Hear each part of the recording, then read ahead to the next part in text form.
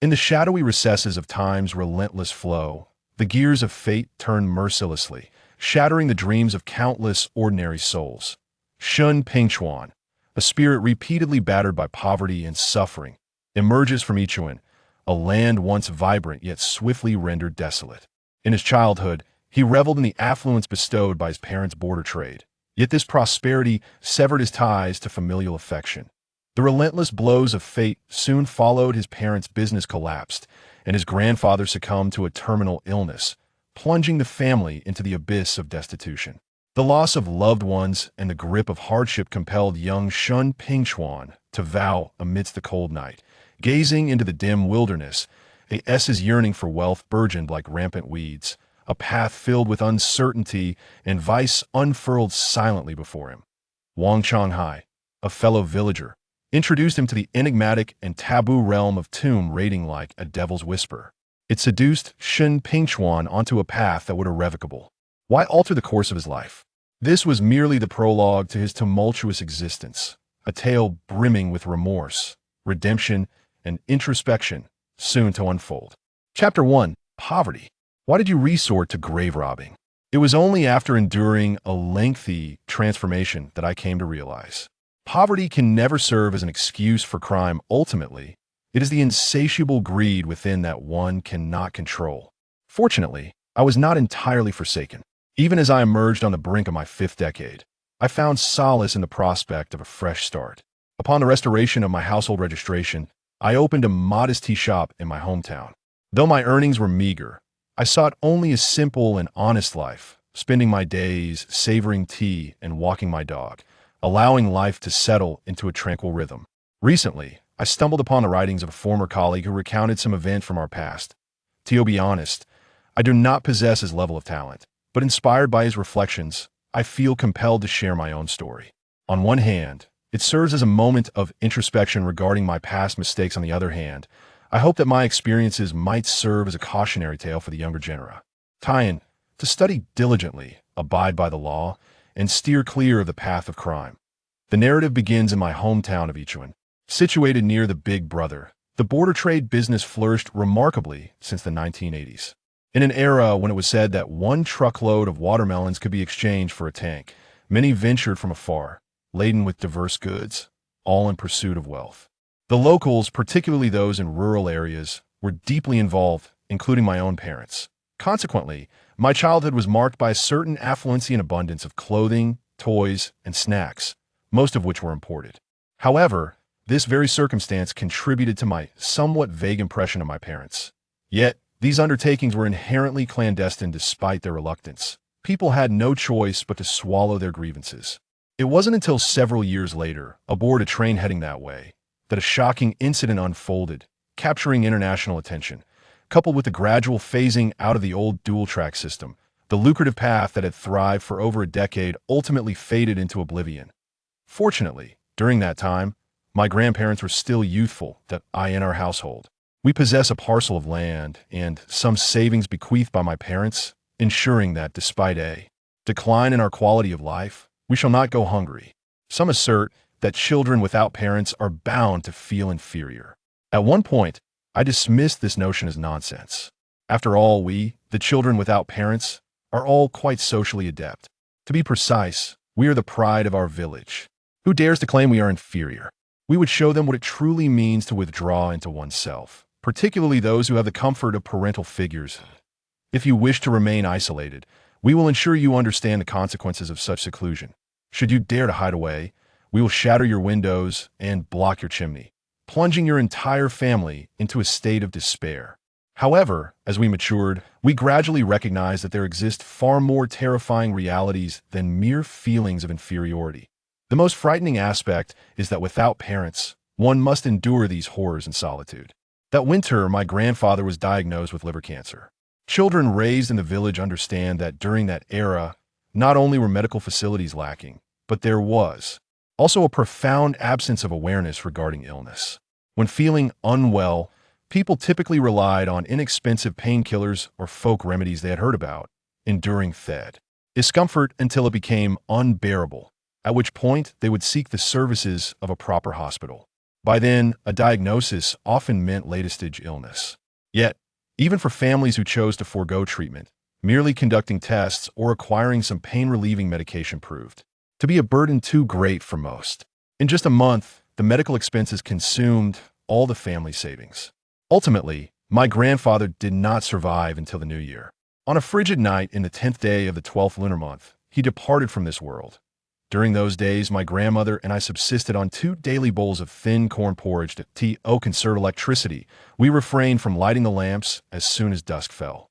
Fortunately, we were in mourning. Otherwise, during such frugal times, we could hardly bear to spend 50 cents on a foot of red paper to write a couplet for the spring festival. Frugality is ultimately not a solution. A lack of funds inevitably leads to a myriad of challenges. As the new school term approached, I realized I was on the brink of a significant financial burden. That year, in addition to tuition fees, there were also costs for medical examinations and registration, totaling a daunting 185 yuan.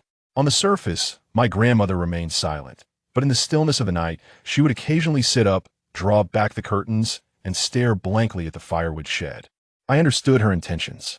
Within that shed lay her coffin, crafted from fine red pine, purchased by my parents when they were still alive. The sight of my grandmother's hunched figure shattered my heart. In an effort to dissuade her from such thoughts, I deceived her, claiming that the school was aware of our financial difficulties and that fees could be deferred until after the AUT. Harvest. Now it was my turn. No matter the circumstances, I would never allow my grandmother to sell her coffin to fund my education. Shen Pingchuan, though impoverished, would not lack the strength of character. With my grandfather gone, I was the sole male in the family. The pillar of our household. I could not, and must not, allow my grandmother to bear any more worries or burdens on my behalf. As the sun set and darkness enveloped the mountains and fields, I silently vowed, I must become prosperous.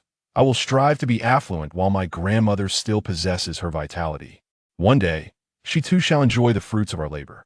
When that day arrives, I shall never allow her to languish on her deathbed as Grandpa did. Such notions, once conceived, proliferate with the unbridled vigor of spring weeds, defying all restraint. I resolved without hesitation. To amass wealth, to acquire it swiftly, one must seek a shortcut. And at that juncture, but a single individual could guide me along such a path. Wang Changhai, a fellow villager. His expedient lay in grave robbing. He possessed not only innate talent, but also enjoyed the guidance of a mentor early in his career, whereas I, utterly ignorant, commenced with a humble band. This, indeed, is what one calls pedigree. The small band, limited in skill, generally avoided ancient tunes dating back to the pre-Qin, Han, and Tang dynasties. Firstly, they were difficult to locate, and secondly, even if found, they were beyond their capabilities. For them, the ancient tunes of the Song and Ming dynasties were far more appealing. Especially Qing tunes, save for those of royalty, which were deeper. The remaining dignitaries, even first-rank officials, were mostly buried no more than 3 meters deep. Shallow graves meant less excavation, naturally obviating the need for soil dispersal. Compared to small bands, freelancers are the most unreliable. These individuals, wielding shovels, knew only to dig, and upon completion, they would flee, leaving the grave unsealed. Typically, they would be apprehended shortly after desecrating the tomb. Currently, numerous tomb exploration bloggers can be found on short video platforms, and if one observes closely, their content largely features Ming, Qing, and Republican-era tombs. Numerous unsealed grave entrances brazenly protrude, resembling exhibitionists in their nakedness. Undoubtedly, these are the handiwork of freelancers. Uncle Changhai is quite different. He has previously worked as a geotechnical engineer in a professional team and possesses a strong sense of safety otherwise. I would not have dared to accompany him. The matter of tomb raiding was broached by Uncle Changhai a year ago, which startled me at the time that I even urged him to refrain from pursuing such activities, emphasizing that grave robbing is illegal and that getting caught could lead to a lengthy prison sentence. Little did I expect that a year later, I would willingly join the endeavor. On the 8th day of the Lunar New Year, I rose early to prepare porridge and bid farewell to my grandmother before leaving home. Unbeknownst to her, she assumed I was heading off to school. Upon reaching the village entrance, I found Uncle Changhai waiting for me, accompanied by his nephew Wang Jinxin and his cousin Wang Changjun. Chuanzi. Upon seeing me, Jianxin was filled with excitement. Like me, he had lost his parents overnight, which forged a close bond between us. Wow, you actually came. I thought my uncle was just boasting. Indeed. I nodded and greeted Uncle Changhai and Uncle Changjun in turn. Noticing my slightly melancholic demeanor, Uncle Changhai wrapped an arm around my shoulder and reassured me. Don't worry, Chuanzi. I've already spoken to your aunt about everything at home. Afternoon, she will come over to inform your grandmother, and we'll continue to keep an eye on things. Upon hearing this, the heaviness in my heart lifted considerably. Grandmother, wait for me. Due to our lack of expertise in locating tombs, Uncle Changhai and his companions primarily relied on buying tips to conduct their work. The reason we departed so swiftly was that a tipster from Changde had contacted him that in those days, train security was not as stringent as it is now. Uncle Changjun disguised himself as a laborer, effortlessly concealing tools among the spade and shovel, and thus boarded the train without hindrance. After a convoluted journey, we arrived in Chengde on the evening of the third day that we quickly enjoyed a bowl of hand-pulled noodles near the station before hailing a taxi to seek out our accommodation. He later explained to me that in this line of work, one must know when to save and when to spend. While budget inns are indeed economical, they are often teeming with a diverse array of characters. It is not uncommon for thieves to sneak into rooms in the dead of night. Losing a bit of money is trivial, however. If a probe were to be discovered, it would spell trouble. That night, in the lobby of the Yichun Hotel, I, a poor boy from the mountains, witnessed the power of wealth for the very first time. The dazzling lights and opulent decor created an atmosphere that felt almost surreal. Uncle Changhai and his companion went to check in while I accompanied Brother Jinshin to the waiting area. Perched on an antique wooden sofa, I crossed my legs and instinctively clutched my backpack, my nervous demeanor so evident that even later, when seated on an iron chair adorned with bracelets, I had not regained my composure. Brother Jinshin, in stark contrast, casually settled himself down, appearing utterly at ease. Noticing that Uncle Changhai and his companion were still in line, he pulled out a cigarette and offered it to me. I glanced around, whispering, "Is it okay to smoke?" With a sudden clatter, 2 cigarettes fell to the floor, and Jinshin stared blankly over my shoulder, exclaiming, "What the?" Chapter 2. Tomb Raiding. Daodo refers to grave robbing.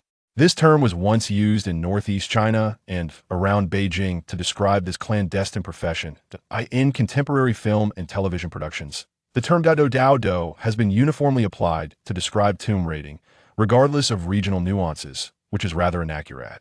Each locality possesses its own distinct nomenclature for tomb raiding, including terms like wagu, pahongshu, digging ancient sweet potatoes, taltong, chow, guk, scooping out and knocking lumps, shahu fan ro, zong diving into lakes to turn rice dumplings, and daodo ching yinjai, flipping the tomb to seize the ancestral home. These terminologies arise from varying environmental conditions and the consequent differences in burial sites, rather than being arbitrarily coined. However, tomb raiding is not as enigmatic as it may seem. In truth, certain elements differ significantly from what is portrayed on screen. Take the Luoyang shovel, for instance.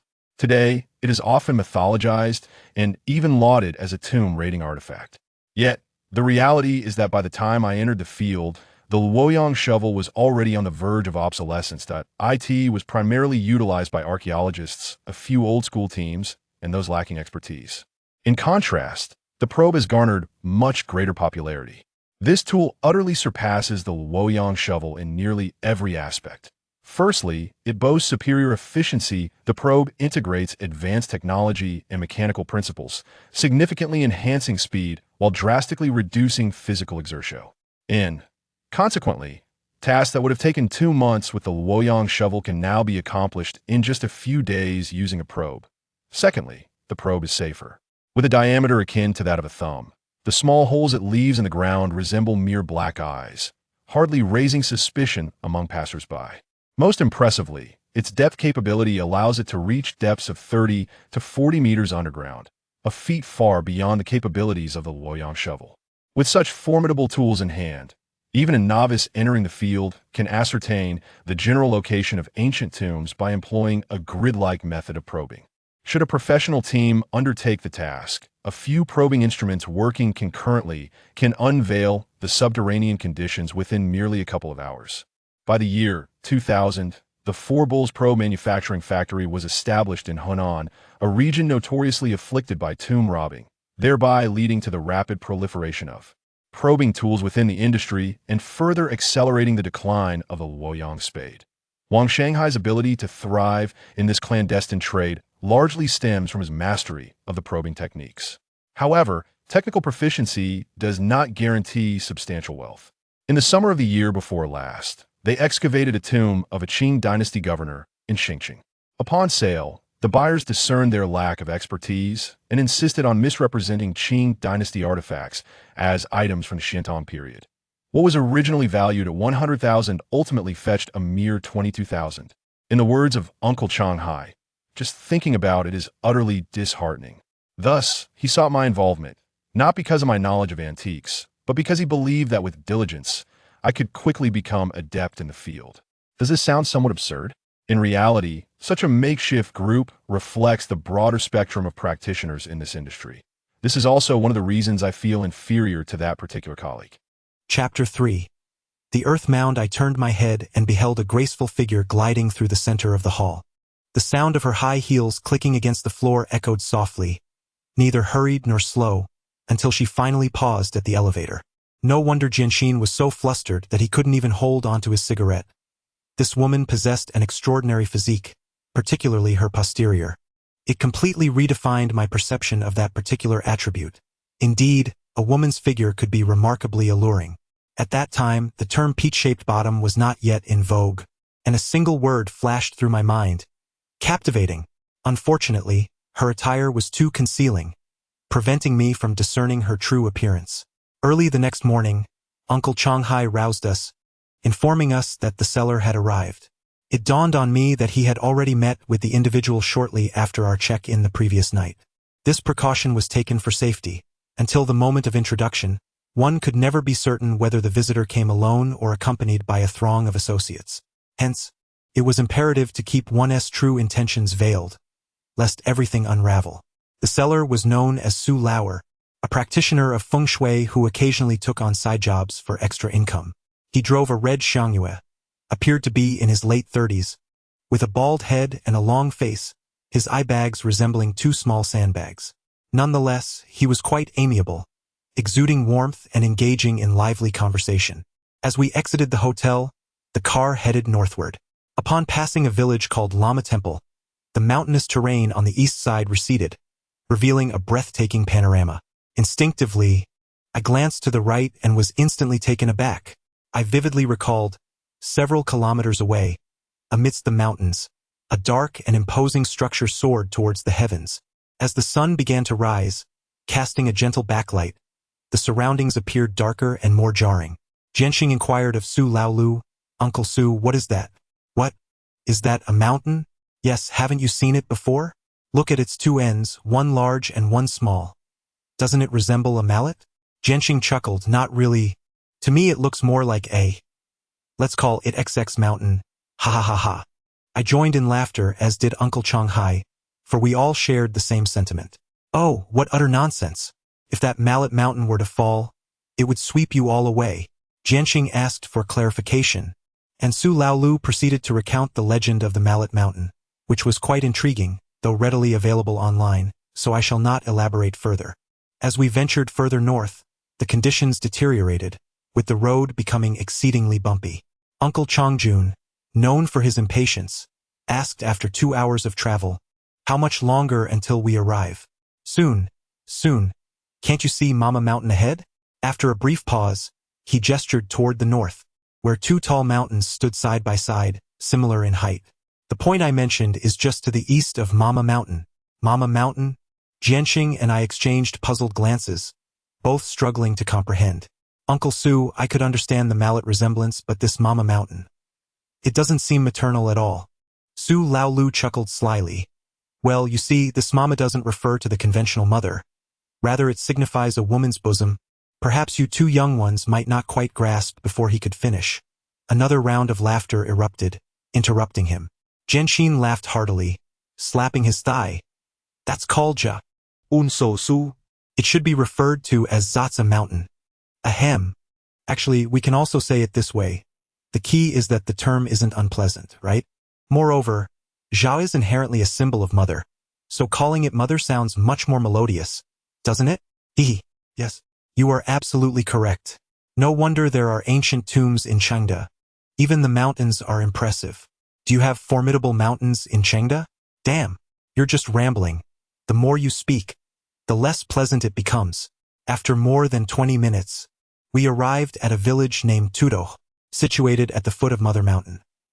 Sular parked the car on the bridge at the village entrance and pointed to the cliff on the south side of the bridge, saying, "Do you see that rock?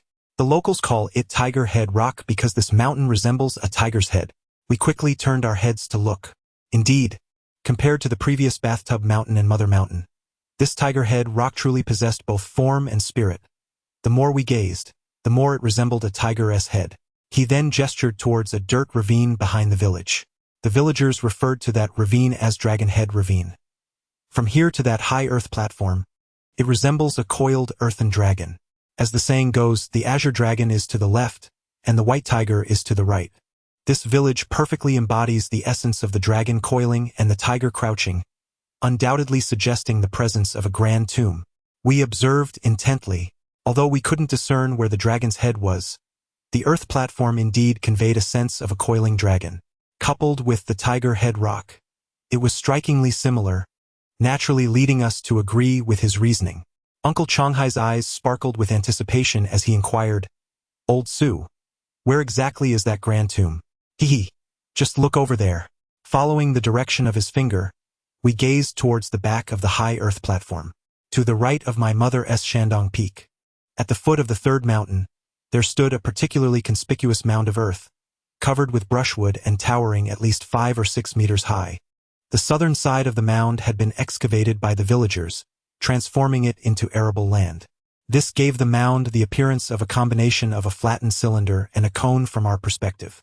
Upon sighting this, one could easily discern that it was undoubtedly not a natural formation. "Is this a burial mound?" Sular, nodding slightly, remarked that the local villagers referred to it as the prince's tomb, speculating that it might contain the remains of a prince from the Liao dynasty. "From the Liao dynasty?" Uncle Changhai inquired with a glance at him. "Old Su, I recall you cannot interpret soil, so how can you ascertain it is from the Liao period?" Sular explained that just a few dozen kilometers to the east lies Lingyuan, Liaoning. In the 1990s, a prince's tomb in Shao Lama Valley, Lingyuan, was reportedly looted. That one was indeed from the Liao period. Given the proximity and the shared name of Prince's tomb, it was plausible they were from the same era. In truth, Sular was mistaken. The site discovered in Shao Lama Valley was not a prince's tomb but rather a necropolis of Liao nobility. Moreover, it had not been looted but was excavated by relevant authorities between 1993 and 1994, yielding numerous exquisite burial artifacts. As for the purportedly looted prince's tomb he mentioned, if my conjecture is correct, it should be located near a place called Hatta Valley, not far from Shao Lama Valley. Nevertheless, it is understandable that he might be misinformed, given the closeness of these two locations. "Well," Uncle Changhai nodded. "Old Su, how much do you intend to sell this for?" "Well, it's a bit uncertain at this juncture, making it difficult to set a price. Furthermore, I've heard that golden masks can be excavated from the tombs of the Liao dynasty, and those treasures are worth a fortune, enough to purchase a luxury car. How about, you see?" At this point, Su Laojiu chuckled, licking his lips, and fell silent. Uncle Changhai paused for a moment before gently inquiring, "Are you suggesting a commission?" 20%. Su Laojiu held up 2 fingers. "Brother Changhai, we are old friends, and if you think my request is excessive, I can settle for 15%. Uncle Changhai narrowed his eyes and gazed once more at the large earth mound. After pondering for half a minute, he replied, "All right, Old Su, this isn't our first collaboration. Since you've broached the subject, 20% it is. Once the task is completed, you will accompany me to sell the goods, and we shall divide the earnings immediately. That is fair." Su Laojiu clapped Uncle Changhai's shoulder vigorously and continued, "Brother Changhai, my decision to sell this to you is not only because I trust that you won't take advantage of me, but also because this place is rather unusual, and I worry that it may bring complications if handed to someone else." Although his words were clearly flattering, Changhai furrowed his brow upon hearing them. Indeed, such a large earthen mound was something I had scarcely encountered even when moving with a large team. Completing it in one night would be quite challenging. Is it exceedingly difficult? It's hard to say. Fortunately, Chifeng isn't as frigid as the northeast, so the soil likely won't be too hard frozen. The probe should be able to penetrate. Let us wait until nightfall and see how it goes with a few tests then. Chapter 4. Inserting the probe at midnight, we arrived at the foot of the prince's tomb. Approaching the witching hour, the luminous moon hung high in the sky, illuminating our surroundings even without the aid of a flashlight. Uncle Changhai surveyed the area and pointed to a high slope on the southern side of the tomb, saying, "Old Su, you go keep watch over there." As he spoke, he handed a red laser pointer to Su Lauer, instructing him to signal us if anything unusual occurred. I noticed that from the moment we commenced our operation, Uncle Changhai exuded a different aura, every gesture imbued with a sharp intensity. In contrast, Su Lauer appeared somewhat anxious, stammering as he inquired what constituted an unusual situation. "What nonsense! If you see anyone approaching, signal us immediately. Hurry!" Su Lauer, looking rather sheepish, quickly wrapped himself in his coat and dashed towards the small mound. As he reached the little hill and remained still, Uncle Changhai turned around, scanning the vicinity before climbing to a central position on the northern side of the tomb. He stomped his foot into the accumulated snow, saying, "This will do. Let's begin at 4 meters and then switch to a soil probe." The 4-meter distance was not arbitrarily chosen. It represented the depth below the horizon from our position. This was precisely where the probe excelled compared to the traditional Luoyang shovel. With the latter, one would need to dig down shovel by shovel, and by the time 4 meters were reached, the soil extracted would fill at least half a bucket. "All right," Brother Jianxin called out, swiftly assembling the probe and plunging it forcefully into the ground. A muffled thud echoed as the probe penetrated more than 10 centimeters. "Good grief, it's incredibly hard," Brother Jianxin exclaimed, bracing himself anew, inhaling deeply, and continuing to stab vigorously. As he clenched his teeth, exclaiming in frustration, "Damn, damn, damn, damn." 3 minutes later, the probe had barely penetrated 2 meters. Brother Jianxin gasped for breath, his face drenched as if he had just emerged from a deluge, utterly devoid of the courage he had possessed 3 minutes prior. "Second uncle. No, that's not right. Why is it so hard? I am utterly exhausted, so much so that my undergarments are nearly soaked. Get out of the way." Uncle Changjun pushed him aside, declaring, "You're just making a spectacle of yourself. You clearly didn't perform well last night." "Allow me." The normally outspoken and resilient Brother Jianxin, in that moment, not only refrained from retorting but also crouched to the side, looking rather dejected. It suddenly dawned on me that, during his shower last night, there had been a noticeable absence of water sounds for about 10 minutes, leading me to believe he was merely scrubbing himself. With a muffled thud, another sound reverberated. Uncle Changjun froze, his eyes widening as he stared at the ground. "What is it, Changjun?" Ignoring Uncle Changhai's inquiry, Uncle Changjun began to jab the probe rapidly, his expression transforming with excitement. "Second brother, feels like compacted earth." Thus, once they struck compacted earth, it signified they were nearing the chamber of the tomb. "No way, really? Give it a try."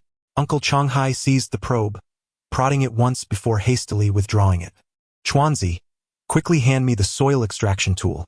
The soil extraction tool was akin to a miniature version of the Luoyang spade, operating on the same principle. It was remarkably compact, adorned with scattered ice shards, resembling the popsicles of our childhood. It was evident that this was not soil clumped together in a natural state. Impressive. At merely 2 meters, we have already reached the rammed earth layer. "Second brother, is this how the tombs of the Liao dynasty appear?" "I have no idea. I've never dealt with the Liao period." Uncle Changhai, clearly a bit unsettled, remarked while removing his overcoat, "Changjun, ensure that you properly set up the probe and continue to drill upward, 1 meter per needle, slicing through from north to south." The term slicing through refers to extending from a central probing point outwards in a straight line until reaching a point devoid of rammed earth. This technique allows us to obtain a profile of the ancient tomb, akin to slicing it open with a knife. Based on the actual conditions encountered during the probing, we would select the least challenging point to tunnel into the burial chamber or passage. This method is only applicable to tombs with distinctly sealed earth. If the ground is flat, a grid-like probing approach is necessary. Of course, compared to the seasoned experts who can determine the site at a glance, both methods are rather rudimentary. However, with the assistance of the probe, even a simplistic approach can prove remarkably efficient. Chuanzi, time is of the essence, and the task is substantial. You 1T have the opportunity to practice tonight. Instead, take a moment to explore your surroundings and muster your courage, and also check on Su Lao Lu. Make sure he isn't dozing off in the dirt. Understood, Uncle Changhai. I nodded earnestly and carefully descended the earthen slope. The moonlight remained bright. Aside from the sounds of soil being disturbed behind me and Jianxin's exclamations, the mountains enveloped us in a profound silence. Those who have not experienced it cannot fathom the extreme stillness of a northern rural winter night when the wind does not blow. Nowadays, with improved rural conditions, such tranquility is seldom encountered. To the northwest of the prince's tomb lies a mountain, while the remaining directions are all cultivated land. At a glance, the thin layer of snow was dotted with sharp corn stubble, densely packed, resembling countless little black figures silently gazing back at me. To claim I felt no fear would be a falsehood. Yet, I did not wish to appear cowardly in front of Uncle Changhai, especially since the excavation had yet to formally commence. Thus, I summoned my courage and ventured into the shadows. During this time, I visited Su Lao Air. Aimless wandering indeed proved beneficial. After only a brief period, I had largely conquered my dread of the dark. In contrast, the corn stubble on the ground demanded greater caution. A fall could easily result in a puncture wound. Upon returning to the prince's tomb, it was nearly 3 o'clock. However, the atmosphere had shifted since my departure. Uncle Changjun and his companion remained silent, relentlessly probing the earth. Uncle Changhai, drenched in sweat, sat on the ground in his overcoat, chain-smoking one cigarette after another. The three of them bore grim expressions. Additionally, the direction of their digging had shifted from north-south to east-west. I inquired of Uncle Changhai what was amiss, and after a prolonged silence, he revealed, beneath the tamped earth, there was no sign of a burial chamber, merely undisturbed soil. It is quite common not to find a tomb chamber after penetrating the tamped earth. Yet, in the case of the prince's tomb, where a distinct mound of earth was evident, failing to uncover the layer of the tomb chamber from the center was indeed unusual.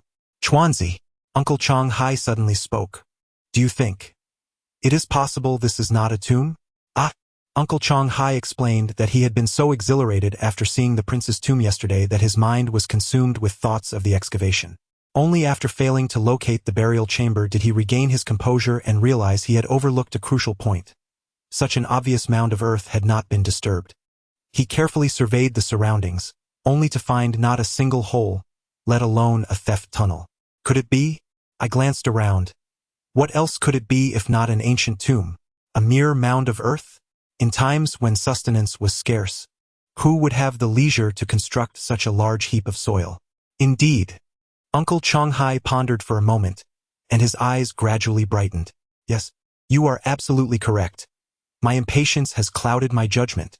He chuckled and patted my shoulder, saying, Well done, Chuanzi, I did not misjudge you. You are indeed clever. On our journey, Uncle Changhai shared my insights, and everyone unanimously agreed. He further elaborated that in addition to the burial mound, tamped earth serves as compelling evidence. Although ancient constructions such as the Great Wall and houses also employed tamped earth, there were neither structures nor a wall in proximity to the prince's tomb, leaving only the possibility of an ancient grave. The combination of a burial mound and tamped earth unequivocally indicates a grand tomb, and no grand tomb is easily managed. Whether it be the collapse of the burial chamber or the deliberate obfuscation by those who constructed the tomb, it is entirely plausible to encounter the presence of natural soil beneath the tamped earth. Given the considerable size of the burial mound, our exploratory points were still too sparse and insufficiently deep. Thus, when we probe again tonight, we must increase both the density and depth to ensure we make significant discoveries. Before dawn, the vehicle crawled along the road. Although I had not engaged in any labor, I had not slept all night and soon dozed off in the back seat. I do not know how long I slept, but but I was awakened by a pressing need to relieve myself, only to find the vehicle parked at the roadside, with Su Lair standing not far away, engaged in a phone call. Noticing that Uncle Changhai was still awake, I inquired about what had happened. He lowered his head and lit a cigarette, remarking, "It seems that Su Lair has encountered some matters." What matters? Chapter 5, The Funeral Indeed. Su Lair was faced with matters of a somber nature, specifically a funeral. Ironically, the individuals requesting his services were from the village of Daohe. Su Lair explained that there was no custom of keeping the body on site. Typically, as long as it did not coincide with the seventh day, the deceased would be buried on the same day of passing. Therefore, he needed to hasten to the location to oversee the burial and conduct the funeral rites. Uncle Changhai wished for him to decline, but Su Lair insisted that such matters could not be postponed. Otherwise, the bereaved would seek another officiant, and over time, the village would cease to engage his services altogether. That won't do. Uncle Changhai shook his head. You kept watch last night and you should rest during the day. You need to drive us to the city tonight. The roads are treacherous and unsafe. Then, why not hire a taxi? I can manage in the village. Have you lost your mind? Do you have any idea how many people taxi drivers report each year? Do you wish to be caught in a trap? It was evident that Uncle Changhai was somewhat vexed by Su Lair's predicament, yet there was little to be done. Not to mention, they had not yet unearthed any treasures. Even if they did, it would be unwise to jeopardize someone's livelihood. There's no need for such complications. Uncle Changhai waved his hand dismissively. Go to that town we just passed and find a hotel. Tonight, you will come to the town to pick us up. That is the plan. Turning to me, he inquired, Chuanzi, are you tired? I was taken aback, unsure of the reason behind Uncle Changhai's question, and instinctively replied, not tired. Very well. Accompany old Su to the village and seek out any information related to the prince's tomb. Your youth will prevent the villagers from harboring any suspicion. Ah! I suddenly felt an immense pressure. What do you think? Are you willing? Uncle Changhai pressed further, his gaze brimming with anticipation. I understood that, compared to my aimless wandering last night, this was the true test, and I could not decline. Taking a deep breath, I steeled myself and declared, I will. Uncle Changhai smiled gently, reassuring me that I should do my best without overexerting myself. He introduced me as his nephew from Chifeng, and the other party ceased to inquire further. Acknowledging my smoking habit, they even offered me a pack of welcome cigarettes. Soon, Su Lair was led away to the grave site, leaving me alone in the homeowner's residence, staring blankly. My initial plan was to follow Su Lair up the mountain, as the tombs were situated there. The prince's tomb was quite conspicuous. Once I befriended someone, I believed it would be easy to broach the subject. However, upon suggesting this to Su Lair, he outright rejected the idea. Upon reflection, I recognized the validity of his reasoning. It was indeed rather inappropriate and would draw unwanted attention. Thus, I revised my approach to befriending someone within the homeowner's residence. The prince's tomb was visible upon entering the village, and I thought it reasonable to inquire about it. But now I was at a loss. The yard was bustling with people, yet they were predominantly middle-aged women. As a mere adolescent, mingling among a group of women? Wasn't that even more unsuitable than venturing into the graveyard? There were indeed a couple of men present. However, one was the family's eldest grandson, clad in mourning attire, kneeling before the altar to burn incense, which was certainly not an opportunity for me. At another table, tasked with collecting gifts, upon my approach, he inquired about my family and the amount to be written. I replied that I belonged to the Su family and had come to take a look. He hastily placed his hands atop the stack of banknotes, shifted his posture to the other end, and regarded me with a cautious expression. How was I to navigate this? Although Uncle Changhai had mentioned there was no need for coercion, I could not take his words to heart. I had to glean some information regardless. After pondering for quite some time without a clear idea, I felt a wave of drowsiness wash over me, so I tore open a cigarette pack and leaned against the floral wall, contemplating my next move. In such moments, time often slips away swiftly. I cannot recall precisely when I began to doze off, but suddenly, I jolted awake. Goodness! It was 10:30, and the banquet was about to commence. What to do? I had yet to devise a plan. I certainly could not wait until evening. Just then, accompanied by a series of crisp sounds, a glass ball ricocheted onto the platform. Following closely behind was a young boy, around 7 or 8, rushing to retrieve the ball. However, as he passed the doorway, a middle-aged woman seized him, admonishing, "Don't run around here. Go find your grandma." Upon hearing this, inspiration struck me, and I quickly made my way toward the bouncing ball. Once I held the ball in my grasp and straightened up, a comprehensive plan gradually took shape in my mind. Over half an hour later, I proceeded directly to the western room of the host's house, where I found that most of the dishes had already been served, and several elderly ladies were seated at the table, engaging in casual conversation. I sidled over to the side of the cupboard and boldly took a seat, patiently awaiting the meal to commence. During this time, a plump elderly woman inquired about my family, to which I responded nonchalantly, and they did not press further. Before long, the boy who had been retrieving the ball also entered. He pouted, resembling a frostbitten eggplant, and after casting a glance at me, nestled into his grandmother's embrace. "I trust you have already surmised the situation." Indeed, my recent 30-minute disappearance was spent playing marbles with the little boy. The outcome was predictable. He had a mere 12 marbles left, all of which I triumphantly claimed. The subsequent events were rather straightforward. Back then, the feasts accompanying the rural ceremonies were quite delightful, particularly the roasted chicken, which was simply exquisite. The flavor is indescribable. In any case, neither the Texas-style roasted chicken nor the smoked chicken from the valley can compare to that taste. Were it not for the desire to leave a favorable impression on the elderly ladies around me, facilitating conversation, I would have indulged in several more pieces. After satisfying my hunger, I averted my gaze from Xiao Wei and directly thrust my hand into my pocket, producing a clattering sound from beneath the table. Xiao Wei, with his mouth full of food, halted momentarily, then quickly chewed a few times before inquiring, "Grandma, is that large mound on the hill behind us called Prince's Tomb?" "Yes." "Why? Why is it called Prince's Tomb?" "It is said that a prince died in battle and was buried there, hence the name."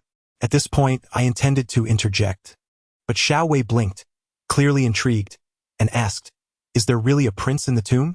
"Ah, you silly boy." Before Xiao Wei's grandmother could respond, a plump old lady suddenly exclaimed, "What nonsense! What prince's tomb?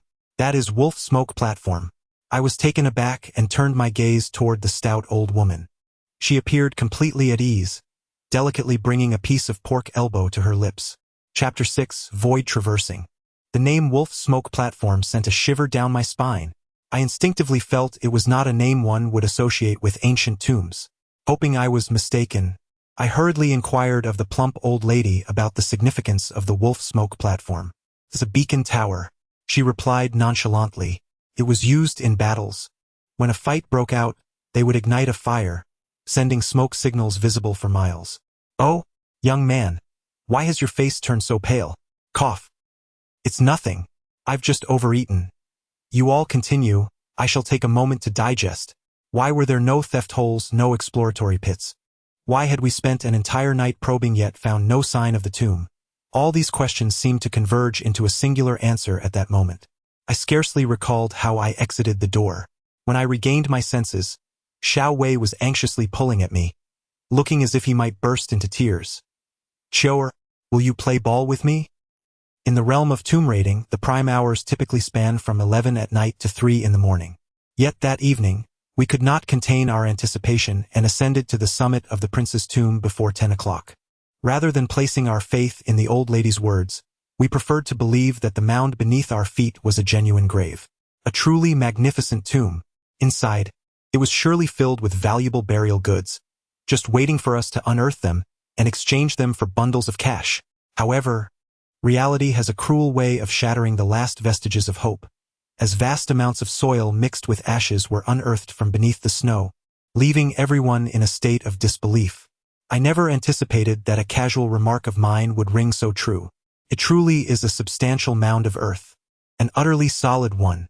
Damn. Uncle Changjun seized Su Air with a firm grip. "Old Su, are you toying with us?" "Brother Changjun, do not be angry. Let us discuss this amicably. Individuals hailing from the earthworks profession possess considerable strength, and Su Air was effortlessly lifted by Uncle Changjun. He was so frightened that beads of sweat streamed down his face as he stammered.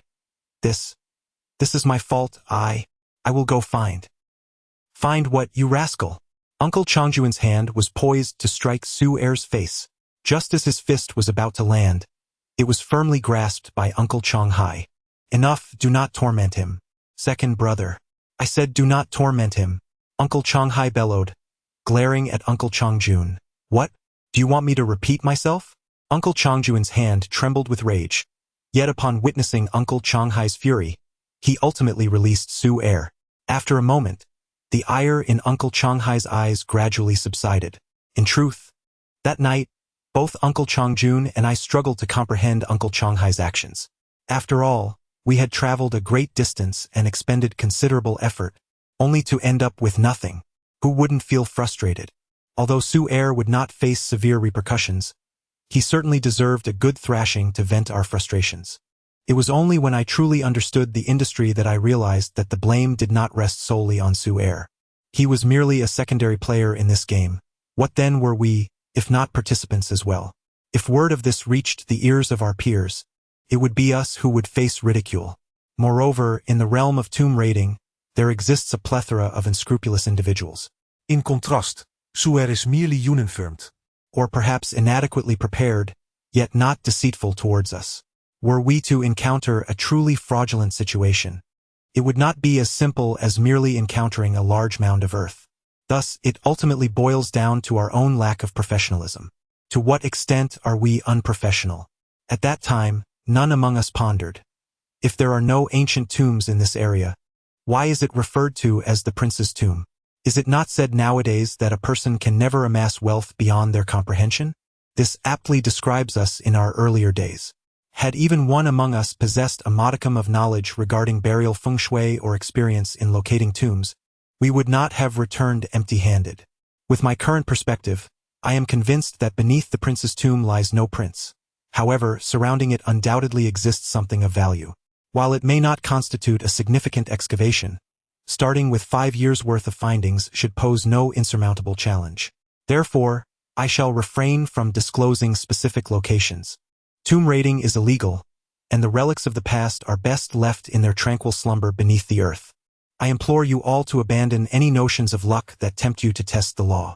Throughout the day, Uncle Changhai was incessantly making phone calls to acquaintances in the field or individuals dealing in artifacts, yet the outcomes were either a lack of available items or exorbitantly high prices. Additionally, there were those who deemed our abilities insufficient and chose to disregard us entirely. By evening, Uncle Changhai's phone was nearly out of credit, yet he still had not unearthed a suitable opportunity.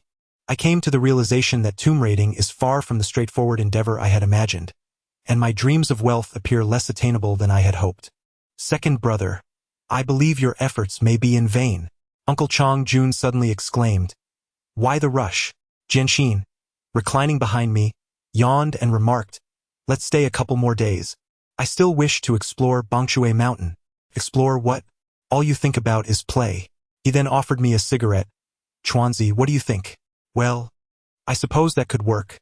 I'll follow your lead, I replied, lowering my head to light the cigarette, not wanting him to notice the turmoil on my face. Going home. This was a conclusion I had never anticipated. Yet I found myself unable to voice it. After all, we had yet to earn a single penny, while our daily sustenance and lodging incurred expenses. Enduring this way was unsustainable. Cough, cough. The acrid smoke surged down my throat, provoking a bout of coughing that blurred my vision. Knock, knock, knock.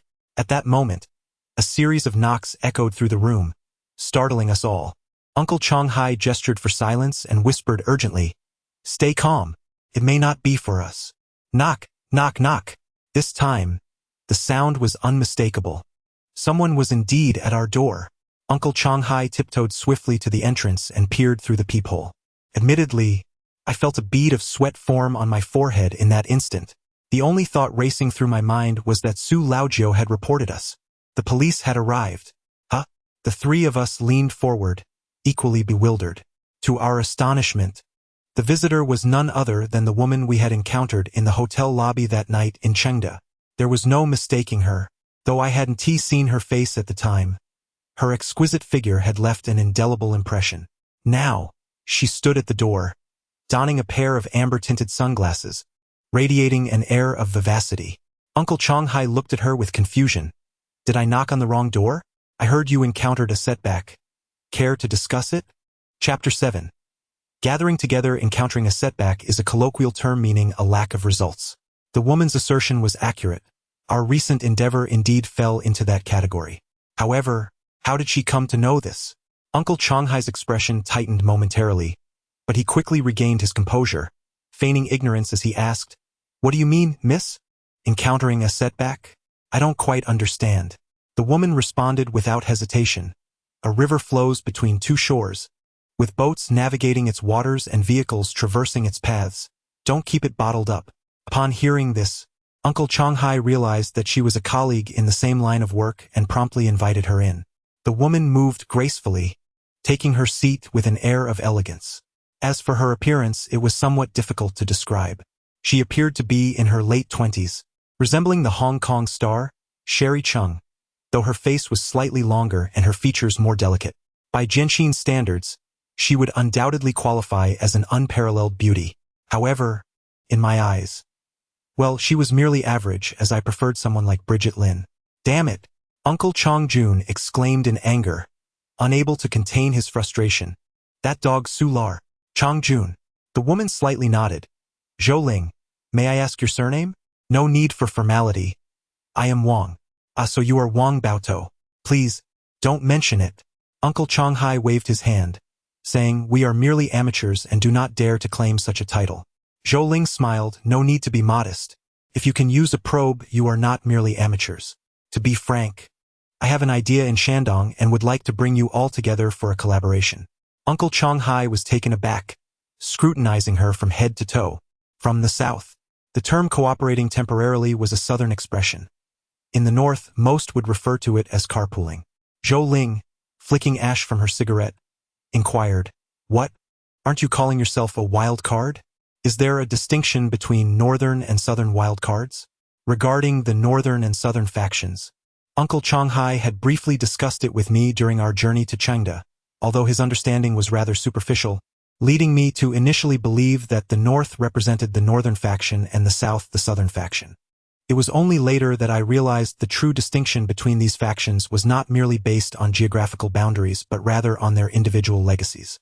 Nationwide, those qualified as tomb raiders constituted at most 5%, and in the northeast such individuals were commonly referred to as big hands. However, one thing Uncle Changhai was clear about was that the two sides were not on the same wavelength. Noting Uncle Changhai's silence, Zhou Ling continued, I have the plan ready, and I know the way. You just need to handle the cooking. The fare is guaranteed at 20. So what do you say? Are you in? Ha! Guaranteed 20? Uncle Changhai scoffed. 20 fong? Who do you think you're fooling? In our line of work, fong represents 10,000, so 20 fong equates to 200,000. To guarantee 20 means that even if she earned not a single cent from this venture, she would still owe us 200,000. Such audacity was simply astounding. Brother Jianxin and I exchanged glances, both sensing that she was boasting. Uncle Changhai clasped his hands and said, we appreciate your consideration, but while we may have plenty of rice, our foundation is thin, and we fear we won't be able to stoke your fire adequately, so we want tea per take. Before he could finish his sentence, Zhou Ling swiftly opened her bag and placed 3 bundles of dark blue banknotes on the table. After the age of 5, it was the first time I encountered such a significant amount of money. According to the rules, the deposit was to be 1/10. The excess would be partly my compensation to the Su family, so they would not trouble him any further. The remaining portion. Pausing for emphasis, she tilted her chin towards me with a playful smile. Is this your first time, young man? Consider it a red envelope for you. My cheeks flushed, feeling somewhat offended. I was indignant at the time. What did she mean by young man? Am I that young? And my first time receiving a red envelope? It made me feel as if I were engaged in some improper dealings. Yet, upon reflection, I realized I was indeed young then. A poor lad with limited understanding. Feeling insecure, when confronted by a fashionable woman like Zhou Ling, I could muster the courage to confront her, but engaging in flirtation left my tongue tied, as if knotted, unable to utter a single word.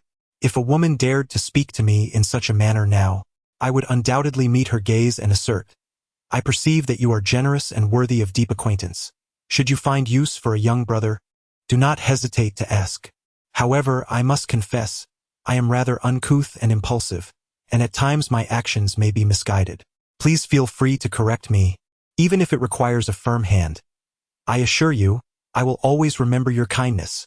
After all, during that time, the average salary was only 200 to 300 yuan, and 30,000 yuan could be a challenge to earn, even for Uncle Changhai, who sometimes worked 4 or 5 jobs in succession without guarantee of profit. After a moment's contemplation, Uncle Changhai inquired, why, as a person from the south, would you come to such a small place as Chengda seeking to share a ride? Given that the southern region is never lacking in skilled individuals? There was no way around it. Zhou Ling shook her head with a hint of resignation, saying, this idea, the employer is a eunuch. I originally intended to seek someone in Inner Mongolia, but knowing you would utilize probes, I decided to inquire. Is this a taboo subject for you? Upon hearing this, Unso Changhai Warin Gradoli DC Papet? he stroked his chin and smiled. It's getting late. Why don't we go out for a bite to eat and discuss matters over dinner? Sounds good. Zhou Ling extinguished her cigarette, rising to her feet. I've heard that the lamb here is quite exceptional. I was just planning to give it a try. At that moment, I found the situation perplexing. Just moments ago, there had been an air of tension. Yet the mere mention of a eunuch seemed to shift the conversation toward a more congenial negotiation. The dinner venue was chosen by Zhou Ling, named Beit Yangziezi, a hot pot restaurant. Given that Chengda is adjacent to Xilingal, the flavor of the lamb was indeed remarkable. During the meal, Zhou Ling revealed that her concept was derived from a half-completed manuscript from the Ming dynasty. The manuscript recorded that, in the 6th year of the Zhengda era, a certain individual, commissioned by the royal household, led 3 artisans and 10 young laborers to Qingzhou to repair the tomb of an elderly eunuch surnamed Hu, who had retired many years prior. The project lasted 4 months, and upon completion, they received a generous reward from the eunuch, totaling 160 dough of rice and 50 pounds of salt. Zhou Ling analyzed that even without hiring additional laborers, the scale of this tomb construction was not insignificant. The influence of eunuchs during the Ming dynasty was vast, and eunuch tombs were generally quite prosperous. This was hardly a trade secret.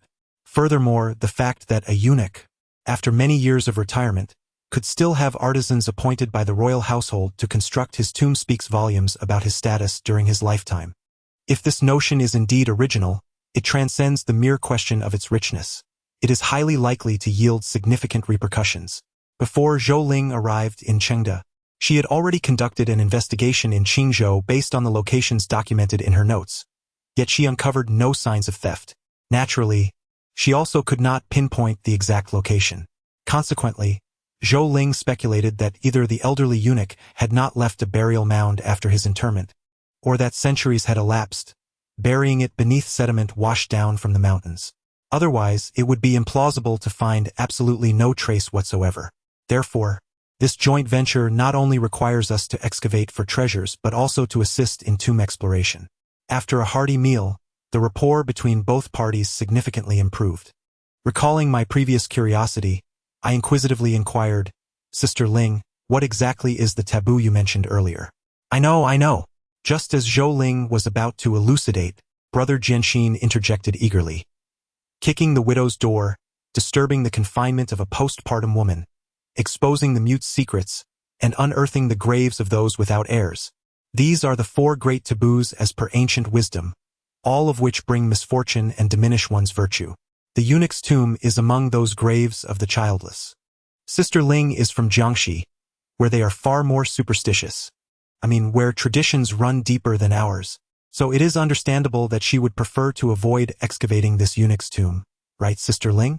Zhou Ling nodded in agreement, stating that their customs actually speak of 5 major taboos.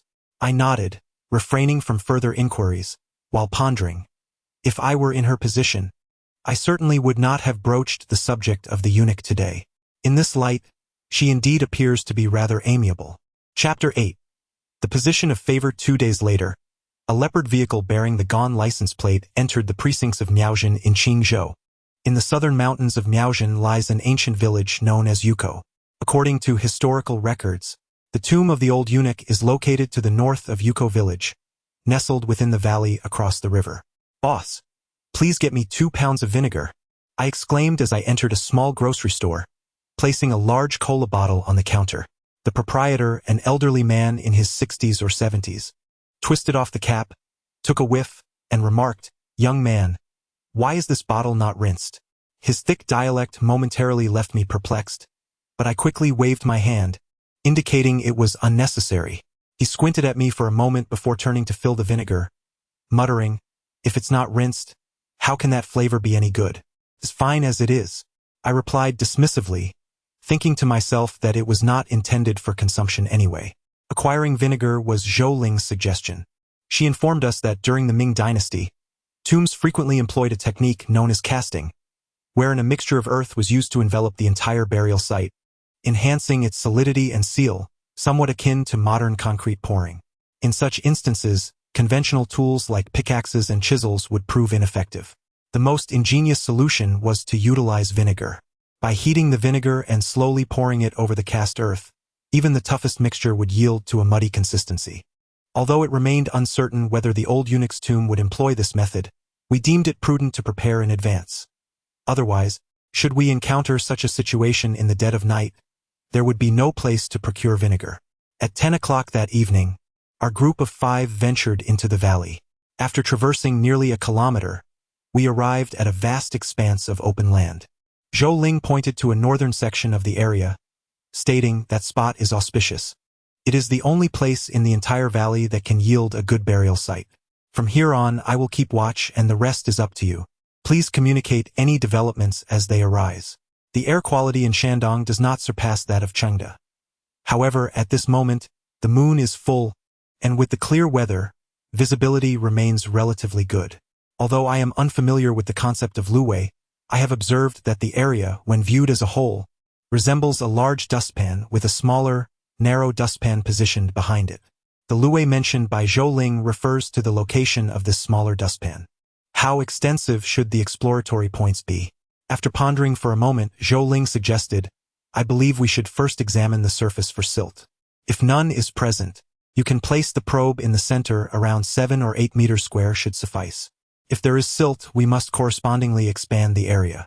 I am not as specialized in this as you are, so please proceed according to your expertise." Uncle Changhai nodded silently, contemplating for a brief moment before deciding to directly create a grid of 16 meters square. This time, he did not leave me idle. He began to instruct me in the use of the probe, guiding me step by step. In truth, it was quite simple. I grasped it after just one demonstration. "Chuanzi, come over and give it a try. Remember, sandy soil, silty soil, and arable land all possess a similar tactile sensation." "Understood, Uncle Changhai." I nodded, exerting effort while carefully experiencing the texture. The probe gradually penetrated deeper. "It's hard." As soon as I detected a change in texture, I exclaimed, "Uncle Changhai, the soil has become hard." "In what manner is it hard?" he inquired, puffing on a cigarette. "It feels as if I am gnawing on undercooked sweet potatoes." "That is the unweathered soil layer," he replied. "Continue probing for another half meter to familiarize yourself, then extract it and change positions." "All right." Creating a grid does not merely involve a series of linear pushes. Instead, a cross was first drawn in the center, which then expanded into a rice character, gradually diffusing into a rectangle. An hour later, the grid was nearly complete. However, as the exploration area broadened, the expressions of the team grew increasingly grave. By the time the last probing point was established, we found ourselves bewildered, gazing at the uniformly textured, singularly colored clods of earth in the soil sampler. Beneath the silt, there lay only raw earth. Fortunately, the situation here differed from that in Chengda. Having reviewed the original notes, we could ascertain with certainty that the tomb of the old eunuch was undoubtedly located here. Thus, we felt perplexed, yet did not anticipate another fruitless endeavor. "Let us not rush. Let us inquire further." "Absolutely not." Zhou Ling firmly shook her head. "Even after several centuries, or even thousands of years, the star positions and mountain orientations will not exhibit significant changes. The overarching trends remain constant, and the auspicious positions are fixed. You all take a break. I will take a look. With that, she produced a compass and made her way downward, occasionally pausing to gaze at the night sky, exuding an air of professionalism. Having exerted little effort and feeling unwearied, curiously followed her, though the compass was adorned with layers of intricate seals, rendering it utterly incomprehensible. Sister Ling, you keep mentioning auspicious positions. What exactly are they? How do you interpret them? Auspiciousness pertains to power and influence. Zhou Ling pointed to the dark mountains, explaining, their undulating and swollen forms, with peaks that rise and fall, undoubtedly belong to an auspicious position. When the entrance aligns with the auspicious location, it signifies a convergence of fortune, historically favored by noble families. However, this area, overall, exhibits signs of illness, suggesting it is a site of diminished prospects, unlikely to yield any significant officials. Ah, so that's how it is. I nodded in agreement, yet aside from the initial phrase, I comprehended little of what followed. To mask my embarrassment, I pondered for a moment and inquired, what benefits lie in burying at the burial site? Numerous advantages, she casually replied. Prosperity in official affairs for descendants, abundant financial resources, a flourishing lineage, harmony within the family, and successful endeavors. Upon hearing this, I couldn't help but chuckle inwardly. I thought to myself, what lineage could a eunuch possibly have? A thriving lineage, indeed. How could descendants sprout from the grave? Ah, right. Eunuchs are devoid of heirs. So what purpose does burying serve? Regardless of how splendidly they are interred, what good would it do? Since it is futile, rather than entombing in a prime location awaiting the visit of grave robbers, it would be better. I became quite animated. I felt this notion was not entirely fanciful. If I were a eunuch, I would certainly act thus. With this thought in mind, I hastily caught up to ask, Sister Ling, where is the area with the worst feng shui? Zhou Ling was startled by my sudden enthusiasm. She shot me a look of disdain and questioned my motive for such an inquiry. I hurriedly divulged my speculation. To my surprise, she dismissed my idea with a scoff, pointing towards a low-lying area below, saying, That's the worst. Burying there could turn one into a zombie. Best to excavate. No way? Sister Ling, let us not jest. I am not jesting. Zhou Ling lifted her chin towards that spot, explaining that it was isolated, exposed to the elements, devoid of celestial protection and lacking the guardianship of ancestral mountains. During the rainy season, it could potentially accumulate wastewater, leading to misfortune. It would not be an exaggeration to call it accursed ground. Gazing into the hollow, I instinctively swallowed, the visage of the venerable old lady surfacing in my mind. Could it be that she has truly transformed into a zombie? Upon lifting my head, I caught sight of Zhou Ling casting a look akin to that of a fool, after which she resumed her fiddling with the compass. In my youth, my temperament was quite lacking. Her reaction incensed me greatly. I thought to myself, I only wished to lend a helping hand, and yet she chose to disbelieve me and mock my intentions? How infuriating! Returning to Uncle Changhai's side, I seized the probing instrument and dashed downwards. What are you doing, Chuanzi? Nothing, just practicing with the probe. The hollow was indeed an uninviting place, tangled and overrun with bushes and thorns. I plunged into the heart of it, disregarding thoughts of the old lady, and raised the probe to thrust it into the ground. I was unsure if it was due to the propensity for water accumulation, but the soil here was unusually hard-frozen, as though I were slicing through partially thawed pork, requiring far more effort than before. I was holding my breath, mustering all my strength as I fervently jabbed at the small opening. The probe descended deeper and deeper, bringing forth more clumps of earth. 5 minutes later, as I plunged nearly 2 meters into the ground, the probe suddenly sank insignificantly. I was taken aback. The sensation beneath my hand seemed to have altered. Fearing a mistake, I hurriedly jabbed a few more times and realized the resistance was uneven, with a distinct sensation of looseness and void. In my excitement, my words stumbled. Uncle Changhai, come here. Chapter 9. Overcoming Constraints in Truth. Whenever it pertains to ancient tombs, particularly those of the Han ethnicity, it is rare for the principles of feng shui to be disregarded, though such instances do exist. Take the renowned Qinling as an example. Its east-west orientation is at odds with traditional feng shui principles. Similarly, the Yueshan Wangling, the original tomb of Emperor Guangwu of Han, the Jinling of Fangshan, and the Yongchangling of Emperor Taizu of Song, among others, are all imperial mausoleums that, to varying degrees, deviate from feng shui concepts in their site selection. This is particularly evident in the Yongchangling of Zhao Kuangyin.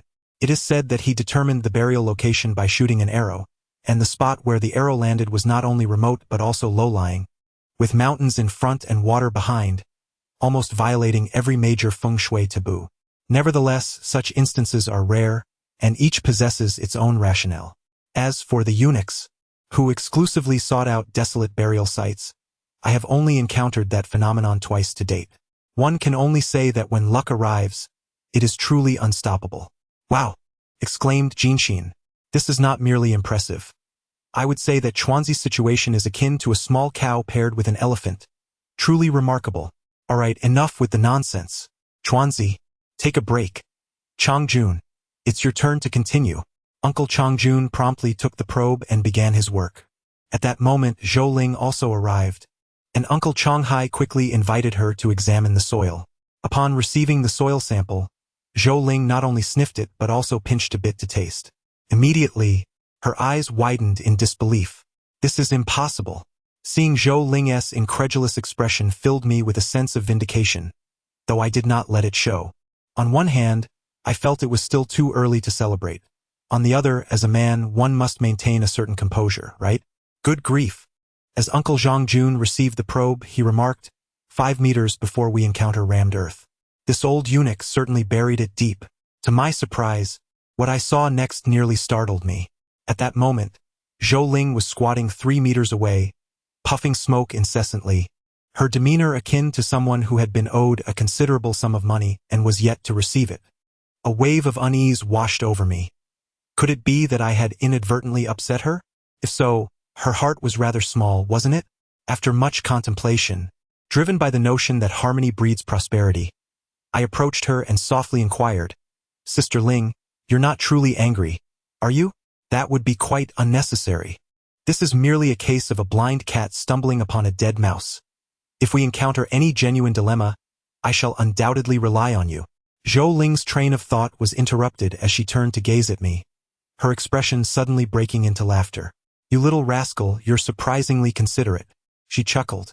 Indeed, her smile was quite charming. As a young man, I was not immune to the allure of her feminine charm, and I felt a flush of warmth creep into my cheeks. Just as I pondered how to ease the awkwardness with some words, she spoke for herself. Stop overthinking. My tension isn't because of you. I was taken aback. Tension? Zhou Ling nodded, explaining, there is a saying in our profession. Work for 1,000 years, be wet for 10,000. If neither, then half a year. I mentioned earlier that during the rainy season, this place is prone to flooding. If the seal is not properly done, after hundreds of years, many items within the tomb could well turn to mud. Right now, it all hinges on whether the tomb has been uniformly plastered. Let us hope our efforts haven't been in vain. Upon her utterance, I felt an unsettling sensation envelop me, becoming increasingly apprehensive. Second brother. At that moment, Uncle Changjun abruptly halted his actions, stating, we can't proceed any further. Do you think we might have reached the capstone? The term capstone refers to the apex of a tomb, a phrase belonging to the realm of tomb raiding, absent from the lexicon of legitimate funerary studies. Uncle Changhai crouched down, placing his ear against the probing hole, gripping the probe firmly and striking it several times. His excitement palpable as he exclaimed, indeed, it is the capstone. Zhou Ling abruptly rose and inquired, can you discern the material? Uncle Changhai, while listening intently, responded, it is neither brick nor stone. And it is quite thick, nearly devoid of any hollow sound. It is highly likely that it is compacted earth. Zhou Ling's enthusiasm surged as she clenched her fists, her previous gloom dissipating.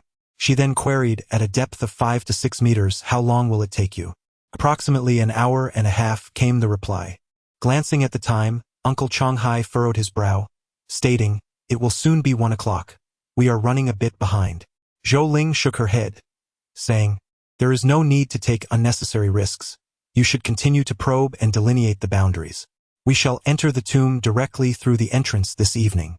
The tomb entrance? I found myself perplexed. Previously, Uncle Changhai had informed me that tomb raiders typically aim straight for the main burial chamber or side chambers, or they drill into the burial passage to access the chamber, generally avoiding the tomb entrance to spare themselves the trouble of breaking through. Why then?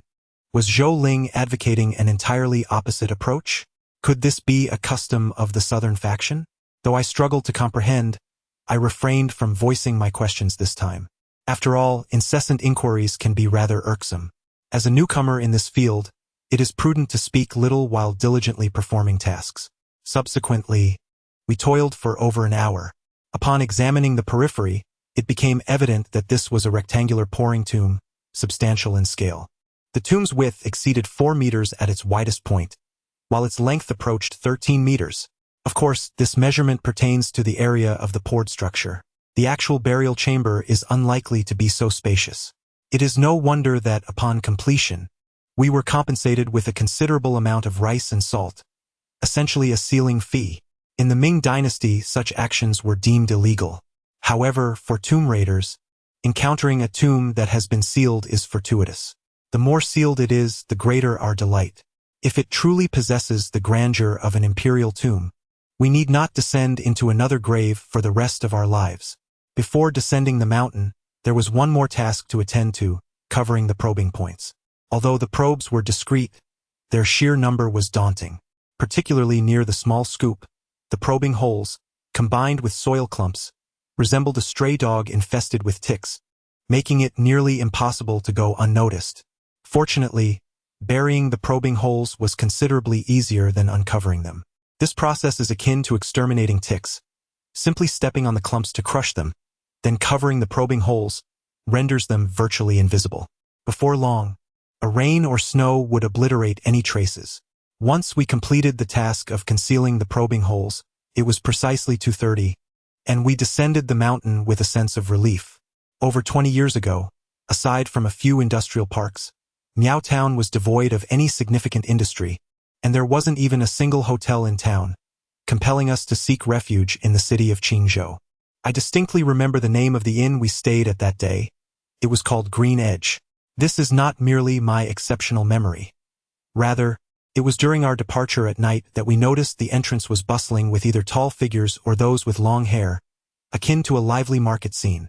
Upon inquiring, we discovered that the place was, astonishingly, a dance hall. Zhou Ling, striking in appearance, was immediately whistled at by a rather unsavory-looking fellow as she stepped outside. Wishing to avoid any trouble, we hastily departed in our vehicle. I gestured towards the hotel, mentioning that just as we got into the car, I had seen someone diagonally across the entrance whose gaze felt unsettling. Could it be that he noticed something? You mean that buzzcut guy? Long Hai asked. Yes, that individual. In his 20s, wearing a fur-collared jacket, I replied. Long Hai chuckled and said, Chuanzi, while being cautious in our line of work is wise, there's no need to be overly paranoid. As soon as I stepped outside, I noticed him. He wasn't watching us, but rather our vehicle. Watching the car? What's wrong with the car? Seeing my continued confusion, Jianxin smacked his forehead in exasperation. He exclaimed, Chuanzi, you've truly become oblivious from studying too much. Just look at what we're driving. We have a Gong-B plate. The atmosphere in the car instantly lightened. I instinctively glanced at Zhou Ling and was surprised to see her laughing along. Although I still felt a twinge of unease, I reassured myself that if Long Hai said there was no issue, then perhaps I was overthinking it. We drove in silence, and 2 hours later, several shadows once again ventured into the valley. Chapter 10, The Tomb Gate. In reality, this minority regime held a remarkably close relationship with the Tang dynasty. Are you aware of the Enshur rebellion? One might ponder. How can 4,000 men boast of their prowess?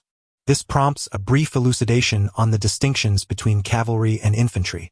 In antiquity, an infantryman represented merely an individual, whereas a cavalryman encompassed not only a rider but also a steed, often a minimum of 3 horses, and sometimes as many as 10, accompanied by 1 or 2 grooms. Consequently, the expenses for cavalry were exceedingly substantial. This elucidates why it was not until the reign of Emperor Wu of the Han dynasty that the Xiongnu were vanquished, as preceding emperors simply lacked the financial resources to wage war.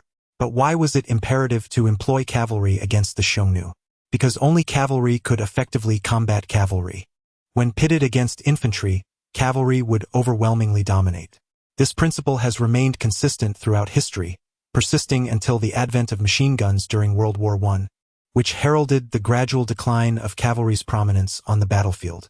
As for the historical accounts citing hundreds of thousands of cavalry, such claims are mere exaggerations. To illustrate, during the Tang dynasty, historical records indicate that the total number of cavalry ranged between 300,000 and 400,000 during its zenith. Although the Tang dynasty operated under a military system requiring soldiers to provide their own horses, armor, and a portion of their provisions, even excluding these factors, the annual expenses for 300,000 cavalry would approach 20 million guan. However, the average annual tax revenue during the flourishing Tang period was approximately between 20 to 40 million guan, which in itself seems implausible. The audacity of An Lushan to rebel stemmed not only from his command of nearly one-third of the Tang army, but also from the fact that a significant portion of his forces comprised cavalry. Therefore, when examining historical records regarding the number of cavalry across various dynasties, one might consider removing a zero for a more accurate estimate. In a desolate area, there is no necessity for clandestine operations, thus we have resolved to take a respite and resume our endeavors on the morrow. We set up camp directly on the riverbed. After all, being in the Gobi Desert, the risk of flooding is non-existent. This low-lying area not only offers protection from the wind, but also provides excellent concealment, making it an ideal camping spot. Once the camp was established, nightfall descended, with a canopy of stars twinkling overhead. We dined on boiled milk skins accompanied by Mongolian fruit strips, a generous gift from Yulig and Baoyin, enough to last us a week. After dinner, I noticed Baotou standing not far off, gazing upward, and I decided to approach him to see what he was observing. Just as I stood up, he called out, "Pingchuan." "Hey Baotou, I'm here." I quickly jogged over to his side and offered him a cigarette, which he accepted with a smile. "What day did you join us?" he inquired. Without hesitation, I replied, "June 10th, why do you ask, Baotou?" He pondered my answer for a moment and then mused to himself, "It's been a month already." "Indeed, Baotou, time does seem to fly." "Well," he nodded, "in this past month, I haven't taught you much. Aren't you anxious?" "Not at all, Baotou." I grinned broadly, revealing my 8 teeth. In truth, I was quite anxious, but I would never admit it. "Oh, you rascal." Baotou chuckled softly before looking up at the sky and asking, "Do you know how ancient geologists were classified?" My heart raced with excitement. Baotou was about to impart genuine knowledge. "I do." Suppressing my eagerness, I nodded and answered, "First-rate geologists observe the stars, second-rate geologists examine water sources, and third-rate geologists wander the land, correct, Baotou?" "To what end?" With a playful tap on my forehead, I felt a surge of joy, unfazed by the momentary sting. I cheerfully inquired, "Then please enlighten me on the correct approach." Given the complexity of our dialogue, I opted to narrate directly. The master revealed that the proper articulation of this knowledge is, a geomancer in search of dragons must first observe the constellation, then assess the water source, and finally, the burial site should be thoroughly explored. In essence, a competent geomancer must master all 3 principles. For instance, the reason for the division of the Qing dynasty's royal tombs into east and west lies in the fact that the designated location for Yongzheng yielded an abundance of sand and stone when the earth was excavated. According to the traditional criteria for locating imperial tombs, the ideal site must be characterized by fine, fertile loam, deemed a land of eternal prosperity. Consequently, Yongzheng was compelled to seek an alternative location, ultimately establishing the western tombs in Yichun. Moreover, the notion of observing the stars extends beyond mere stargazing. Every mountain on the ground corresponds with the celestial bodies above, referred to in geomancy as the star peaks. This concept has been previously discussed, so I shall refrain from elaborating further. In addition to observing the stars and mountains, one must also examine the clouds and mist. For instance, 2 terms found in the Hanlong Classic, namely the upper ridge serpent and lower ridge serpent, can be precisely discerned through cloud and fog observations. However, much like the concept of star peaks, the intricacies of this practice elude description through mere words. It requires a touch of intuition and hands-on experience for comprehensive understanding. As for the water source, many of my colleagues deem it inconsequential, arguing that grave robbing involves exhuming rather than interring. Yet, The master emphasized that in order to pinpoint a burial site at a glance, one must reference the water source. Otherwise, even the slightest miscalculation could result in a significant deviation, potentially spanning several miles. Especially concerning certain mid-level ancient tombs, the master of the mountain governs the populace, while the water master oversees wealth. Generally, they do not possess such advantageous circumstances. Even if they do, their fate may not allow them to retain it. Therefore, they often seek compensation from the source of water.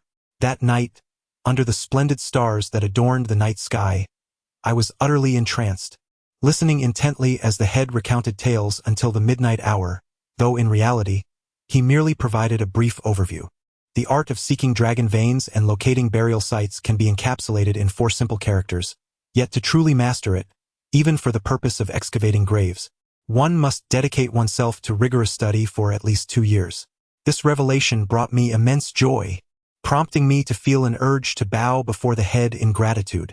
Just as I was caught up in my excitement, the head pointed towards a distant low hill and remarked, "In fact, this very land conceals a fine burial spot, and its arrangement exhibits considerable finesse. In my opinion, the owner of this land is either from the Central Plains or possesses a commendable understanding of Han culture." Reflecting on this, I inquired, "Head, could it be that he summoned a feng shui master from the Central Plains to assess the burial site?" The head paused, considering, and replied, "That is indeed a possibility." Chapter 11. Entering the chamber while awaiting the tennis bag's descent, I approached Zhou Ling, who seemed unhurried, and asked, "Sister Ling, earlier you mentioned natural stones and stone balls. What are those?" Since we were situated right by the tomb entrance, Zhou Ling used tangible objects as references to explain. In essence, both are ancient inventions designed as anti-theft mechanisms. She informed me that to dismantle these 2 types of traps, one would require 2 specific tools: a hook pin key and a steel wire lasso. The hook pin key is something most people should be familiar with. When the tomb of Emperor Wanli was opened, this very tool was employed, so I shall not elaborate further on that. Instead, I will briefly discuss the wire noose.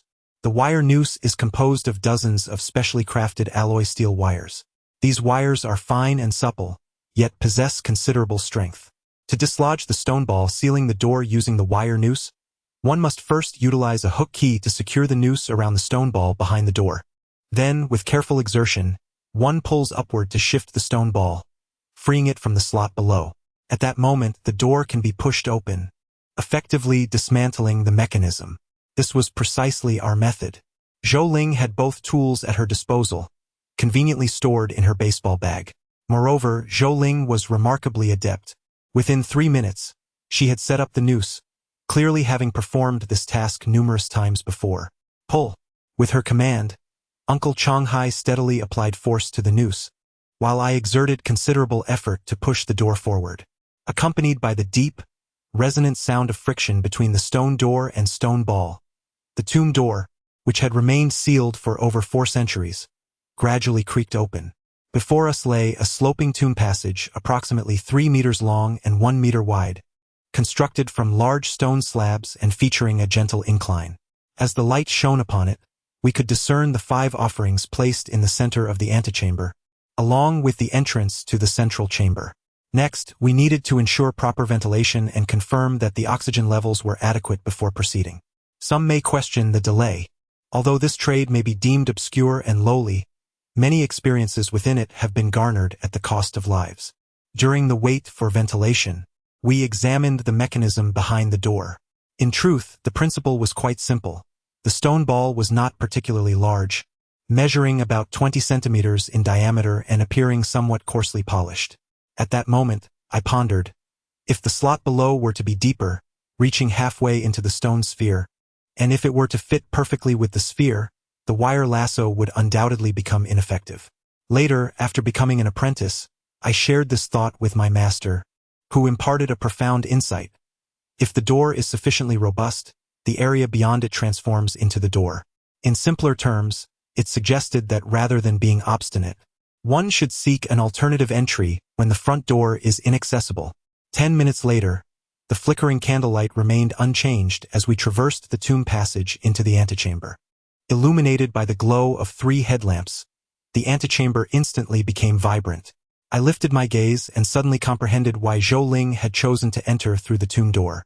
The ceiling was comprised entirely of large granite slabs, and based on the height difference between the tomb door and the chamber, the slabs were approximately half a meter thick. At that time, we were ill-prepared with explosives. Without using the tomb door, we would have to rely on a heavy hammer to break through. Even with relentless effort, it was likely that we would not gain entry into the half-meter-thick granite in a single night. The antechamber contained few items. From left to right, there was a ceramic jar, a set of 5 offerings, and a stone slab. I approached the ceramic jar and peered inside, discovering a dark, murky substance at the bottom resembling black mud. Zhou Ling remarked that it was an everlasting lamp, which, at the time of the burial, would have been filled with lamp oil. I nodded in acknowledgement and then moved to examine the stone slab on the other side. It was quite thick, inscribed with 8 characters. This, of course, indicated the tomb of the venerable eunuch. In most instances, a grave would be marked by a stone coffin, the lid inscribed with the epitaph of the deceased. Typically, the epitaph is predominant, and upon lifting the lid, one would find detailed accounts of the life of the interred.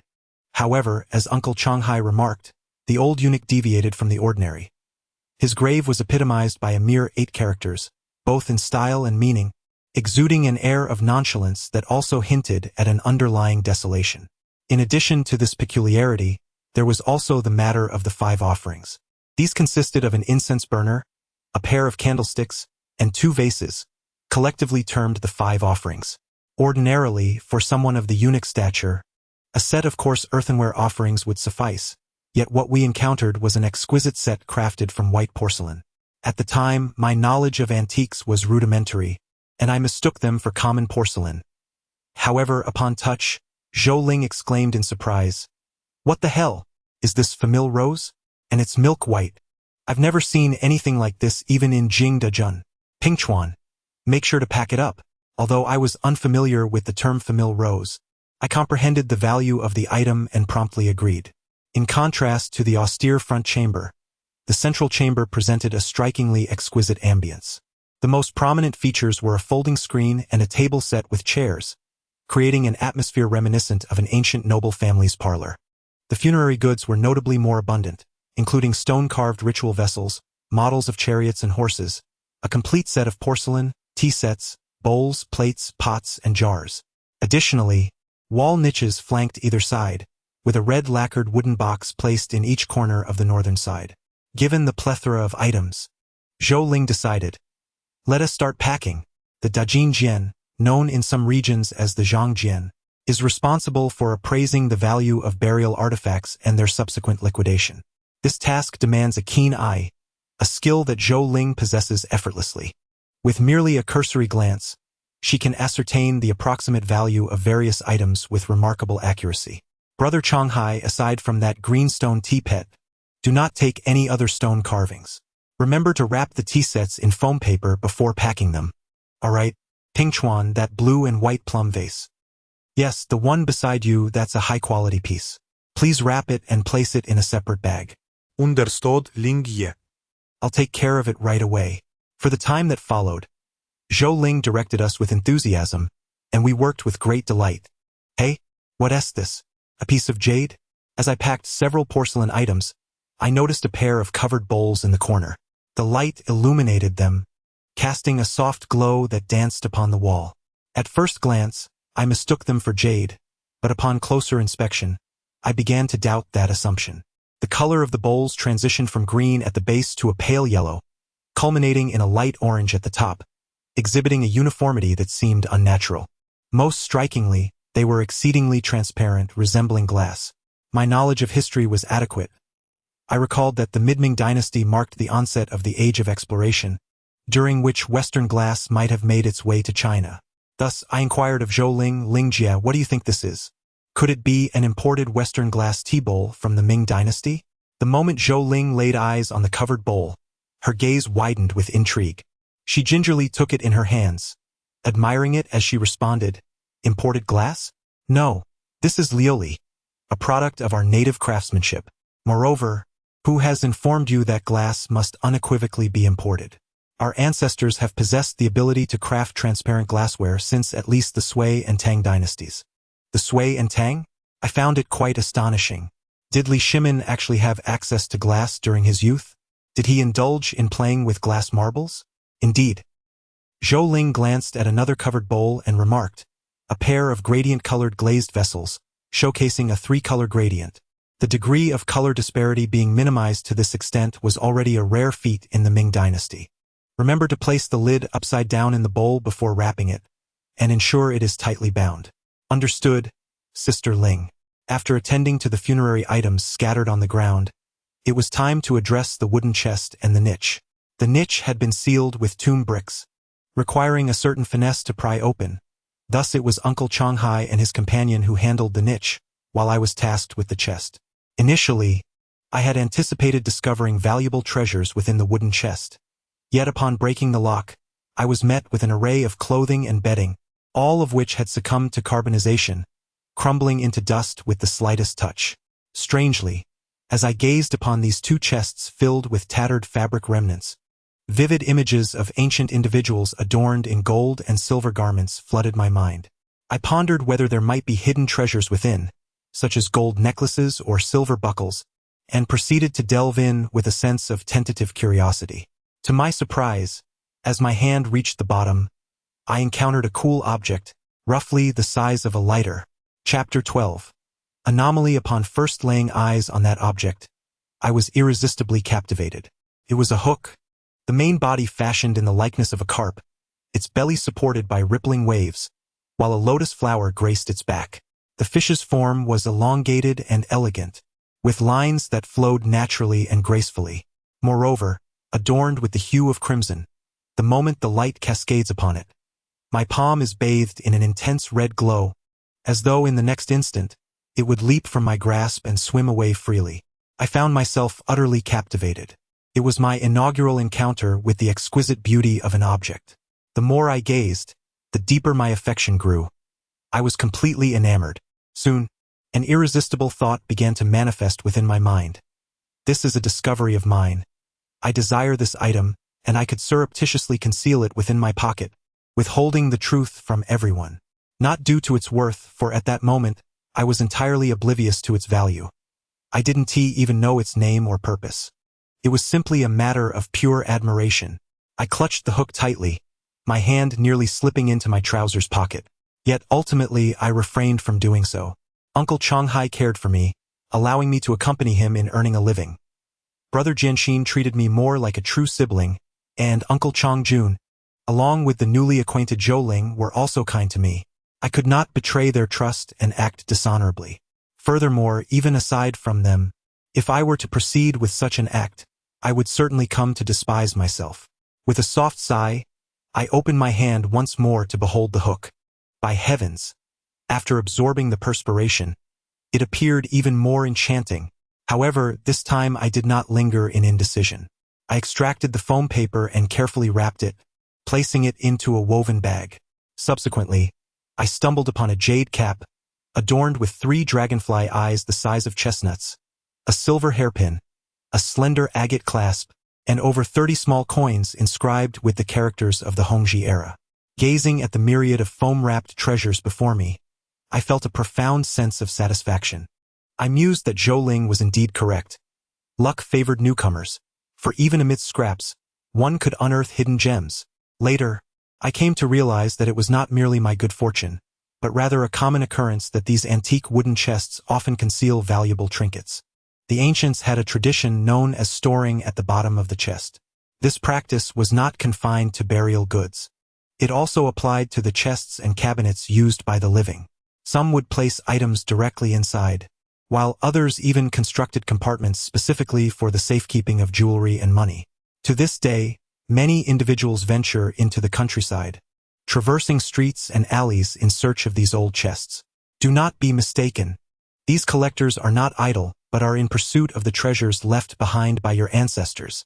Furthermore, at that time, Zhou Ling informed me that these 2 wooden boxes were among the more peculiar features of this tomb. Logically, the old eunuch's tomb, having been thoroughly sealed, should have preserved garments and bedding in pristine condition. Typically, Bundled clothing would be placed in the main burial chamber near the coffin, aligning with the ancient belief that the deceased should have access to their belongings in the afterlife. However, this arrangement was conspicuously absent in the old eunuch's tomb, and the reasons for such a discrepancy remain unknown. Nonetheless, this does not hinder our endeavors. As long as they are not interred in the netherworld, their location does not deter my attempts to retrieve them. Though I must admit, if they are decayed, it renders them irretrievable. In comparison to my findings, Uncle Changhai had nothing at all. The western niche was filled with paintings and calligraphy, which, like the garments, crumbled to dust at the slightest touch. Zhou Ling, however, managed to unearth a few items. In the eastern alcove lay the 4 treasures of the study. She extracted a square Su inkstone, a green-glazed pen wash, and a Shoshan stone paperweight, along with 2 pen barrels made of rhinoceros horn, though the hair had all worn away. The Su inkstone featured the theme of Laozi's westward journey, exquisitely carved, and Zhou Ling remarked that it was the first time she had encountered such a subject, deeming it a high-quality piece. Afterward, she hurried to the western alcove to sift through its contents, only to find it completely bare, leading her to express her disappointment. This old eunuch must have had commendable skills in calligraphy and painting, but alas, no masterpieces remain. I rolled my eyes and attempted to console her, saying, "Ling Jie, this person didn't even leave his name, and even if he did, it may not necessarily hold any value." Chuckling, I added, if there were indeed a preserved piece of his calligraphy or painting, I would wager it could surpass the collective worth of everything here. Upon hearing this, I stumbled over my words, awkwardly inquiring why. Unexpectedly, Zhou Ling shook her head and replied, "It cannot be explained in just a few sentences. Let us focus on our tasks. Brother Changhai, please take these bags upstairs while Pingchuan accompanies me to the back room." The mention of entering the back room ignited a surge of excitement within me. The back room was the main burial chamber of this tomb, housing the coffin of the deceased, where the most valuable burial items are often placed. In other words, we were about to meet the old eunuch. She had previously promised to cover our transportation costs, and judging by our current findings, a conservative estimate would suggest it could amount to at least 30. With such a sumptuous appetizer, the main event was surely bound to be extraordinary. With this thought, I swiftly followed Zhou Ling, diving into the rear corridor. The space was somewhat low, requiring me to stoop in order to pass through. I followed closely behind Zhou Ling, my view entirely filled by her posterior. Her trousers, initially loose-fitting, became taut in this position, revealing 2 slightly prominent curves on the fabric. This sight ignited my imagination, leading me to ponder why she chose not to wear padded pants. While I was lost in thought, Zhou Ling straightened up, causing the curves to vanish. Yet, for reasons unknown, she did not advance. As I contemplated the matter of padded pants, she suddenly halted, resulting in me colliding against her. In that fleeting moment, it was fragrant, soft, and remarkably perky. Fearing the label of a lecher, I stumbled backward in surprise and quickly apologized. "Oh, I'm so sorry, Ling Jie. But why did you stop so abruptly?" My words trailed off as I comprehended the reason for her sudden halt. In the pitch-black tomb, a grayish-blue stone coffin was ensnared by 8 iron chains, suspended above the coffin bed. It was, astonishingly, a hanging coffin? Chapter 13. The hanging coffin. To refer to a hanging coffin is somewhat broad. This burial method is more accurately termed suspended coffin burial. The earliest records of such practices date back to the spring and autumn period, although there are rumors that the tomb of the Shang King in Shaanxi County also employed this method.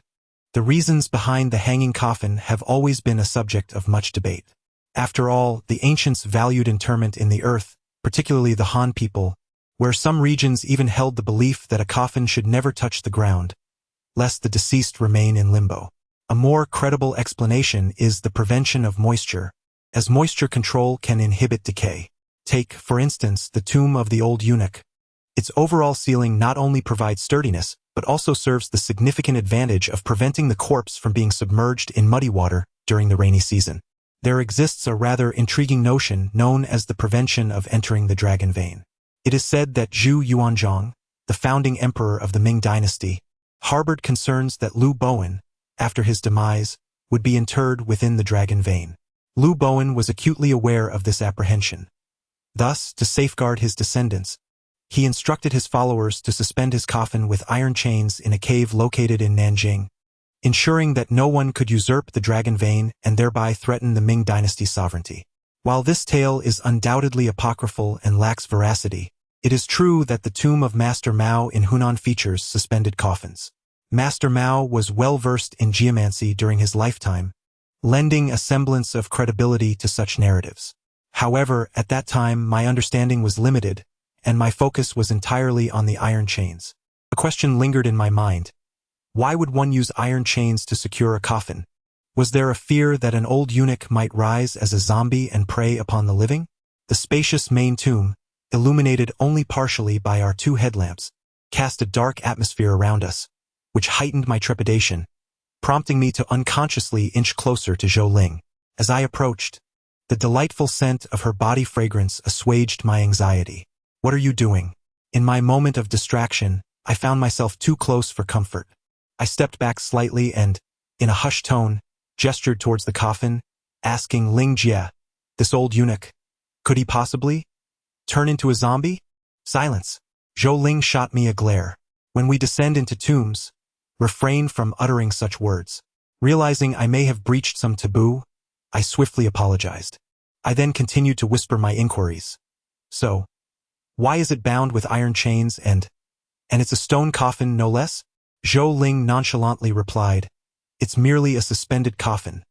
What's so astonishing about it? It's just a tad more troublesome to open."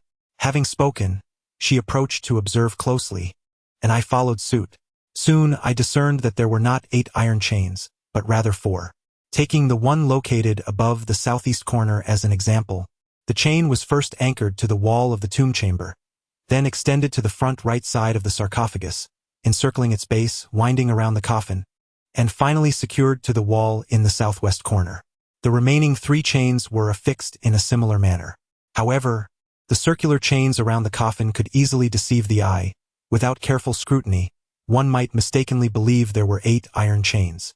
With this principle clarified, I instantly comprehended the dilemma that Zhou Ling had alluded to.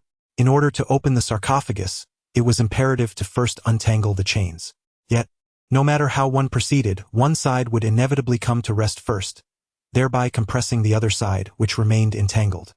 This sarcophagus must weigh at least 3,000 to 4,000 pounds. Once pressed down, it would be impossible to move. Thus arose the question, how was it hoisted up? In the past, there were no cranes. It was evidently impossible to achieve this solely through human strength. Before I could ponder further, Zhou Ling suddenly exclaimed, "Pingchuan, go to the entrance and dismantle the bricks. Then place them beneath the sarcophagus, the more the better." My mind erupted in an inner exclamation of brilliance. Indeed, such a simple solution had eluded me. This realization was profoundly irksome, as I felt certain that given a few more moments, I would have arrived at the same conclusion. Not long after, the equally astounded Uncle Changhai joined in the effort to dismantle the bricks. The tomb bricks were secured with mortar, offering no concern for collapse. We worked together, one prying while the other moved, and within a mere 20 minutes, the coffin bed was adorned with approximately 40 centimeters of gravestones. Although there remained about a centimeter of space beneath the stone coffin, the areas corresponding to the iron chains were left vacant, ensuring that when the stone coffin descended, it would not crush the chains. Concerned that the force of the descending coffin might be too great and cause the bricks to collapse, I dismantled the 2 wooden boxes and stuffed them with numerous wooden planks as a cushion. At precisely 1:20 in the morning, Uncle Changhai commenced chiseling the iron chains. His strikes were vigorous, each blow producing a shower of sparks. Observing that progress was slow, I sidled up to Zhou Ling and engaged in casual banter. "Sister Ling, I feel that this old man isn't as carefree as the inscription on his tomb suggests. With the earth being turned and the coffin being suspended, buried in such a desolate place, how much must he have worried about being robbed?" For reasons unknown, Zhou Ling, who had initially worn a placid expression, suddenly froze at my words. A second later, she shouted, "Stop! Brother Changhai, stop!" Startled, Uncle Changhai lost focus, and his hammer struck the wall. "What on earth happened?" I exclaimed. Zhou Ling remained silent, inhaling deeply as she turned her gaze toward me. She scrutinized me for several seconds, leaving me bewildered. "Wait, Sister Ling, Did I say something wrong again? Zhou Ling's lips curled into a somewhat eerie smile, and she extended her finger, gesturing towards me several times.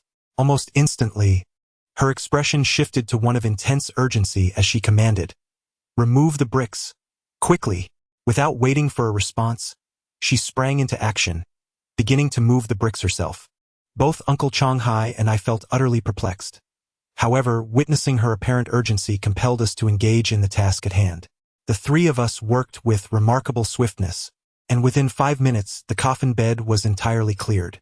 Panting heavily, Uncle Changhai inquired, "What on earth is going on? Is it frightful?" Zhou Ling remained silent. From her pocket, she produced a small knife and forcefully scraped it against the gap in the coffin bed, extracting a fine, ash-colored powder that resembled loam. "Do we still have vinegar?" Uncle Changhai pondered for a moment before responding. "There should be about half a jar left." Zhou Ling nodded, stating that should suffice. "Hurry and bring it down, pour it into the crevice, and then pry open the coffin bed." Lacking experience, I finally grasped the situation. "Sister Ling, do you suspect there is something hidden within the coffin bed?" Zhou Ling squinted slightly and affirmed, "Indeed. Although waste pits fell out of fashion during the Ming dynasty, as you mentioned, this old eunuch was buried in a desolate place. Thus, it is not inconceivable for his tomb to contain a waste pit." Exhaling deeply, I realized that not only had I avoided trouble, but I had also contributed to the effort. Had I not voiced my thoughts, once the stone coffin descended, prying open the coffin bed would have inevitably resulted in its shattering. With a lingering sense of trepidation, I patted my chest and muttered, "You scared me. I thought I had misspoken again." Zhou Ling, with a playful smile, raised her hand to tousle my hair and remarked, "I'm merely helping you to remember. Don't be so quick to admit fault in the future. Remember, in our line of work, even the most skilled practitioners can have their off moments." Afterward, she kindly wiped the sweat from my cheek. Her skin was exquisite, delicate, and smooth. The moment it brushed against my cheek, I shuddered, as if 1,000 ants had crawled down my spine. Chapter 14. Opening the coffin at 1:40 a.m. We pried open a stone slab located at the center of the coffin bed. Zhou Ling's guess proved correct. Beneath it lay emptiness. As we removed the stone, a small black wooden box emerged, illuminated by the beams of our 3 headlamps. The space between the sarcophagus and the coffin bed was merely 40 centimeters, compelling us to crawl in. In other words, had the coffin collapsed at that moment, we would have been crushed into pulp. Goodness! It was incredibly heavy. Uncle Changhai struggled to lift it and was about to attempt again when Zhou Ling stopped him. "Don't move it. Pingchuan, you come here and smash the lock open." The lock on the small box was slender. With a single strike, I managed to break it, yet it had been closed for so long that I had to exert considerable force to pry it open. After many years, the scene that unfolded next remains vivid in my memory.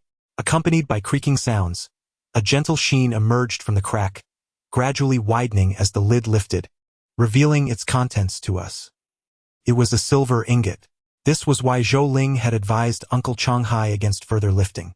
If the box were to suddenly collapse, any impact would diminish its quality. This was my first encounter with an ancient silver ingot, and it differed somewhat from my expectations. The ingot had a grayish hue, its surface rather coarse. Viewed from the side, its shape bore a resemblance to the silver ingots seen on television. Yet it lacked the prominent bulge in the center, appearing flat, with concentric ripples radiating from the center to the edges. Moreover, as I gazed upon them, I began to comprehend the ancient notion of snowflake silver, for with the refraction of light, the surface of the ingots indeed revealed sporadic reflections reminiscent of delicate snowflakes. Zhou Ling referred to these ingots as Shiliang Shuai waste ingots. During the Ming dynasty, one such ingot could purchase 2 maidservants. I was somewhat taken aback as I lifted one. It was merely slightly larger than an egg, yet it felt remarkably weighty in my hand. The base of the ingot felt coarse to the touch, and upon turning it over, I discovered a layer of honeycomb-like small pores, which was rather unappealing. "What color is this?" "Goodness, Sister Ling, is this genuine?" I inquired, for upon closer inspection, I noticed a faint iridescence on the surface of those honeycomb pores, akin to the sheen left on metal after welding. Zhou Ling glanced up and remarked, "This is known as multicolored patina. It can only form in a long-term stable oxidizing environment, typically found in stored items. The presence of such color not only confirms its authenticity, but also enhances its value. Ah, I see. I nodded, albeit with partial understanding, thinking to myself that this was indeed knowledge worth remembering. After counting, there were a total of 100 ingots, all Shiliang Shuai waste ingots, of which 2 bore inscriptions: 13th year of Changhua, Jinan Prefecture, silversmith Ding Zhao. Zhou Ling explained that although eunuchs of the Ming dynasty were not short of wealth, it was quite challenging for them to accumulate such standardized official ingots by the box. Thus, it was highly probable that these were the relocation funds granted by the royal court when the old eunuch retired.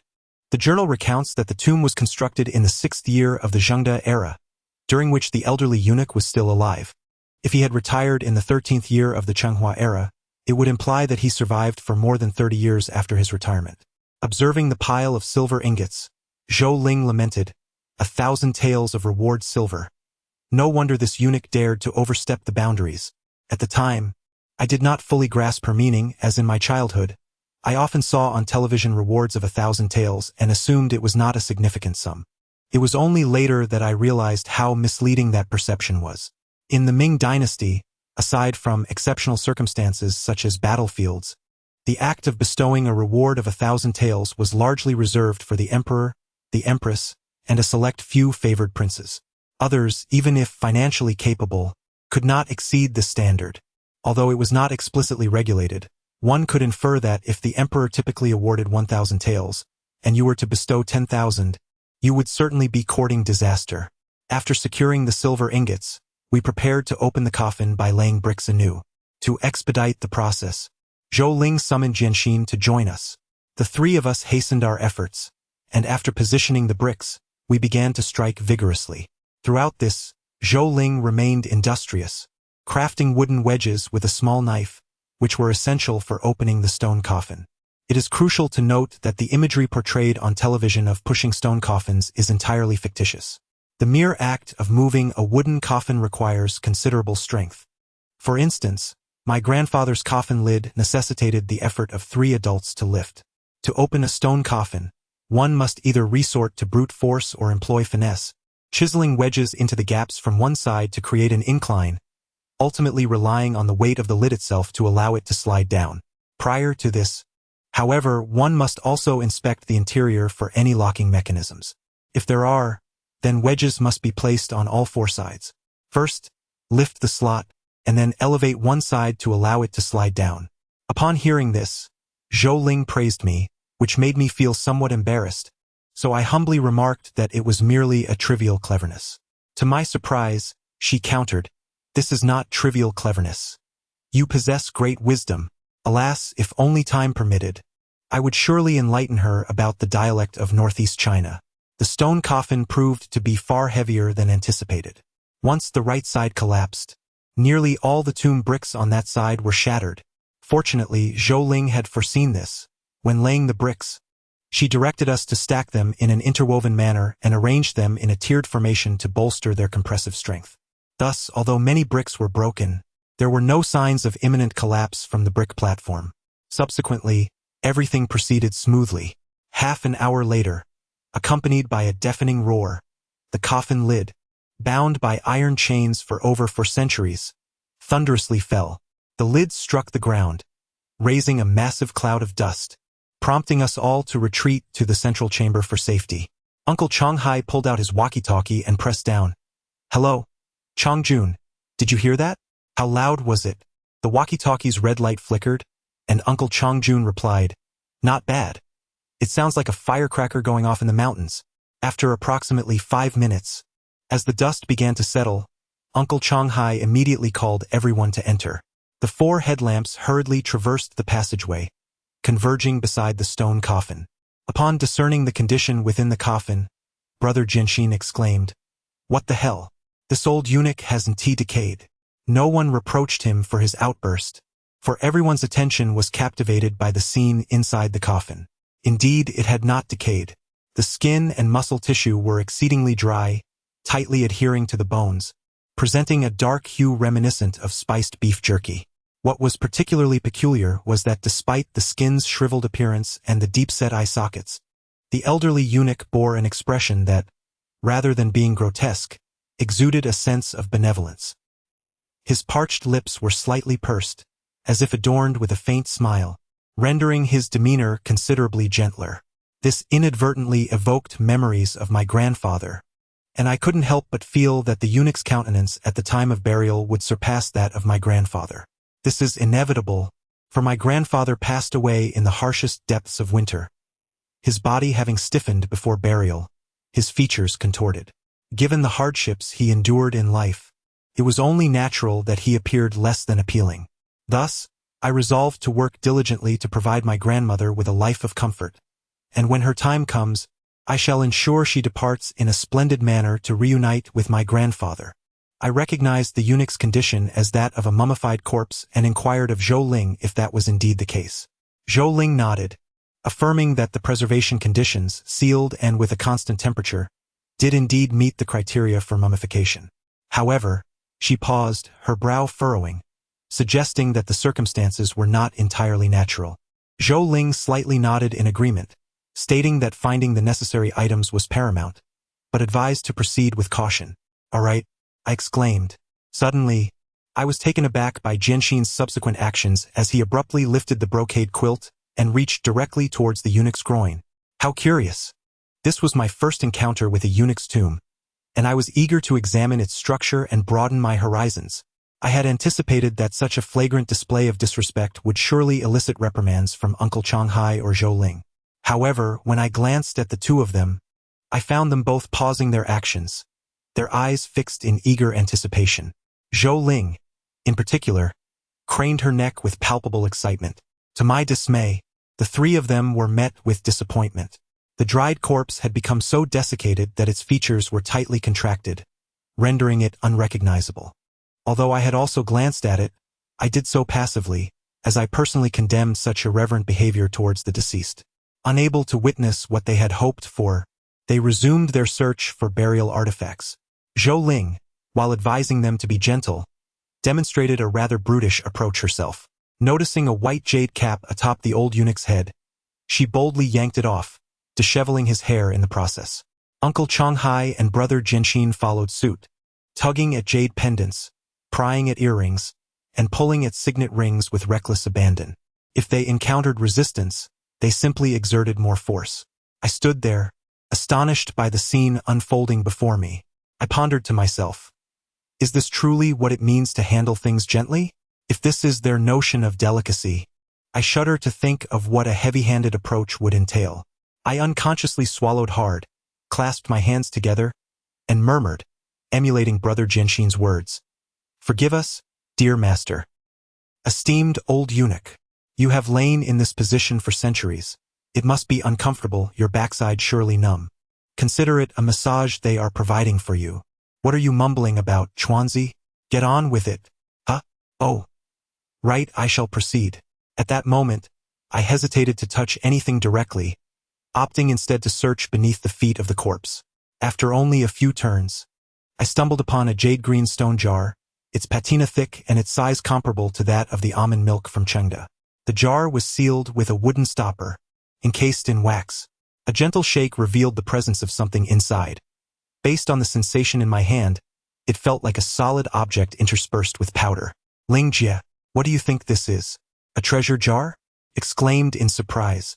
The process of rummaging through the coffin might seem slow, yet, including Jianxin Ji's peculiar interests, took merely a few minutes. We unearthed a considerable number of items, mostly trinkets akin to jewelry. Among the larger artifacts was a roughly 20-centimeter twin-headed jade scepter and a bronze mirror adorned with crane patterns, about the size of a soup bowl. This left Zhou Ling disheartened, as she lamented that the old eunuch's coffin lacked substance, disappointing her expectations. Aside from the iron chain suspending the coffin, the back chamber contained a selection of ceramic Ming Dynasty artifacts, but Zhou Ling remarked that collectively they would scarcely fetch 300 yuan, leading us to leave them behind. However, we did not disregard them entirely. We had to meticulously inspect each one. Zhou Ling mentioned that some tomb owners, in a clever twist, would conceal jewels among rubble, a detail often missed by inattentive tomb raiders. Many professional grave robbers during the late Qing and early Republic era amassed fortunes through these seemingly unremarkable coarse pottery pieces. Yet another trick learned. Given that the ceiling had been breached, creating a larger space below, filling it with soil would cause it to all collapse. Thus, before ascending, we arranged bricks at the entrance's lower section to form a barrier, ensuring that no issues would arise in the short term. Yansin Ye Inkured. Ling Yi. How much do you think we can obtain from this expedition? Are there any major bubbles? Zhou Ling smiled slightly and replied, "Not major bubbles, just minor ones." Her tone was calm, yet the smile on her face revealed her considerable satisfaction. At that moment, Uncle Changhai inquired, "When are we likely to ship?" Naturally, the sooner, the better. However, this shipment is rather mixed. A single strike would surely incur a loss. We need to find several buyers to fetch a decent price. Allow me to ponder this for a moment. After about 10 minutes, Zhou Ling took out her phone and sent several text messages in succession. Then she decided to briefly rest nearby in Qingzhou. Furthermore, she mentioned that we need to acquire a vehicle. When it comes time to ship, she would take some samples to meet the buyers while we transport the majority of the items to a secure location, waiting until the price is agreed upon before proceeding with the transaction. As for the expenses involved in purchasing the vehicle, she would take care of that. Normally, this wouldn't require such complexity. However, given the presence of that batch of silver ingots, and our unfamiliarity with the area, we must exercise caution. This time, we opted not to stay at Lavayuan but instead found a hotel in the city center. It had been so long that I couldn't recall the name. The only thing that lingered in my memory was the slender receptionist, who mentioned that the nearby park housed the former residence of Li Qingzhao and recommended that we visit, even offering to help us contact a tour guide. But we had no time for sightseeing. Uncle Changhai and his companions needed to purchase a vehicle, while I was tasked with assisting Zhou Ling in organizing the accompanying items. After all, when we ship, we would only take a portion of the samples, and the rest would need to be photographed. To ensure clarity, each item had to be cleaned meticulously and photographed from multiple angles. Once everything was sorted and packaged, it was nearly noon. After a casual meal, Zhou Ling and I retreated to our rooms and fell into a deep slumber. Perhaps it was the novelty of our first venture into the tomb that induced a peculiar dream that afternoon. In my dream, I found myself wandering alone through the ancient city of Qingzhou. Upon reaching the southwestern corner, I stumbled upon a temple, where I noticed an elderly man in traditional garb standing at the entrance, looking at me with a warm smile. The sensation was quite surreal. Although I could not discern the features of his face, I felt an inexplicable certainty that he was indeed smiling at me, and his expression bore an uncanny familiarity. Strangely, I felt no fear in the dream, so I approached him and inquired, "Sir, do you know me? Just yesterday, I addressed you as grandfather, and now you have become sir? Next time we meet, will you wish to call me brother?" I was taken aback, pondering the absurdity of the situation, wondering where this peculiar demeanor had come from, and who had referred to him as grandfather. Suddenly, a realization struck me. I had seen this old man's attire before. He was the eunuch from the coffin. At that moment of clarity, his face transformed into the withered, creased visage I had encountered in the tomb. With a start, I awoke, discovering that I was still nestled in my bed. The room was shrouded in darkness, and upon glancing out the window, I noted that night had fallen. A series of knocks at the door startled me. It was Uncle Changhai. I had intended to share my dream during dinner, but upon reflection, I deemed it merely a product of my thoughts during the day manifesting in sleep. After all, we were tomb raiders. It was imperative that we focused on the tasks befitting our calling. If we returned the treasures, how could we prosper? After dinner, Zhou Ling summoned us to her room, announcing that the location had been determined in Jinan, where the buyer was en route. We would set off at 3 o'clock in the early hours, arriving just as dawn broke. Such is the nature of this trade, active at night and resting by day. Once everything was settled, Zhou Ling remarked that although we trusted one another, it was prudent to avoid unnecessary misunderstandings, especially since we would need someone present when meeting the buyer. Brother Changhai, who do you think should accompany me tomorrow? Chapter 16. The wharf at 3:20 in the morning. A cheetah vehicle passed through the Qingzhou toll station, gradually heading towards Jinan. Accompanying Zhou Ling were myself and brother Jianxin. Primarily, it was I who was there, for Uncle Changhai had invited me to join the endeavor, hoping I would acquire knowledge to enhance our team's capabilities. Thus, I could not afford to follow Genshin's example of slipping into slumber the moment I entered the vehicle. I needed to learn and improve during this journey. Once we were on the highway, I cheerfully turned to Zhou Ling and asked, "Sister Ling, are you tired? Why not share some insights about the trade?" She glanced at me, arching an eyebrow. "What if I am tired? Then all the more reason to talk. Conversation can invigorate." Zhou Ling smiled, playfully rolling her eyes. "Light a cigarette." "Certainly." I promptly retrieved a cigarette and placed it between her lips. After igniting it, she took a gentle puff and inquired, "What would you like to hear?" "Anything you share is delightful." I admit I haven't quite decided what to ask. "Well then, let me tell you about the wharf." "The wharf?" "Indeed." She nodded, acknowledging that you are but a transient crew, unfamiliar with the docks, making it easy to encounter trouble. The term transient crew pertains to our kind, who rely on odd jobs for sustenance, flitting from one task to another, devoid of a fixed operational domain. Conversely, the docks symbolize the various regions or specific fields where larger forces, teams, or prominent individuals reside. The term docks is aptly chosen, as all fringe industries, including ours, share a common designation, the jianghu. Where there is a jianghu, there will naturally be docks, leading to an array of intricate rules and a multitude of characters. To this day, the notion of paying respects at the docks is not limited to fringe industries. It pervades almost every profession. That day on the road, Zhou Ling shared numerous stories with me, primarily about notable figures from that era, some of whom I have encountered, while others remain mere names I have yet to meet. To briefly summarize, the most formidable figure in our industry back then was undoubtedly Master Yao. This individual was indeed extraordinary. It is said that his skills in astrology and divination rivaled those of ancient geomancers, making his insights highly coveted within the community. Master Yao commanded significant influence. Years later, I heard it said that at the height of his power, he had over 200 subordinates working each night. What does this imply? If we estimate 20 individuals per group, that amounts to no fewer than 10 teams. Thus, as long as the ideas were plentiful, he could simultaneously undertake 10 tasks in a single night. This is also the reason he was able to commit over 200 offenses in merely a year. To put it in contemporary vernacular, this individual epitomizes the absolute pinnacle of the industry. Master Yao hails from Inner Mongolia, predominantly operating within the regions of Qifeng, Tongliao, and parts of western Liaoning which constitute his domain. This is precisely why Zhou Ling intends to seek out a local contractor in Qifeng. In the realm of contracting, individuals from Inner Mongolia and Hebei are the most formidable, and she initially planned to pay her respects at Master Yao's dock. Of course, Master Yao himself traverses the country. In other words, he also operates vessels, albeit on a grand scale. Apart from Master Yao, there are other significant docks in various locales. In Hunan, the Song brothers reign supreme, with their stronghold based in Luoyang. This group is also formidable, and when it comes to dock affiliations, the Song brothers are arguably the foremost, a fact that is well understood. In the northwest, we have Big Brother Meng, primarily active in the Shaanxi and Gansu regions. This individual inherited a legacy in his early years, but later evolved into a monopolistic force within the industry. Thus, in his territory, there is no need to pay homage at the dock, as anything you bring forth must be sold to him at a low price. In Hebei, the most influential dock is associated with the surname Tian.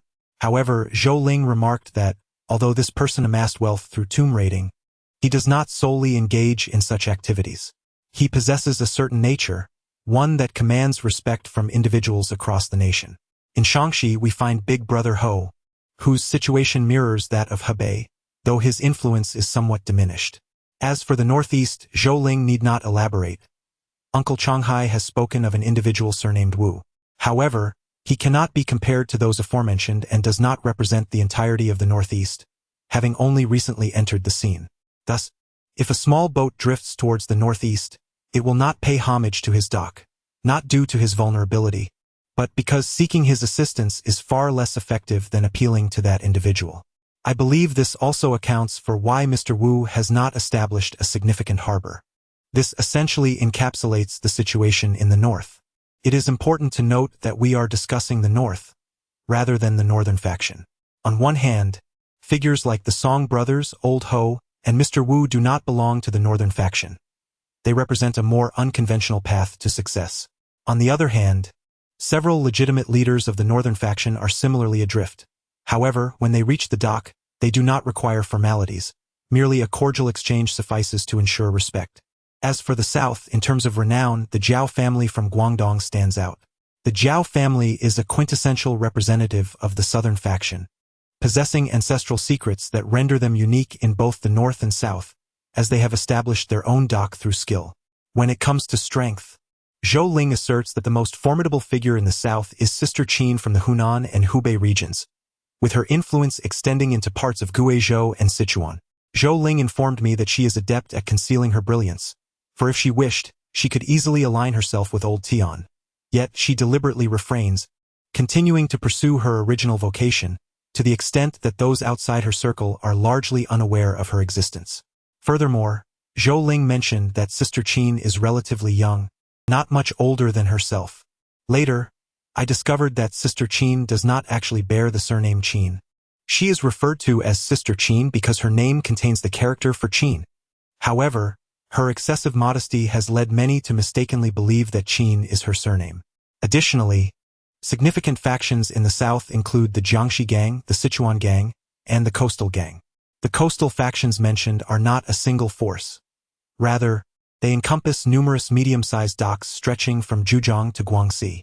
In the southern regions, aside from engaging in water-related ventures, there is a predominant focus on salvaging sunken ships. These vessels rest in the depths of the sea, lacking any specific territorial boundaries, which renders the establishment of significant regional docks exceedingly challenging. The probability of encountering such vessels at sea is virtually non-existent, complicating any regulatory efforts. Moreover, these various factions do not adhere to orthodox practices. This discrepancy stems from the fact that the southern regions place a greater emphasis on tradition compared to the north, with many prominent figures merely drifting along, showing little inclination towards dock development. In contrast to other areas, Shandong, Jiangsu, and Anhui are devoid of substantial docks due to their arid land. As early as the Republican era, this region had been ravaged by competing warlords, leaving behind a landscape that, while containing large burial sites, either remains buried and unknown or is marked by signs from above. Similarly, regions like Inner Mongolia, Xinjiang, and Tibet lack docks, with reasons akin to those for the sunken ships at sea. The vastness of the land complicates matters. This discourse could easily extend over an hour. In addition to discussing major docks, Zhou Ling also elaborated on numerous medium-sized docks, industry experts, and astonishingly esoteric techniques related to tomb raiding. At that moment, I was utterly captivated, yearning to acquire such skills myself and to possess my own dock. No, perhaps a dock is not what I desire. After listening to Zhou Ling, I began to comprehend the true nature of these docks. To put it plainly, they are merely a front for tomb raiding.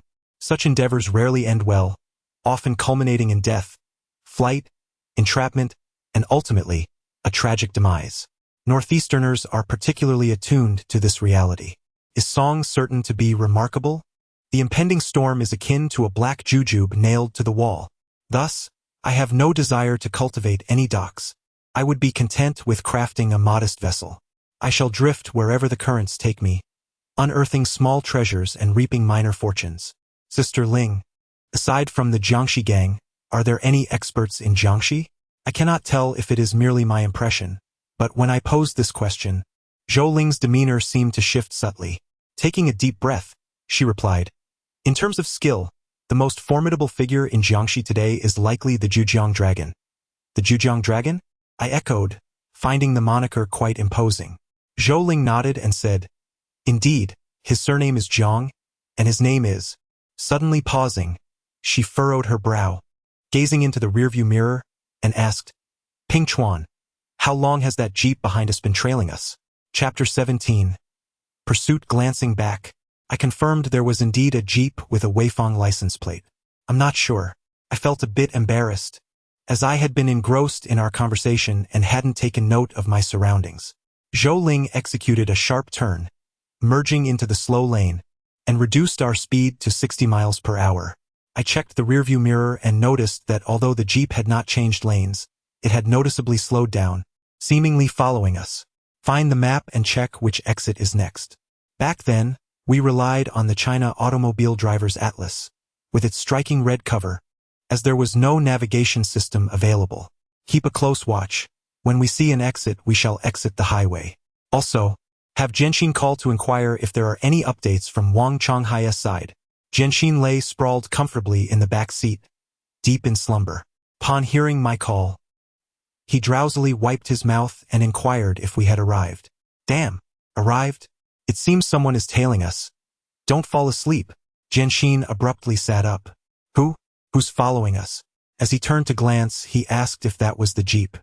I urged him to put that aside and quickly call Uncle Changhai to check on their situation. At that moment, I suddenly noticed a reflective sign ahead, larger than the typical road signs. Lingjie, there might be an exit up ahead. As we drew nearer, I could see clearly, Jiaotown bus station 10 kilometers. This exemplifies the shortcomings of the map. It lacks detail and cannot provide real-time updates. This bus station was only established last year. Yet the map I possessed was from 1995 and previously, Jiaotown was merely a small stop, not even appearing on the map before the bus station was built. Zhou Ling glanced at the rearview mirror and asked, "Is there a signal?" No signal. Jianxin held his phone, still trying to dial. Then don't bother calling. Let us exit the highway and assess the situation. Damn it. He slammed the phone onto the seat in frustration and declared, "Once this cargo is delivered, I will definitely switch to a motorcycle and then upgrade to a global plan." After saying this, he looked back and asked, "Lingjie, that vehicle behind can't possibly be the police, right?" "Humph. If it were the police, they would have already pulled us over." Zhou Ling smirked slightly, squinting as she said, "Stealthy movements indicate a higher likelihood of being unsavory. They lack legitimacy." "Unsavory?" We echoed in unison. "Damn it," Jianxin scolded, simultaneously rummaging through his backpack to withdraw a knife, over 20 centimeters long. In northeast China, this type of knife is colloquially known as a pig-killing knife. "What are you doing?" Zhou Ling admonished. "There might be police when we exit the highway. Quickly put it away." "Ah, my apologies, Sister Ling." Zhou Ling maintained her stern demeanor and said nothing further. To be candid, I must confess that at that moment, my thoughts mirrored those of Jianxin. Although I harbored no illusions of victory, upon realizing they were not police, I felt a surge of courage. "Have you heard of the foolish roe deer?" I surmised that Zhou Ling's inner thoughts were along the lines of, "I have long heard tales of foolish roe deer in the northeast, and today, I have indeed encountered one, living up to its reputation." Alas, there was no alternative. Being new to the world, how could one fathom the vastness of it? This naive and fearless disposition remained until I encountered true desperados, which fundamentally altered my perspective. Some may perceive my words as boastful, insisting that I must have been terrified. In truth, I was not. This mindset stems from the experiences shared between Jianxin and myself.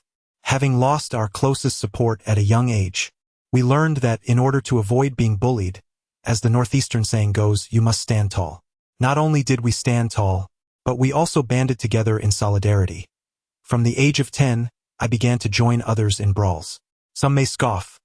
What can a 10-year-old do? Allow me to enlighten you. Never underestimate a child. A 10-year-old may lack the strength of a 20-year-old, but the stone in their hand can just as easily crack your skull. Certainly, this is not an illustrious matter, nor am I boasting. I merely wish to elucidate why I was unafraid at that time. I am, without a doubt, a proponent of positivity now and staunchly oppose such behaviors. If any child were to exhibit such deficiencies, they must receive thorough guidance. Moreover, as I have matured, I find that with each recollection of those experiences, only a sense of bitterness remains. Nowadays, many children are reluctant to heed their parents' counsel, perceiving them as bothersome, yet they fail to realize that such irritation is, for some, a lifelong aspiration. For certain things, there exists no substitute other than one's biological parents. No matter how close others may be, it is simply not the same. Therefore, it is imperative to steer clear of unlawful activities. Otherwise, not only will one face personal repercussions, but their children may also suffer discrimination from an early age, be deprived of a joyful childhood, and, in some cases, even develop psychological disorders, embarking on a twisted path. Rest assured, I am not deranged. I am of sound mind. Moments later, we gradually exited the highway. Zhou Ling's intuition proved accurate. There was indeed a checkpoint at the highway entrance. Although we were merely carrying a few samples, cleverly concealed, the anxiety of wrongdoing lingered, and upon seeing the uniforms, I still felt a surge of nervousness. Fortunately, it was merely a routine inspection, and we were allowed to pass after a cursory glance. As we navigated through the checkpoint, the jeep also exited the toll booth, only to be halted. Suddenly, Zhou Ling exclaimed, "Hold on tight." A powerful force pushed us back into our seats as the cheetah car surged forward. Just as we approached the exit ramp, Zhou Ling promptly extinguished the headlights and sped southward along the main thoroughfare. The delay lasted approximately a minute, which, though brief, was sufficient to affect our speed. After all, the darkness enveloped us, and once the headlights were extinguished, just a couple of 100 meters ahead would render the vehicle completely obscured by the night. In this manner, the moment our pursuer exited the ramp, they would be utterly bewildered. By the time they deliberated whether to head south or north, it would be impossible for them to catch up with us. Oh my! Brilliant! Truly remarkable! Sister Ling, your maneuver is nothing short of extraordinary. Jianxin, keeping a vigilant eye on the rear, exuberantly praised her. Though I remained silent, I was equally impressed. After all, we had just faced a crisis, and we were prepared to engage at any moment, yet Zhou Ling effortlessly resolved the situation with a mere press of the accelerator. This sensation surpassed the thrill of overpowering a crowd. The connection was established smoothly, with no anomalies on the other end. After a moment's contemplation, Zhou Ling instructed Uncle Changhai and the others not to head to Jinan just yet, but to find a small inn in a nearby city and await further news. Subsequently, she stepped out to make a phone call, and we continued our drive towards Jinan. Following such an incident, I felt it inappropriate to inquire further about industry secrets, and unconsciously, my mind drifted back to that buzzcut individual. As the day wore on, my recollection of him had begun to blur, and lost in thought, I leaned back in my seat and succumbed to sleep. I could not ascertain how long I had been asleep when Jianxin's voice suddenly pierced through my dreams.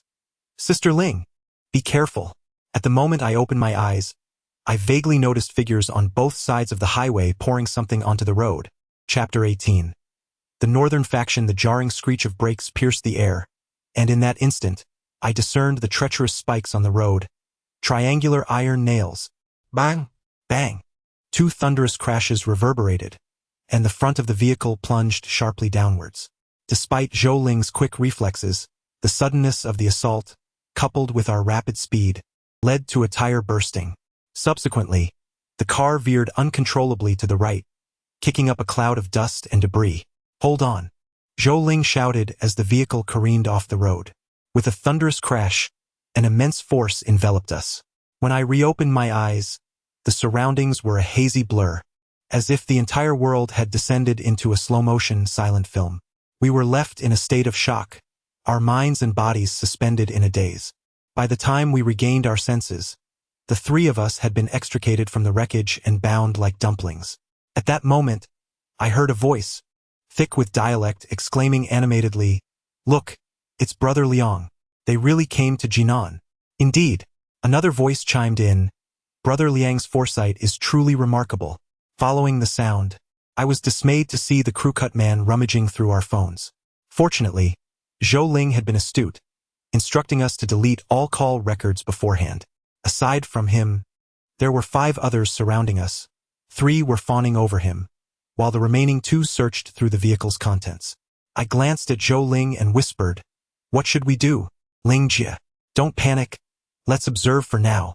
At that moment, the crew-cut man noticed we were awake and approached, squatting down with a smug expression, asking, "Why aren't you running anymore?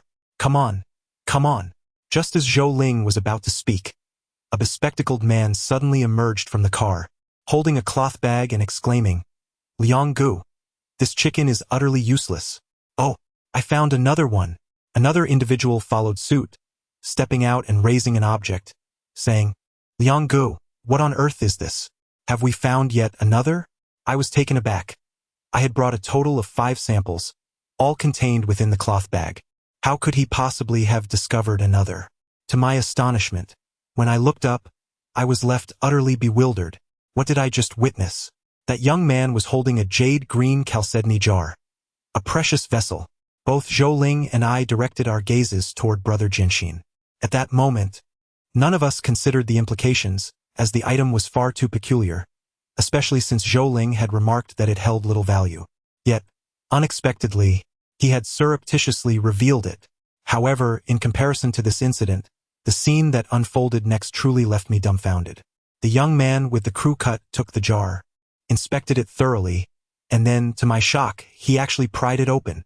Yet, at the moment of opening, no grand treasure emerged. Instead, a small quantity of brownish-yellow powder wafted out, accompanied by an unusual fragrance that gradually permeated the surroundings. Indeed, it was a scent, which surely deviated from what everyone might have anticipated, as I too harbored doubts. Shouldn't it be a foul or pungent odor? It was only later that I learned the source of the fragrance was an aromatic powder known as 8 treasure powder. The components of the 8 treasure powder typically include lime, musk, agarwood, cinnabar, chownao, camphor powder, a herbal remedy, and pearl powder. These ingredients not only dispel unpleasant odors, but also possess preservative and insect-repelling properties. Friends in need might find this information quite useful. However, beyond the scent, a more pressing question emerged. Where have these substances gone? Surely, they couldn't have been discarded by Jianxin. Before I could ponder further, the short-haired fellow made an even more shocking move. Noticing the fragrance, he directly extended his finger, scooped a pinch of powder from the jar, and brought it close to his nose to inhale. After doing so, he examined the powder on his fingertip, seemingly unsatisfied, and extracted a larger clump that had solidified, crushing it to continue smelling. This sight was rather nauseating to me. Wait, a sudden realization struck me. The short-haired fellow was unfamiliar with the precious jar. Otherwise, he would never have acted in such a manner. Thus, while I could not yet ascertain whether he was a peer, it was evident that he was no expert. A chuckle escaped Jianxin, unable to contain himself. Bang! The bespectacled man intervened with a kick. "You fool!" he exclaimed. Grabbing Jianxin by the collar, he demanded fiercely, "Where is the concealed item? Speak up quickly." "All right." The short-haired fellow stood up and declared, "It's dawn. Let South leave this place for now." Approximately half an hour later, we were taken to a residential area. Rather than hastily interrogating Uncle Changhai and the others about their whereabouts, the short-haired fellow began to examine the samples, scrutinizing each one meticulously. I meticulously surveyed my surroundings and observed that the decor of this place was quite commendable. Though it could not be deemed luxurious, it exuded an ancient charm that was rich in character, particularly with a lustrous pot of clivia adorning the coffee table, which seemed somewhat incongruous with the demeanor of the crew-cut individual. Suddenly, Zhou Ling let out a laugh, laced with sarcasm, and inquired, "Do you understand?" The crew-cut man's expression darkened.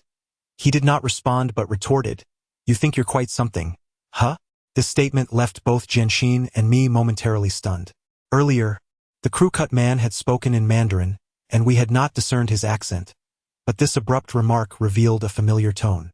Goodness, a brother from the northeast? Jianxin, brimming with excitement, leaned forward and exclaimed, "Brother, I'm also from the northeast. Where are you from?" "Shut your mouth." The crew-cut man slammed his hand on the table, gritting his teeth as he said, "Who the hell is your brother? How dare you even say that? A few grown men, yet you associate with a southern softy. It's downright disgraceful." Zhou Ling's sarcasm intensified as she retorted, "Oh, so you wish to cleanse the ranks of the northerners? What is your plan? Bury us? Ha! Do you think I would shy away?"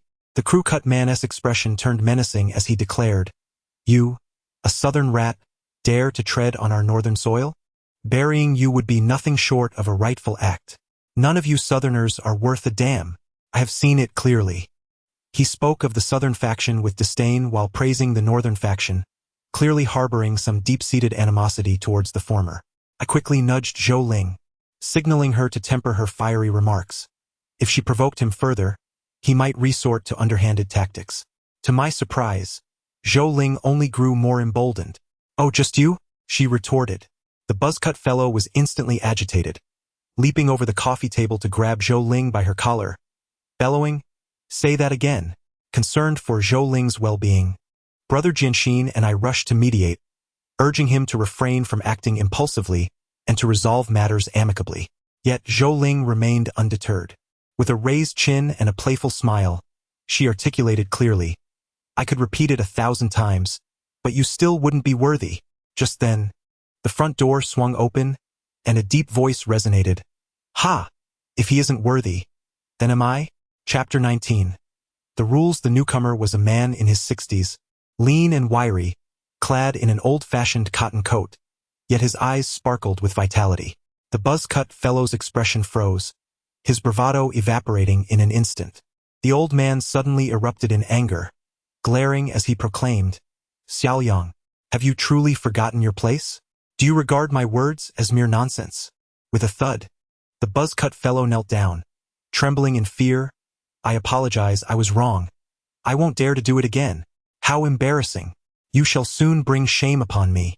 As he berated him, he delivered a sharp kick to the buzz-cut fellow. I witnessed it clearly. It was a forceful, deeply felt blow. The man with the crew cut was kicked to the ground, his face drained of color, yet the old man acted as if he were oblivious, continuing to shout, "Are you just going to lie there? Untie him at once." I stood by, utterly astonished, particularly by the crew cut's sudden act of kneeling. Prior to that moment, I had believed such scenes belonged solely to historical dramas.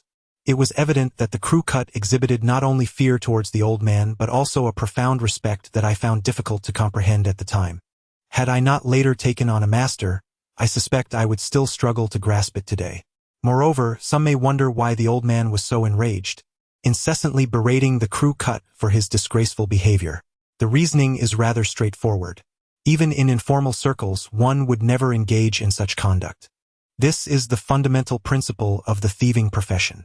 If everyone acted in such a manner, chaos would ensue, and no one would dare to venture into tombs. Especially in places devoid of established bases, regardless of whether one belongs to the northern or southern factions or walks an unconventional path, it is imperative to adhere strictly to one's principles and earn one's keep through merit. It is akin to transferring to a new school and winning the affections of the most popular girl, only to have those secretly enamored with her confront you in discontent. Such behavior is profoundly contemptible. If you are genuinely impressive, you ought to have others trailing behind you, eager to pick up your discarded shoes. At the very least, if you catch someone in the act, corner them and engage in your games whatever they may entail, then that would indeed demonstrate your prowess. Yet now that I have completed my tasks and procured the necessary items, how could you possibly have the audacity to trouble me without even knowing where or how I accomplished my work? If that is the case, why bother with the trivialities of tomb raiding? Why not head straight for the vaults instead? In essence, this is the sentiment I wish to convey, and I trust it is understood. Once released, the elderly gentleman, maintaining a stern demeanor, clasped his hands in salute to Zhou Ling, stating, "I sincerely apologize. I, Old Feng, have not been strict enough, leading to an embarrassing situation for Yuan Liang." Zhou Ling rubbed her wrist and returned the gesture, albeit with her hands held slightly higher. Yuan Liang, feeling unworthy, responded, "This is too much. I have encountered the esteemed Master Feng of the Southern School of Goldsmithing." The old man cast a sidelong glance at Zhou Ling's respectful gesture, chuckling and shaking his head. "Oh no, I am but a humble grave digger and unworthy of such a title." Zhou Ling countered, "You are being too modest. In Shandong, you are well known as a prominent figure in the underworld, alongside the likes of the famous Dazhou Dingmanyan, Lini Dengye, and Tengzhou Lu the Mason. If you deem yourself unworthy of the title, what of the others?" With a hearty laugh, Master Feng settled onto the sofa, lighting a cigarette while gesturing for Zhou Ling to take a seat. He remarked, "Let us disregard Lu the Mason, whose eyesight is rather poor, but we must not belittle old Wang and his companion." Upon concluding his statement, he noticeably paused, as if drawn to the items atop the tea table. "Ah, quite impressive," Master Feng exclaimed, picking up a 10-tael silver ingot and running his fingers over its engraved surface. Nodding in approval, "Excellent craftsmanship. Did you acquire this from a seller?" Zhou Ling waved her hand dismissively. "I wasn't that fortunate. It was merely a small pit, from which I managed to extract a few pieces, nothing compared to your illustrious collection." "Oh?" Master Feng raised an eyebrow, seemingly intrigued. placing the silver ingot aside and pointing to a precious jar, inquiring, "Is it a full pot? Now that is truly remarkable. I have heard that you are the shovel of Qingzhou, and I have wandered around that area quite a bit, yet I have never encountered such a notion." Upon hearing this, Jianxin's expression transformed, resembling a frayed pair of cotton trousers, as he patted my shoulder and exclaimed, "It's nothing to scoff at. It all depends on the skill of the Chuanzi, a precise strike, and you'll see." Before he could finish his sentence, he noticed Zhou Ling's piercing gaze, prompting him to abruptly cease, accompanied by an awkward smile. Master Feng scrutinized me from head to toe before directing his gaze back to Jianxin. With a smile that did not reach his eyes, he remarked, "Young brother, this profession has its depths and shallows. It would be prudent for you to learn more." At that moment, I assumed Master Feng was addressing Jianxin's sudden interjection, as I too found it rather inappropriate. However, the true faux pas committed by Jianxin was the revelation of sensitive information. In the realm of tomb raiding, encounters among peers are common, and much is exchanged. Yet there are two subjects that remain unspoken: one's unique skills and the specific locations of past endeavors. Even if others are aware, one must refrain from uttering such details. Jianxin's actions not only displeased Zhou Ling but were also unlikely to please Master Feng. Beyond the suspicion of boasting, the crux of the matter lies in the potential repercussions. Should Master Feng become aware of our findings, any misstep on our part would lead to doubt cast upon him, which, even if he were innocent, could tarnish his reputation should it spread. Enough of that, I shall not ramble further. Master Feng cleared his throat and addressed Zhou Ling. Although conflicts between the northern and southern factions have persisted over the decades, I harbor no personal grievances against the southern faction. Xiao Liang is young and naive, and I have not been strict enough in my guidance. As he spoke, he pulled open the drawer and retrieved 2 stacks of cash, placing them before Zhou Ling. A token of my sincerity, consider this my apology to Xiao Liang. I wonder if Miss Zhou could do me the favor of sparing him any further trouble? Zhou Ling took a deep breath, nodded and replied, "Regardless of how many doors Master Feng has shattered, this attitude alone does not undermine the dignity of the northern faction." I had anticipated that she would utter some polite phrases about not accepting money and that we should part as friends without grievances. To my surprise, Zhou Ling directly picked up the money, raised it over her shoulder, and said, "Let it be as Master Feng wishes. If Master Feng holds me in esteem, we may traverse the world apart yet remain good friends when we meet." "Ha, well said." Master Feng chuckled, rising to clasp his fists in salute. "Then I shan't keep you any longer." Zhou Ling also stood, returning the gesture with a phrase to pause. She then gestured for me to pack up the samples and proceeded to walk out. A vague sense of unease washed over me, prompting me to glance back at him instinctively. To my surprise, Master Feng was also looking at me. Upon meeting my gaze, he smiled and nodded, leaving me feeling somewhat awkward. I quickly reassured myself that perhaps I was overthinking things. After all, Master Feng appeared quite amicable and adhered to the rules. He likely had no hidden agendas. Little did I know, this thought would dissipate in less than half a minute, as the scene that unfolded next shattered my assumptions. Upon exiting the main door, we found ourselves confronted by no fewer than 20 men standing in the alley, wielding pickaxes and knives. Chapter 20. Shipment. The individuals before me appeared to be in their mid-20s, all armed and exuding an air of professionalism. A sudden realization struck me, prompting a glance towards Zhou Ling. Indeed, there was no trace of surprise on her face. Upon our emergence, the leader inquired, "Are you surnamed Zhou?" Zhou Ling nodded with a smile. "It's early in the morning. I appreciate your hard work. It is only proper to compensate for services rendered." The man waved his hand dismissively, indicating that if there was nothing further, they would take their leave. The 2,000 yuan, which Zhou Ling had been holding, was promptly handed over to him. She added, "Could you kindly arrange for a vehicle to be left for us? Additionally, there is a Jiangxi licensed cheetah on Jingshe Road. I would appreciate it if you could bring it into the city. Any extra expenses will be my treat for tea." The man nodded, accepted the money, and with a wave of his hand, the group began to disperse. In my youthful naivety, I believed that this assembly of individuals was merely a consequence of the payment made by Master Feng. It was only later that I comprehended the truth, that they were in no way intimidated by a mere handful of people. As seasoned veterans of the underworld, They were not easily swayed. Had they chosen to storm the courtyard, the likes of Xiao Pingtu and his associates would inevitably face a severe reckoning. This display was, in fact, a demonstration of respect towards Master Feng. Although he had provided the funds, he remained indebted to Zhou Ling for a considerable favor. For such old-school figures, reputation and face often held greater significance than mere monetary gain. The group left behind a rather dilapidated Chang'an van, which bore the appearance of an archaeological artifact. Zhou Ling struggled for some time to ignite the engine, but this was, after all, the best vehicle they could offer us. After approximately 5 minutes, Jianxin sighed and said, "Lingjie, I was wrong. I shouldn't have taken it." Zhou Ling maintained her composure, gripping the steering wheel in silence. The atmosphere grew increasingly oppressive. I pondered what I might say to alleviate Jianxin's discomfort.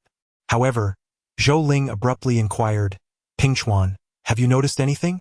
Taken aback, I hesitantly replied, "Lingjie, are you referring to Master Feng?" Indeed. I thought to myself how curious it was that my intuition had proved accurate, and I hastily articulated my thoughts. Yet, Zhou Ling questioned what seemed amiss. This left me somewhat perplexed. After all, I merely had a vague sense of unease, but I couldn't pinpoint the exact cause. Suddenly, realization dawned upon me. "Lingjie, I believe the first thing that caught Master Feng's attention was not the silver ingot, but rather the precious jar. Moreover, I sensed that upon seeing the jar, he was genuinely astonished, though he managed to suppress his reaction. His inquiry about the silver ingot seemed intentional, which struck me as peculiar. It was as if he was attempting to conceal his surprise from us. Initially, I had not contemplated this deeply, but after such analysis, my conviction in my judgment only strengthened. Master Feng was deliberately concealing something. Although his demeanor appeared flawless, my focus had been solely on him since he entered the room, allowing me to discern these subtleties. In other words, had he mentioned the jar directly upon seeing it, I would not have found it strange, especially considering its rarity. A smile played on Zhou Ling's lips as she mused. It seems this jar is more complex than it appears at first glance. I wondered if she had misjudged its value, but quickly dismissed the notion. I then inquired about our next course of action. "Patience," Zhou Ling replied languidly. "Feng Chaos Ho is an experienced veteran.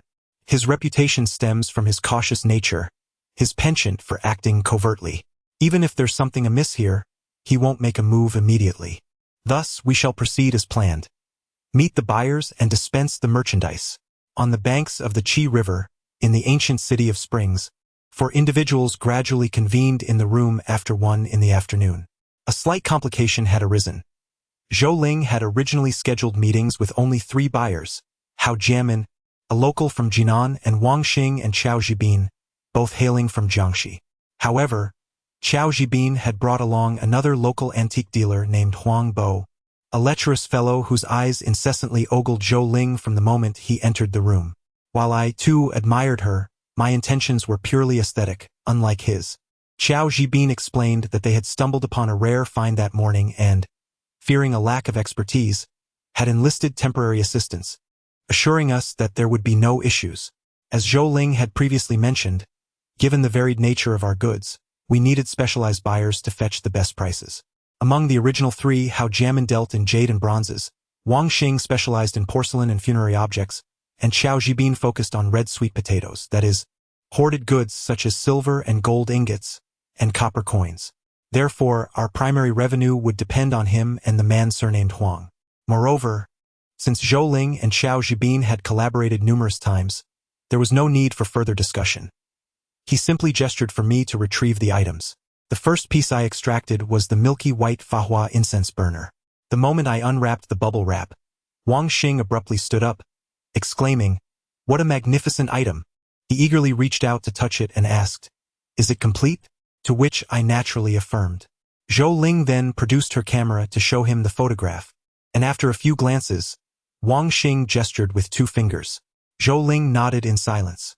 However, Huang Bo, with a smile that barely concealed his amusement, remarked, "Ah, Boss Wang is indeed generous.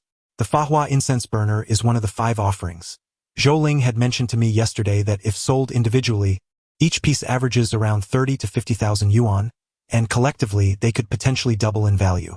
Of course, this is the market price. As primary suppliers, we could sell each piece for only 10 to 20,000. Thus a total of 100,000 would be a profitable venture. Wang Xing offered 20,000 not out of folly or excessive wealth, but rather due to his experience. As the saying goes, to glimpse a small portion is to perceive the whole. Upon seeing this item, he surmised that we possessed even more valuable goods, and so he made a preliminary offer. This compelled the other two parties to refrain from being overly frugal. When more suitable items arose for Wang Xing, Zhou Ling would adjust the prices to maintain goodwill. The second item was merely a photograph of a jade ruby. Unlike Wang Xing, Hao Jianmin was not as forthcoming, and after some negotiation with Zhou Ling, he finally settled on 17,000. Following this, the two alternated in examining the goods. Ultimately, the complete set of 5 offerings, including a gradient-colored glass bowl, and other vessels, was acquired by Wang Xing for 60,000 in one swift transaction. This price was significant for us, yet it also presented a considerable profit for him, especially given the market conditions at that time. If projected 5 years into the future, even if it is not the coveted yuan blue and white porcelain, this item could still yield substantial profits. As for the assortment of small jade artifacts, exquisite writing instruments, and the cloud crane patterned bronze mirror, Hao Jianmin purchased them all in one fell swoop for a total of 150,000. Notably, the Su inkstone constituted a significant portion, fetching 60,000 on its own. This price is nearly commensurate with the prevailing market value, indicating that Hao Jianmin undoubtedly has a dedicated collector of ancient inkstones in his sights. To my delight, the red fishhook I cherish sold for a mere 6,000. Once the two concluded their dealings, Qiao Zhibin rose, rubbing his hands together. Ah, at long last, they have finished. Now it is my turn. Quickly, Xiao Ling, bring forth the items so that everyone may have their eyes opened. Chapter 21. Accompanying burial this time, I did not need to intervene. Zhou Ling directly placed the silver ingots upon the table, 2 inscribed and 98 uninscribed, all in the uniform weight of 10 taels. Old Xiao, if you intend to purchase the entire lot, please provide a fair price. The existence of Changhua silver ingots is scarce. According to the market conditions of that time, provided their condition is satisfactory, each uninscribed ingot could command around 10,000, while the inscribed ones could start at a minimum of 50,000. Our collection, in terms of both condition and patina, undoubtedly qualifies as top tier, far surpassing the average seller finds. Moreover, the post-Song dynasty sweet potato goods, unless they are the types that emerge from the riverbed, are generally suitable for auction. Thus, particularly for the 2 inscribed pieces, there exists considerable potential for price appreciation. Donning his gloves, Qiao Zhibin scrutinized the artifacts through a magnifying glass for an extended duration before nodding affirmatively at Huang Bo. Subsequently, they both performed a sleight of hand, engaging in a clandestine exchange right before our eyes. Wang Xing scoffed, deriding their actions as antiquated theatrics. Evidently, Qiao Zhibin's offer was generous, as Huang Bo persistently attempted to restrain his arm. After a minute, Huang Bo cheerfully announced, Miss Zhou, we'll take them all at your stated price. 120.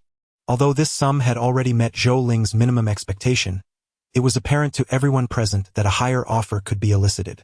Consequently, she slowly shook her head.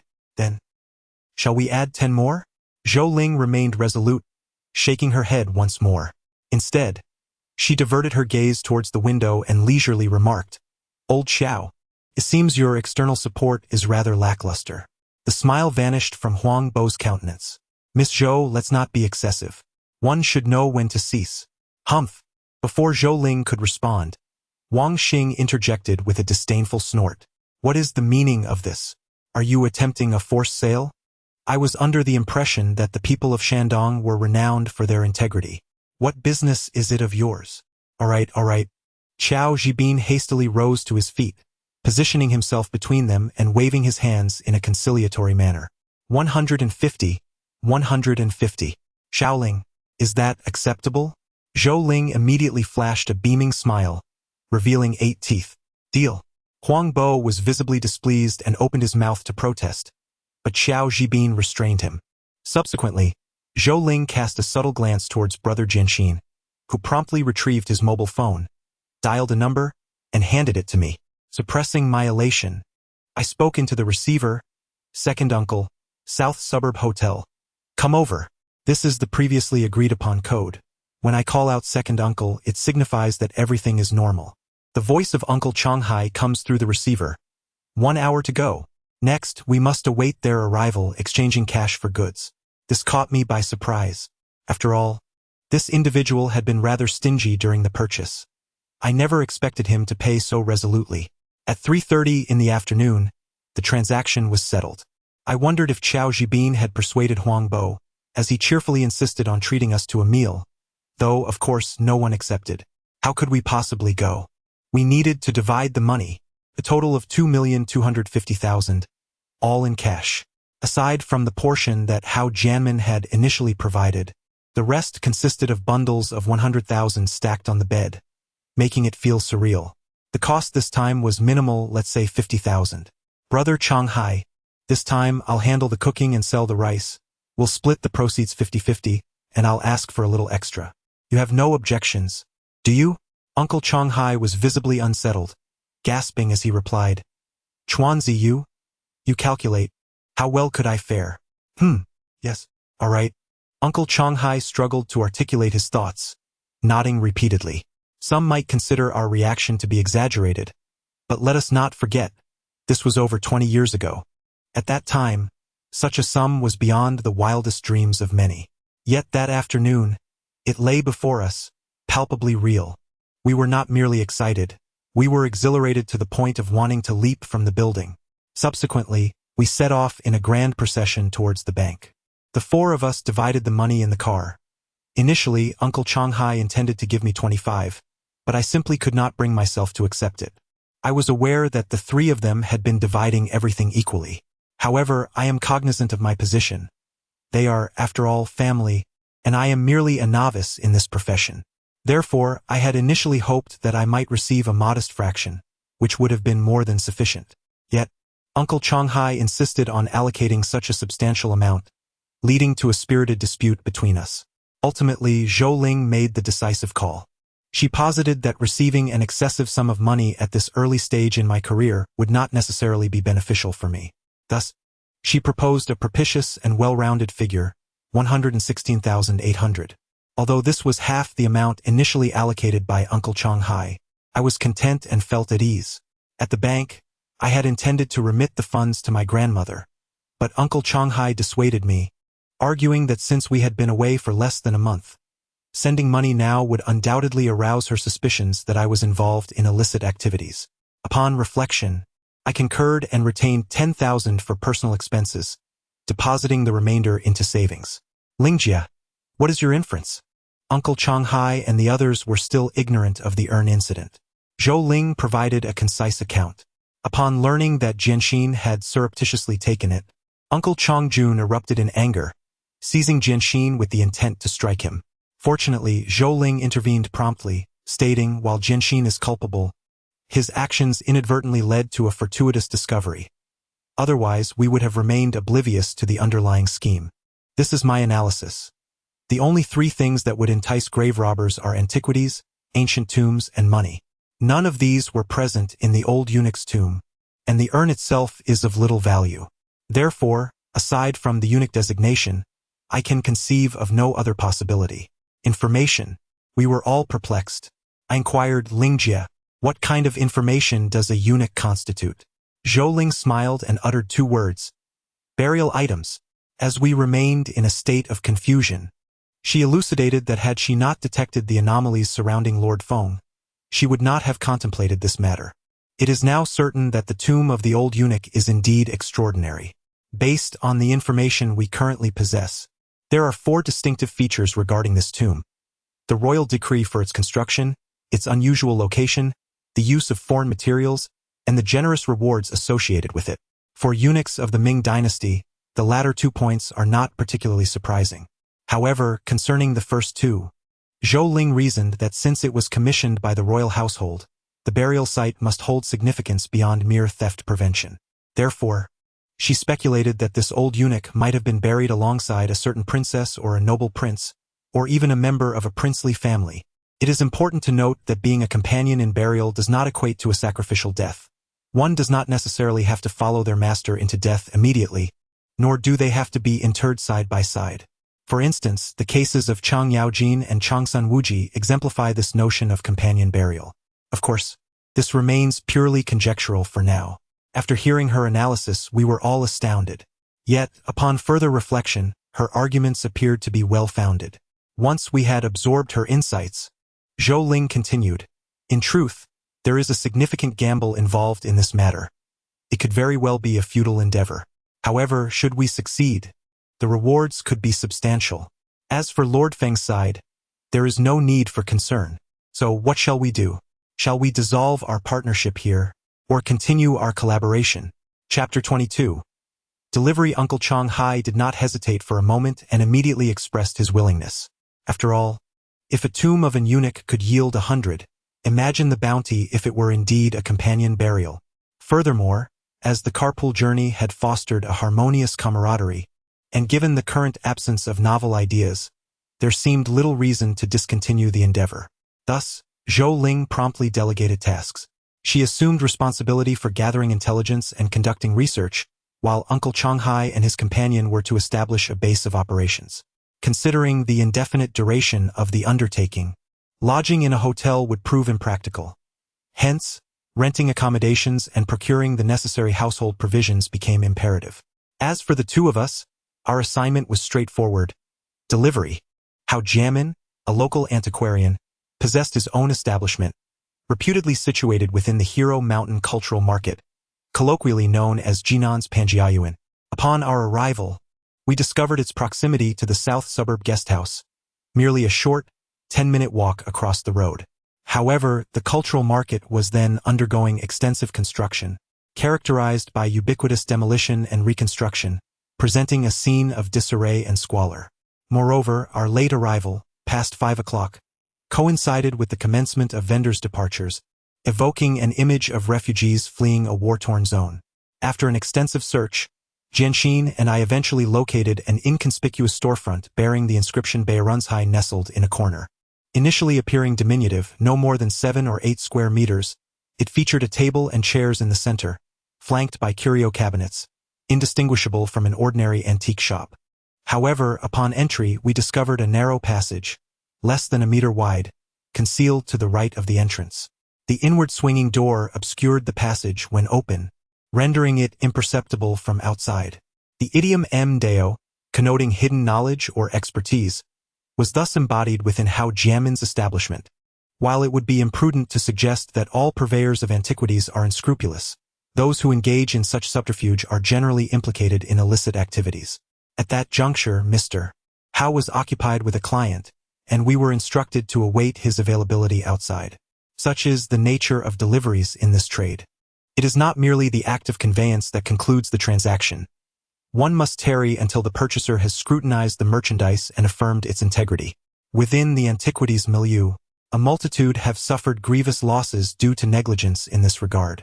Indeed, a moment's inattention can result in the surreptitious substitution of goods, whereupon the unscrupulous party may not only decry the disparity but also levy a counteraccusation of provocation. Assuredly, Mr. Hao was beyond such perfidy, lest Ms. Zhou would not have entrusted the delivery to our care. After approximately 20 minutes, a gentleman of perhaps 40 years emerged from within. Adorned in sartorial elegance and possessing a dignified countenance, he exuded affluence and greeted us with a courteous nod. Subsequent to his departure, we accompanied Mr. Hao through a corridor, which unveiled a resplendent tea room of dual courtyards, meticulously appointed in classical aesthetics. Mr. Hao, with utmost civility, prepared tea for our refreshment before commencing his inspection of the wares. My thoughts remained fixated upon the belt hook. However, mindful of the adage that prudence is paramount, I hesitated to broach the subject directly, lest he seize the opportunity for exorbitant profiteering. Therefore, en route, I had formulated a pretext. Mr. Hao, as a neophyte in this profession, I am largely ignorant of market values. Would it be convenient for you to enlighten me on prevailing rates? Mr. Hao, harboring no suspicion, responded with a smile, stating, excluding certain exceptional artifacts, the typical markup in your trade is approximately 1/3 of the market value. Consequently, our selling price is generally double the acquisition cost. However, the specific bidding must depend on the buyer. For instance, that Mr. Jiang we just encountered, despite his wealth, lacks expertise, often leading him to make excessively aggressive offers. Conversely, a more knowledgeable buyer would approach the matter with greater prudence. This subject is indeed profound. Without immersing oneself in this industry for a while, it is quite challenging to gain entry. I pondered that if Mr. Jiang acquired the red fish with hooks for 6,000, and if he were not deceiving me, then the selling price would surely be 18,000, which seems rather steep. My psychological price point at that moment was 8,000. I inquired about the typical duration required to sell our batch of goods. My eyes darted around, and I candidly expressed, "I apologize, Mr. Hao, I am utterly inexperienced. I have numerous questions. What is the distinction between the raw and the cooked pits?" In truth, Zhou Ling had previously enlightened me on this concept. I asked out of necessity, as I had yet to see the actual item and found it difficult to assess. Hao Jianmin opened a drawer and retrieved a piece of Chiweng-shaped chicken heart pendant. This is from the old pit. No need to be shy. Feel free to handle it. He then proceeded to share insights about the general cycle of play, methods, and precautions, without necessitating further inquiries from me. Upon hearing this, I felt a surge of delight. Barring unforeseen circumstances, he would likely not sell the piece with hooks within the next 6 months. By the way, there is something I must mention to you all. Throwing obstacles? Brother Jianxin's eyes widened. How so? Will you report us? Hao Jianmin chuckled. How could that be? Reporting you would mean he'd also face consequences. Yet, this person harbors ill intentions, perhaps. Dad, I want to transfer schools. Suddenly, accompanied by a shout, a girl dashed into the tea house. Her voice came to an abrupt halt as she noticed 2 other individuals present, her fair face flushing crimson. Hao Jianmin, also somewhat embarrassed, quickly ushered her into the back room. Although their voices were hushed, I could still overhear them. The girl, named Hao Run, was struggling academically, yet her mother was determined to have her attend high school, spending a considerable sum to secure her admission. Initially, she endured it for half a year, growing accustomed to the incomprehensible lectures. However, recent accounts from friends at vocational school, describing a relaxed and liberated environment, had stirred a desire within her to transfer. Hao Jianmin's attempts to dissuade her only resulted in her bursting into tears. Consequently, he abandoned his meticulous examination of the goods, giving them a cursory glance before closing the shop and taking his daughter out for a lavish meal. Watching them depart, I was overcome with mixed emotions. Such was the life of a child from a wealthy family, one who could never fathom the desolation I felt on my first day of school, alone in a pile of straw. Chuanzi, Brother Jianxin suddenly inquired, how could Hao Jianmin, with his swarthy complexion, father such a beautiful daughter? I was taken aback. Indeed, Hao Jianmin was not only dark-skinned but also possessed unremarkable features, resembling an honest peasant when silent. Hao Run, in contrast, was fair-skinned and strikingly pretty. Despite her simple manner of speaking, they appeared to be an unlikely pair. However, choosing to remain optimistic, I waved my hand dismissively and cautioned against such speculations, suggesting that she might resemble her mother. I doubt it, Brother Jianxin retorted with a dismissive curl of his lips. At that moment, Uncle Changhai called, informing me that he had successfully rented a property not far away, situated merely a kilometer from the Lenin community. Chapter 23. News: Uncle Changhai had secured a modest 3-bedroom apartment. Uncle, why did you choose such a place? Jianxin inquired, pinching his nose. I see this community is not bad. Couldn't we find a better house? We are not short on funds at the moment. There's no choice, Uncle Changjun replied while mopping the floor. Zhou Ling instructed us to find a place near the cultural market. Your second uncle and I inspected several options, and this second-floor unit had few neighbors and ample space. I called her, and she mentioned that as long as it was tidy enough, it would suffice. After contemplating for a moment, I asked Uncle Changjun, I understand the benefit of having no neighbors, but why specifically the second floor? Without raising his head, Uncle Changjun replied, because the second floor is easier to jump from. I was taken aback, internally exclaiming in admiration. This was indeed the wisdom of life experience. Although it may not necessarily be applicable, it was prudent to prepare in advance. While I was lost in thought, An unfamiliar yet enticing scent wafted through the air. Strikingly familiar. I looked up to see Jianxin, having procured a pair of chopsticks from somewhere, digging into a precious container to extract powder. "What on earth are you doing?" I exclaimed. "I'm freshening up the restroom. It smells horrid." Before I could finish, Jianxin had already tossed a generous scoop of powder into the toilet. Afterward, he dramatically inhaled the air and exclaimed, "This stuff really works. I can't smell the foul odor anymore." I frowned, recalling a dream about an elderly eunuch, feeling that such actions were somewhat inappropriate. However, it must be said that from the moment he produced the powder, within mere seconds, not only the unpleasant odor in the restroom but also throughout the entire room had dissipated considerably. Brother Jianxin, struck by inspiration, approached and exclaimed, "Chuanzi, tomorrow let us delve into how this powder is made and perhaps develop an air freshener. Who knows, we might even strike it rich. We shall name it. Let us call it Taiji brand deodorizer." "Taiji brand?" I inquired. "Isn't that akin to a cough syrup? Why name it Taiji?" "You misheard." Jianxin chuckled lewdly. "It's not Taiji, it is Taiji," referring to the eunuchs. I was taken aback, and a thought struck me, prompting me to urgently ask, "By the way, what happened to the contents? You didn't toss it out, did you?"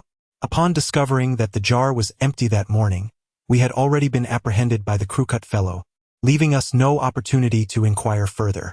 Subsequently, a series of events unfolded, causing this matter to slip from my mind until now. "What contents?" "Well, the eunuchs."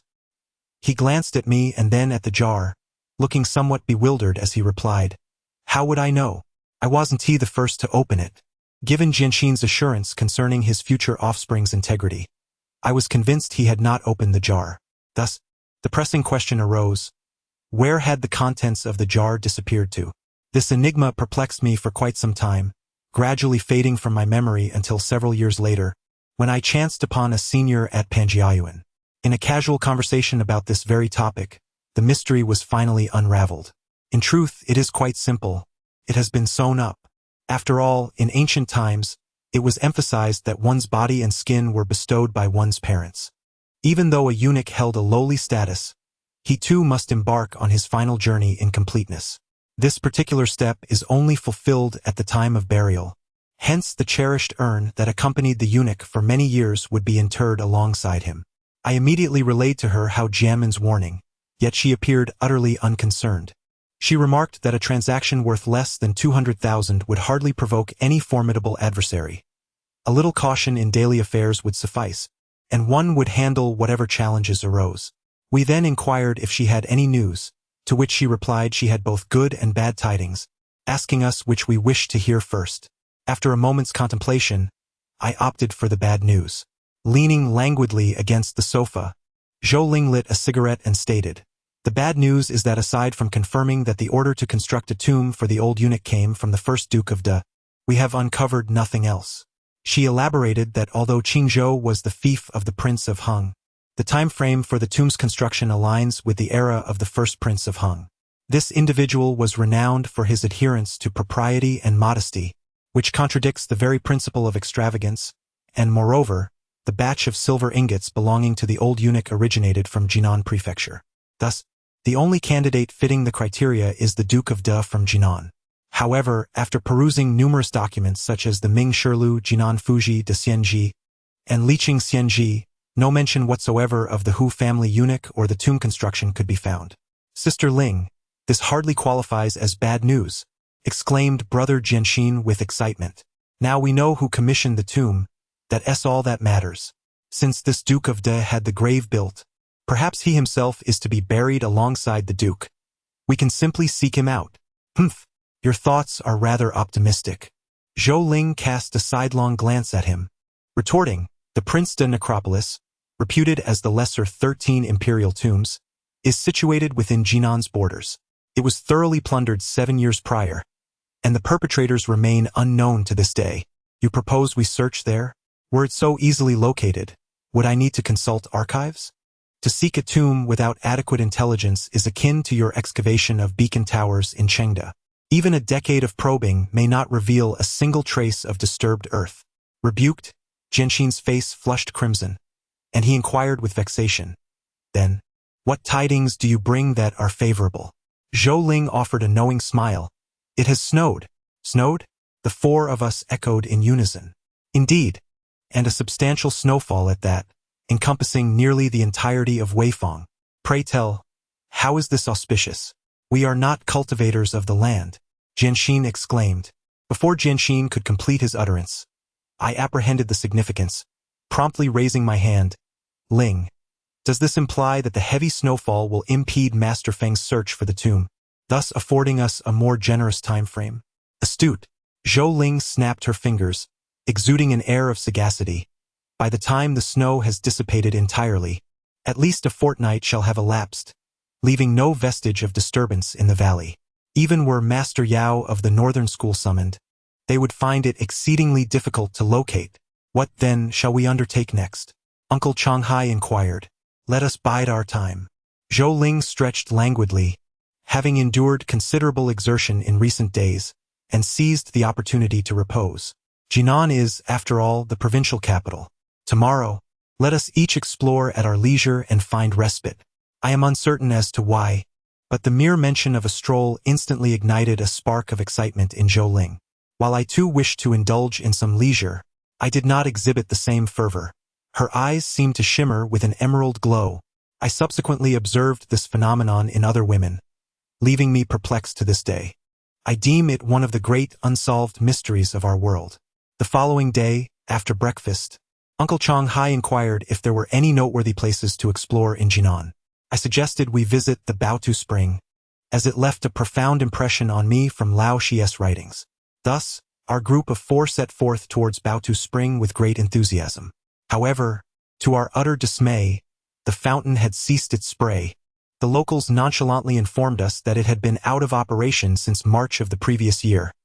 Almost a year indeed. Furthermore, the locale bore no resemblance to Lao Xie's vivid descriptions.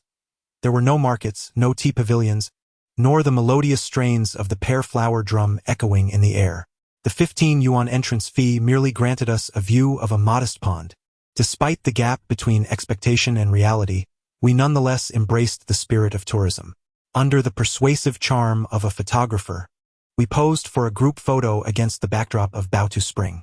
I have preserved that photograph, revisiting it once a year with fond nostalgia. Afterward, we inquired with our photographer about directions to Quanqing Road. The reasons were twofold.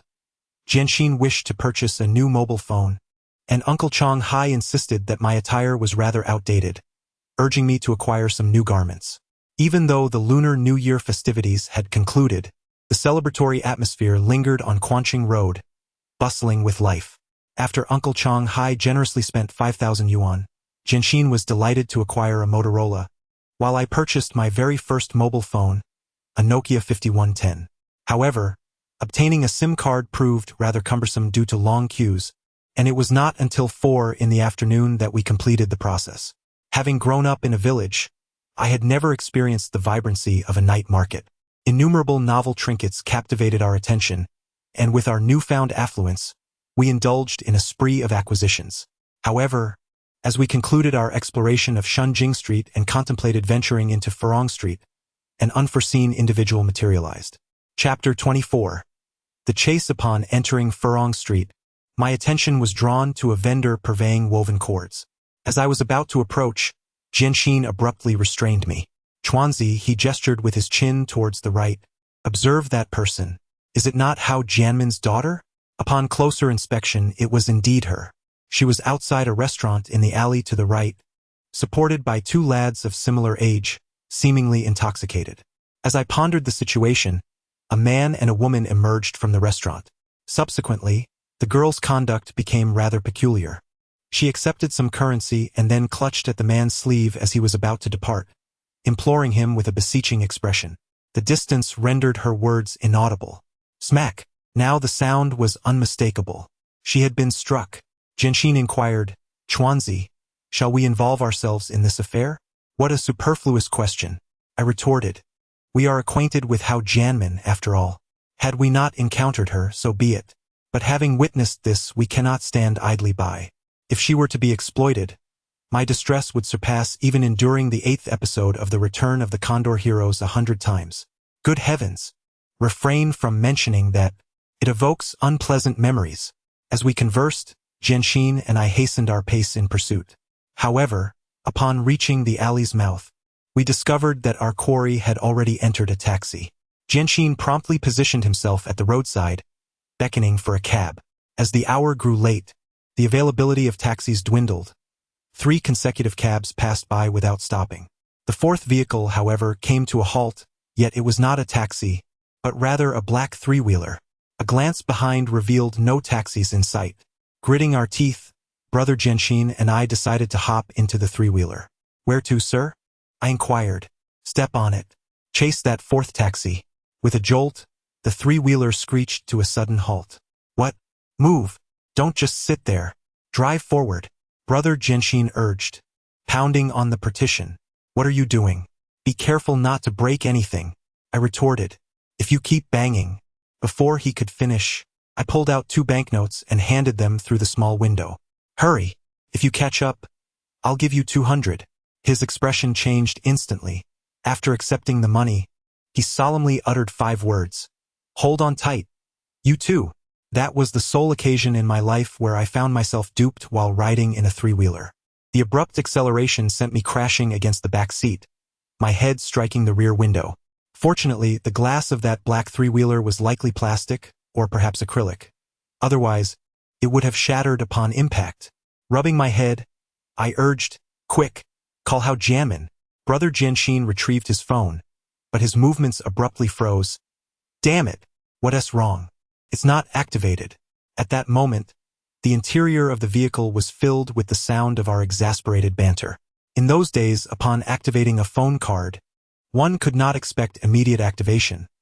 Typically, one had to wait approximately 6 hours. This was contingent upon completing the process in the morning. If it were done in the afternoon, activation would be postponed until the following day. Thus, unless we reported to the authorities, we were left to fend for ourselves. No worries. Jianxin waved his hand dismissively, his gaze growing increasingly fierce. Those rascals would not dare to confront Gao Jiamin's daughter in the car. As long as we do not lose sight of them, once the vehicle halts, I shall ensure they are utterly vanquished. I remained silent, clenching my fists in agreement with his sentiments. After a fervent pursuit, our tricycle had overtaken the previous 3 taxis and ventured onto Quanqing Road. The driver, slightly out of breath, turned to inquire, "Young man, you mentioned the 4th taxi. Which one is it among these 3 ahead?" Without needing his prompt, we had already spotted them. Upon exiting Quanqing Road, the lanes widened, revealing 2 errant vehicles that seemed to have appeared from nowhere. 3 red Shaoli cars were now traveling side by side on the road. Infuriating. "Close in. Let us take a closer look." We squeezed into the small window, our eyes wide with anticipation. The darkness enveloped us, and the distance rendered the details unclear. However, it was evident that only the leftmost vehicle was fully occupied, so it was likely our target. Continuing our pursuit for several hundred meters and taking advantage of the red light, the driver surged forward and positioned us directly behind the car. Although we could not see their faces, we both recognized that the slumped figure in the rear seat was undoubtedly Gao Run. "Chuanzi, should we take action now?" "No." I shook my head, lowering my voice. "There are too many people around. Engaging in a fight will surely attract the police." Reflecting upon that time, it was indeed a chaotic affair, consumed by the singular thought of resorting to violence. In reality, had we simply descended from the vehicle and posed as cousins, we could have easily intimidated our way out of the situation. At that moment, the driver, an elderly gentleman, wielding his hat, fanned himself while inquiring, "Gentlemen, shall we continue the chase? If not, you may disembark. It isn't far and you needn't pay the 200. No sooner had he spoken than the light turned green, prompting us to urge him onward. However, as we merged onto the main road, the taxi's speed increased, widening the distance between us and our target. "Oh dear, driver, keep up," I exclaimed, as the cold air swirled around him, manifesting as clouds of white vapor escaping from his collar. After a vigorous acceleration, the gap only grew larger, and panting heavily, he lamented, "This won't do. We can't catch up." Perhaps you two should switch cars? This notion had already crossed my mind. Yet it felt as if I were confronting a specter. I scanned the surroundings fervently, but not a single vacant cab was in sight. Please, dear driver. My sister has been intoxicated by a rogue, and she is in that car ahead. Kindly assist us. If we find a vehicle, we shall promptly switch. What? This is occurring? He replied. Well then, I shall push myself to the limit today. I cannot allow this cab to abandon me. As he spoke, a fierce determination crossed his face, and with a determined stance, he took off down the road. Thus unfolded a curious spectacle. He ran, he chased, and the clouds of white smoke billowed. Shandong has indeed produced heroes since ancient times. This statement holds true, for that night, the driver exhibited remarkable tenacity. He kept the taxi within our sight, trailing closely behind us. Back in Jinan, there were numerous such unlicensed three-wheeled vehicles, and I surmised that the one we encountered must be the epitome of the industry, the king among wheels. Finally, as we neared Jingshe Road, the taxi's taillights flickered red, gradually pulling over to the roadside. We faintly discerned three ruffians helping the unconscious Hao run out of the vehicle. Chapter 25. Rescue, do you need assistance? The driver inquired, panting heavily after we disembarked. Thank you, but we can manage, I replied, handing him 300 yuan, requesting that he wait for us a while. Why not report this to the police? He suggested. We both had already bolted out, but upon hearing his words, we promptly halted. No, there's no need to call the police. Why not? He gasped, his expression shifting. You young men have spirit. Your words ring true. Shortly thereafter, with a sudden motion, he produced a steel rod, about the thickness of a thumb, from behind his seat and handed it to me. Take this. Hao Run was escorted into a small, nameless inn nestled in a narrow alley. The establishment bore no sign other than the word inn, illuminated by a garish neon light that emitted a crimson glow, imparting an air of impropriety.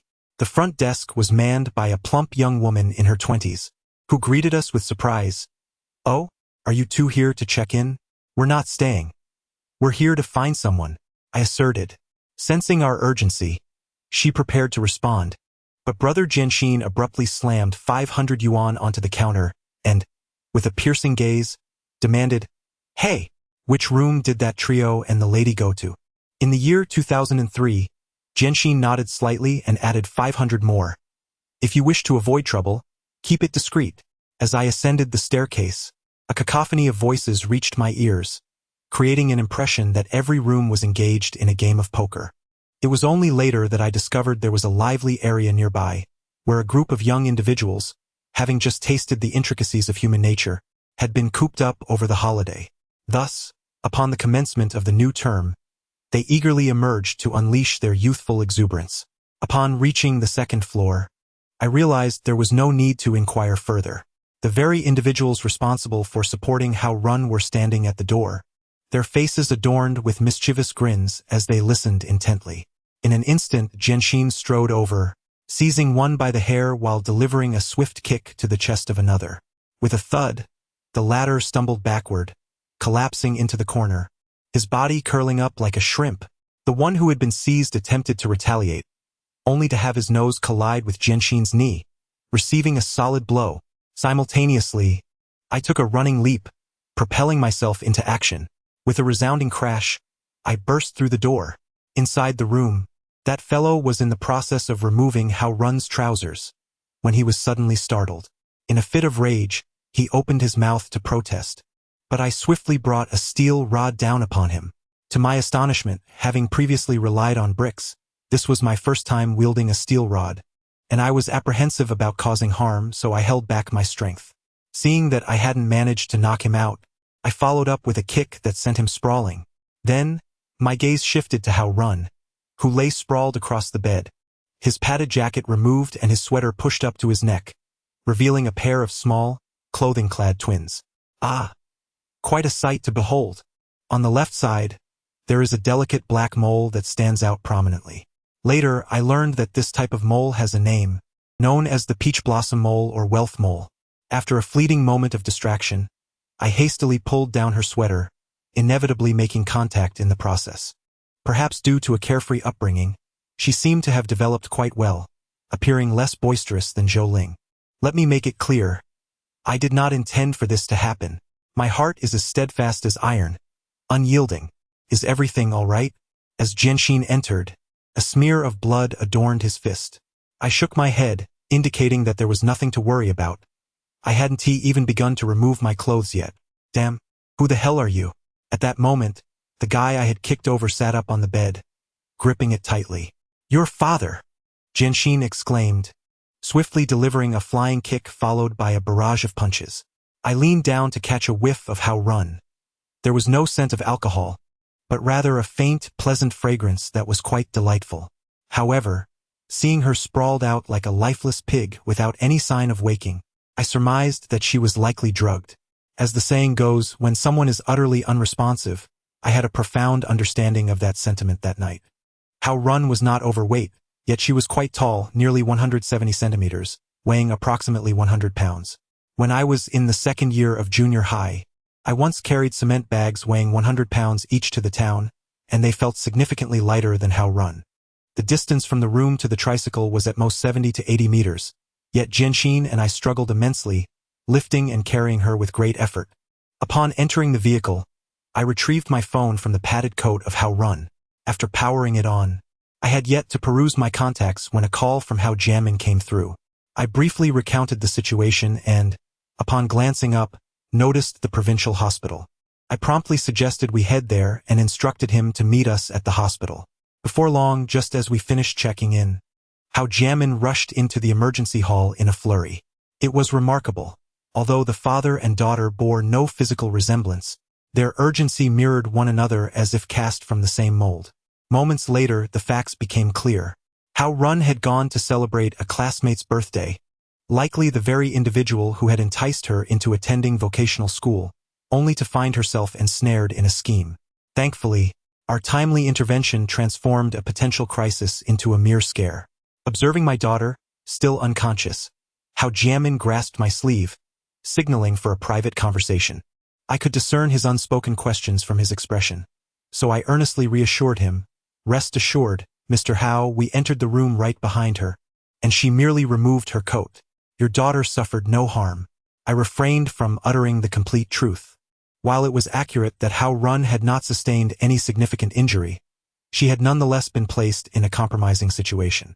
To articulate the reality would be akin to an individual strolling along a rustic path, only to have a toad unexpectedly leap onto their shoe, harmless yet utterly repugnant. The crucial point was that I had witnessed it as well. Though entirely involuntary, it was prudent to remain silent. Hao Jianmin, believing my words, expressed his gratitude in a flustered manner, nearly bowing to us on the spot, and he insisted that we reach out to him for any matters in Jinan henceforth. I was aware that had I brought it up then, he would certainly have declined without a second thought, and would not have asked for a single penny. However, I felt that such an action would invite disdain, so I decided to bide my time and discuss it later, reasoning that he would not be able to sell the item immediately. I initially thought this matter would simply pass, especially since Hao Runquan was fully prepared and nothing unexpected had occurred. Yet, it wasn't long before I realized that Hao Jianmin was truly not someone to be trifled with. In the following days, Jianxin and I explored the entirety of Jinan City, visiting attractions, indulging in shopping, and savoring lavish meals. We nearly went wild with excitement, spending an estimated total of over 10,000 yuan. Fortunately, prices were relatively low at that time. Had it been the present, we would likely have exhausted our funds. During this period, Hao Jianmin called several times, expressing his desire to treat our entire team to dinner. However, Zhou Ling declined to attend, and we both followed suit in our refusal. That evening, after dinner, Zhou Ling once again gathered everyone together. Over the past few days, she had not merely indulged in leisure, she had also conducted extensive research, though still with little to show for it. Consequently, Zhou Ling decided to shift her approach. She postulated that if the old eunuch was indeed buried with company, then based on the level of honor he received posthumously, it was likely that the principal figure held a significant status during their lifetime. Thus, referencing her earlier deduction regarding the potential treasures within the eunuch's tomb, if this principal figure truly existed, it would undoubtedly entail a grand undertaking. Such an endeavor could not be completed in mere months. The timeline would have to be measured in years. A minimum of 3 to 5 years, and in some cases even extending over a decade, would not be unusual. At this juncture, I suddenly realized that the duration of the tomb's construction could essentially be equated with the period of advanced studies, provided one was the mastermind behind it and had no other pressing matters to attend to. Therefore, once a friend discovers a significant pit, estimating the construction period can provide insight into how long it would take to delve into it. Hence, it is imperative to adhere to the law. Otherwise, a moment's carelessness could lead to a minimum of 3 years' consequence. To return to the main topic, according to Zhou Ling, since this is a substantial undertaking, it will take several years.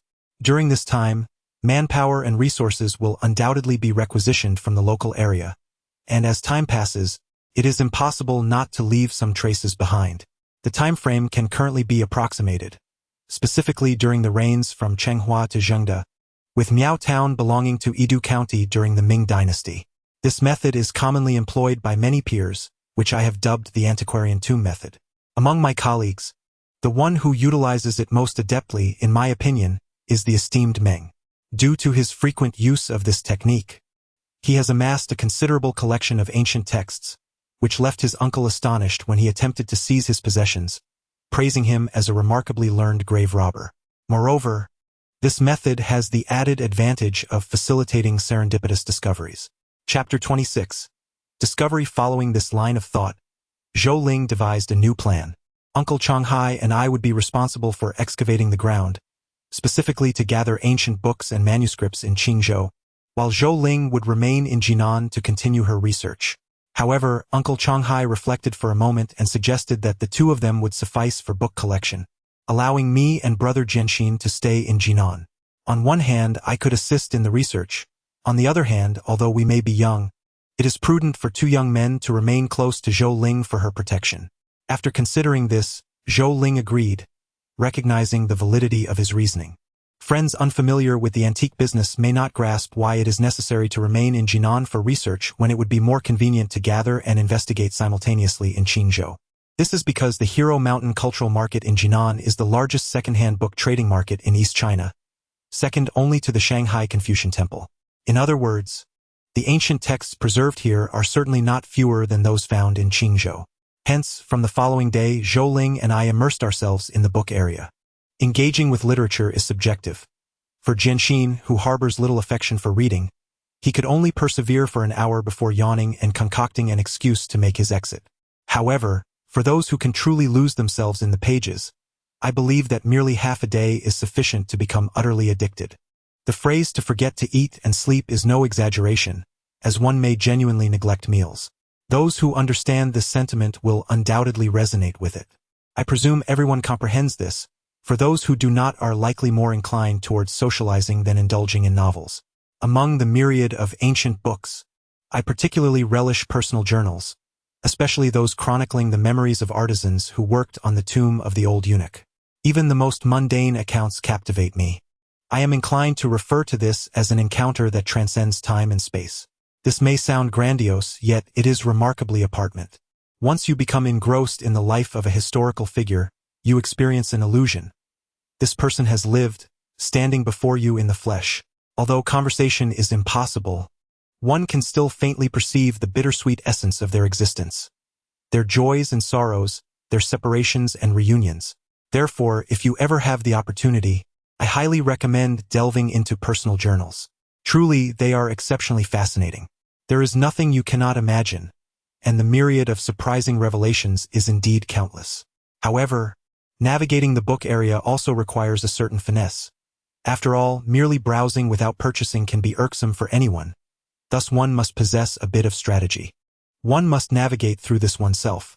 My summary in this regard is as follows.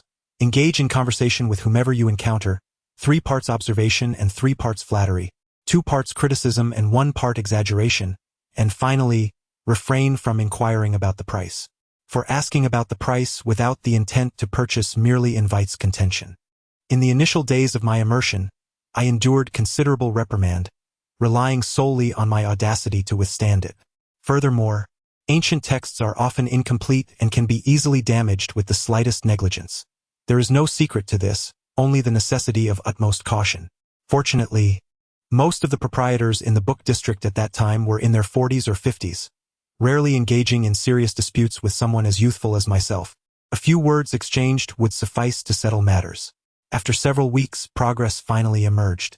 I had perused the text numerous times, which roughly conveyed, in the past, at Shangyun Tower, before a moment had passed, I found myself fatigued and unable to thrive, thus becoming the subject of mockery.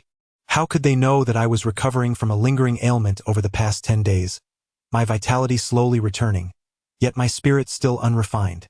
As the beginning of summer approached, after half a month of recuperation, I felt rejuvenated and resolute to display my might. It was then that I unexpectedly encountered my classmate, Wu Mingxing, a native of Yidu.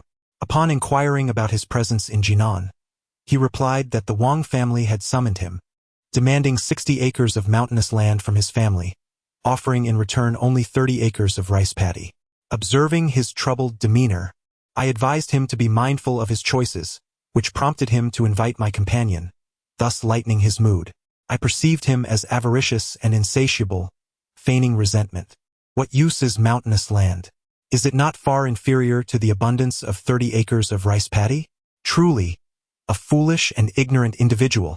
Upon arrival, I encountered my classmate Wu Mingxing, a native of Yidu County. Inquiring about his presence in Jinan, he revealed that he had been summoned by the prince's estate, which had confiscated 60 acres of his family's mountainous land, offering a mere 30 mu of irrigated rice fields as compensation. Observing his furrowed brow, I advised him to discern the balance between advancement and retreat, encouraging the gentle Ruashi to accompany him, which brought him a modicum of cheer. In my estimation, he was a fool to lament such a situation. What value does mountainous land hold? It pales in comparison to the allure of 30 mu of fertile fields. At that moment, a shiver coursed through me, for this time frame had previously surfaced on a batch of silver ingots. Zhou Ling had conjectured that the old eunuch had retired that very year. Although the text does not specify which prince's estate was involved, there was only one princely vassal in Jinan at that time, the Prince of De. Thus, it can be deduced that the Prince of De had requisitioned land in Qingzhou that year, and notably it was mountainous terrain. What need could the estate have for such land? I can conceive of no purpose other than for the construction of a tomb. With this realization, I exclaimed loudly, "Boss, I shall purchase this book." To my surprise, the book vendor appeared equally astonished by my intent to buy. After glancing at the title, he broke into a mischievous grin. I queried, "Little Dongbei, can you comprehend this book?" His reaction was not indicative of a sordid mindset, but rather a response to the book's brazen content. The author, Bian Muyang, having inherited family property, ceased pursuing further examinations after passing the scholar's examination, opting instead to become a landlord. As the saying goes, when one is well-fed and warm, thoughts turn to wealth. This individual hails from a wealthy lineage, and upon inheriting his family's fortune, he indulged in a life of excess, reveling in debauchery and vice, leading to his untimely demise at the age of 43. This book serves as a testament to his hedonistic escapades, chronicling his days spent in various establishments of ill repute. To put it bluntly, it is quite lascivious and sordid, filled with vulgar expressions that are indeed quite distasteful. I personally find such literature objectionable, and I urge others to refrain from reading it, promoting instead messages of positivity and virtue. Furthermore, this work holds little historical merit. The proprietor demanded a price of 200 yuan, which I did not negotiate. I purchased it outright. Subsequently, he jested with me, returning 10 yuan and suggesting I buy a pack of tissues before delving into the text. Humph, what use are tissues? They pale in comparison to the grandiose tales of ancient tombs. Truly a foolish endeavor. However, just as I was about to take my leave, "Hey, wait," a voice called out from beside me. Instinctively, I turned to see a young woman standing a few meters away. It was Hao Run. I glanced around, sensing she was not addressing anyone else, and pointed to myself, asking me? Yes. She approached me briskly and inquired, "You delivered goods to my father before, right?" Hao Run was notably tall, and on that day, wearing low heels, she was nearly at eye level with me. Her large, penetrating eyes seemed to gaze directly at me, making me feel somewhat uncomfortable. I must admit, I stand at a modest height of 173 centimeters. What's up? As I spoke, I unconsciously straightened my posture, striving to appear more dignified. By the end of our exchange, her cheeks had taken on a slight flush, and her voice had nearly caught in her throat. Upon the mention of Hao Run, an image of the twins and that distinctive mole unconsciously surfaced in my mind. No need for thanks. Her cheeks flushed even deeper. She glanced up at me, then turned her head away, murmuring, "You haven't even said thank you yet." Silly boy, utterly lacking in romantic awareness. How could he appreciate a girl's shyness? I scratched my head and inquired, "Are you in need of assistance or not? If not, I shall take my leave." With that, I prepared to depart. Yet Hao Run called me back once more. "Come with me. I have something to ask you." I followed Hao Run to the northern side of the market, the area where the morning market once thrived, now long dismantled, replaced by poplar trees with only a few elderly men leisurely strolling with their birds, rendering the place relatively deserted. Hao Run meandered to a tree, yet instead of articulating her concern, she turned to the side and began to idly kick the trunk. This stirred a sense of impatience within me. "Aren't you going to ask what you wanted to know?" I pressed. Her movements faltered, and inexplicably, she appeared somewhat flustered. After what seemed like an eternity, she seemed to gather immense resolve and suddenly turned to me, asking, "Did you not tell my father the truth that day?" I was taken aback, thinking to myself, could she have possibly been awake during that moment? No way. Absolutely impossible. I promptly dismissed this notion and feigned confusion, replying, "No? Why would you say that?" I found myself at a loss for words. "Really? What's wrong? Please don't cry." I had always assumed that transitioning from weeping to sobbing required a process. Yet Hao Run was different. She went straight to sobbing. She sobbed intermittently, saying, You don't have to deceive me anymore. I've been in pain for several days now."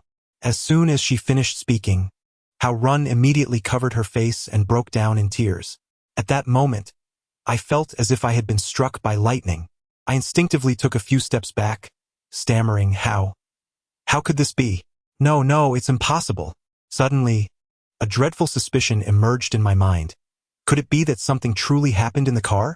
As Hao Run cried louder, people began to gather around us. I glanced around, then grasped her and ran towards the square until we reached the statue. After running for a while, my mind cleared considerably. I pondered the situation, still feeling that it was improbable. Firstly, nothing could have occurred in the room. As for the car, although I couldn't see the specifics inside, I distinctly remembered that the mastermind was seated in the front passenger seat, so he certainly would not have engaged in any wrongdoing there. Consequently, it was unlikely that his two henchmen could have acted first. Otherwise, they wouldn't need to eavesdrop outside the door. Hao Run was already sobbing, and after running a fair distance, she was somewhat out of breath, yet at least she had stopped wailing. I hastily wiped her tears and asked, "Listen to me. Please don't cry. Earlier you mentioned that you were in pain.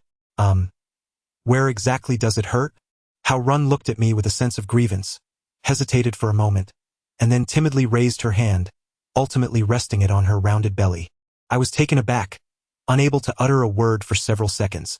After taking a deep breath, I asked, "Is there any other place that hurts?" She bit her lip and slowly shook her head. "Damn it, you scared me to death." I let out an expletive on the spot. Hao Run, startled by my outburst, gazed at me blankly. Yet, I found no solace in my anger. I thought to myself, if you weren't a woman, I would have certainly challenged you to a duel. What on earth is this? It's as if the sky has fallen. The fright was overwhelming. The more I contemplated, the more incensed I became. So I turned away from her and lit a cigarette, taking one drag after another until I had finished the second, which allowed my emotions to slightly settle. Turning back to Hao Run, perhaps my scolding had silenced her. She no longer cried or trembled, merely standing there, tears in her eyes. After observing her for a while, my anger dissipated. For what reason? Simply because she was beautiful. What was that phrase again? Like a pear blossom bathed in rain. This led me to ponder. How remarkably beautiful must her mother be to overshadow the genes of Hao Jianmin and give rise to such striking features in Hao Run. Then suddenly, I realized that my anger seemed misplaced. it appeared that not all the blame lay with Hao Run. Rather, it was my own lack of composure that led me to jump to conclusions without seeking clarity. Cursing inwardly, I rubbed my face vigorously, thinking it was all that Bei Mu Yang's fault for leading me astray. At the time, I couldn't quite grasp why Hao Run's reaction was so intense. I thought to myself, was it just a minor inconvenience? It wasn't as if a piece of flesh was taken. At worst, the boy had simply gripped her too tightly, causing her discomfort for a few days. Was this truly a grave matter for a young girl? It wasn't until later that I understood that her reaction stemmed entirely from her youthful naivety. Such a scenario is virtually inconceivable in today's world, as contemporary children possess an abundance of knowledge. However, over 2 decades ago, many young girls would naively believe they had caused a grave incident due to their first kiss coinciding with irregular menstruation, leading them to secretly consume abortifacients. Yet, it was of no consequence to be perplexed, for I had conceived a solution in less than a second. All right, I feigned annoyance and declared, "Stop crying." To be honest, that area was grasped by me. As the adage goes, a man must bear some responsibility. In that moment, I felt an overwhelming sense of accountability. Haruin was momentarily struck dumb. I then resorted to personal attacks, remarking that she was as heavy as a pig, making it nearly impossible for me to move her. To extricate her, I essentially seized whatever I could. That area required considerable effort, and once I had a hold, I maintained my grip. Haruin's face flushed instantly. However, she was not so easily deceived. Casting a suspicious glance at me, she inquired, "Aren't there 2 of you? How could you be stuck at this moment? Wouldn't that mean a deadlock?" I casually replied, "There are 2 of us, but there are 3 on the opposite side." Let me tell you, at that time, I was facing 3 with my brother Jinshin. Just idle boasting, of course. While I cannot claim to be exceptionally skilled in this regard, I managed quite adeptly, gesticulating and exaggerating as I recounted the tale of the old man with the black tricycle, soon eliciting peals of laughter from Haruin. Her joy brought me happiness in return. It seemed that afternoon, following my grandfather's passing, was one of my most joyful moments. By the way, Pingchuan, what is it that you do? Is your role solely to deliver goods? Or do you also collect antiques? You seem to be around my age. Are you not attending school? Under the setting sun, Hao Run tilted her head, her large eyes brimming with curiosity, truly enchanting. Yes, I collect antiques, and I no longer attend school. I fabricated a little lie in response to her statement. However, it wasn't entirely a falsehood. I do collect antiques, albeit not from the living. Hao Run nodded, about to inquire further when a call from Zhou Ling interrupted. I did not shy away from Hao Run. I answered the call in her presence. "Hello, Ling Jie? What's up?" There was a moment of silence on the other end, approximately a second long. "All right, please bring me a bowl of noodles." After hanging up, I pondered for a moment and attempted to call Jian Xian, but the line was disconnected. His phone was turned off. At that moment, Hao Run leaned in and asked, "Ling Jie, is she your sister?" I shook my head and remained silent. "Is something wrong, Pingchuan? Did I say something inappropriate?" Noticing my slightly altered expression, Hao Run cautiously inquired. "Oh no, not at all." I chuckled awkwardly, waving my hands dismissively. After exchanging phone numbers, I watched as Hao Run walked away, then promptly retrieved my phone to dial her father's number. "Hello? Is this Boss Hao? It's Shen Pingchuan." Chapter 28. Arrival after more than half an hour. I strolled into the community carrying a bag of large bowls of noodles. The hour was still early, and many people were out for a walk. A group of children had gathered in an open space, playing a game of tag. Have you played it? It involves hugging one leg while hopping and attempting to bump into others with your knee. Whoever falls or touches the ground with both feet loses. However, is the term we use in our region. If I am not mistaken, it is referred to as here in Jinan. In those days, there were not as many entertainment options as there are now, making this one of the few joys for children of that era. As I walked, I gazed around and soon arrived downstairs. Taking a deep breath, I pushed open the entrance door and stepped inside. Knock, knock, knock. The sound reverberated as the door was answered, and a dim light seeped through the crack. Without hesitation, I pushed the door open. Suddenly, a great force slammed the door shut. At the same moment, someone shoved me from behind, thrusting me into the center of the living room. You! I was taken aback to find that it was Huang Bo, whom Hao Jianmin had warned me about. Besides him, there were 4 of his subordinates in the room. Zhou Ling and Jianxin had been gagged and bound to chairs. A red handprint marred Zhou Ling's face, and Jianxin's nose was bleeding. Yet, both maintained a semblance of calm in their eyes, suggesting they had not endured too much suffering. I couldn't help but breathe a sigh of relief and inquired about Huang Bo's intentions. Huang Bo gestured toward the coffee table. I want to know, where did you unearth this? I was momentarily stunned as I noticed an object resting on the table. The precious jar. A jolt of surprise coursed through me. Huang Bo's question indicated that he was aware of certain secrets regarding this jar. Could it be that old Master Feng had sent him? The thought tightened my chest, as this was something I had never anticipated. If I tell you where we found it, will you let us go? I asked, raising my gaze to Huang Bo while catching a glimpse of the clock on the wall. 6:37. This is inevitable. Huang Bo nodded, without enmity or grievance. I have no reason to act against you. Just tell me plainly, and I shall release your 2 companions immediately. What about her? I inquired, gesturing towards Zhou Ling. Huang Bo chuckled. You are quite the loyal one. Fear not, I understand the law against murder. I will certainly let you all go. However, before I release her, I must discuss a business matter with her. Before he could finish, his lecherous gaze settled upon Zhou Ling. I glanced at my watch. It had barely been a minute, and I pressed on. How can I be sure your words hold any truth? What if you choose not to keep your promise? I frowned, pondering whether I appeared foolish. His words seemed to blatantly indicate that Zhou Ling and her companion had provided differing answers earlier. A smile threatened to surface. No wonder Zhou Ling deemed him insignificant. He was not merely unremarkable, but rather seemed somewhat dim-witted. As this thought crossed my mind, I involuntarily glanced at the time again. It was already 6:39.5. Hurry up. Hurry up. What are you mumbling about? Zhanbu. Having just lowered his head to light a cigarette, finally noticed me. Huh? Nothing at all. He paused, following my gaze, and saw that it was precisely 6:40. Confusion creased Huang Bo's brow as he opened his mouth to speak. Suddenly, there was a loud crash. Bang! 2 resounding noises echoed as the door burst open, and a group of burly men charged in. A minute later, Huang Bo's expression soured. It was not just the sight of his men being pinned to the ground that troubled him, but the fact that no fewer than 40 individuals had filled the living room and hallway. I wiped the sweat from my brow, pondering how bold Hao Jianmin was to enlist so many individuals for such trivial matters. What a considerable sum it must cost. Attentive friends would have certainly noticed it earlier. In fact, during our phone conversation, Zhou Ling had already dropped a hint that I missed at the time. This hint was the name Chuanzi. She had never referred to me in such a manner. She always called me Pingchuan. Admittedly, I felt a twinge of embarrassment as I realized that, being young and somewhat naive, I found her calling me that to be rather peculiar, yet I did not immediately grasp its significance.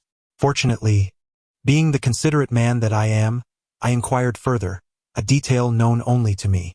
During those days in the library, we would dine together every evening. Zhou Ling, hailing from Jiangxi, was not fond of noodles.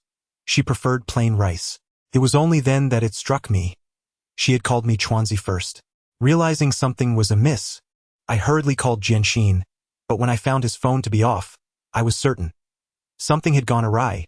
An intruder had entered his home. Jianxin had recently become engrossed in the internet, and at this hour, he would undoubtedly be at an internet CAF where charging was feasible. There was no way he would turn off his phone. Thus, I promptly contacted Hao Jianmin, requesting his assistance in finding someone. In retrospect, I realized that my demeanor upon entering the house was far from ideal. I appeared unnaturally composed, lacking the anxiety and disarray expected of someone my age. Thankfully, Huang Bo, in his carelessness, did not perceive this discrepancy. Perhaps this is one of the virtues of youth. He could never have imagined that a mere boy could become the savior of the team, much like Zhou Ling had done before in her own endeavors. Once everything was settled, the leader glanced directly at me, inquiring, "You are surnamed Shen, correct?" I swiftly stepped forward and exclaimed, "Brother, you are impressive, truly punctual." The individual nodded and inquired, "What shall we do with these people?" I asked him to wait a moment, then hastily untied Zhou Ling and Jian Xian. Jian Xian immediately rushed towards the sofa, launching a barrage of punches and expletives at Huang Bo. Zhou Ling glanced over but did not intervene. She approached the leader, gestured towards Huang Bo's 4 subordinates, instructing that they be tied up, and then arranged for some individuals to guard us until midnight, with additional payment to be negotiated. The leader merely nodded in acknowledgement, signaling his men to comply, and afterward, he led his group away without a word. That is the nature of business. They work for money, uttering not a single superfluous word. Hey, wait a moment. The crowd was overwhelming, and the staircase was narrow. It wasn't until we exited the building that I caught up with the leader. Might I inquire how much it cost for your services? He appraised me briefly before uttering 2 words. 30,000. It wasn't that I feared parting with my money, nor was I concerned that Zhou Ling would require me to pay this sum. Rather, I felt it was an egregious loss. Throughout the entire process, the number of individuals who were genuinely involved barely exceeded 10, while the remainder hadn't even entered the premises. What a tremendous loss it was. However, what I was unaware of was that the 30,000 yuan was merely the figure that reached this group of people, as enlisting assistance does not directly involve them but rather intermediaries. If one is familiar with the intermediary, they may demand less or even nothing at all. However, if one is unfamiliar, the terms become uncertain and depend on the nature of the task. In our case, if Hao Jianmin was not acquainted with the intermediary, we would need to provide an additional 10,000 yuan to the intermediary. Returning to the room, although Huang Bo's eyes still betrayed a lingering resentment, the bravado he once displayed had undeniably diminished after receiving a beating. Speak, Boss Huang. How did you come to know that this jar was in our possession? In Chapter 29, Manipulation, like me, Zhou Ling had previously assumed that Huang Bo was acting on the orders of Master Feng. After all, with more than 10 days having passed, the snow had melted, and they were unable to locate the tomb. It was reasonable to suspect they might resort to dubious means. Yet, the answer was unexpectedly revealing. Neither of us anticipated that the issue lay with brother Jianxin. This began when he ventured online. Dressed in designer brands and exhibiting extravagant spending, Jianxin soon found himself entangled with a spirited young lady named Tingting at the internet CAF. I must admit, during those times, the cost of courting was remarkably low. Jianxin managed to entice Tingting into a hotel with merely 30 yuan worth of gaming credits and a plate of stewed chicken. What followed was an unrestrained escapade across various hotels. Upon hearing this, I was incensed. What the hell are you thinking? Don't you have any sense of your own predicament? The probe is right beneath your bed. What if she discovers it? Jianxin, recognizing his fault, fell silent. There is a term nowadays known as breaking defense, and I felt I had indeed reached that point, especially when I thought of having spent 5 nights on the battlefield of their software hardening endeavors. I was utterly dismayed. A creeping dread of possibly facing an untimely demise began to take root within me. It was during that very episode that Tingting caught sight of the jar. At that moment, Jianxin merely claimed it was a worthless antique, and she did not give it much thought. However, this afternoon, Tingting encountered Huang Bo at the billiard hall. The gentleman is enamored with pulchritude, and the lady with affluence. Ere long, their mutual interests converged upon a singular proposition. Upon discovering Huang Bo's proprietorship of an antiquities emporium, Tingting's thoughts drifted back to the jar. She sought enlightenment from Huang Bo, her curiosity piqued as to its true valuation. Despite Huang Bo's lack of sophistication, his expertise in antiquities remained unblemished. With a mere utterance from Tingting, he discerned the object in question. Upon hearing her delineation of Jianxin, he promptly identified our cohort, thus precipitating the preceding events. Such an uncanny confluence of circumstances left us bereft of the audacity to harbor any skepticism. Jianxin received my opprobrium, his countenance cast down in shame. After a protracted silence, he confessed, Chuanzi's sister Ling, I erred. Inflict your punishment upon me. Despite my ire, the sight of Zhou Ling's ashen complexion stirred a sense of unease within me. According to the established protocols, Jianxin's transgression warranted a severe penalty.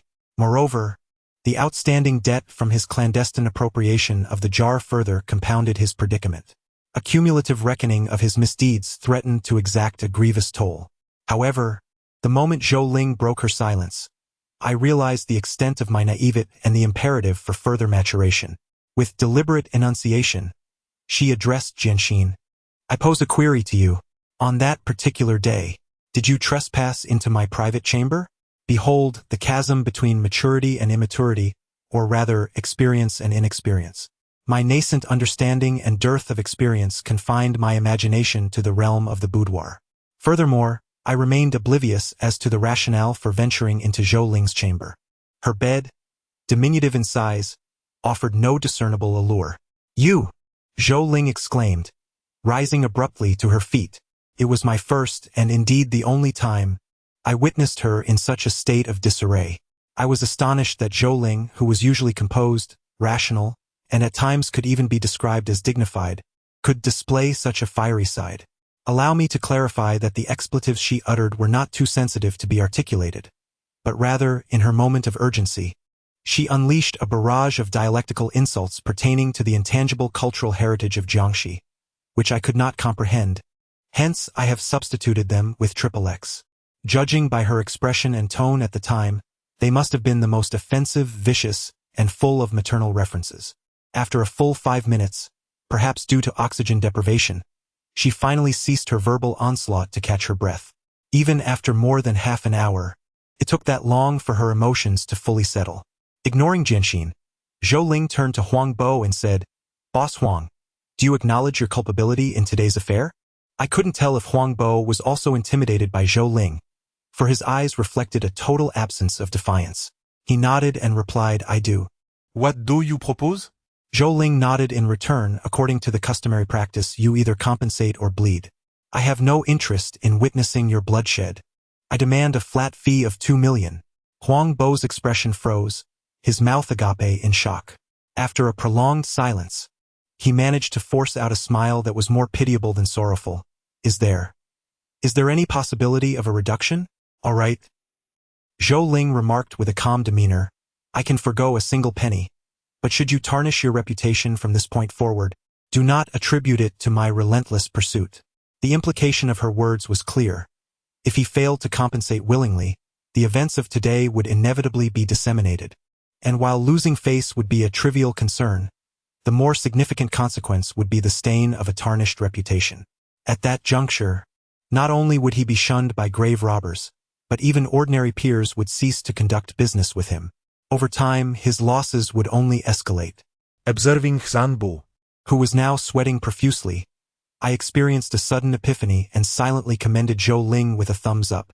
I had been curious earlier as to why she didn't seize the opportunity to inquire about the jar, but instead opted to demand money from Huang Bo. Now, I comprehended. This was a demonstration of negotiation prowess. This technique also bears an academic designation known as the compromise method under the anchoring effect, frequently employed in everyday transactions, particularly within the realm of antiques. Of course, employing this method does not guarantee success. The application and execution of such a strategy must be tailored to the individual and the circumstances.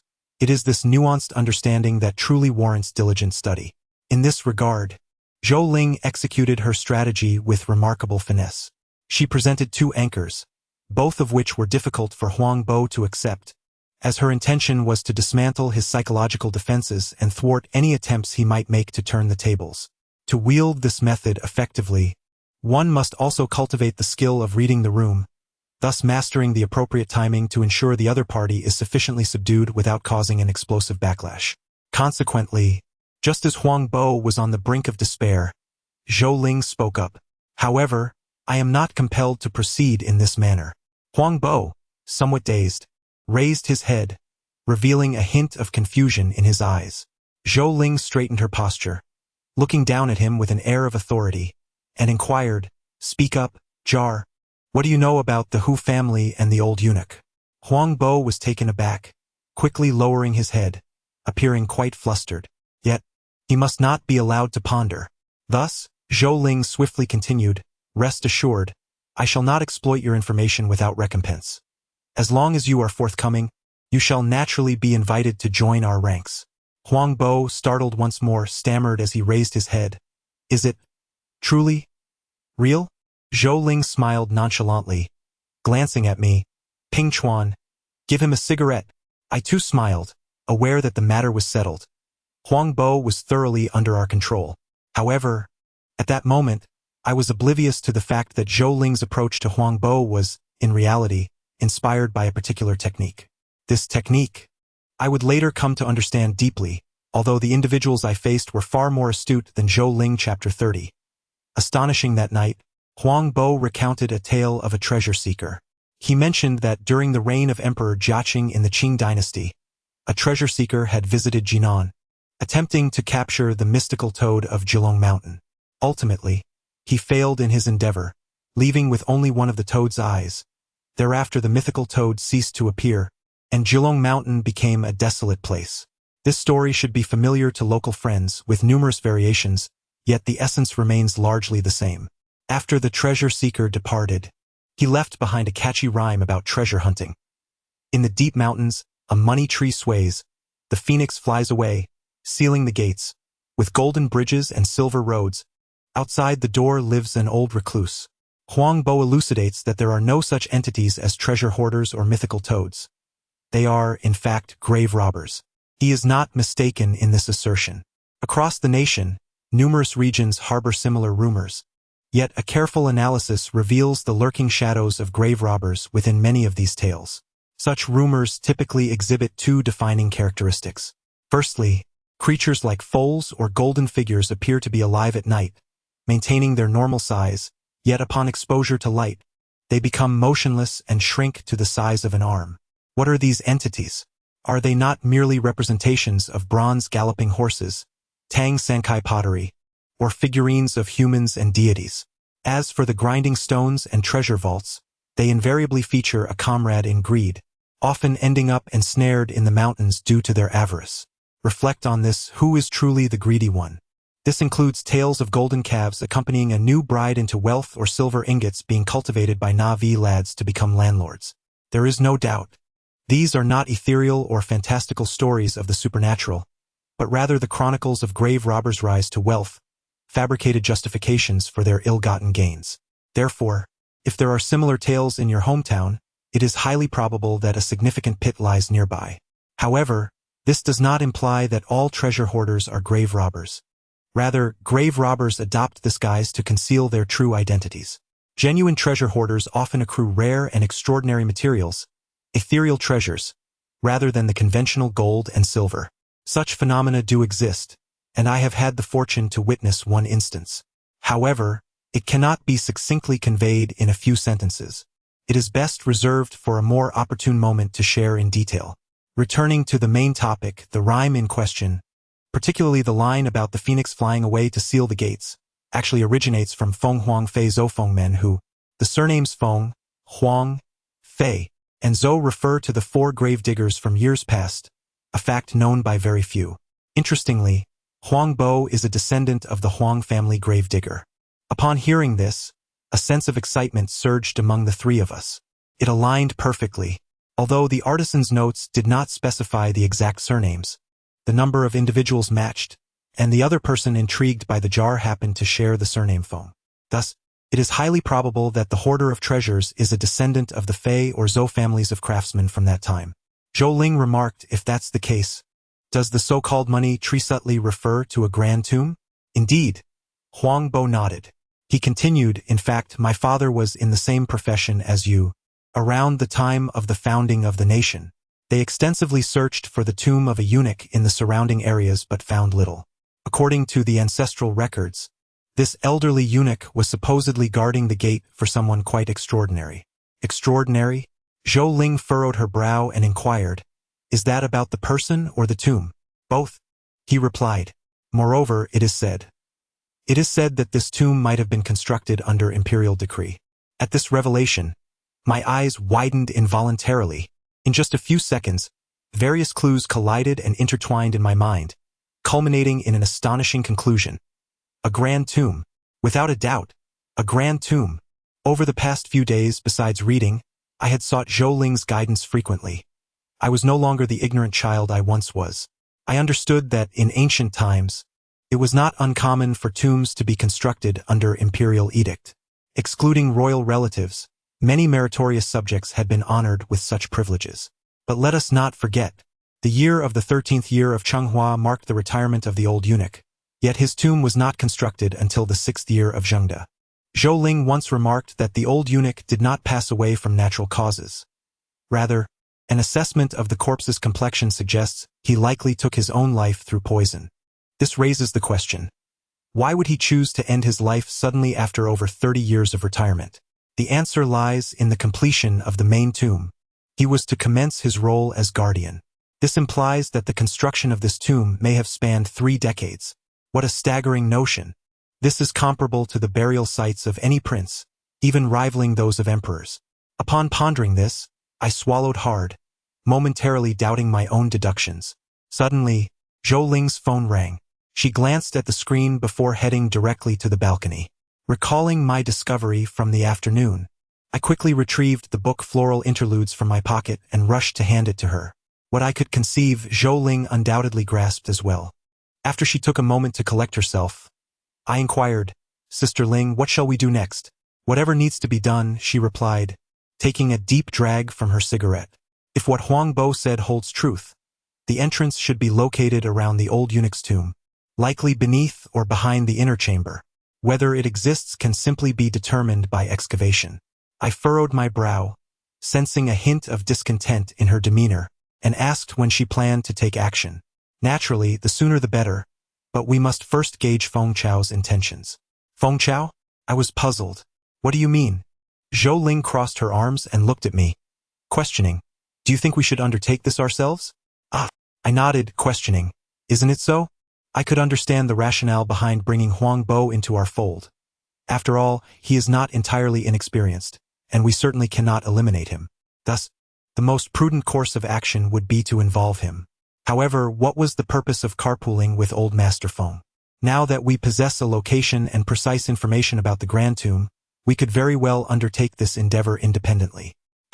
Your thinking is rather simplistic. Zhou Ling shook her head and elucidated. This situation differs significantly from that of the old eunuch's tomb. In professional parlance, those who witness partake. Although Feng Chaos Ho may not be privy to the exact location, he is undoubtedly aware of the tomb's existence, and he might have been searching for it for quite some time. If we proceed without his knowledge, do you truly believe he would simply stand by and watch? Moreover, such grand excavations are often exceedingly complex.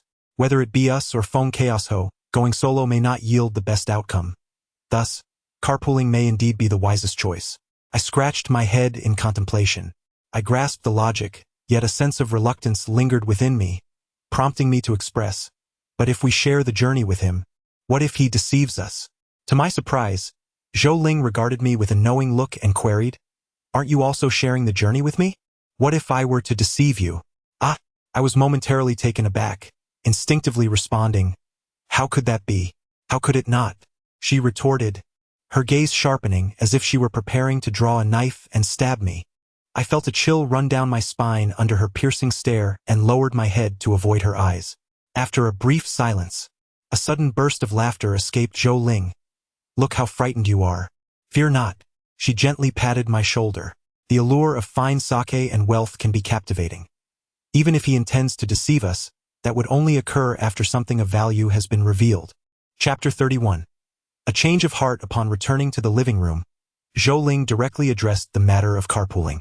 Huang Bo expressed his astonishment, revealing that he had known Master Feng since 1987, yet he had never anticipated that Feng was also a descendant of the gravediggers from back then. Jianxin shared a similar reaction, voicing his confusion upon hearing that we would be collaborating with Master Feng. However, after I elucidated the rationale, he inquired, If we are indeed carpooling, why did we not approach the Feng family from the outset? Have we merely exhausted ourselves over the past few days without any purpose? This question, I suspect, lingered in the minds of some of our companions as well. Zhou Ling responded with a mere 3 words. It's not the same. Yet when pressed for clarification on what exactly was different, she replied, You will understand once you meet Feng Chaosho tomorrow. The following morning, the 3 of us returned to the entrance of the small courtyard, not empty-handed.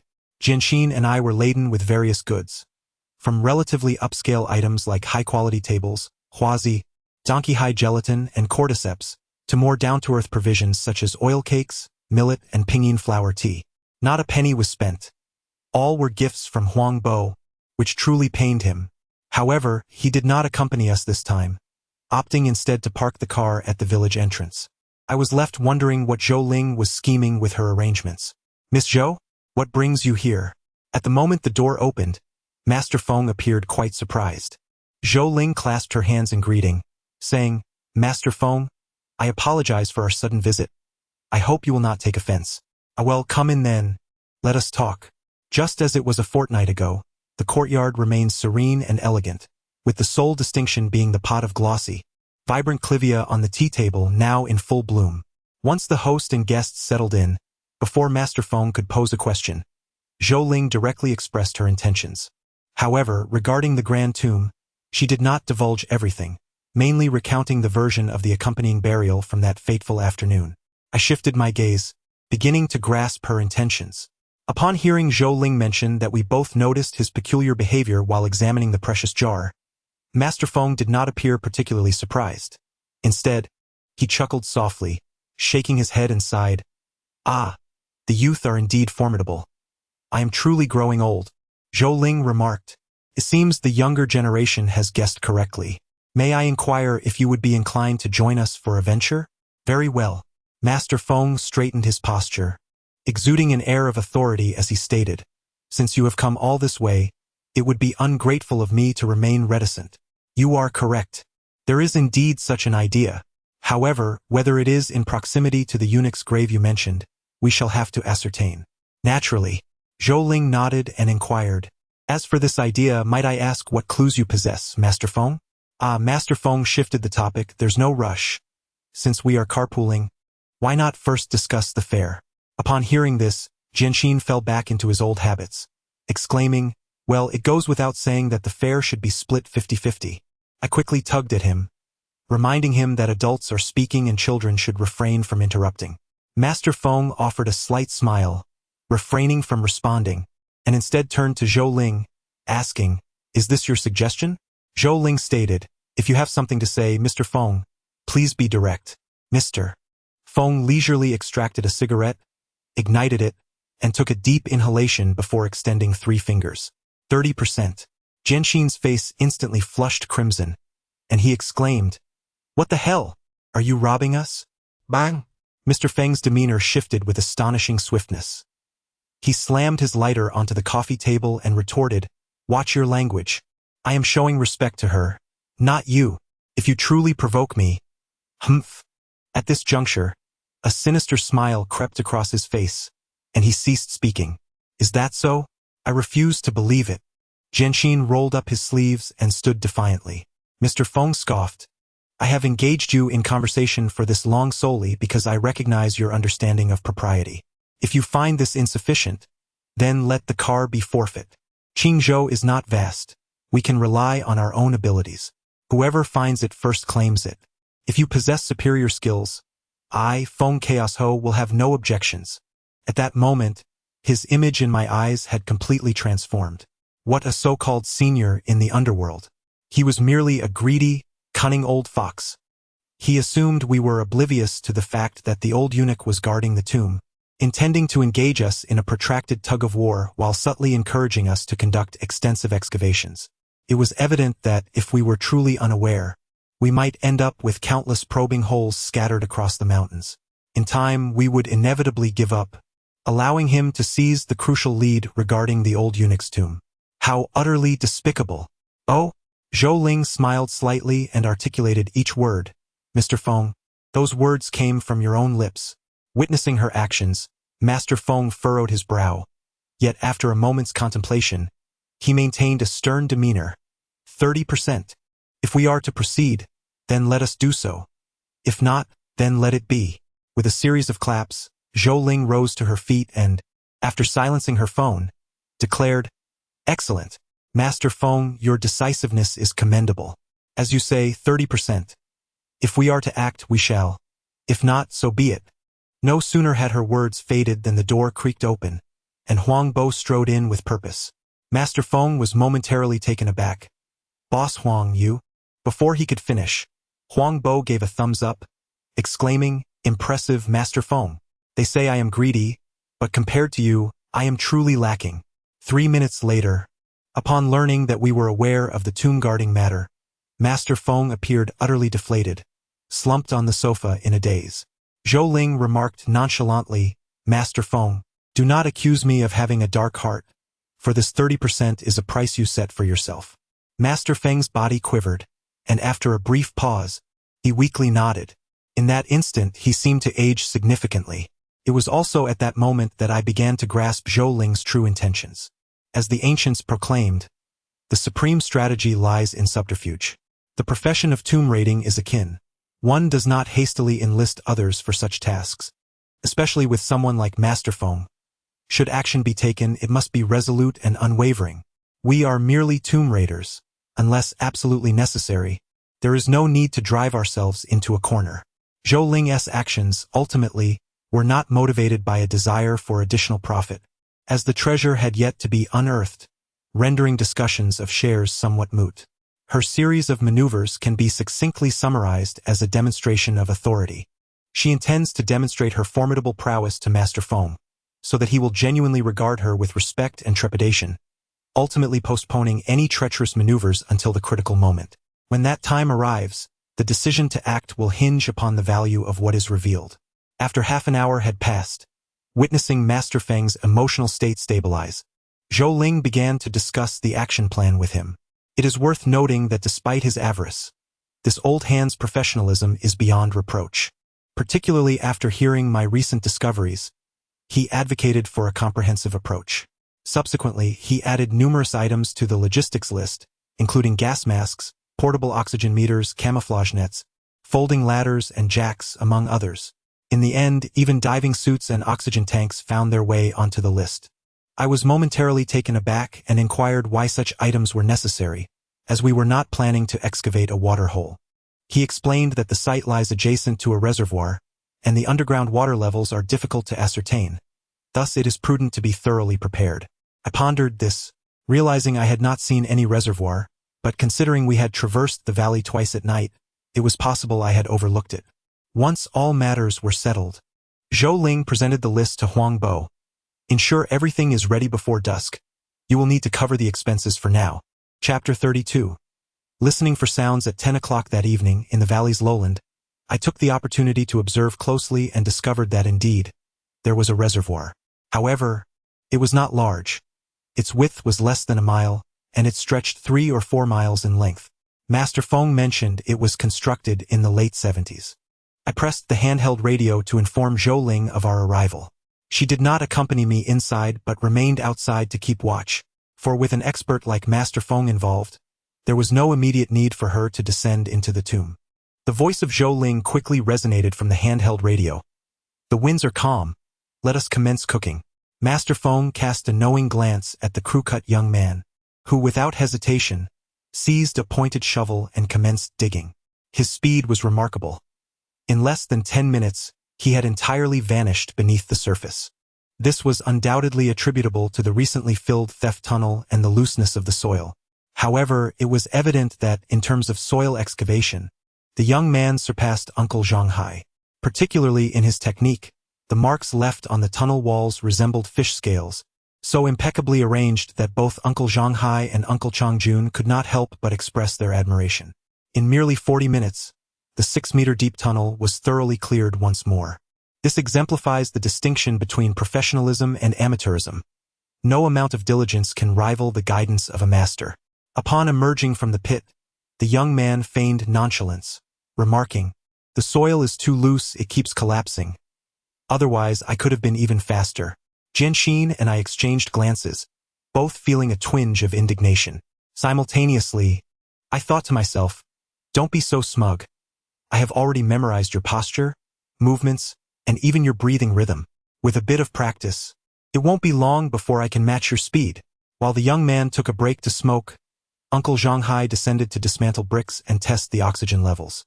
With the experience gained from our second venture into the tomb, these tasks were executed with ease.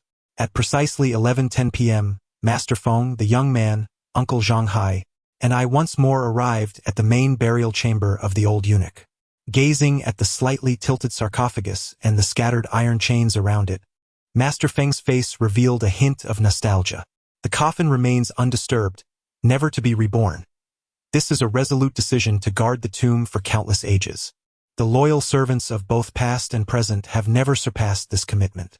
Upon hearing his words, an inexplicable sadness enveloped me, revealing that I had previously misjudged the old eunuch.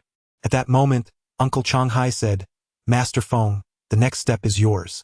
Master Feng nodded, donned a stethoscope, and crouched down, placing the probe against the ground.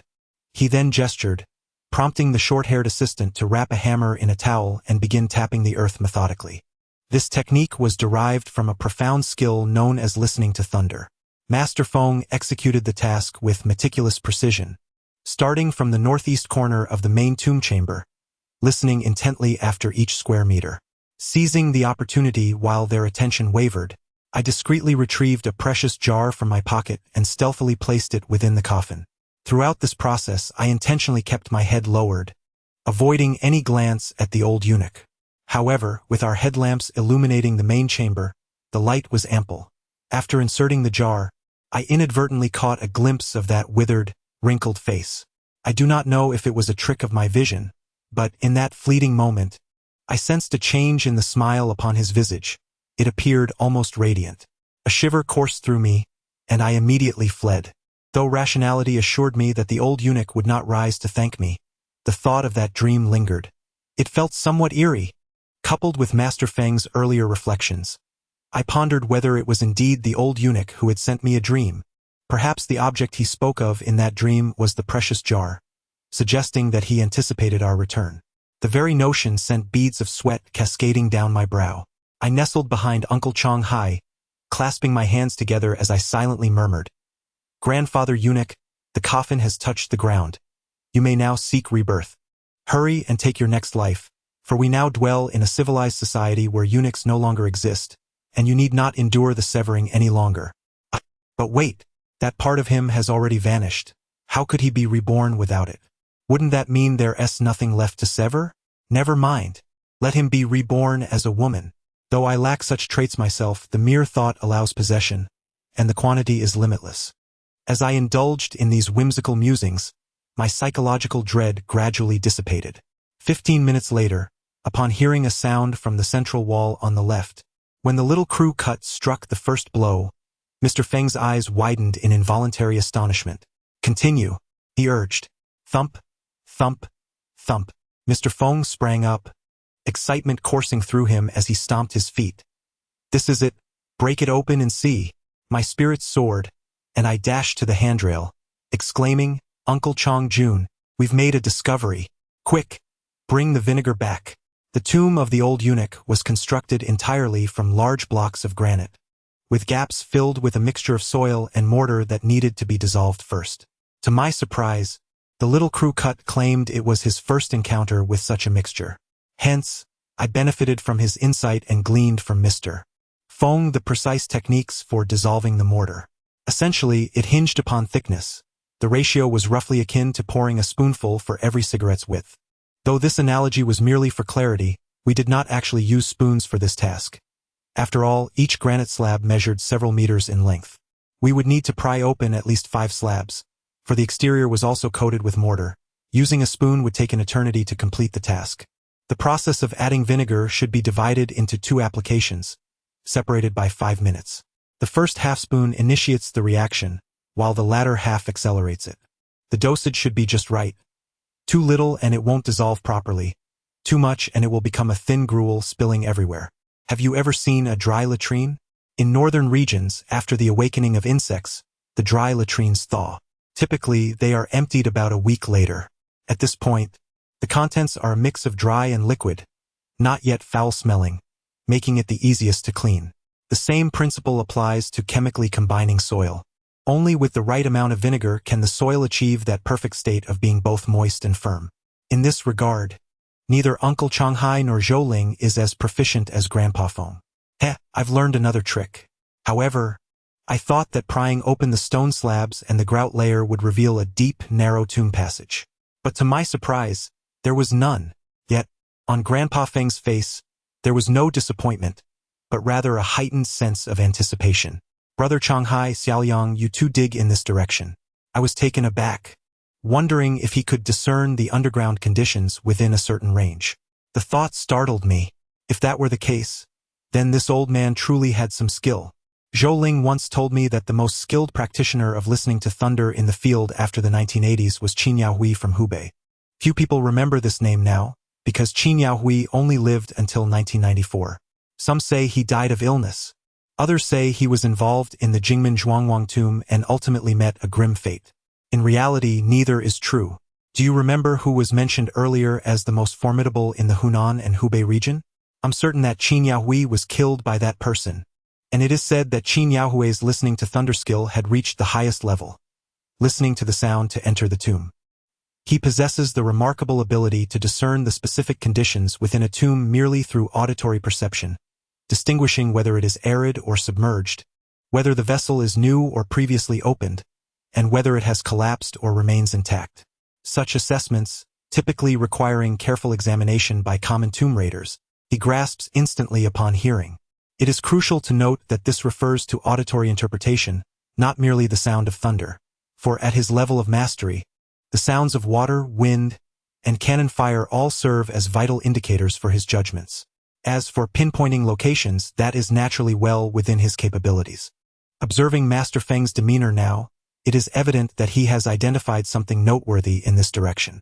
Although he employed a stethoscope, one must consider how substantial is the sound produced by a hammer. It pales in comparison to the thunderous roars of storms or the rush of rivers. Consequently, I suspect that Zhou Ling's elaborate efforts to secure a ride with Master Feng may extend beyond mere concerns of betrayal. Together, we pried open 8 stone slabs, revealing an opening roughly the size of a square table, which involved considerable excavation work. Thus, I too was enlisted for assistance, seizing the opportunity to engage in practical earthwork. I quickly mastered the technique of using a shovel, much to the chagrin of the short-haired worker, who incessantly berated me as a thief. In stark contrast, Master Feng found amusement in the situation, cheerfully praising my talent to Uncle Changhai. Encouraged by his words, I redoubled my efforts. However, just as I was drenched in sweat and contemplated calling upon Uncle Changhai for relief, an unexpected occurrence transpired. Chapter 33. Hard work amidst the layers of earth. A resonant sound akin to the striking of metal against stone rang out with exceptional clarity. A strong premonition surged within me. This was no ordinary stone. I hastily scraped away at a square, basin-sized slab of blue stone, which soon emerged under the illumination of my headlamp. There were inscriptions, numerous, written from right to left.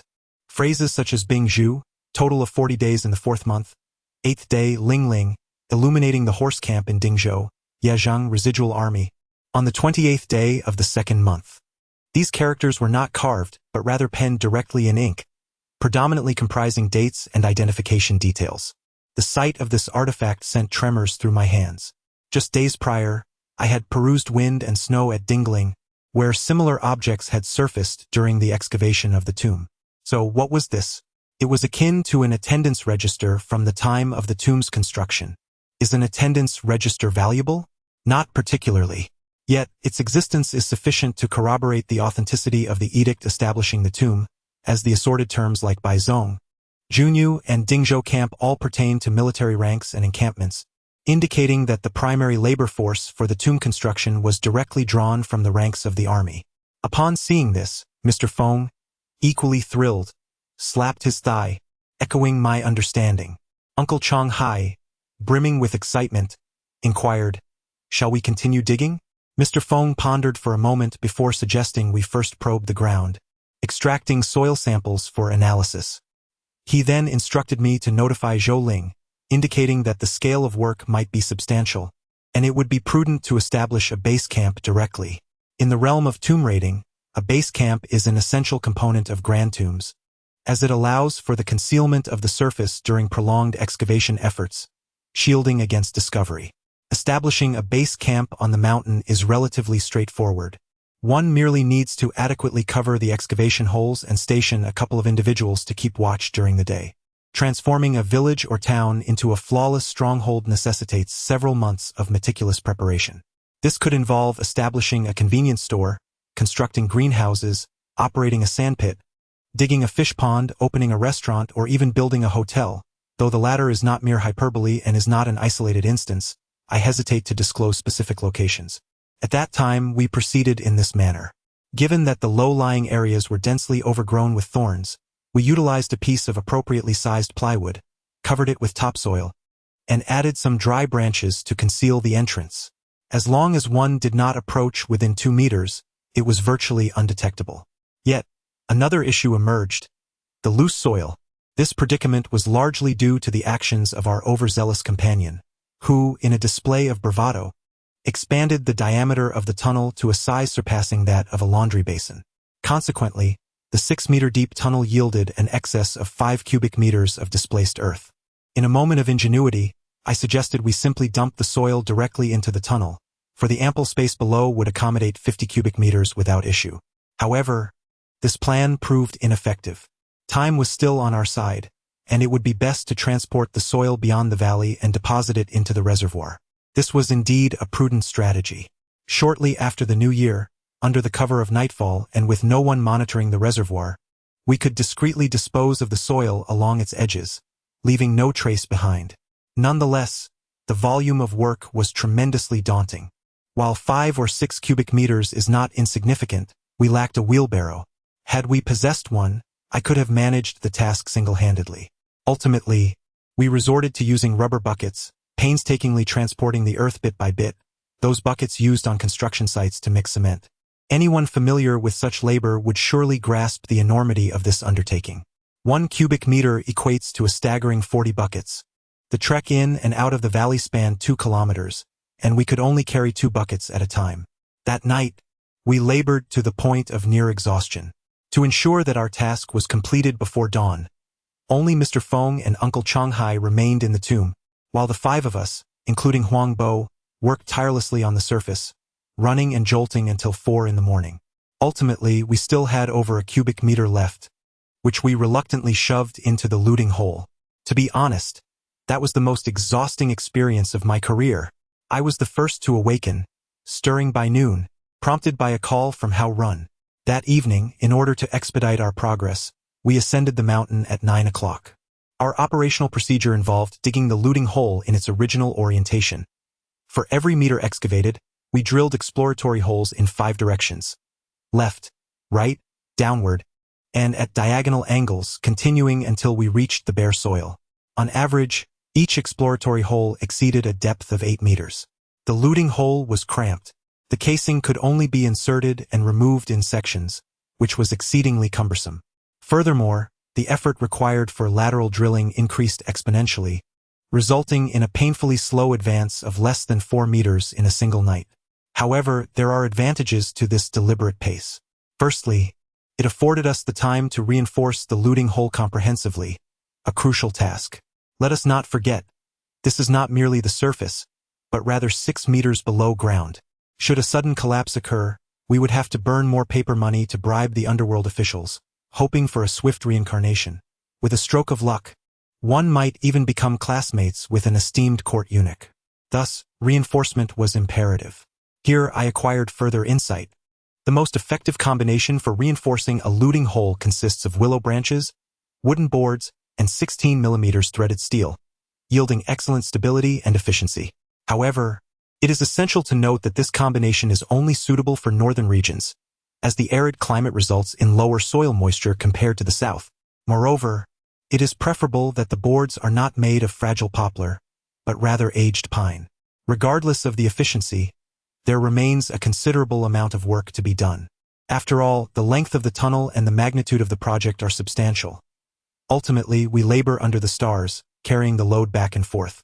Thus, I feel we cannot be entirely accused of reaping without sowing.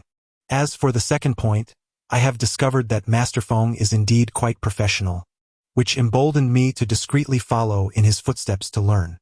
He did not hold back, imparting a wealth of knowledge to me, encompassing not only tomb raiding techniques but also industry secrets, rules of the underworld, and antique appraisal, among others. Although my understanding remained somewhat superficial, the ample time allowed for a systematic exploration, significantly broadening my horizons. This led to a further improvement in my impression of him. When conversing with Brother Jinshin, I no longer stealthily referred to him as Old Deng. A significant breakthrough occurred on the fourth day. It was not merely compacted earth, but rather a layer of rammed earth with distinct textures and interlocking fills. This only deepened our curiosity. Who could the tomb owner be to warrant such an expansive burial site? Chapter 34. Mountain Tomb's tomb raiding is not akin to archaeology.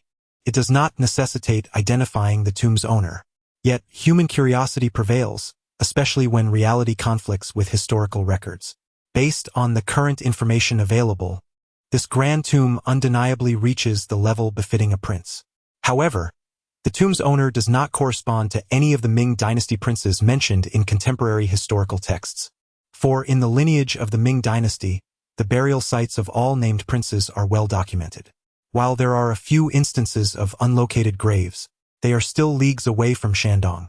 Who, then, is this individual of stature comparable to a prince, yet absent from the annals of history? Neither Master Feng nor Zhou Ling possessed any inkling regarding this matter. Despite the uncertainty, the pursuit must persist. Delving deeper could unearth even the most concealed truths. That very evening, we commenced our excavation from the surface above the rammed earth layer, proceeding westward, boring a hole every 2 meters.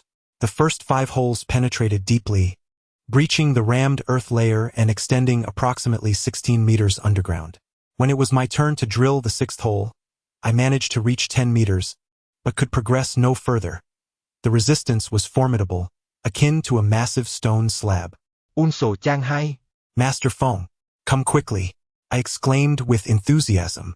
I was convinced it was a stone ceiling, reminiscent of my previous excavation of the old eunuch's tomb. Such significant breakthroughs surely fell to a fortunate novice like myself. However, while my aspirations soared, reality proved to be even more disheartening than that of the old eunuch. When Master Feng approached and took a turn at it, his expression shifted dramatically. "What's wrong, Master Feng?" I inquired. He offered no explanation but directed me to continue drilling westward. Soon, I too began to sense something amiss. The deeper we drilled to the west, the shallower the depths became, 9 meters 7.8 6.2. By the 12th hole, I could only penetrate 3 meters before encountering an impasse. Scratching my head, I asked, "Master Feng, what is going on? Has the ceiling formed an arch?" He furrowed his brow, shook his head, and uttered 6 words. "No, below is a mountain." I was left utterly astounded. A mountain? A mountain range? This tomb was constructed within a mountain. This practice, known academically as mountain burial, was rarely observed during the Ming dynasty, which favored treasure cities and domed tombs. However, it is not entirely absent. Structures such as Chongling, Dingling, and the tomb of King Lu in Zhoqing all adopt a dual construction style of mountain tombs with a precious top. Particularly the Chongling of Emperor Yongle, which took a staggering 130 years to complete, is indeed remarkable. Nonetheless, these instances are merely exceptions, with a low probability of occurrence. Yet, the fact that we have encountered such an unlikely event, could it be attributed to sheer luck? Consequently, the notion of directly piercing through the capstone to reach the tomb chamber has been rendered futile, for there is no capstone to pierce. Or perhaps, the mountain itself serves as the capstone. The number of exploratory holes has been reduced from 5 to 2, focusing solely on the left and right sides. As Master Feng posited that the construction of the mountain tomb would certainly involve stone tunnels, our task is to ascertain the location of these tunnels and then proceed to excavate along the tunnel walls to reach the tomb entrance. While direct digging is feasible, it is not as precise as following the tunnel. Moreover, with the support of the tunnel walls, the excavation would be more stable. The sole drawback is the extended duration of the project. Master Feng employed a stethoscope and suggested that this tomb's stone tunnel could potentially exceed 20 meters. Yet, more critical than the length is the fact that this combination of rammed earth layers is exceedingly challenging to excavate. Fortunately, just before concluding the day's work, the probe reached the tunnel wall, with a distance of approximately 6 meters remaining. After some contemplation, Master Feng requested my handheld device to contact Zhou Ling. He intended to continue working through the night. With the tunnel wall now identified, we would proceed with straightforward digging. Master Feng calculated that with a north-south stretch of 6 meters and an east-west span of 20 meters, even at a pace of merely 2 meters per hour, we should be nearing completion by evening. At that time, There were 6 of us capable of performing the earthworks, and with Huang Bo assisting in transporting soil, we could alternate our rest without any issues. In the profession of tomb raiding, speed is of the essence. Every delay incurs additional risk. Having already worked for 4 days, we aimed to expedite our progress as much as possible. After a moment of contemplation, Zhou Ling consented. Thus, Uncle Chang and I proceeded to excavate the tunnel.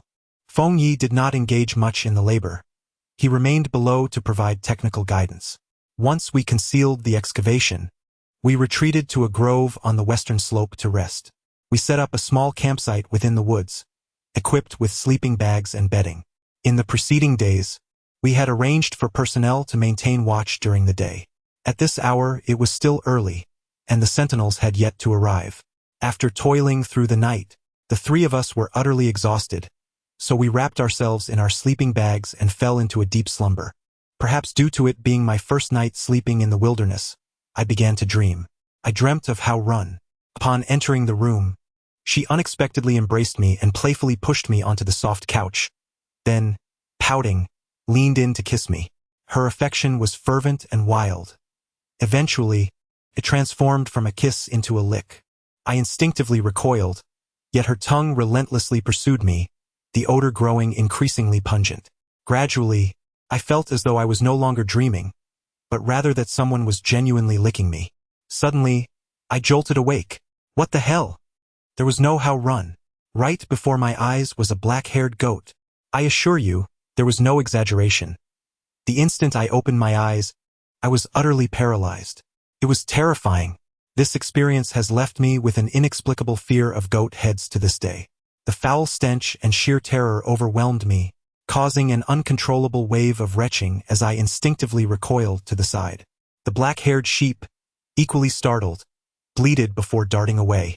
As I struggled to regain my composure, I frantically wiped the saliva from my face, only to realize that I was surrounded by a scattering of goats. Instinctively, I lifted my gaze towards the depression. Upon doing so, my spirit, which had only just settled, soared back into the ethereal void. In the center of the hollow, a dozen goats were meandering about. Good heavens! Looking around for the shepherd, I urgently slapped Uncle Changhai on the arm and bolted down the slope in a frenzy.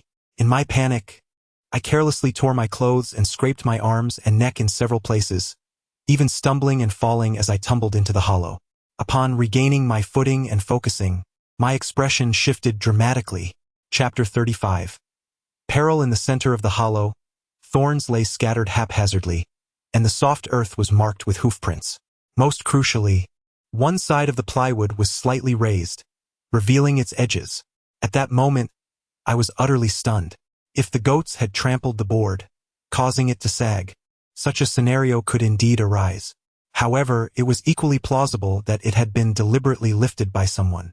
Just then, Uncle Changhai and Xiaoping arrived, their faces paling at the sight before them. Xiaoping's voice trembled as he asked, "This must be from the goats, right?"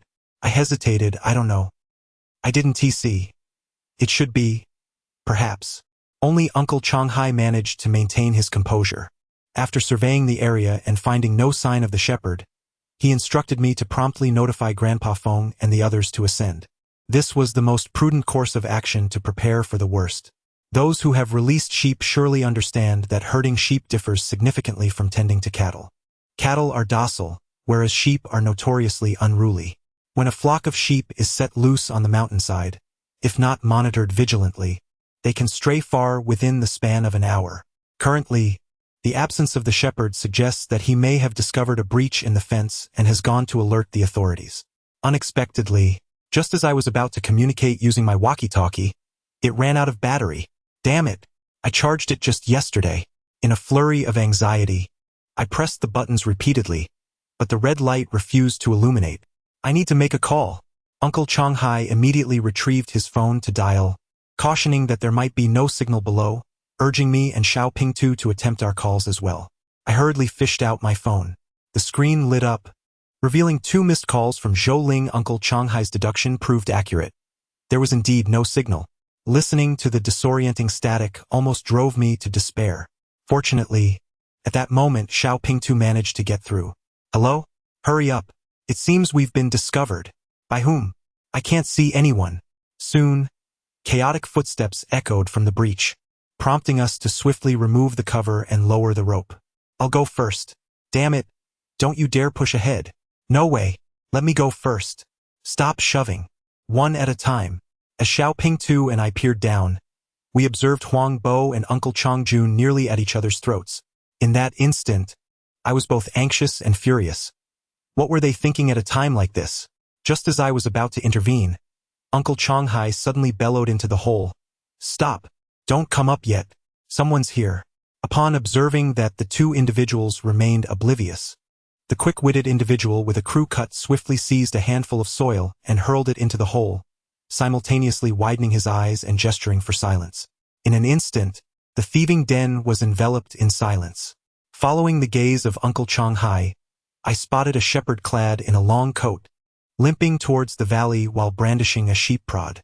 Despite his limp, he moved with remarkable haste, as if pressed by some urgent matter. Fortunately, he appeared to be alone, devoid of any companions. Oh! Gather the flock, the shepherd called out in a rhythmic chant, beginning to corral the sheep. We exchanged puzzled glances from our concealed position in the thicket, both sensing something amiss. It was still before 8 in the morning, suggesting the shepherd had just set out. Yet, his demeanor strongly indicated he was driving the sheep away. Could it be that he was anticipating the arrival of law enforcement, clearing the area in advance? What should we do? The crew-cut individual inquired in a hushed tone, beads of sweat dotting his forehead. Uncle Changhai, though composed, was equally drenched, gritting his teeth as he replied, "Let us wait and observe." Suddenly, a buzz emanated from my phone. A text message had arrived. Upon opening it, I saw it was from Zhou Ling. Hide well. Though the specifics were unclear, I deduced that the shepherd's abrupt movement to drive the sheep was likely connected to her. Hastily, I shared the message with Uncle Changhai and the other individual, signaling them to remain silent. Just then, a black sheep bounded into the hollow, stopping directly in front of us. My expression soured instantly. It was the black-haired goat. As it came to a halt, more and more goats began to congregate around the dip. Remarkably, this creature was the leader of the flock. Shoo! Go away. Move. Just move. Uncle Changhai and Xiaoping Tu whispered sharply, attempting to drive it away. Otherwise, if the shepherd happened to come by, we would undoubtedly be discovered. At that moment, the distance between us was no more than 30 meters, and we dared not make any significant movements. Thus, the three of us simultaneously hissed under our breath while involuntarily contorting our faces into various menacing expressions. To our dismay, the creature merely tilted its dark head and refused to budge. In that instant, I felt an overwhelming urge to rush forward and deal with the black-furred beast on the spot. It was infuriating beyond measure. Suddenly, a stone flew through the air, striking the rear of the black sheep with precision. The sheep bleated and scampered away, prompting the other goats to follow suit and flee swiftly. In that moment, we three collapsed onto the ground in unison, gasping for breath. That was perilously close. It was then that we learned she had detained the shepherd outside the valley. How did she manage that? By purchasing sheep, not a mere pretense, but an actual transaction. In the end, she bought over 60 sheep, both large and small, for a bundled price of 30,000. Given the market rate at that time, the shepherd had struck a remarkable bargain. Thus, all morning, Zhou Ling had done nothing but sell sheep. I also finally understood why my handheld device had run out of battery. It was all Jianxin's fault. He had stayed awake all day yesterday, chatting with Tingting on the phone until his device was drained, and casually unplugged my handheld in the process. However, I kept this to myself and took the reprimand on his behalf. At 7:30 in the evening, news surfaced from below that we had reached the Indomitable Wall. The Indomitable Wall refers to the sealed gate wall, typically constructed from stone slabs or large tomb bricks. At that moment, Uncle Changhai and the crew of 3 were enjoying a meal above, thus we failed to discern the material. 20 minutes later, Master Feng issued another command. Boil the vinegar. This time, it required immediate preparation, and we promptly set up the alcohol stove to commence our task. Once the vinegar was ready, we realized that the shift change was approaching, and the 3 of us had already rested and eaten our fill. We informed Master Feng to bring up Uncle Changjun and his companions. The 6-meter north-south horizontal shaft, coupled with the 22-meter east-west horizontal shaft, totaled 28 meters. Fortunately, the burial chamber of the old eunuch's tomb was spacious enough. Otherwise, merely dispersing the soil would have been an exhausting endeavor. Regrettably, I did not recognize my folly at that time, feeling only an overwhelming sense of accomplishment. The end of the tunnel was obscured by a wall of diamond stone, typically characterized by a triangular apex. When dismantling, one must begin at the topmost block. Otherwise, the lower sections become immovable.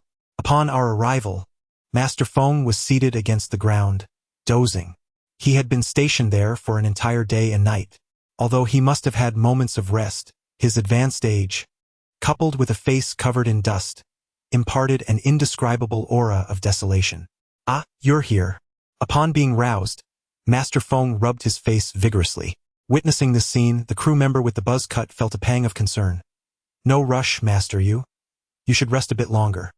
Zhou Ling once confided in me, "In the world of tomb raiding, only interests prevail. As long as the benefits are substantial, even comrades, let alone one's own parents, can be betrayed." When I first heard this, it struck a deep chord within me. I pondered. If the stakes were high enough, would Zhou Ling betray me? And would I betray her? For several days I pondered this question, yet I found myself without an answer until this very moment, when I realized that Zhou Ling was mistaken. In the realm of tomb raiding, alongside profit, there exists a profound sentiment. Although it is difficult to articulate the bond between Zhou Ling and myself, I have genuinely felt a familial affection in the presence of Master Feng and Shen Pingchuan. Two individuals unrelated by blood can, if they share a bond akin to that of family, transcend mere kinship. This relationship is that of a master and disciple. Observing the pained expression on Shen Pingchuan's face, Master Feng chuckled heartily and exclaimed, "You little rascal, do you truly think I've grown old?" As he spoke, he retrieved a thermos from behind him, unscrewed the lid, and took a few sips, instantly dispelling the weariness from his visage. Then, with a sudden burst of energy, he stood up and declared, "Let us get to work." Chapter 36. The malevolent spirit. I was taken aback, leaning forward to catch a whiff. What? He was drinking alcohol. The rich aroma of liquor filled the air, and I surmised it must be over 60 proof. At that time, I was still unfamiliar with the drinking capacity of Shandong people, nor did I realize that some individuals could invigorate themselves with alcohol. Thus, I found myself inwardly grumbling, thinking, "So you were merely inebriated, and I wasted my sympathy on you." After a few minutes, the layer of soil was stripped away, revealing a wall constructed of blue stone slabs. However, due to the obstruction of the soil, there was a deviation here. The diagonal shaft was too high, resulting in the top of the wall appearing at our ankles. Nevertheless, this was not a significant issue. Shen Pingchuan swiftly adjusted the height with vigorous effort. Ah! At that moment, as the beam of the headlamp swept across the area, I noticed a fine layer of water droplets had formed on the stone slab above the diamond wall, though I could not recall when this had occurred. I extended my finger to touch it. The sensation was chilly, significantly lower than the temperature within the tunnel. Mr. Feng also observed this phenomenon and, upon touching it, his expression gradually shifted to one of grave concern. He quickly raised his hand to signal for silence and instructed, "From now on, let us refrain from speaking, especially avoiding the utterance of our names." Although I could not comprehend the reason behind his urgency, his serious demeanor compelled me to seal my lips tightly. Afterward, Mr. Feng indicated for us to don our gas masks and directed Uncle Changhai and the crew-cut fellow to each take a side, alternating as they carefully pried the stone slab free, bit by bit. Despite the protective measures taken, I instinctively held my breath the moment the stone was extracted. This reaction stemmed from the memory of when the first brick was removed during the excavation of the diamond wall at Dingling, which had unleashed a strange, dense black mist. Although it was later confirmed to be merely gas from decay and mold, this was not Dingling, and one could not dismiss the possibility of unforeseen events. To my surprise, after half a minute, no black mist emerged. Mr. Feng removed his mask, sniffed the air, and detected no discernible odor, signaling us to proceed. As the stone slabs were gradually dismantled, a semicircular archway began to reveal itself behind the diamond wall. It was shrouded in darkness, and a chilling breeze swept towards us. I involuntarily shivered, sensing as if the hairs on the back of my head were standing on end. The sensation was oddly peculiar. It was neither cold nor windy, yet when that chill enveloped my face, it felt as though a basin of ice water had been poured over me, sending a shiver coursing through my entire being.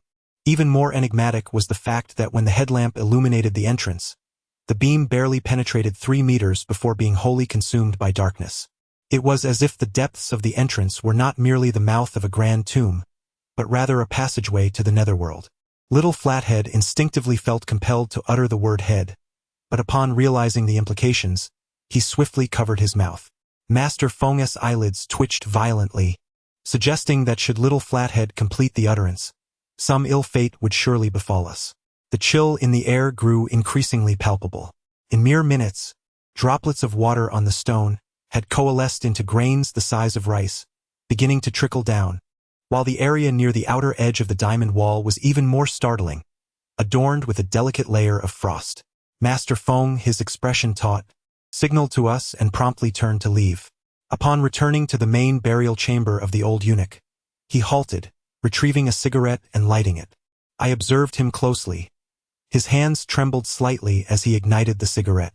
After taking several deep puffs, Master Feng lowered his voice and inquired, "What sensations did you all experience just now?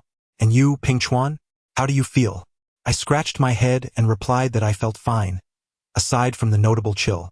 "Then you truly are well," Master Feng nodded. Afterward, he wiped the sweat from his brow, exhaling deeply as he said, "It's likely we have encountered Yichun." "Yichun? Indeed, there is certainly something below. It must be investigated. Let us reach out to Zhou Ling." During the wait for Zhou Ling's arrival, Master Feng briefly enlightened us on the concept of Yichun. He elucidated that Yichun generally encompasses 3 categories: Yin-Chi, Yin-Objects, and Yin-Arrays. Yin-Chi and Yin-Objects are predominantly of natural origin, whereas Yin-Arrays are deliberately orchestrated by individuals with intent. This discourse inevitably veers into the realm of superstition, for I did not possess any extraordinary sensations at that moment. However, observing Uncle Changhai and his 2 companions, it appeared that something was amiss. As for the specific formation of Yichun, it is not appropriate to elaborate here. Those curious may delve into the 1 coffin 7 lives incident, which Master Feng identified as an instance of Yin-Object Sha, rather than the widely circulated curse of the royal tombs. Furthermore, Master Feng asserted that Yichun is not confined solely to ancient tombs. Old residences, eerie valleys, and dense forests are among numerous locales where, given the right conditions, Yin-Chi can converge and manifest into Yichun within a matter of months. Nonetheless, the prerequisites for this phenomenon are rather stringent, and unless one is in an extremely Yin-conducive environment like an ancient tomb, the potency of Yichun is generally mild. What transpires upon encountering Yichun? This is difficult to ascertain, as it varies with intensity and individual constitution. Some individuals are naturally endowed with abundant yang energy, enabling them to withstand even the most potent manifestations of Yichun. Conversely, those with weaker yang energy may experience adverse reactions, such as dizziness, chest tightness, disorientation, or even fainting, illness, and misfortune. In extreme cases, encountering a formidable Yichun could prove fatal. Before long, Zhou Ling arrived. After Master Feng's succinct overview, she inquired, "Can we ascertain this?" With a grave expression, Master Feng remarked, "It should be fine. I encountered this phenomenon twice in my early years, but those were merely manifestations of malevolent energy. This, however, is distinctly different. It possesses considerable force. I suspect there might be something substantial lurking beneath. If necessary, you should venture forth to investigate, but be exceedingly cautious. Do not approach too closely and refrain from speaking." Zhou Ling, bold and daring, did not hesitate for a moment and declared, "Pingchuan, accompany me." Although I felt no particular apprehension, Master Feng's words instilled a sense of trepidation within me. Yet, unwilling to appear timid in Zhou Ling's eyes, I summoned my courage and stepped forward. To my surprise, this experience was unlike the previous ones. Heeding Master Feng's warning, we maintained silence. In that moment, the profound darkness of the tunnel was only pierced by the rhythmic sound of our footsteps and the intermittent convergence of 2 dim beams of light. As we approached within 5 or 6 meters of the tunnel's end, The illumination became sufficient to reveal the diamond wall clearly. Following the light, I found my breath caught in my throat. My initial reaction was disbelief, for the diamond wall was inexplicably sealed. Rubbing my eyes, I took a couple of steps forward, focusing intently. Good heavens, I was not mistaken. Icicles, glistening like crystals, hung down from above the diamond wall, obscuring much of the tunnel entrance. If one did not look closely, it appeared as though an icy barrier had sealed it off. How long had it taken to freeze to such a state? Even more unsettling was the sight of white vapor emanating continuously from the tips of the icicles. As the mist emerged, it twisted and dissipated, as if some unseen entity in the darkness were exhaling upon it. It was difficult to discern whether the sensation was one of cold, fear, or the influence of some unknown force, but my scalp prickled with an unsettling electricity. Just then, the flashlight suddenly dimmed, and the previously discernible entrance vanished into the inky darkness. I turned abruptly, only to find Zhou Ling trembling like a leaf, her pale face washed as though by water. It was evident she was on the brink of collapsing. Ling Ye. In that moment, I was utterly terrified. I completely forgot Grandpa Feng's admonitions and instinctively called out Zhou Ling's name. Perhaps it was this very reason that caused her to roll her eyes back, her body going limp as she fell. Ling. I nearly cried out again, but I quickly stifled my voice, hoisting her up and dragging her desperately toward the exit. Perhaps I was running too fast. The biting wind howled past my ears, and amidst the chaos, I could faintly hear a soft sobbing that sent chills racing down my spine. Damn it! I cursed wildly. In my childhood, the village elders would share tales that if one encountered malevolent spirits or faced a ghostly wall, the simplest and most direct remedy was to hurl insults. Thus, as I ran, I cursed vehemently, unleashing a torrent of vile words I had heard and uttered over the years. Yet it proved futile. This entity was not like the spirits. It seemed immune to my foul language. No matter how harshly I swore, the icy presence relentlessly pursued me, like a bone-chilling spider-esque web slowly ensnaring me from the nape of my neck down to the entirety of my being. The harder I ran, the more arduous it became. It felt as though a colossal weight pressed against my chest, suffocating me. From an indiscernible moment I was no longer running, but rather, I was inching forward, leaning against the tunnel wall for support. I had often heard people say that when one could no longer walk, their legs would feel as heavy as if they were filled with lead. At the time, I thought it was an exaggeration. But now I understand that it is no mere hyperbole. It truly feels as if two large blocks of lead are tied to one's legs, and with each step taken, it seems to become even more burdensome. Fortunately, this phenomenon is unlike being lost, where one walks in circles. Gritting my teeth, I persevered and finally traversed the 6-meter cross passage. Just then, two beams of light swayed and shone upon me. It was Uncle Changhai and the others. I had finally found my saviors. My legs weakened, and I collapsed to the ground. Chuanzi. Upon seeing Zhou Ling faint, Old Man Feng hastily retrieved his insulated flask of wine, unscrewed the lid, and fed Zhou Ling a sip. Afterward, he handed the flask to me. Strangely enough, even before I took a drink, the mere scent of the wine seemed to clear my obstructed breathing. I immediately took a large gulp. The pungent liquor seared through my throat like a fiery line, plummeting straight into my chest and abdomen. Immediately, the alcohol transformed into a surge of heat that rushed to my head and gradually spread throughout my entire body. The chill was dispelled, and I involuntarily shuddered. Then, I smacked my lips and noticed a faint aroma of mugwort within the wine's fragrance, which I found quite pleasant. In the interim, Zhou Ling also regained consciousness. Seeing that she was still somewhat listless, Old Man Feng urged her to take a few more sips of the wine. Proved to be quite effective. Zhou Ling's complexion visibly brightened, though one cannot dismiss the possibility that it was merely the result of her drinking. After some hesitation, I offered an apology, attributing the situation to my inadvertent utterance of her name. Zhou Ling waved her hand dismissively, assuring me that I need not feel guilty. She remarked that even if I hadn't called her, she would likely have fainted, adding that had I not been present, she might have already turned into a block of ice. Mr. Feng nodded in agreement, stating that it was no major issue, merely a case of being affected by the cold, and fortunately, both of them were young enough to recover without lasting harm. Zhou Ling propped herself up from the ground and inquired, I've heard my uncle mention something about this malevolent force. I didn't realize it was so potent. Mr. Feng, how can we counteract it? Mr. Feng pondered for a moment before looking at me and asking, Pingchuan, do you have any protective talismans or similar items on you? Protective talismans? I was taken aback, unsure of the reason behind his inquiry, and replied that I did not. Mr. Feng nodded slightly, then asked, So you are still a virgin? Upon hearing this, the other three turned their gazes towards me, causing my cheeks to flush. Why yes, why do you ask? I stammered. Mr. Feng took a deep breath, surveying us all. Since Pingchuan is relying solely on his virgin status to withstand this, it shouldn't be too severe. He pursed his lips, contemplating for a couple of seconds before exclaiming, A rooster. We should find 3 large roosters. A rooster? Uncle Changhai furrowed his brow and inquired, Mr. Feng, isn't Pingchuan a virgin? Shouldn't we try using virgin blood instead?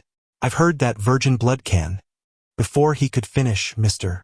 Feng shook his head and interjected, Virgin blood is effective against evil spirits, but it won't dispel the cold.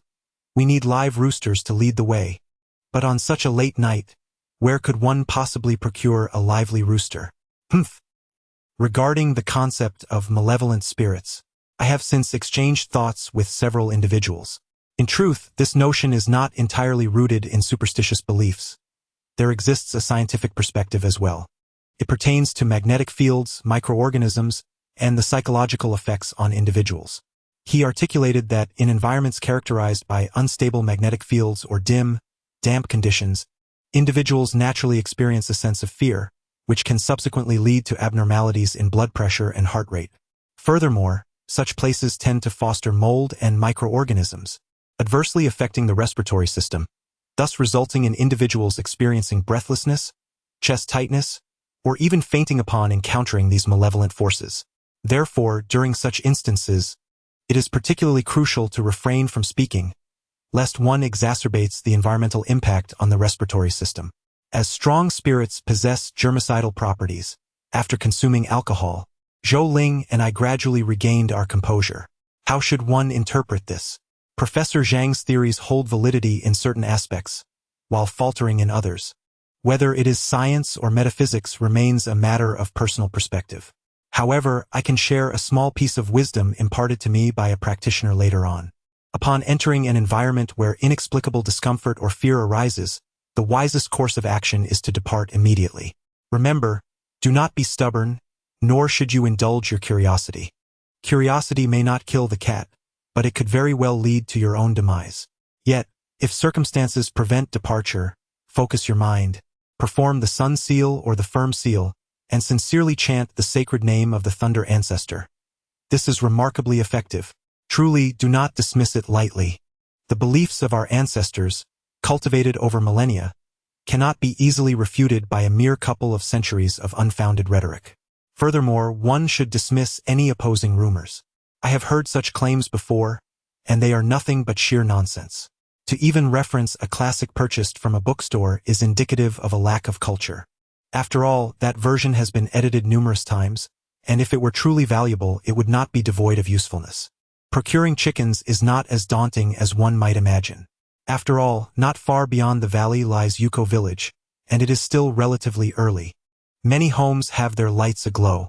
Mr. Feng knocked on a few doors and managed to acquire 3 vibrant roosters, robust and well-fed, one even boasting spurs. However, there was something peculiar. Upon entering the village that evening, a cacophony of barking erupted from numerous dogs, one of which, unchained, pursued us for quite some time. It is uncertain whether this was related to the ominous atmosphere, but it certainly felt unsettling. Upon returning to the hollow, it was precisely 9:30, and Uncle Changhai and his companions had also procured several other items: millet, coarse salt, torches, and Molotov cocktails. Chapter 38. Breaking the spell following Mr. Feng's instructions, everyone except Zhou Ling entered the tunnel. He asserted that more people would enhance the yang energy, aiding in dispelling the malevolent forces. At this moment, the temperature within the tunnel had dropped significantly. After traversing a 6-meter horizontal shaft, we noticed that one side of the tunnel wall was already coated in white frost. Mr. Feng ignited a torch and handed it to me, asking, "Pingchuan, do you remember everything?" I accepted the torch, nodding my affirmation. The steps were clear: millet to guide, coarse salt to dispel the een, fierce fire to open the door, and the rooster to break the spell. As I was a virgin, possessing the most potent yang energy, this task fell upon my shoulders. "Ah!" Master Feng patted my shoulder and said, "Then go ahead. If you encounter danger, just shout for help." I nodded silently once more, yet in my heart, I thought, what a joke. How could I possibly shout for help? The humiliation, if that were to spread, would be unbearable. With a cluck, 3 roosters were released, and I immediately scattered a handful of millet before them. They complied splendidly, landing without fleeing or jumping, each lowering their heads to peck at the grains. Thus, I tossed more millet while following the roosters deeper into the thief's den. I had to be cautious. As Master Feng instructed, I needed to ensure the roosters were sufficiently fed. Moreover, whether it was merely a psychological effect or not, having the roosters lead the way seemed to significantly diminish my fear. After about 10 minutes, I found myself about 3 meters from the archway, where the entrance was entirely encased in ice, thick, measuring approximately 5 to 6 centimeters. I hurriedly took out coarse salt and flung it onto the icy surface. Upon contact, the salt instantly produced a crackling sound as it met the frigid ice. I then stepped back a few paces, retrieved a Molotov cocktail from my bag, ignited it, and hurled it towards the archway. With a resounding crash, the bottle shattered. A fierce blaze erupted, mingled with the pungent scent of gasoline, engulfing the ice in an instant. To my astonishment, the surge of heat was far more intense than I had anticipated, startling me significantly, and, crucially, it sent the roosters scurrying away. However, after only a few steps, I heard a loud thud behind me, as if a large chunk of ice had fallen. Then, a miraculous scene unfolded. All 3 roosters abruptly halted, turning in unison, their beady eyes brimming with alertness. They stared intently behind me, the feathers at their necks gradually bristling as if they had sensed some imminent threat. With a cacophony of clucks, the 3 roosters flapped their wings and charged directly toward the flames. Fueled by gasoline, the fire blazed fiercely, and in the fleeting moment of crossing through the fiery barrier, the rooster's plumage was singed. Yet, undeterred, they plunged headlong into the archway. Almost immediately, a tumult erupted from within, a cacophony of clucking, flapping, crashing, and the shattering of what seemed to be porcelain. And then, with a resounding bang, it appeared something had exploded. A violent burst of flames erupted, shattering the unmelting ice into countless fragments. In the instant the darkness was dispelled, I hazily caught a glimpse of a bluish light drifting forth from the flame-encircled archway. Thinking I must be imagining things, I rubbed my eyes for a clearer view. "Chuanzi, what happened?" "Chuanzi." A group of people, including Uncle Changhai, hurried over. However, by the time they arrived, the clamor from the archway had subsided, and when I looked again, there was no trace of light or shadow. I then briefly recounted the events, and old Master Feng nodded, affirming, indeed, it should be broken. In truth, I had already surmised as much. For when I turned my gaze toward the archway, the headlights could penetrate normally, and in the illumination, I discerned what appeared to be a curtain hanging deep within the tomb passage. Once the flames on the archway were extinguished, Xiaoping too adjusted the light downward and remarked, "It is manageable, not too high. Shall we proceed?" Upon seeing Master Feng nod, he lifted his leg and leapt inside. Within mere seconds, we heard the buzzcut shouting from below, exclaiming, "What on earth is this? You all come down and take a look." One by one, we jumped through the archway. Upon entering, we discovered an expansive space, nearly 4 meters high. Fortunately, there were many of us, each equipped with headlamps, ensuring the light was not too dim.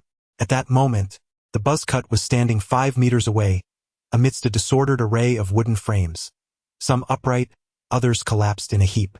As I walked over, I shone my light around, hoping to catch a glimpse of a rooster, but all I found were 2 charred black, lying in a corner utterly lifeless. As I ventured further in, I discerned that the wooden frames were actually partitions. However, following that recent explosion, much of the already charred fabric had been reduced to mere fragments, leaving only the outer wooden frames. The tattered curtain I had seen outside the archway was the westernmost panel that had escaped destruction. Supporting my headlamp, I noticed a large design painted above, reminiscent of the symbols seen in Lin Zhengying's films. At that moment, Master Feng was also observing, muttering to himself, "This doesn't seem right. This is a sealing talisman. How could this appear in a tomb? Sealing talisman?" I furrowed my brow. Master Feng, nodding as he examined it, remarked, "It's a talisman used by Taoist disciples for confinement and suppression. This appears to be a tai. Master Feng, come quickly. There's a person here." Uncle Changhai suddenly called out. We hurried over and discovered a disordered wooden frame that was crushing a skeleton beneath it. Many of the bones were shattered. It was unclear whether they had recently crumbled or if they had been smashed during the collapse of the frame. Scattered around the bones were fragments of pottery, the breaks appearing fresh, likely the source of the earlier cracking sound. This was my first encounter with such a purely white skeleton. The hair and clothing had completely decayed, leaving only the bones. However, beneath the skeleton lay a mat that had not entirely disintegrated, reminiscent of those on which monks or Taoist priests sit while chanting. I recalled what Mr. Feng had just mentioned about Taoist talismans and inquired whether this individual might have been a Taoist priest. It was difficult to ascertain. Mr. Feng furrowed his brow and shook his head, admitting that he too had never witnessed a situation like this before. Suddenly, my keen eyes caught a glimpse of a metallic sheen beneath the spine. Picking it up, I discovered it to be a copper hairpin. The design of the hairpin was remarkably simple, akin to a skewer for roasting sausages, yet instead of the characters for Yichun, it bore a delicate cloud pattern at its tip. I immediately showed it to Mr. Feng, asking if it held any value. However, when I placed the hairpin back and looked up, I was astonished to find that they had all vanished. Scanning the surroundings, I noticed they had all retreated to the western side of the tomb chamber, behind a screen adorned with a large Taoist talisman. Their postures were peculiar, standing there in silence, as if they were reflecting deeply before a wall. Chapter 39. The stone blockage their demeanor suggested they had certainly discovered something significant. Thus, I promptly circumnavigated the screen and approached the group. Upon the stone wall, a second archway materialized, yet in stark contrast to the one at the Vajra wall, this archway was devoid of any framing. It had been directly hewn from the rock face. As my gaze fixated on the interior of the archway, I involuntarily widened my eyes in astonishment. I comprehended the reason behind their stupor. According to the architectural design of Ming Dynasty royal tombs, the Vajra wall typically marked the entrance of a tunnel arch. Thus, it was only natural for me to assume that the chamber we currently occupied was indeed the tunnel arch, leading further into the antechamber, separated by a grand entrance to the underground palace, potentially equipped with a stone sealing mechanism or similar anti-theft contrivances. Hence, I envisioned that within this archway there must undoubtedly be two intricately carved stone doors, adorned with 9 horizontal and 9 vertical bars, featuring 81 door nails to signify the unparalleled prestige of royalty. However, that was not the case. The archway extended a mere meter inward, leading to a stark stone wall, upon which, astonishingly, a rectangular passageway entrance had emerged. What was there to behold in this passage? Why were they hesitating to proceed? Because this passage, approximately 1 meter wide and less than 2 meters in height, was tightly sealed by 3 granite blocks, fit together with utmost precision. No one could have anticipated that within this tomb, such a formidable anti-theft mechanism would be encountered. An hour later, in the hollow, the spirits of all present were thoroughly dampened. Particularly affected was Mr. Feng, who, after enduring a day and night, already wore a pallid expression, now rendered even more ashen. Regarding the 3 granite blocks, we had just chiseled out an opening on either side of the passage and attempted to pry one loose with a crowbar. It was not particularly heavy. Conservatively estimated, each block weighed around 1 to 2 tons. However, that was not the most troublesome aspect. Upon realizing the impediment, Uncle Changhai suggested the immediate use of a sledgehammer. After all, save for Grandpa Feng, we were all robust laborers, and in a matter of a few hours, we could undoubtedly pulverize it. Unexpectedly, Grandpa Feng, after employing his stethoscope, declared that such exertion would be futile. He informed us that the passageway extended for at least 30 meters, entirely filled with packed stones. Some might perceive this as mere fabrication. To that, I can only assert that, although constrained by technological limitations, our ancestors were by no means intellectually inferior to modern individuals. The practice of utilizing pack stones in imperial tombs in our nation can be traced back to the Warring States period. For instance, the tomb of the king of Zhongshan in Pingchuan County employed pack stones. During the Han Dynasty, with the advent of mausoleums built into mountains, the application of packed stones became more widespread, as exemplified by the Han tomb in Guishan and the Chu tomb in Shizhi Mountain. However, the most masterful utilization of packed stones can be attributed to the Qianling Mausoleum. Its 60-meter-long passageway was paved with over 8,000 packed stones, secured with mortise and tenon joints, and ultimately fortified with molten iron. This sequence of operations undoubtedly represents the zenith of ancient tomb security. While the principle is straightforward, excavation is essentially an insurmountable task. To paraphrase a classic line, the most sophisticated tombs often employ the most rudimentary methods of security. From that moment onward, I comprehended a fundamental truth. Ancient tombs lack uniformity. Each tomb possesses its own distinct character, which cannot be fully encapsulated in either official scholarly works or personal work journals. If you wish to know, you must inevitably venture forth. After a considerable passage of time, Master Feng spoke. Miss Zhou, perhaps it's best to abandon this pursuit. Extracting requires no fewer than 20 or 30 individuals, and that is contingent upon the absence of dovetail joints or casting. If present, not even 20 or 30 oxen could accomplish the task. Oh, Zhou Ling narrowed her eyes and calmly remarked, Master Feng, should you choose to withdraw now, your 30% will vanish. Master Feng was taken aback. After a moment of contemplation, he inquired with skepticism, are you truly suggesting we attempt to gather 20 or 30 individuals? No way, the risk is far too great, he insisted, shaking his head repeatedly. Unexpectedly, Zhou Ling shook her head in return and slowly articulated two words. Winch. Well, how should one express this?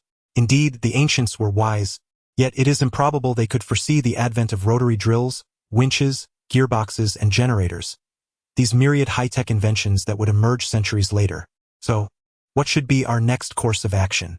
To quote Zhou Ling directly, utilize a rotary drill to carve a bull ring into the, then employ a winch coupled with a gearbox and a diesel generator. Let me assure you, pulling out even 10 tons would be entirely feasible. At that moment, we were all astounded by this notion. It is often said that the northern faction is audacious while the southern faction is cautious. Yet, how is it that Zhou Ling exhibits even more audacity than the boldest of the north? She was truly audacious beyond measure, was she not? Upon regaining her composure, the young man with a flat haircut scratched his head and inquired, even if your method proves effective, the weight of those boulders means they can only be laid flat.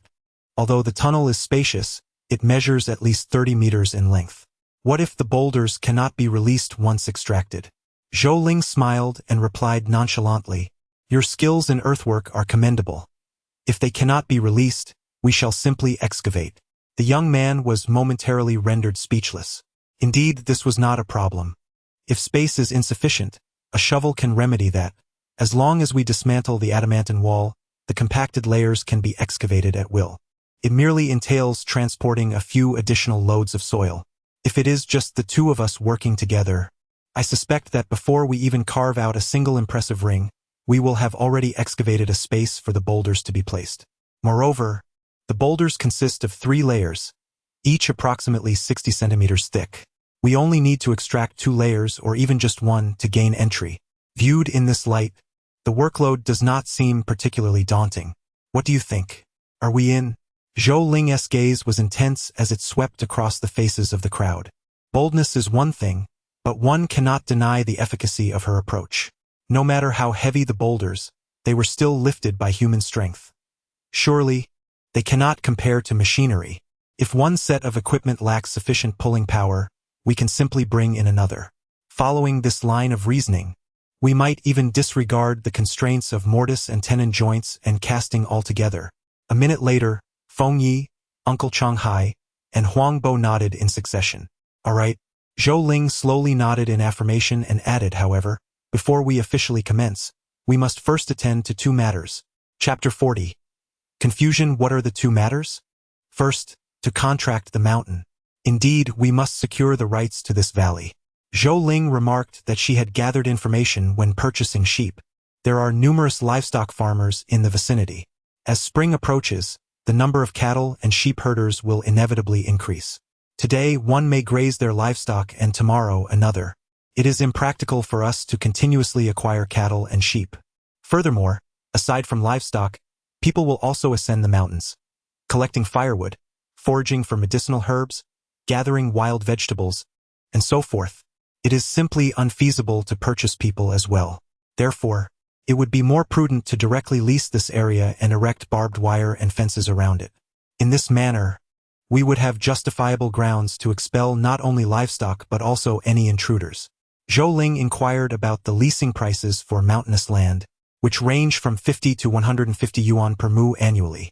Assuming an average of 100 yuan, leasing 2 to 300 mu would only amount to several tens of thousands of yuan each year.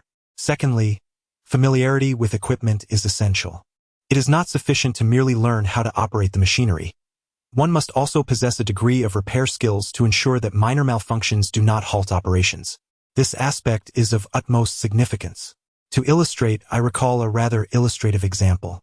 At the end of 1995, a fisherman surnamed Peng in northern Guangdong discovered a sunken ship in the South China Sea. Unfortunately, when preparing to dive, the engine suddenly malfunctioned, intermittently failing to start.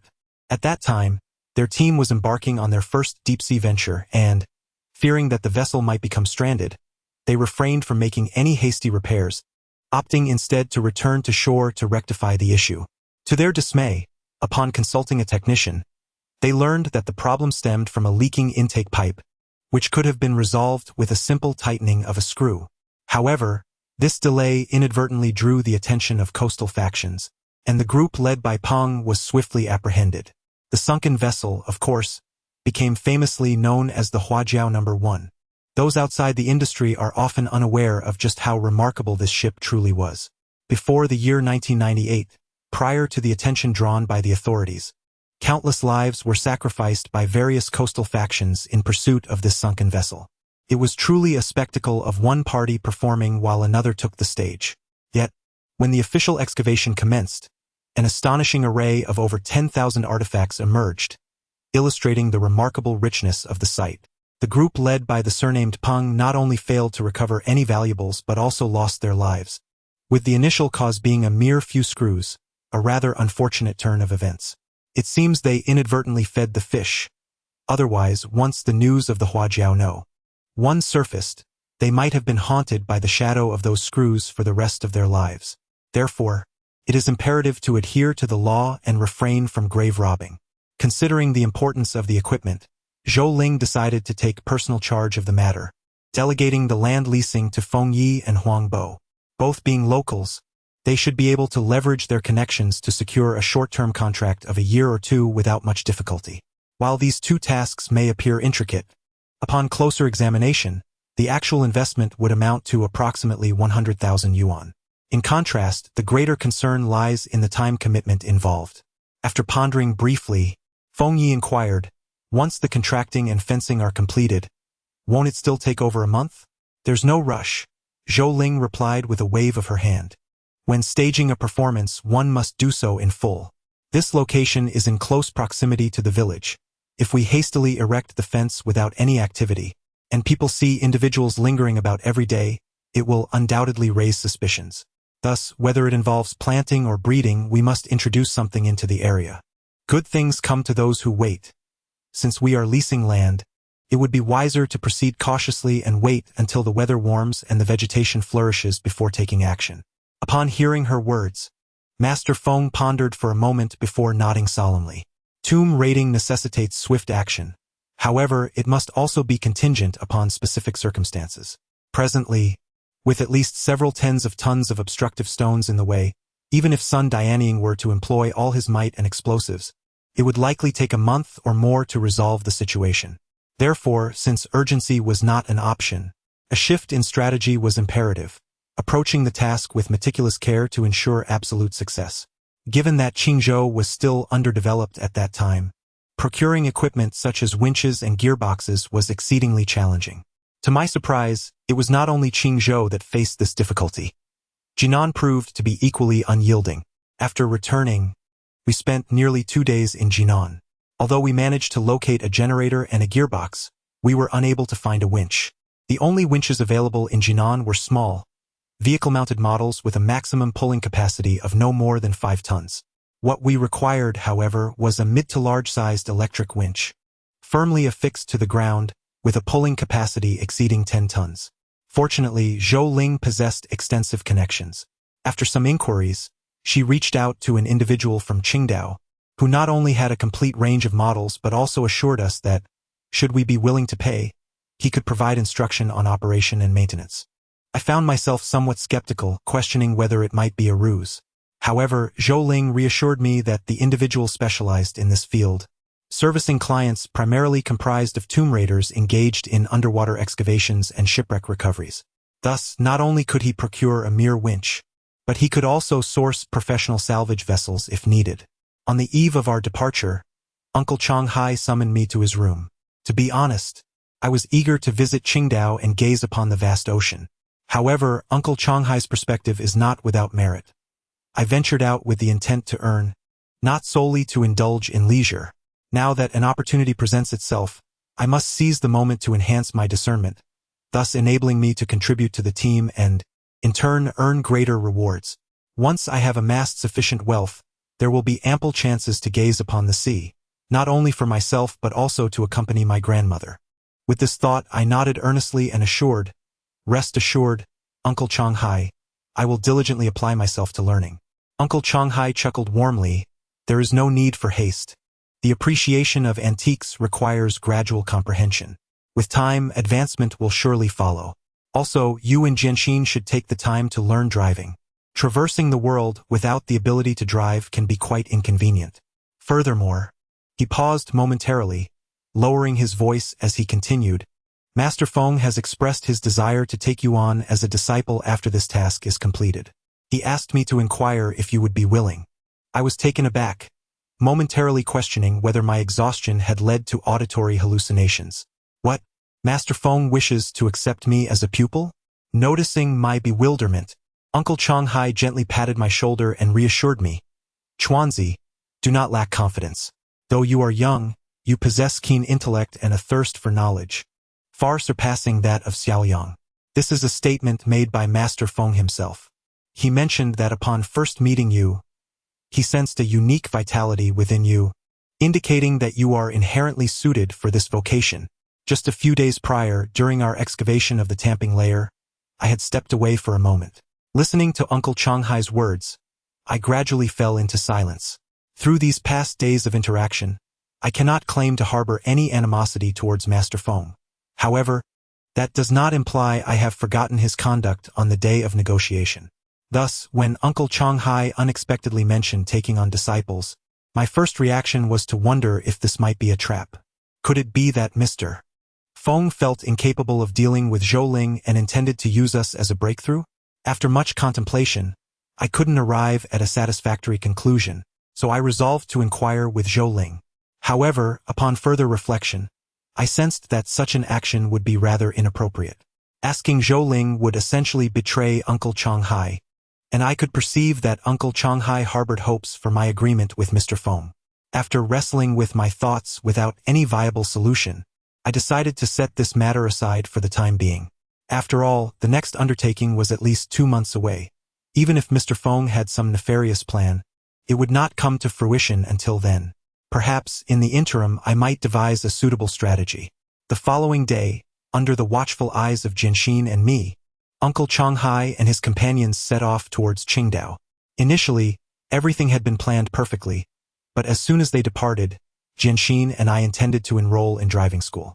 However, no sooner had the cheetah vehicle exited the community than Jianxin dashed off, completely unrestrained, leaving me in bewilderment, unsure if he was off to an internet CAF or perhaps chasing after girls.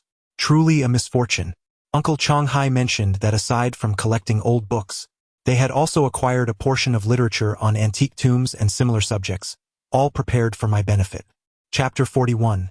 Enrichment. It was Hao Run who called. A week had passed since we last parted, and it was Saturday again. She informed me that the magnolias beside the Baotu spring had bloomed and inquired whether I had time to join her in admiring the flowers. As I listened to her gentle breaths on the line, her lovely visage involuntarily materialized in my mind, and I instinctively felt inclined to accept her invitation. The words lingered on the tip of my tongue, yet an unexpected thought suddenly sprang to mind. If I were to go, would I not be indistinguishable from Jianxin? Ah! Indeed, I seemed to be rather preoccupied. I stammered my response. So busy, indeed. Haoruan's tone hinted at a trace of displeasure as she continued to mutter to herself. My father mentioned your busyness as well, advising me not to bother you or call too often, lest it impede your ability to earn money. I previously thought he was merely jesting, but it appears you truly have no time. Well then, you carry on with your tasks, and remember to reach out when you find some leisure. Farewell. The call ended, yet my hand lingered by my ear, refusing to drop for quite a while. Having risen without the chance to brush my teeth, my mouth felt parched and somewhat bitter. Suddenly, a rhythmic banging on the door jolted me, nearly causing my phone to slip from my grasp. Chuanzi, come quickly and look at this. Jianxin rushed into the room, pulling a newspaper from his coat and thrusting it toward me. He pointed at a headline, exclaiming, "Look at these three individuals. Aren't they the ones who intended to confront Heo Jianmin's daughter that night?" I lowered my gaze and observed that it was an issue of the Quanqing Daily. Jianxin was referring to a traffic accident that had occurred 2 nights prior at the intersection of Jingxi Road and Jingshi Road, resulting in 2 fatalities and 1 serious injury. The accompanying images comprised 4 photographs: 1 of the injured, 2 of the deceased, and 1 depicting the scene of the accident. The injured individual was captured during the emergency response, easily identifiable as the one who received a blow from Jianxin. The identities of the other 2 deceased have been obscured, rendering their appearances unrecognizable. However, in the scene photograph, 1 individual is relatively small and remains uncensored. Although the image is somewhat blurred, I recognized him at once. Indeed, one of the deceased is the very person I struck with a steel bar. By this deduction, the individual whose identity remains unrecognized is likely the one who was kicked into the corner by Jianxin that night. Chuanzi, do you think this incident could possibly be? Jianxin gazed at me with a troubled expression. I remained silent, yet I too sensed that this was not merely a simple traffic accident. They say that those who commit wrongful acts will inevitably face misfortune. But this calamity has arrived with alarming swiftness and uncanny precision. Rather than attributing this to karmic retribution, I am more inclined to believe that this incident was orchestrated. It is truly unexpected. Jianxin shook his head and sighed, remarking on how Hao Jianmin, appearing so innocent, could harbor such ruthlessness behind the scenes, such brutality. Especially regarding this matter, look here, it is nearly severed in 2. He sat on the sofa, perusing the newspaper while muttering, with the central theme being, Hao Jianmin is indeed merciless. It's not just him. I too felt a twinge of discomfort. Although those small ruffians certainly deserved their fate, after all, they were 3 lives, 3 living beings, just like that. In the following 2 months, Jianxin and I led fulfilling lives. Of course, I was focused on my own development, while he primarily sought to enrich his social encounters. Aside from learning to drive and reading, I spent the majority of my remaining time immersed in the cultural market. In truth, the study of antiques is not particularly challenging.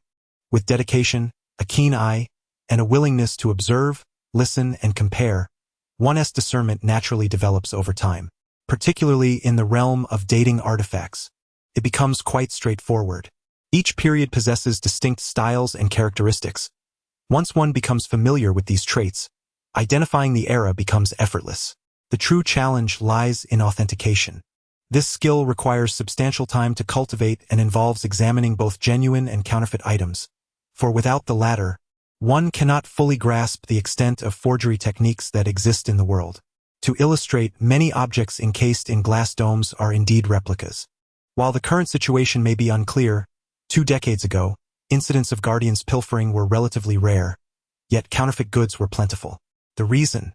Because genuine items were placed within. This is a genuine quandary, as top-notch forgers can create pieces that rival the authenticity of the real thing, achieving a level of deception that only they are privy to. Have you heard of the Forgery Village incident? If not, allow me to summarize briefly. The origins of this event trace back to the Song brothers. Despite the abundance of ancient tombs in Luoyang, excavation was necessary, making the direct sale of fakes impractical. Upon realizing that the village artisans possessed the skill to create indistinguishable replicas, they began to sell these exquisite pieces as genuine to smugglers. While many may be familiar with the smugglers, they might not know that several of the bosses behind them were, in fact, prominent auction houses. Once the auction houses received the goods, they typically refrained from immediate auctioning, as they needed to orchestrate a comprehensive operation and maintain the rarity of the items. Years later, a wave of recovery surged forth, and within the expansive warehouses of Hong Kong, a plethora of exquisite Shang and Zhou dynasty bronze artifacts were unearthed. At that time, a special fund was allocated, reportedly amounting to 10 billion annually. However, on the eve of the exhibition, they summoned the curator from Luoyang. It is imperative to commend the old curator, who, despite sharing the same hometown, feigned ignorance. Yet, when he declared the artifacts to be forgeries, no one believed him, and he was met with derision from a multitude of experts. Consequently, the old curator procured an entire truckload from Luoyang. It was only then that they realized the existence of a village dedicated to counterfeiting, a phenomenon that had persisted for decades. Although ultimately, those involved faced appropriate repercussions. The unfortunate incident led to the esteemed professor responsible for oversight taking his own life in shame, a truly lamentable outcome. Thus, when confronted with such a caliber of counterfeit goods, one can only resign oneself to misfortune, for in adversity lies fortune. Fortunately, our suppliers generally do not deceive us, as they hardly profit. At most, they merely seek respite when we procure goods. Therefore, in the realm of treasure hunting, as long as one learns to discern provenance and grasps market trends, significant losses can be avoided. Nevertheless, despite this notion, the pursuit of knowledge must persist. As the old adage goes, a wealth of skills never weighs one down. I often contemplated that should treasure hunting fail, I could always turn to reselling and still attain great wealth. Thus, over time, as my discernment sharpened, I became dissatisfied with the cultural market, for the majority of its offerings were counterfeit. To enhance my discernment further, it was imperative to engage with authentic artifacts. After inquiring around, I learned that there exists a ghost market on Chu Shui Ting Street, and I decided to wander about and witness it for myself. Chapter 42, Fortune-Telling. The so-called ghost market refers to a trading venue that opens before dawn and closes at first light, a concept that can be traced back to the Tang dynasty. In Zheng Xiong's records of Panyu, it is recorded that a ghost market would occasionally appear by the seaside, gathering at midnight and dispersing at the crowing of roosters, where individuals often stumbled upon unusual items. The unusual items mentioned here do not refer to antiques but rather to items like 5-stone powder. Thus, the ghost market was originally a place for the sale of contraband goods. The evolution of the ghost market into a specialized antiquities market likely occurred during the late Qing dynasty, when many declining noble families, unable to sustain themselves, resorted to selling their ancestral properties. To avoid ridicule during daylight, they would emerge under the cover of darkness. The market was bustling, with numerous stalls and even more passers-by perusing the wares. Upon my entry, I immediately knew I had come to the right place, as at the very first stall, at least 1/3 of the items were genuine, a remarkably high ratio for an antique stall.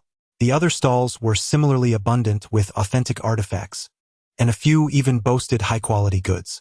After strolling around for a while, I began to examine the items closely, merely observing without inquiring about prices.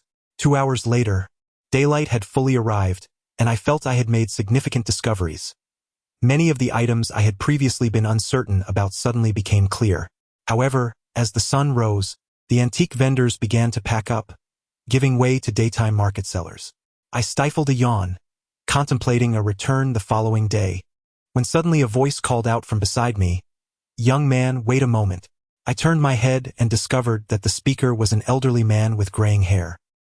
He sat on the Fengshi Bridge, cradling a cane in his arms, with a wooden sign propped up at his feet, upon which the words fortune-telling were inscribed. I pointed to myself and asked, "Sir, are you calling me?" The old man rose, leaning on his cane as he approached me. It was then that I noticed his left foot was severely lame. He smiled warmly and said, "Young man, would you allow this old man to read your fortune? If I am inaccurate, I shall not collect a fee." Upon hearing this, I felt a surge of interest. Most fortune-tellers are charlatans, demanding payment before providing their readings. Yet this old man boldly claimed he would not charge if his predictions were off. This suggested he might be a sophisticated trickster. I resolved to listen to him and then make my exit, confident that, given his limp, he would not be able to pursue me. The old man employed a most peculiar method of fortune-telling. He did not toss coins nor read palms. After inquiring about my birth date, he began to calculate quietly to himself. He used both hands simultaneously while muttering incantations. After approximately 3 minutes, he withdrew his hands, craned his neck to scrutinize my features, and nodded slightly. The Yichun sign indicates a guardian of wealth in the grave, prosperous in autumn and winter, while spring and summer bring misfortune. The Emu sign encounters, G2, lacking the favor of wealth deities, requiring a breakthrough to achieve prominence. At this juncture, the old man's smile faded, and he shook his head, saying, "Young man, a great calamity approaches you. If you take heed and depart swiftly, you may evade this disaster. In the future, you shall surely establish a family and enjoy a life of honor and prosperity." He stated that I am a person born under the Yichun configuration, which is characterized by an inherent connection to the grave and storage of wealth. Given that my year pillar's heavenly stem is E, which belongs to the wood element, it is referred to as E-wood. The primary wealth of E-wood is represented by Wu Earth, while its secondary wealth is represented by G Earth. I was born in the second lunar month, where the month pillar coincides with G Earth, indicating a lifetime of flourishing secondary wealth, requiring a breakthrough to achieve prosperity. The term grave storage is a specialized term in metaphysics, not necessarily referring to ancient tombs, but broadly signifying any place that stores wealth, akin to banks or mines. I chuckled, thinking he was merely trying to frighten me. However, my interest was piqued, and rather than leaving hastily, I smiled and said, "What great calamities or minor troubles? You can't intimidate me, good sir." Noticing my indignation, the old man remained unperturbed, continuing with a grin. "From your accent, you are not a local, you hail from the northeast. You don't seem to be here merely for tourism or visiting relatives, so it is evident you have ventured out to seek your fortune. At your age, you couldn't have traveled such a distance alone. There must be someone accompanying you, and I assure you, that person must be born in the year of the sheep." Upon hearing this, I was taken aback, for Uncle Changhai, Uncle Changjun, and Brother Jianxin are all born in the year of the sheep. "How do you know this?" I inquired. The old man explained that Cho and Wei clash, and from the four pillars perspective, I am indeed in a year of great fortune. However, my own 8 characters do not reveal the Wei branch, and this year is not the year of the sheep, so this force of breakthrough must be borrowed. Furthermore, it needs to be strong. Any weakness will not suffice. From his observations, my financial prospects are already evident, indicating that this powerful breakthrough has indeed been acquired. Thus, either the sheep I encountered is exceptionally formidable, or I have stumbled upon a multitude of sheep. Regrettably, the old man shook his head and remarked, "The auspicious arrival of 3 sheep heralds prosperity, and 5 sheep bearing grains can indeed be seen as a fortunate union. Yet, it is unfortunate that it coincides with your emergence as a budding young bull. Although the horns of a sheep may be sharp, they pale in comparison to the robustness of a bull's horns. Furthermore, this very strength has been entirely lent to you. Now that the sheep has lost its horns, it is destined to be skinned and boiled into a pot of meat." The old man's words were ominous, sending a chill down my spine. I swallowed hard and inquired, "What do you mean by a pot of meat?" Unexpectedly, he refrained from elaborating and instead took a deep breath, saying, "What is even more lamentable is that, although you possess the momentum of traversing plains and mountains, you remain youthful and lack the requisite strength. When calamity strikes, not only will you be unable to save others, but you will also inadvertently bring ruin upon yourself." I stood there utterly bewildered. Plains? That happens to be my name. However, while I was lost in thought, an elderly woman at a nearby book stall shouted, "I've had enough of this nonsense. Every day, that woman over there pretends to be all high and mighty, with her muddy behind and her filthy hands. She thinks she can just take those few tattered books without a word of greeting? I'll take them, I'll take them, I'll take them." As she ranted, the old woman lunged to snatch the books. The stall owner fought fiercely to protect them, and soon, The two were embroiled in a public brawl. When it comes to fierceness, Northeastern women undoubtedly reign supreme. Yet, in the realm of quarrels, I, a native of the Northeast, must concede that Shandong women possess a greater presence. Or perhaps it is more accurate to say they wield a more penetrating and impactful force. Across the country, perhaps only women from Hubei could rival them. The altercation between the two successfully diverted my attention. When I turned my gaze back to the old man, I found myself somewhat more alert. Reflecting on his recent words, a cold smirk crept into my heart. It seemed he was about to embark on a scheme to swindle money. This was the typical approach of fortune-tellers. Nevertheless, my curiosity was piqued to see how he intended to deceive me further. So I feigned interest and inquired, burning oneself with fire? Perhaps, dear sir, you could enlighten me on any methods to exploit a weakness? To my surprise, upon hearing my question, the old man waved his hand dismissively, saying, "The one in power is often blind to their own plight, and the one lost in the fray is not in control of their own fate. I am well aware that I cannot dissuade you, nor those who stand behind you. However, if you are willing to heed my advice, carry some gold or silver artifacts with you." Gold and silver artifacts. My eyes darted around, sensing that the old man possessed nothing of value to offer me. Indeed, he nodded slowly, his eyes narrowing as if gazing through me rather than at me. Adding some precious metals may provide a glimmer of hope. Even if one cannot evade calamity in life, one may still procure some funds for the journey to the underworld. With that, he shook his head and turned to depart. I was taken aback. This was not at all how I had envisioned our encounter. When I looked up again, the old man had already reached the street corner. The morning sun was somewhat blinding, and as I shielded my forehead, I observed his limping figure, inexplicably feeling a pang of sympathy. "Sir, wait," I called out, hastily pursuing him to the street corner. Although I still suspected that the old man was deceiving me, I thought to myself that after such a lengthy discourse, I could not leave empty-handed without offering him a single coin. He is in his 70s, even older than my grandfather, yet he limps along, dragging his ailing body to make a living. His life must undoubtedly be arduous. "Sir, I apologize for my youth and my inability to articulate well. Please do not take offense." I reached into my pocket and pulled out some money, initially counting out 2 bills. However, as I hesitated, gritting my teeth, I added 3 more. "Sir, I am uncertain of your fees for fortune-telling, but consider this 500 yuan as a token of my respect for your craft." It was a small silver bell, about the size of a chestnut, likely a relic from the Han Dynasty, simple and unadorned in design, predominantly attributed to the northern nomadic tribes. I surmised it might have belonged to a noble of the Xiongnu. That day, the market was bustling with vendors of bronze artifacts. Before long, I polished the silver bell until it gleamed. Under the sunlight, it sparkled brilliantly, becoming increasingly pleasing to the eye. However, as the saying goes, pleasure often begets sorrow, and this could not be more true. Just as I was grinning foolishly at the bell, someone suddenly yanked at the collar of my shirt, nearly causing me to stumble.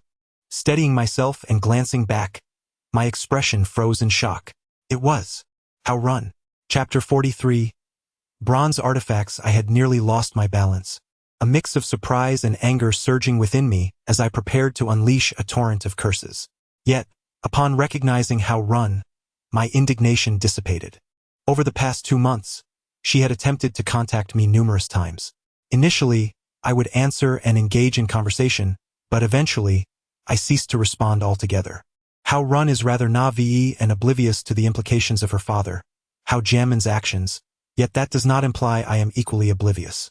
As the old adage goes, self-awareness is a virtue. Deep down, I understood that Jiamin's behavior was not without justification. If it were me, I would certainly be reluctant to have my own daughter associating with a grave robber. "Why aren't you answering my calls?" Run's expression darkened, revealing her irritation. "Well, I couldn't just admit that I am involved in tomb raiding and that your father prefers we do not interact too much." After much contemplation, I ultimately resorted to that well-worn excuse of being busy. Fortunately, she was easily pacified. After I rambled on for quite some time, Run soon calmed down. She pouted and said, "You must promise that you won't ignore my calls in the future." I nodded eagerly in agreement. After chatting about various topics, Hao Run suddenly asked, "By the way, do you really like crafts? I noticed you were at the craft stall for quite a while." "Not particularly." I waved my hand, explaining that I was primarily interested in the designs. I couldn't say I truly liked them, as crafts are not genuine artifacts. "Oh," Hao Run nodded slightly. Then she shifted her gaze and lowered her voice, saying, "Pingchuan, would you like to see something authentic?" I was taken aback, but quickly grasped Hao Run's implication. Hao Jiamin specializes in jade and bronze artifacts. Having been in the antique business for many years, he must possess a few remarkable ancient treasures. Naturally, such items would not be displayed in the shop. Hao Run's home is quite spacious, a top-floor duplex. The first floor serves as a living area, while the second floor is partitioned into 6 rooms. Aside from a study and 2 bedrooms, the remaining 3 rooms are filled with antique display cabinets.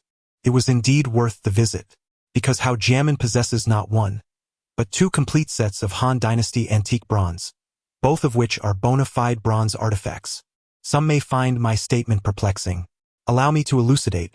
Within the realm of antiques, the term bronze predominantly refers to large ceremonial vessels, musical instruments, and weaponry. Other bronze items, such as mirrors, lamps, and ornaments, are typically categorized as miscellaneous, often referred to as copper odds and ends, and in some classifications, even weaponry falls under this miscellaneous category. Excluding national treasures like the Chongqing Palace lantern, miscellaneous items generally hold little value. Based on the market conditions of the time, I conservatively estimated that Hao Jiamin's 2 bronze pieces would fetch at least 800. When I factored in the various items from the other 2 rooms, I was astounded by my valuation. 2,000. Goodness, what a fortune. One might wonder how Hao Jiamin could display such valuable antiquities in his home without fear of repercussions. The answer is simple. There exists a code among collectors. As primary suppliers, we possess channels for selling rice, while these antique dealers have their own methods for laundering goods. Unlike us, they cannot operate swiftly. They must gradually release items to maximize profit.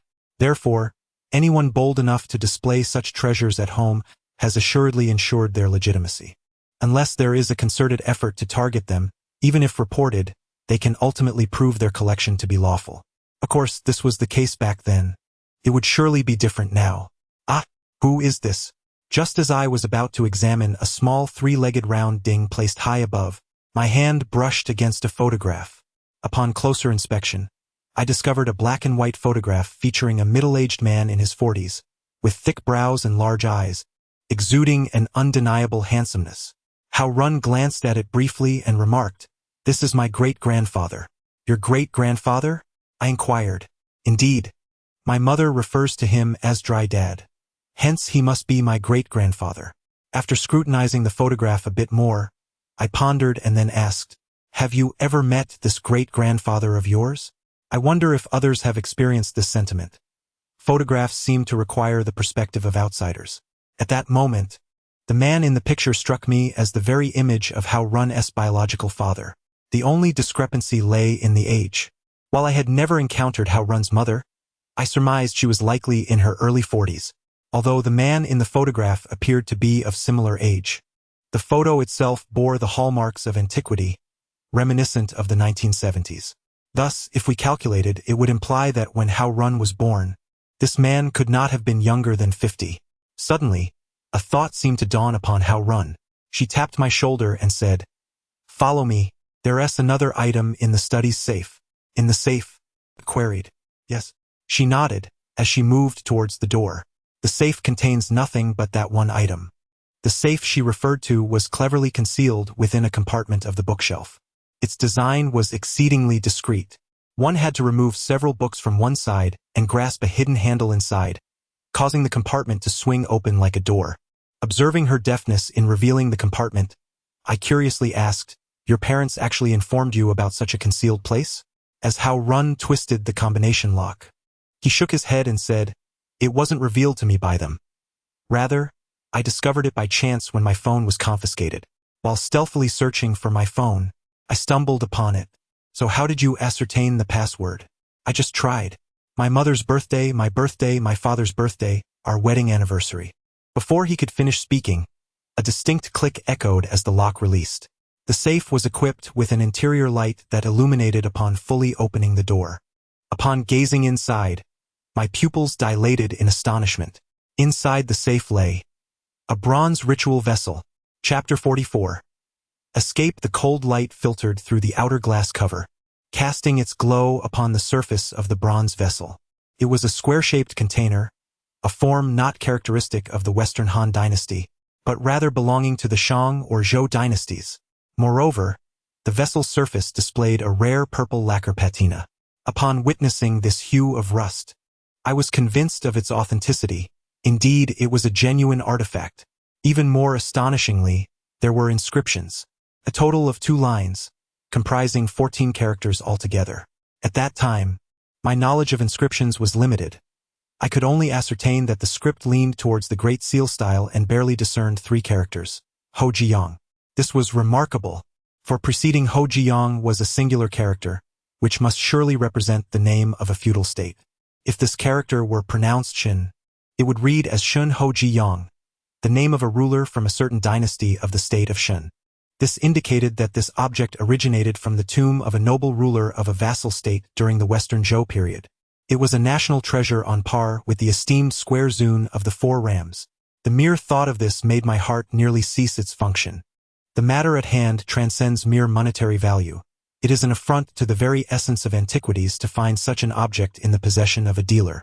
In this country, no one dares to engage in transactions involving items of such magnitude. Thus, how did Hao Jianmin come into possession of it? Gradually, a chilling suspicion began to unfurl in my mind. Slow down, Pingchuan. Why are you rushing? After departing from Hao Run's residence, my legs moved restlessly, compelling her to quicken her pace to keep up with me.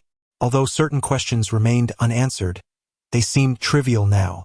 All I needed to ascertain was that this was a perilous object. I was certain that my relationship with Hao Run would not incite any ire from Hao Jianmin, but should he discover that I had encountered this item, he would undoubtedly seek my demise. Not to mention the implications regarding the hat. As previously mentioned, blatant theft is the most egregious taboo in the realm of tomb raiding. However, the specifics of the object in question are crucial. If word of this were to spread, an uncountable number of peers would violate the unwritten codes of conduct, for securing this singular acquisition would grant them an escape from the trade altogether. 10 minutes later, we arrived at a secluded corner. I gasped for breath, feeling my heart race uncontrollably. Hao Run, panting, inquired, Pingchuan, what is happening? I took several deep breaths, striving to regain my composure, then grasped Hao Run's shoulders and asked, Hao Run, tell me the truth. Did you ever bring anyone else to your home to see that object? Hao Run, taken aback by my sudden seriousness, paused for a few seconds before responding, No, why do you ask? It is fortunate that there is nothing amiss. I nodded and continued, Do not concern yourself with why I am asking this. Just remember that today's events must remain a secret, even from your parents. Hao Run instinctively took a few steps back, timidly inquiring, Pingchuan, what is going on? Your demeanor is rather unsettling. I pondered for a moment, realizing that I could not convey the gravity of the situation too seriously. Otherwise, this girl might succumb to anxiety and seek out Hao Jianmin. Yet, I also understood that I could not withhold all information, lest her imagination run wild and inadvertently reveal the truth. After a brief deliberation, a brilliant idea struck me. Hao Run's face paled slightly upon hearing my words, but after a moment of contemplation, she nodded earnestly. Seeing her agreement, I felt a semblance of relief wash over me. I believed this approach to be the most prudent, considering that despite our familiarity, Hao Run and I were merely friends. Thus, some matters were better conveyed through the lips of her parents than by my own. Once I parted ways with Hao Run, my enthusiasm for exploring the market had waned. After all, having already handled artifacts of ancestral significance, gazing at the mere trinkets would only evoke a sense of tedium. Just then, as I reached into my pocket, my fingers brushed against a cool metallic object. Upon retrieving it, I discovered it to be a silver bell. It was midday, and the sun blazed brightly. The bell's surface, adorned with myriad reflective spots, gleamed brilliantly. As I gazed at it for a fleeting moment, my eyelids twitched violently. A calamity was imminent. This echoed the words spoken to me by the old man earlier that morning at Chu Shui Ting Street. Could this be what he had meant? I stood frozen, my mind racing with dread, feeling an unsettling chill creep down my spine as the hairs on my neck stood on end. For a moment, the dread that enveloped my heart felt even more intense than when I encountered the sinister presence. Hey Jianxin, it's me. Where are you? At the internet CAF. What's up? Are you driving? Uncle Changhai left the second-hand Jetta at home when they left. Ever since he learned to drive, Jianxin has always enjoyed taking the car out to meet girls. No, I didn't drive today. Do you need the car? Then just wait for me at the internet CAF. I'll come to pick you up in 20 minutes. Pick me up? It sounded like Jianxin jumped from his seat on the other end of the line. What's going on? You sound different. You said you'd pick me up. What for? Don't ask. Just wait there. I hung up the phone. After much contemplation, I felt that I could no longer remain in Jinan. It wasn't that I didn't trust How Run, but I couldn't gamble with all our lives based on her character. More importantly, How Run is straightforward. Even if she wouldn't betray me, there was no guarantee that she wouldn't inadvertently reveal something to Hao Jianmin. If Hao Jianmin possesses this information, he is undoubtedly not a benign figure, and he could very well be a hidden, formidable force from the north. Such individuals, if they decide to act against us, would certainly not grant us even a sliver of opportunity to resist, and they would leave no survivors. At 1:40 p.m., the second-hand Jetta merged onto the Ring Road Expressway. Chuanzi, what is going on? You're sounding ominous. Where are we headed? Don't ask. What do you mean? What's happening? Brother, just don't ask. I turned my head, scrutinizing him with earnest eyes. Call Uncle Changhai and inquire about the situation on their end. Ask whether we're heading to Qingzhou or Qingdao. Jianxin paused for a few seconds, then, without further inquiry, retrieved his phone and began to dial. Our bond, forged through years of shared experiences, transcended mere trust. Sensing my resolve, he knew further questions would be futile, yet he was confident I would never lead him astray.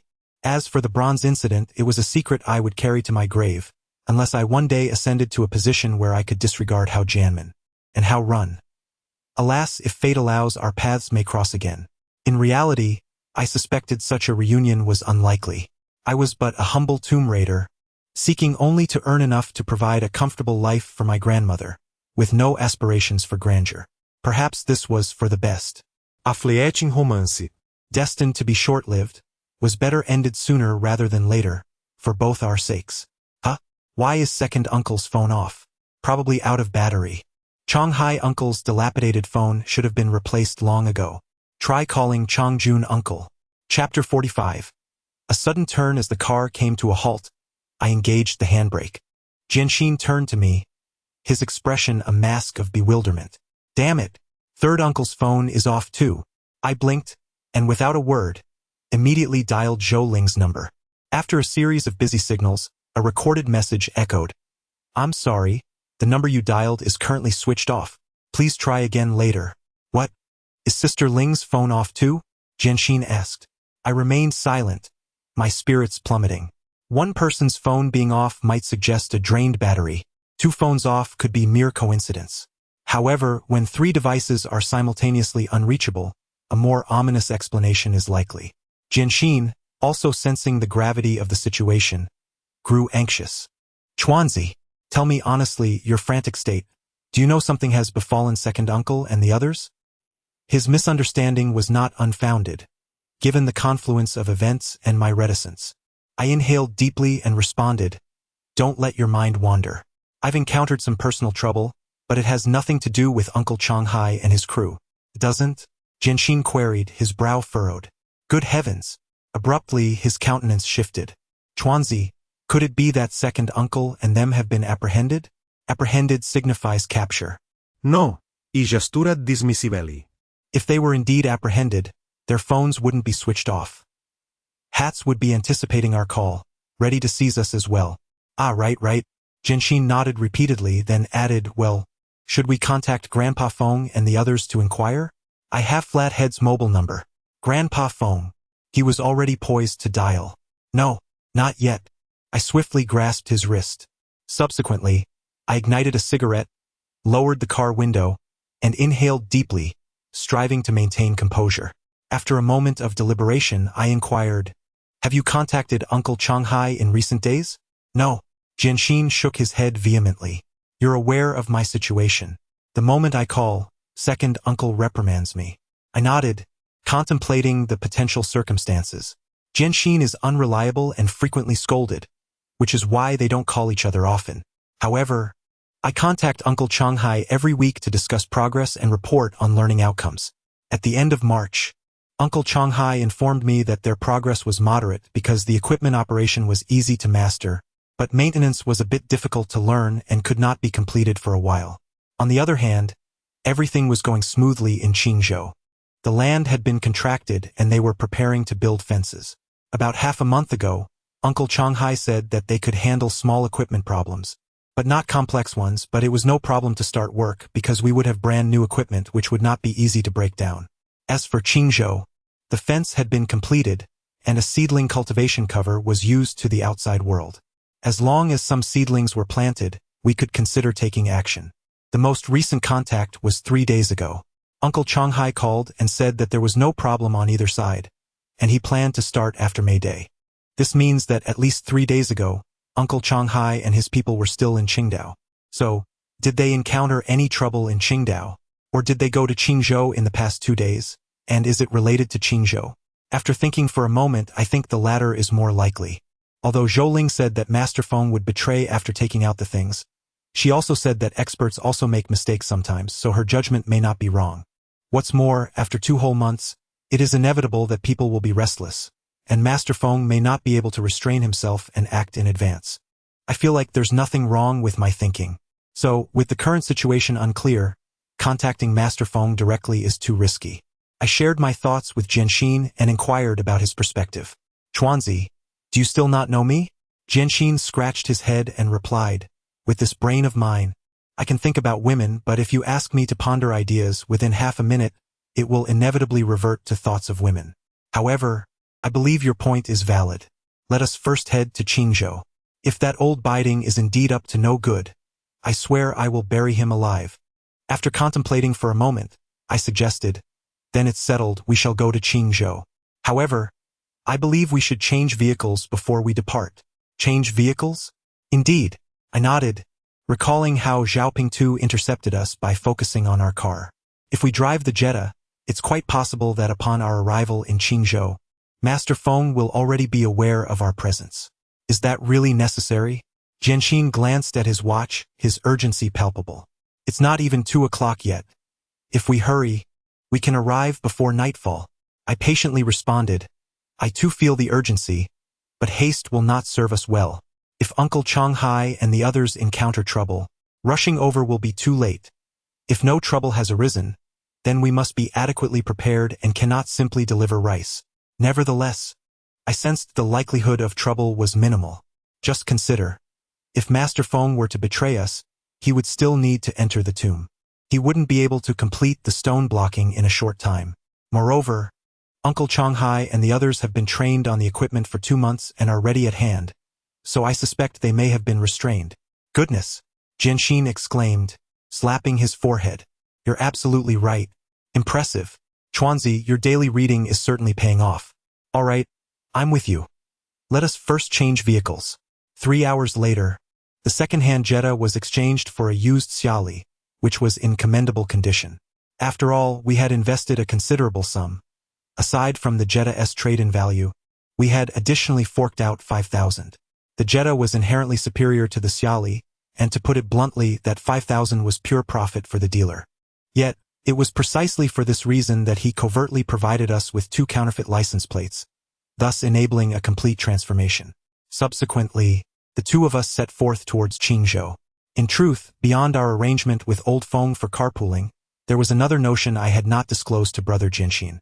The primary reason we found ourselves sharing a ride with Old Feng was due to the discovery made by the short-haired man.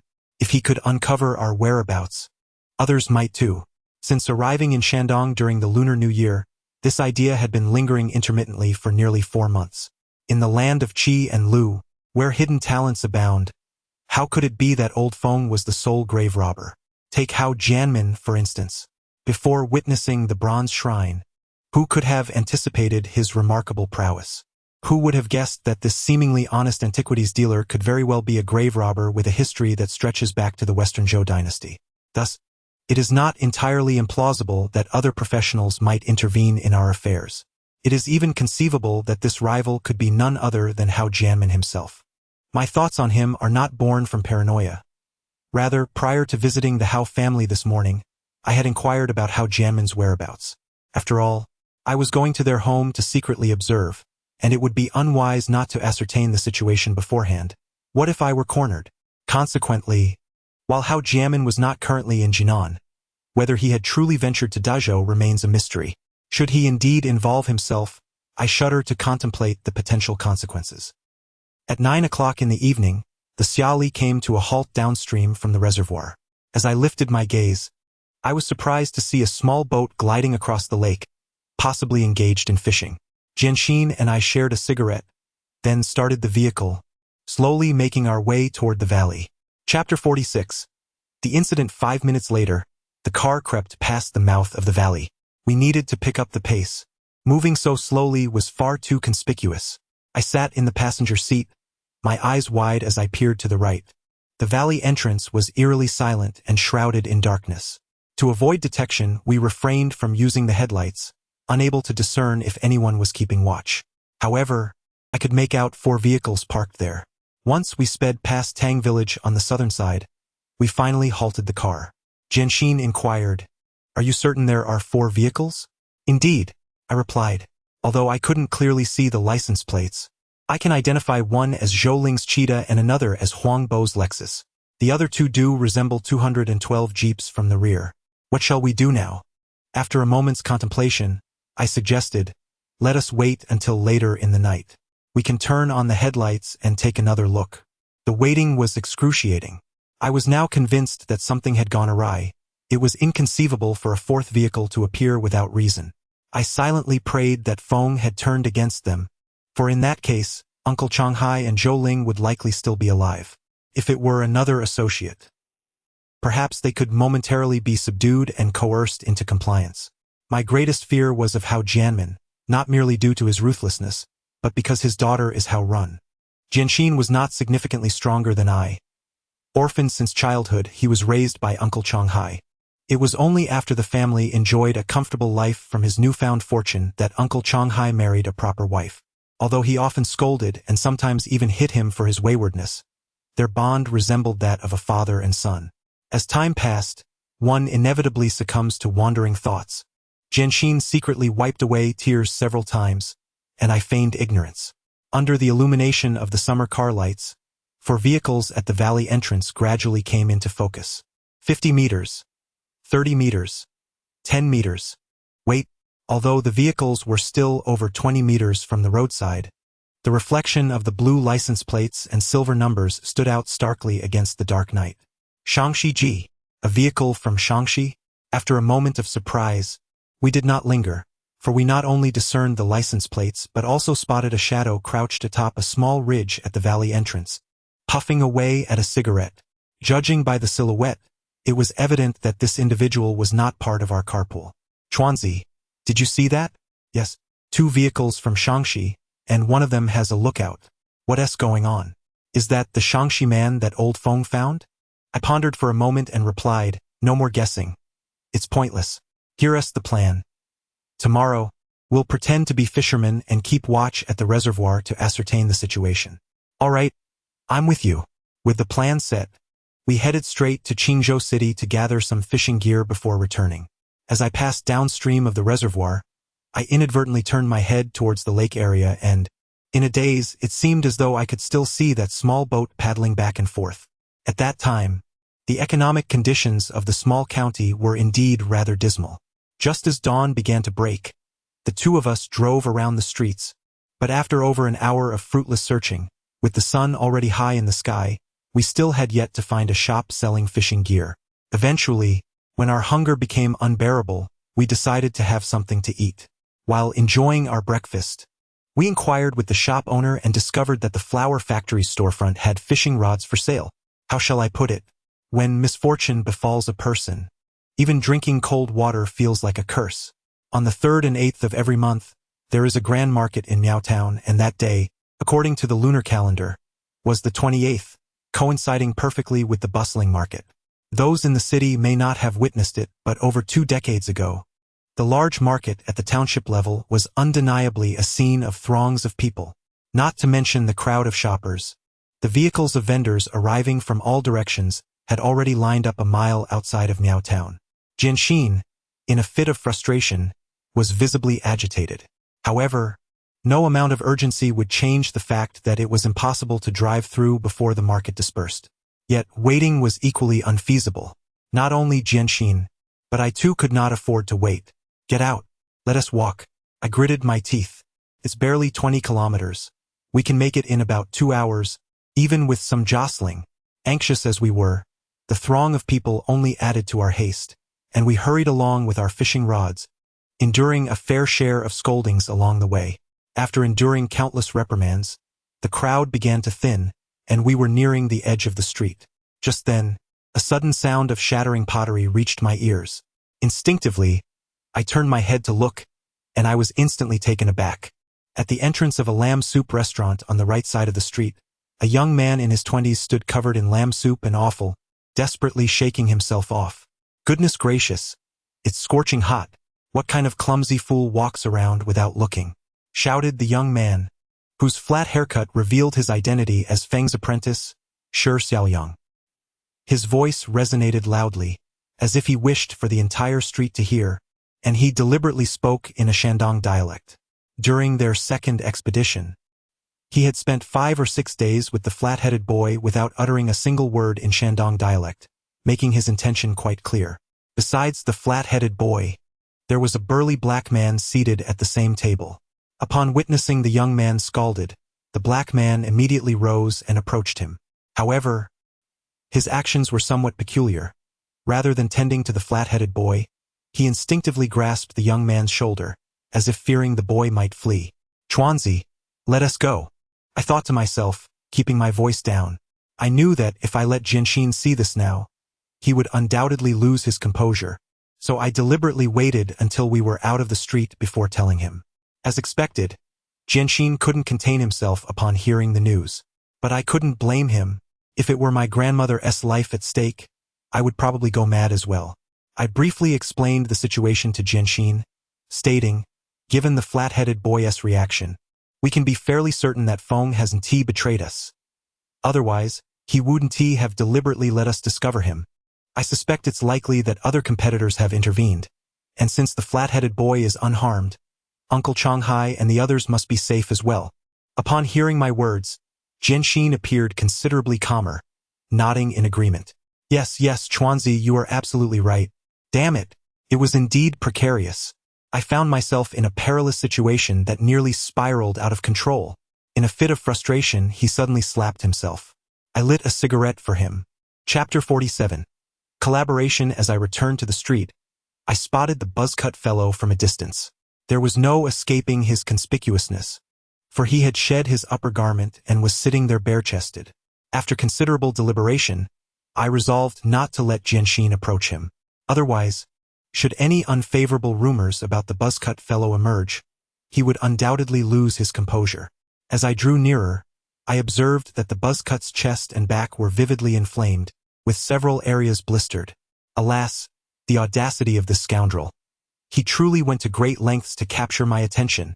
Boss, a bowl of lamb soup, please. Certainly, young man.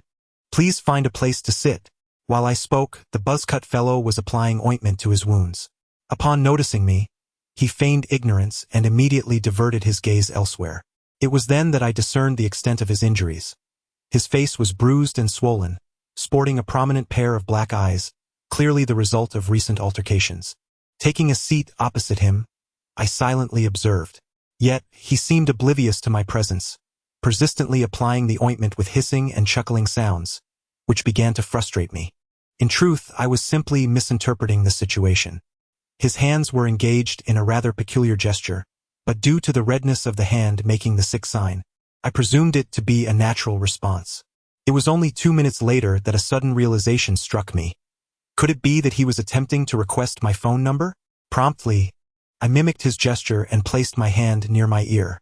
Indeed, upon noticing my action, he immediately relaxed his hand. As the saying goes, among three people, there must be a teacher for me. If one is adept at summarizing experiences, wisdom can be gleaned from every corner. Since then, I have gradually developed the habit of memorizing phone numbers. After all, in our line of work, one might not literally have their head in their trousers, but it is not far from the truth. One can never be certain when a phone might go missing. Thus, committing numbers to memory is the most prudent course of action. Now, a question arises. What does 6 represent, and what does 8 signify? I shall leave some room for imagination here, with the answer to be revealed later. After discreetly gesturing the numbers a couple of times, the young man with a flat haircut began to focus on making pancakes, and I knew he had committed the information to memory. At that moment, my lamb soup was also served. As the fragrant aroma wafted into my nostrils, I involuntarily recalled Chengda. On that fateful day when we ventured to Wolf Smoke Platform, we too had lamb soup for lunch. Back then, we were utterly at a loss, facing an impasse. Now we find ourselves in uncertain circumstances, surrounded by unseen dangers. Reflecting on the fortune-teller's words and the mischievous black-headed sheep in the lowland, I began to question whether I had truly offended the realm of sheep. Ahem! After a hurried and ravenous meal, the young man cleared his throat and addressed the burly man. "Brother Liu, may I ask you something?"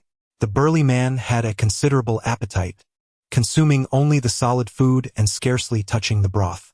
At that moment, he was on his third bowl and showed no signs of satiation. In response to the young man's inquiry, he merely grunted in acknowledgement. Then, leaning forward slightly, the young man continued, "Brother Liu, I've been coming out to eat with you these past few days, and I sense you are a straightforward person. Could you possibly let me in on a little secret?" The burly man's demeanor stiffened as he raised his gaze to the young man. At that instant, a single word flashed through my mind: menace. In the cultural marketplace, I once overheard someone speak of those ruthless outlaws, who, without a flicker of an eye, exude a peculiar aura that instills terror in wolves and caution in bears.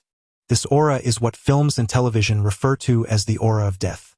Initially, I thought they were merely boasting, but I have come to realize that it is indeed true.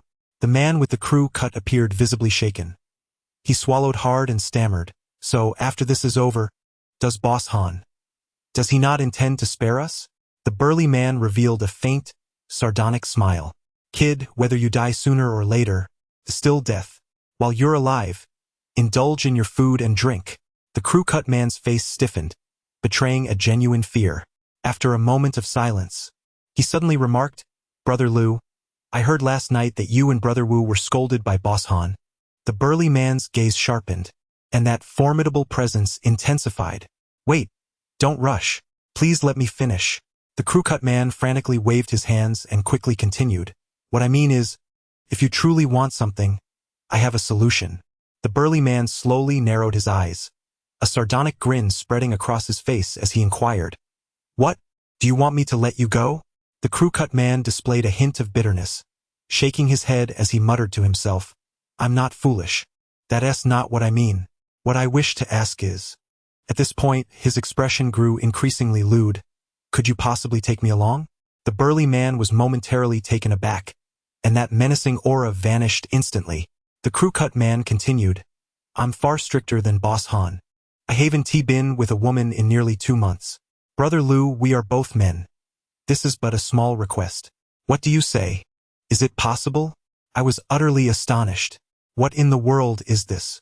After a lengthy period of deliberation, is it possible to convey something of substance? Noticing the other party seemingly unfazed, the crew-cut individual hastily added, "Rest assured, I will find someone, make arrangements, and cover the expenses, ensuring your utmost satisfaction." The burly man rolled his eyes, propping his elbows on the table, leaning forward inquisitively. "What kind of goods are we discussing?" "Well, I dare not deceive you, Brother Liu." He chuckled. "All of them work in the dance halls, and none are under 20, each one a prime specimen." Suddenly, the burly man slammed his hand onto the table. "What significance does 20 hold? I want 30. The crew-cut man appeared momentarily taken aback, gritting his teeth before responding with a single word. "All right." He pondered for a moment and continued, There are indeed 30-year-olds available, not lacking in appearance, but most are driven to seek work due to financial struggles. They may be somewhat reserved. That will suffice. The burly man abruptly interjected, raising his hand to silence him.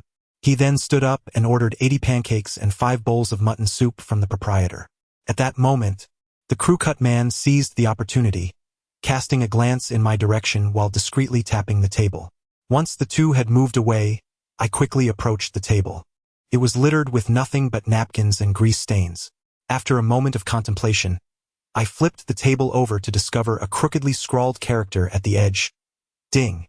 At that juncture, Brother Jinshin came rushing over, asking, "Chuanzi, what did he say?"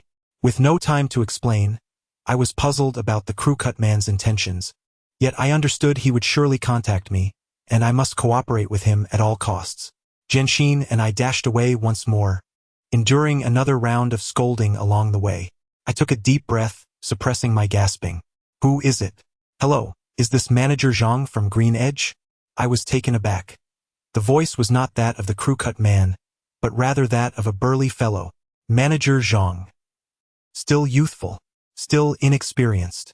At that moment, the sudden remark from the burly man left me bewildered.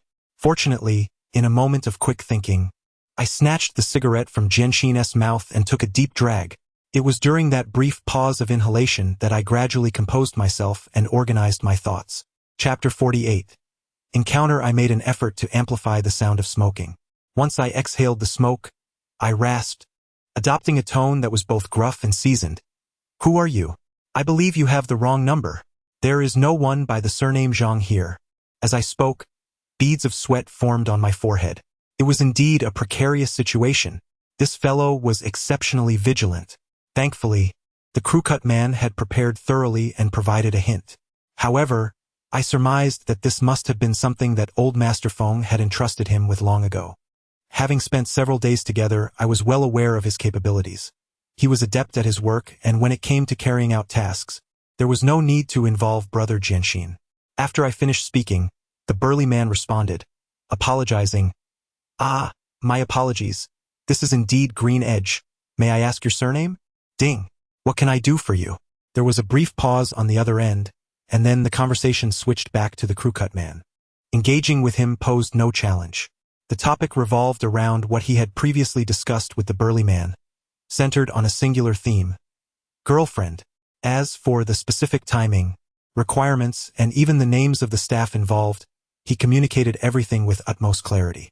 At the designated location, I distinctly heard the burly man over there cautioning, "Let them find the place themselves. It should be a suite with separate inner and outer rooms." This was easily comprehensible. He feared that the short-haired fellow might escape, and undoubtedly he would be in the outer room while the short-haired one would be inside. After some contemplation, I finally replied, "I am unavailable tomorrow. Let Xiao Xian take the person there, and he will contact you upon arrival." Although I had not engaged in direct contact with the burly man, I had passed by him today. He was exceedingly astute, and it was prudent not to underestimate him. Jinshin, unable to contain himself any longer, exclaimed as soon as I hung up, "What on earth is going on here? Did I hear correctly? Are we being asked to bring a woman over for his girlfriend?" After this phone call, I had a clearer understanding of the short-haired fellow's scheme. I briefly recounted the events at the table to Jinshin and analyzed. It is now evident that Uncle Changhai and his companions are certainly unharmed. Otherwise, there would be no need to purchase 80 buns. The short-haired fellow's actions are designed to create an opportunity for a private meeting. After all, the burly man is no fool. With him present, not a whisper of information would escape. Is that so? Did he not mention how many people would be on the other side? No, I shook my head, pondering before stating it should be 6, as he only brought 5 bowls of soup. Although Uncle Changhai and his group total 5 individuals, the soup was certainly not intended for them. Damn, just 6 people? Jinshin expressed his impatience. Then you should contact Hao Jianmin and have 60 people come over. I will cover the expenses. This was something I had considered, but it was not feasible. Even though Hao Jianmin was likely unaware of the matter concerning the bronze vessel, the possibility of him being a tomb raider rendered it imperative that we cease any further contact with him. To dismiss the wolf only to invite the tiger would spell utter disaster. However, I found myself at a loss as to how to explain this to Jianxin. Yet, I could not refrain from providing an explanation, for he might impulsively reach out to Hao Jianmin on his own. With my head lowered in contemplation, an idea suddenly struck me. I let out a sigh and said with earnest gravity, "If you wish for my survival, you must never contact Hao Jianmin again." Upon hearing this, he was momentarily taken aback, his eyes widening in disbelief. "What? You can't possibly mean. You can't mean that you've..." This was Jianxin for you. When it came to matters of little consequence, he was utterly useless, yet when it came to outlandish speculations, his reactions were remarkably swift. Let him think what he will as long as he refrains from calling Hao Jianmin. As for everything else, how does the saying go? Merely a slight misunderstanding. The search for individuals was surprisingly smooth. I instructed Green Yuan to contact Manager Ding, mentioning Shi Xiaoyang, and specified certain individuals. Given the circumstances of the era, discussing names in a large city was delicate, but in a small county town, most were humble folk seeking a meager living, so I shall refrain from naming names. Surprisingly, this fellow with the crew cut aligned perfectly with my tastes. In particular, the individual in their early 30s was increasingly enticing with each glance. Rest assured, this was purely admiration on my part. At that time, there were no hotels in Miao Town, but Manager Ding, being a local, suggested we rent accommodations at the machinery factory. Following his advice, we swiftly secured a venue that entirely met the requirements of the burly man, an apartment suite. The reason for the vacancy of those two dormitories lies in their antiquated construction, dating back to the 1950s and 60s, resembling the nature of worker housing. The third and fourth floors are predominantly composed of small suites. Once the venue was secured, we began to strategize on how to rendezvous with the short-haired fellow. The plan was to conceal ourselves directly beneath the bed. Having experienced such situations before, he asserted that as long as the black man encountered a certain someone the following day, his cognitive faculties would undoubtedly falter, and he would not conduct any inspections. Subsequently, he suggested that a 20-year-old could sing loudly, while I exchanged hushed words with the short-haired fellow across the bedboard. At that moment, I found myself in agreement with his perspective, for indeed, the allure of that certain someone was undeniable. Even a prolonged glance could induce a sense of cognitive deficiency. However, upon further reflection, I felt a twinge of unease. What if, while lying beneath the bed, I were to suddenly confront the imposing visage of the black man? Fortunately, the old building's wall cavities for the heating pipes were quite spacious, allowing us to remain concealed next door without hindering our communication. This arrangement offered an additional advantage. Since we rented the middle suite, even if the black man were to act spontaneously and intrude upon our small room, we would not be caught off guard. Thus, everything was set in motion. The night passed in silence. At 9 o'clock the following morning, I stood on the third floor, peering through the gap in the curtains as I observed Jianxin drive a Xiaoli into the courtyard, closely followed by a jeep bearing the Shangxi Ji license plate. Soon, a flurry of footsteps echoed in the corridor, sounding rather urgent. Nevertheless, I had correctly surmised the situation. After the sound of a door closing next door, I could discern through the footsteps that the black man had entered the room and commenced a thorough search. Upon entering the small suite, I heard the bedboard creak, followed by a loud clattering noise. Damn! The audacity of this individual to lift the bedboard. It was truly perilous. Fortunately, I did not heed the advice of Jianxin, or I would have met my demise right here. Ah, Lu Gu, what are you up to? Suddenly, a voice emerged from the wall, that of the crew-cut fellow. He chuckled, "Hey brother, I owe you my gratitude, Lu Gu. This find is truly remarkable. I haven't encountered many like it in Xi'an. However, you are rather inconsiderate. I noticed you also sought one for yourself, which is quite commendable, so Lu Gu, in his kindness, has taken on the burden for you. No way? Lu Gu, you can't do this." Click, click. After the successive sounds of metal clashing, the black man continued, "Brother, I treat you well, don't I? Just one handcuff for you. Shortly, you can enjoy my music while you play with the conductor's baton over there, serving as my accompaniment." Lu Gu? Lu Gu. The crew-cut fellow was putting on quite the performance, calling out for about a minute until I vaguely heard the symphony of human anatomy, at which point he gradually quieted down. I immediately lowered my voice. Xiaoyang, can you hear me? The crew-cut fellow, already cuffed to the heating pipe, bent down, revealing his panda eyes. Quickly, tell me, where did this group come from? What is your current situation? Damn it, it's all that Huang Bo's fault. I don't know how he managed to gather such a troublesome bunch, and it has truly put everyone in a dire predicament. Huang Bo? This was completely unexpected. Yet, while surprising, it was also within the realm of possibility. And then, what happened next? The crew-cut man retorted with a hint of sarcasm in his voice. This guy really thinks highly of himself. He should take a look at the company he keeps. The thug revealed his true colors, unable to distinguish between the big and small kings, and he was promptly dealt a fatal blow. It was this old six who made the move. Otherwise, do you think I would be so afraid of him? I swallowed hard, disbelief washing over me. Huang Bo is dead? Although I wasn't present at the scene, just hearing the crew-cut man's words conjured an image in my mind of the dark-skinned man with a bloodthirsty expression as he took down Huang Bo. What about the others? Are they all right? A chill ran down my spine as I suddenly realized that ever since I encountered the crew-cut man and his companion yesterday, I had failed to consider this issue. If the dark-skinned man was so brazen, why did he need the crew-cut man to help him find women? Suddenly, silence enveloped the wall. Damn it! Speak up! Frustration surged through me, prompting me to curse aloud. Chapter 59. Yemen SOH. Shoo! Don't shout! Through the passageway, I could see the crew-cut man drenched in cold sweat, his eyes nearly bulging out of their sockets.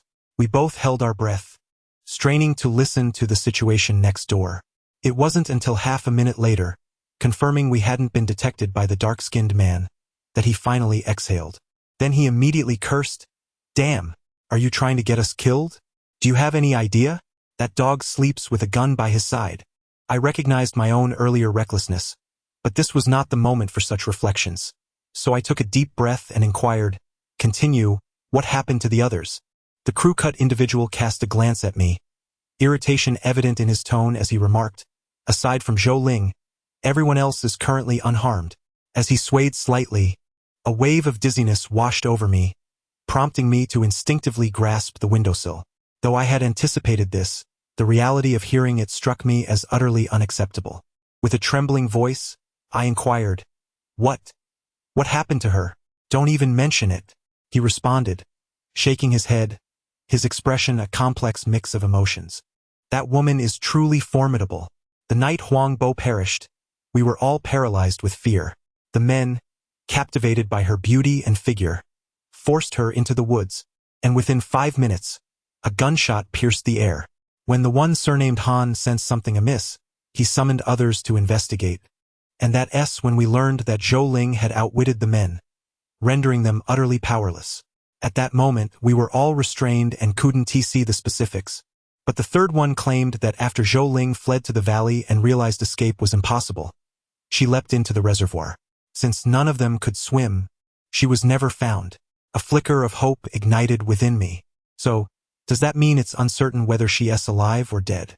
The crew-cut man fell silent for a few moments before replying, "Shen Pingchuan, I don't mean to dampen your spirits, but you are aware of the reservoir's vastness. After Zhou Ling jumped, there were always guards nearby, and as night fell, boats were dispatched to search for her. Unless she possesses the abilities of a water spirit, do you honestly believe she could have survived?" I instinctively sought to counter his argument, but after uttering a single word, I realized I had no grounds to refute him. Moreover, I suddenly recalled witnessing boats drifting across the reservoir on the night we arrived in Qingzhou. In an ephemeral moment, tears uncontrollably streamed down my cheeks. Through my blurred vision, Zhou Ling's every frown and smile flickered like silhouettes, persistently appearing before me. I dared not believe, nor did I wish to accept. Yet a voice within my mind incessantly whispered, "She is gone. Sister Ling has passed away. Oh, Shen Pingchuan? Shen Pingchuan! Damn!" The boy with the buzz cut gritted his teeth in fury, exclaiming, "Brother, is this truly the time for your mournful lamentations?" Acknowledging my earlier lapse, I vigorously rubbed my face, striving to regain my composure. "All right, it's fine now. Speak your mind." The boy cast a glance towards the doorway, suddenly straightening up, which left me only able to see his midsection in the narrow passage. Without hesitation, he plunged his hand into his pants. I was taken aback. "What on earth are you doing?" After a brief rummaging, the boy produced a wooden token, the size of a lighter, bound with a red string. He thrust the wooden plaque into the passage and urged, "Quickly, hand it over." My eyelids involuntarily twitched as I caught a whiff of something peculiar. After a moment's hesitation, I extended 2 fingers to grasp the wooden plaque. Had I not been engulfed in sorrow upon hearing of Zhou Ling's demise, I would have certainly inquired about how he had secured this object. I examined the plaque closely. It was an ancient wooden piece, of vibrant red, fully polished to a lustrous sheen, with a texture resembling jujube wood. The center bore an engraved seal character, Gu. On the reverse side, there were 16 smaller characters inscribed. Once the character Gu is inscribed, 3 promises will follow. Yet what is sought shall not inquire of fortune or misfortune. Xiao Ping too remarked, "This is the person I need you to summon for me. Take this token and travel to Rongqing, specifically to Xiajia town, to find an individual by the name of Gung Zipping to assist us." Rongqing? I vaguely recall that it is situated by the seaside, though the precise distance remains unclear. In any case, it is quite far. Why venture such a distance? Can't we find someone nearby? Certainly not. Gumen? I have heard of Gumen in the cultural market. The saying goes, 3 teachings and 9 streams, a myriad of flowers and doors, which, in contemporary terms, generally describes the diversity of societal professions and the complexity of circumstances. However, in the old society, these phrases held a more specific connotation, referring to certain distinct groups within the underworld. This is a rather intricate subject. Particularly, the term 8 doors does not merely denote 8 factions. It is further categorized into the bright 8 doors, dark 8 doors, inner 8 doors, and outer 8 doors. Moreover, interpretations of the 8 doors vary across different regions. The so-called Gumen belongs to the dark 8 doors, which includes the types bee, hemp, swallow, sparrow, flower, orchid, gu, and rong. Some regions may refer to it as hung, lon, gu, rong. The meaning of Gumen generally has 2 interpretations. In our northeastern region, Gumen often refers to swindlers who peddle counterfeit medicines, or even those who do not sell any medicine at all but simply deceive people with random items. You may have seen selling crutches, which is a quintessential example of a northeastern Gumen. Do not be misled by the exaggerated portrayals in skits. Reality is even more outrageous than that.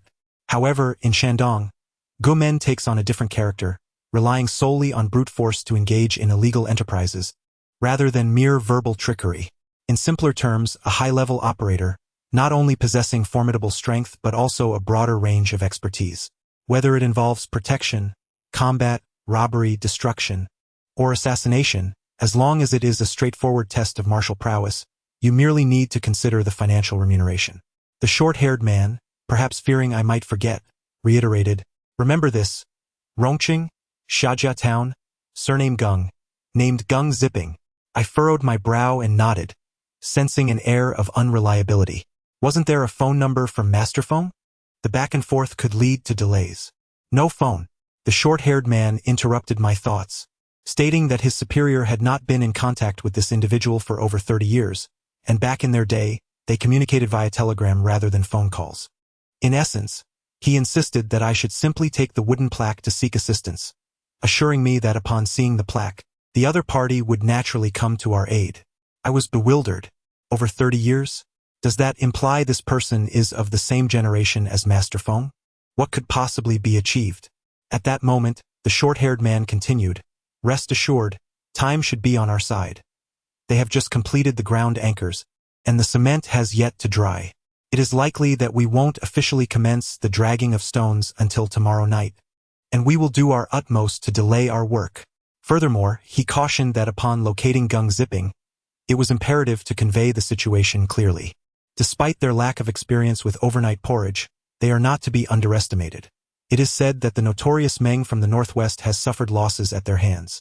Therefore, it is crucial to remind the other party to exercise utmost caution, as any engagement could lead to dire consequences. Through the small opening, I witnessed him pulling down his trousers, exposing his bare backside. Chapter 50. Finding someone shortly after the departure of the crew-cut man and the black fellow, Brother Jianxin rushed into the room in a state of urgency. Chuanzi, just a moment ago, at the entrance, the crew-cut man inquired whether, in the event that he could not reach Manager Ding, he could contact Manager Liu instead. What did he mean by that? I rolled my eyes and asked, "And what did you say?" Jianxin scratched his head and replied, "I was afraid of miscommunication, so I chose not to respond." I nodded, concluding that he was suggesting we inform Manager Ding that if the crew-cut man sought his assistance in the future, he should introduce himself as Liu, for the black fellow was familiar with my voice and might easily recognize the difference. Well, that's quite clever of him. By the way, what should we do now? Jianxin's question, instead of providing clarity, left me in a state of confusion akin to the chaos of Zhang Fei's battle cries. While I could surmise that even if this individual, Geng Ziping, a member of the Gu clan, had aged or passed away, he would likely have successors, I still found it hard to believe. Over 30 years had passed. An entire generation had come and gone, and any unexpected turn of events would not be surprising. In the face of misfortune, it was conceivable that not only the individual might be lost, but the very town could vanish as well. And what about that wooden plaque? What era are we living in, still engaging in such archaic tokens of trust? What if they refuse to acknowledge it? Nevertheless, despite its unreliability, this was the only path available. We could only follow Elder Feng's advice and treat this dead horse as if it were alive. Noticing my troubled expression, Jianxin inquired, "What's the matter, Chuanzi? What did he tell you?" I truly lacked the inclination to elaborate, and thus I simply rubbed my face vigorously and said, "It cannot be succinctly articulated in just a few sentences. We must journey to Rongqing." In truth, my concerns regarding the wooden plaque were entirely unfounded. Alas, my tenure in this field has been brief, and despite my fervent efforts to catch up, my knowledge remains limited. At that time, I could scarcely fathom the significance of the word credibility to such a traditional guild. To put it plainly, the Gu clan still thrives today, and is far more formidable than in the past. Should anyone unearth such a plaque in their home, with just a few photographs posted on a short video platform, it would not take a day for a prominent entrepreneur to seek them out. They would not merely offer to purchase the plaque. Rather, they would beseech you to become their godson or even propose that you marry their daughter, directly requesting you to be their son-in-law. Because only those who have rendered significant assistance to the Gu clan are deemed worthy of possessing this plaque and passing it down to future generations. As for plaques acquired through purchase, the Gu clan does not recognize them. Furthermore, as long as the Gu clan endures, the wooden plaque remains valid. Some may wonder, what if a powerful figure simply seizes it from you? Worry not. The Gu clan, upon receiving a plaque of uncertain provenance, will discreetly investigate its origins. Thus, anyone daring enough to attempt such an affront would be slapping the Gu clan in the face, and would surely face consequences. Moreover, anyone needing your plaque to solicit the Gu clan's assistance is certainly inferior to them and would not dare to resort to theft. As for those audacious enough to attempt such an act, they would undoubtedly be even more formidable than the Gu clan, rendering the plaque unnecessary for them. Therefore, should you one day notice that someone in your vicinity has inexplicably come into fortune and garnered the favor of a significant figure, it is highly likely that it is not merely a stroke of luck, but rather the result of ancestral blessings. In those days, the journey from Qingzhou to Rongqing had not yet been fully realized as a highway. We could only travel on the expressway to Liang and then switch to National Route 309 towards Rongqing. The entire distance was nearly 500 kilometers, all driven by Jianxin. On that day, I truly could not drive anymore. I lay alone in the back seat, covering my face with my clothes, silently shedding tears. I knew I had to pull myself together. I constantly reminded myself, this is not the time for sorrow. Yet, at that age, merely a teenager, I found it impossible to restrain my emotions. The more I tried not to think about the myriad memories related to Zhou Ling, the more they would involuntarily surface in my mind, ultimately transforming into salty and bitter tears, either cascading down my cheeks or swallowed back. My feelings for Zhou Ling were devoid of romantic affection. However, she was the only woman, aside from my grandmother, who made me feel cared for. That care was distinct. Unlike the affection my grandmother provided, it resembled that of an elder sister or perhaps even a mother. I cannot recall when I fell asleep. In any case, when Genshin woke me, the sun had already tilted westward, and it was 4 o'clock. What on earth happened? Your eyes are all swollen, he remarked. I don't know. Perhaps I'm just feeling under the weather, I replied casually, inquiring, have we reached Xiaojiatan? Genshin responded, that's precisely what I was about to tell you. I just asked an old man if we were near Xiaojiatan, and he inquired whether I was looking for Xiaojiatan or Xiaojiabao. He said if it's Xiaojiatan, it's just ahead. If it's Xiaojiabao, there are both upper and lower Xiaojiabaos. He asked me where exactly I was headed, and his question left me a bit bewildered, so I thought I'd ask you first. To be honest, I too felt a tad perplexed after hearing that. It is not that I am unable to recall the names of places, but rather that I suddenly realized that, regardless of how small a town may be, it must have at least 1,000 or 800 households. We certainly cannot go from door to door inquiring, can we?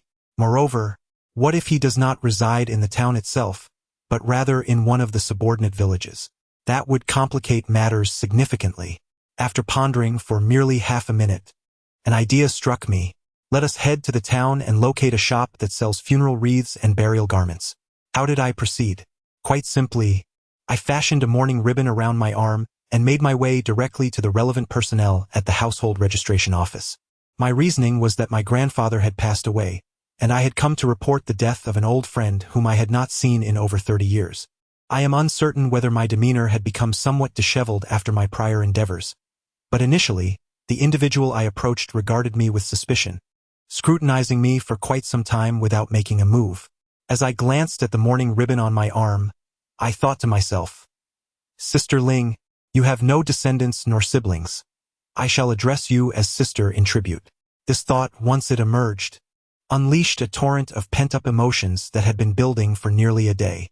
I immediately knelt down and began to weep uncontrollably, tears streaming down my face. In less than a minute, the woman was visibly moved, her eyes reddening as she set about finding someone for me. However, at that time, computers had not yet made their way into rural towns, and resident information was recorded by hand. It took over an hour to finally locate the name Gung Zipping. The woman was very accommodating. She noted that it was possible there could be others with the same name, but seeing our urgency, she suggested we proceed to search for him and took our phone number, assuring us she would continue her search and notify us of any findings. As we exited the office, Genshin immediately threw his arm around my shoulders and exclaimed, Wow, Chuanzi, your acting is quite impressive. When your grandfather passed away, I noticed you didn't shed a tear, which explains why Hao Jiamin's daughter has fallen into your hands. You've truly become quite the rogue. Without further ado, 20 minutes later, we arrived at a grand estate, as indicated in the household register. Upon reaching the entrance, I knew we had found the right place, for within the courtyard stood a dozen burly men, bare-chested, some practicing stances while others struck sandbags. Yet, despite standing at the entrance for an extended time, no one acknowledged us. Gathering my resolve, I boldly stepped into the courtyard and proclaimed, Northwest Shantian, a single flower. Falun Gong is one family. The courtyard is filled with valiant heroes. I humbly request to meet with Lord Gung. The first 2 lines were a form of coded language, while the latter half was improvised, as I only knew the initial phrases. The moment they heard my words, the group of muscular men paused in surprise, immediately dropping their activities and encircling us. Chapter 51. The main hall, the dozen or so men, while not overtly menacing, certainly exuded an intimidating presence. However, I felt no fear. What's all this fuss about? Spoke a well-built man in his 30s, whom I shall refer to as Brother Bald. His voice carried a hint of a coastal dialect, reminiscent of someone from Dalian. I respectfully clasped my fists and inquired, Might I ask if Lord Gung Zipping resides here? The group exchanged glances, and then Brother Bald's expression darkened. What is your business? My heart raced with excitement. Such an imposing demeanor was not inferior to that of any formidable adversary. Without further ado, I produced a wooden token and raised it above my shoulder, declaring, My head is in peril, and I have come to seek Lord Gung's assistance. I had no time to explain, so I directly referred to him as Master Foam. Upon seeing the wooden plaque, Bald Brother's eyes widened in surprise. He reached out to touch it and involuntarily uttered 2 words. It's real. However, his expression soon shifted to one of peculiarity. After verifying its authenticity, he grasped the plaque tightly. His demeanor transformed as he looked at me with an exuberant glint in his eyes, a slight smile gracing his lips, as if he had stumbled upon a new world. Follow me. Instead of leading us into his home, Bald Brother drove us to another village, not far away, perhaps a few kilometers. As we neared the village, I noticed a large courtyard at the entrance where several cars were parked and a crowd had gathered, seemingly for some occasion. To my surprise, Bald Brother parked there as well, instructing us to wait outside while he hurried inside. Jianxin and I exchanged puzzled glances, uncertain of the situation.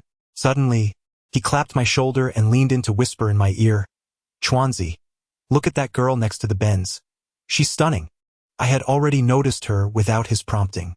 The girl, in her early 20s, possessed striking features and a graceful figure, accentuated by a white qipao adorned with narcissus patterns. Standing there, she exuded an ethereal charm, yet despite her seemingly innocent appearance, her enchanting almond-shaped eyes hinted at a subtle allure. As we observed her, she was undoubtedly aware of our gaze, for we had just arrived. At the moment our eyes met, a playful smile curled at the corners of her lips, and she gave us a slight nod. "Wow, Chuanzi, she's smiling at us." Before I could finish, Bald Brother emerged from the house with purpose. "Young brother, please follow me." "What about me?" Jianxin inquired. "My master only mentioned meeting the licensed individual. You can wait here." Upon hearing this, Jianxin rolled his eyes and replied, "All right, Chuanzi, you go ahead." I knew he was contemplating something, so I reminded him not to cause any trouble, and he confidently assured me he would behave. The courtyard was expansive, reminiscent of an old-style 2-entry compound. Even back in the day when rural areas had no restrictions on residential land size, such a setting was quite rare. Following the bald man, we made our way to the back hall, where I beheld an elderly gentleman seated in the main position. His hair was as white as snow, and his piercing gaze commanded respect. He exuded an aura befitting a person of considerable stature. Surrounding him were several guests, both men and women, with a few individuals standing behind them, bringing the total to over 20. However, inexplicably, as soon as I entered, the group in the guest seats cast me strange looks, as if I had wronged them in some way. At that moment, the bald man halted and respectfully announced, "Master, the person has arrived." You are dismissed," the elder replied. After the bald man left, the old gentleman spoke kindly, "Young brother, please step forward and speak." Thus, under the watchful eyes of the assembly, I approached within 2 meters of him and clasped my fists, saying, "Greetings, Master Geng." The elder chuckled softly, shaking his head, "Young brother, you have mistaken me. My senior brother is Ziping, who passed away last year. I am Feng Ziheng." "Ah, I had a feeling."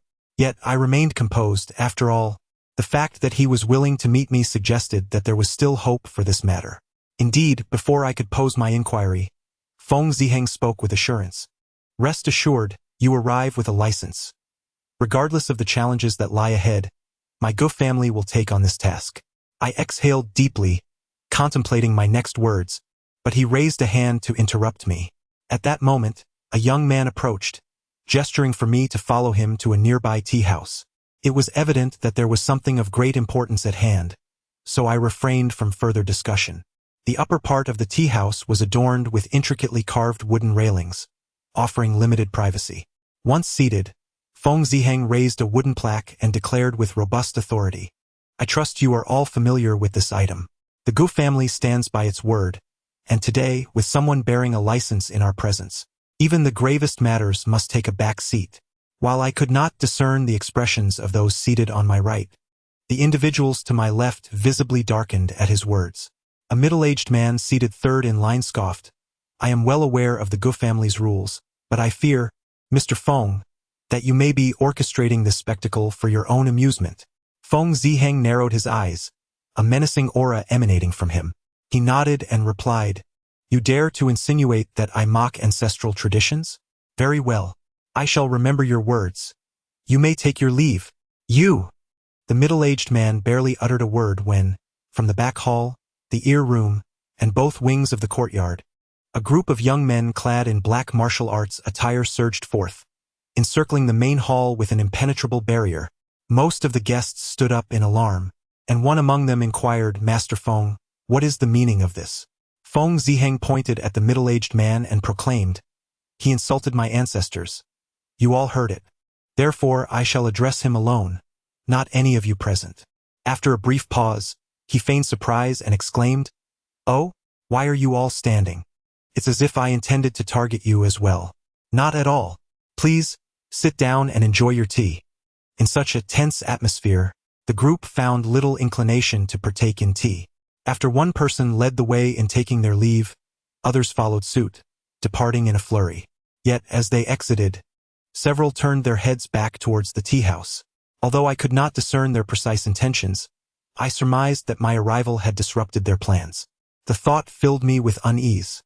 Was this not an ill-fated predicament? It was evident that none among them were individuals I could afford to offend. Having earned their ire today, what fortune could I expect henceforth? As I pondered this, Feng Ziheng suddenly laughed heartily and beckoned me, saying, "Young brother, come over here and sit." Chapter 52. Struggle. Feng Ziheng, wise with age, perceived my apprehension and discerned my thoughts. As soon as I took my seat, he cheerfully assured me, "Young brother, you need not fear. They are all prominent figures in the martial world. There is no reason for them to take their frustrations out on a mere small fry like you." I nodded, inwardly acknowledging that while I indeed was a small fry, it need not be articulated. However, reflecting on his words, I began to feel that perhaps there was no cause for concern after all. It is not that I have taken his words to heart, but rather I feel that the world is vast, and they do not even know my name. Can they truly draw a portrait and search for me across the globe? That would be utterly absurd. At this moment, two individuals remained in the room, both of whom had been seated the entire time. One of them, an elderly man in his 60s with a ponytail, stood up and addressed Feng Ziheng. "Brother Feng, I shall take my leave now, but I must caution you, although today's predicament is resolved, it is merely a temporary solution. It won't be long before they return." Feng Ziheng gazed out the door and scoffed. "What of the past century? What is the situation now? Apart from a few decrepit old souls, who else can stand their ground? In the realm of apprenticeship and martial arts, relying solely on one's fists, how could they have fallen so low? Is it not due to the upheaval in Jinan 38 years ago? In the world of martial arts, a solitary warrior is a ferocious beast, while those who band together ultimately become mere cattle." Sighing, the ponytailed elder clasped his hands and departed without further comment. Listening to Feng Ziheng's words, I silently nodded in agreement. I was unaware of their affairs, but I found his statement to be quite impressive and worthy of remembrance. The other individual, who remained, appeared younger, in his early 50s, and had cast several sideways glances in my direction. Once the ponytailed elder exited, he suddenly turned to me and inquired, "Young brother, are you a tomb raider?" I froze momentarily, taken aback. He waved his hand dismissively. "No need to be alarmed. I am Lu San's, affiliated with the Golden Point sect. We belong to the three families of the five elements. I have no intention of reporting you." Upon hearing his words, I secretly exhaled in relief and respectfully greeted Master Lu. The five elements of the three families encompass various clandestine trades: fortune-telling, robbery, begging, deception, witchcraft, and prostitution, the latter not being ordinary but rather of a more sophisticated nature. Among these 8 professions, which are referred to as the outer 8 gates, I possessed a relatively detailed understanding, particularly due to the inclusion of grave robbery within this realm. After I acknowledged him, Feng Ziheng remained silent but curiously inquired, "Young brother, does Brother San Su possess genuine skills in the art of fortune-telling?" I candidly replied, "Master Lu, adorned in splendid attire and exuding an extraordinary aura, if my perception serves me right, seems to be of the fire gold category. However, I lack the financial means to seek his counsel." Fire gold refers to fortune-telling exclusively for the affluent and powerful, as the destitute are deemed unworthy of such insights. Even over 2 decades ago, a single consultation from a fire gold practitioner would start at a minimum of 5 figures. Although I could afford this sum, I was reluctant to part with it, especially considering that 5 figures merely represented the starting point, while a more skilled practitioner could easily command 6 figures. Upon hearing my remarks, both of them burst into hearty laughter.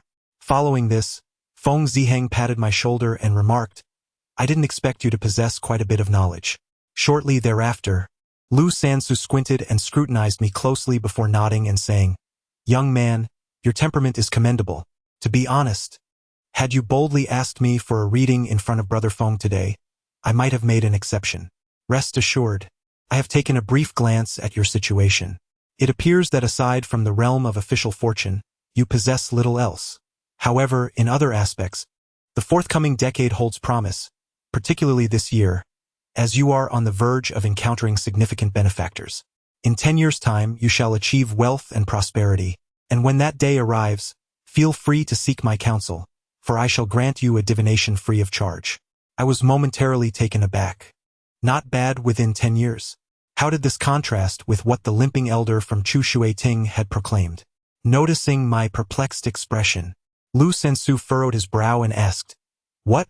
Do you not believe?" I quickly shook my head, explaining that a few days prior in Jinan, someone had foretold my impending calamity, warning of imminent danger and urging me to flee. "What utter nonsense!" Lu Sensu exclaimed, clearly displeased. "Do you actually buy into the words of that charlatan? Trust me. There is nothing to worry about." I nodded and expressed my gratitude. In truth, I placed greater faith in the limping elder's words. Yet the prowess of Lu Sansu was indisputable, bolstered by his formidable connections. To question him would be akin to courting disaster.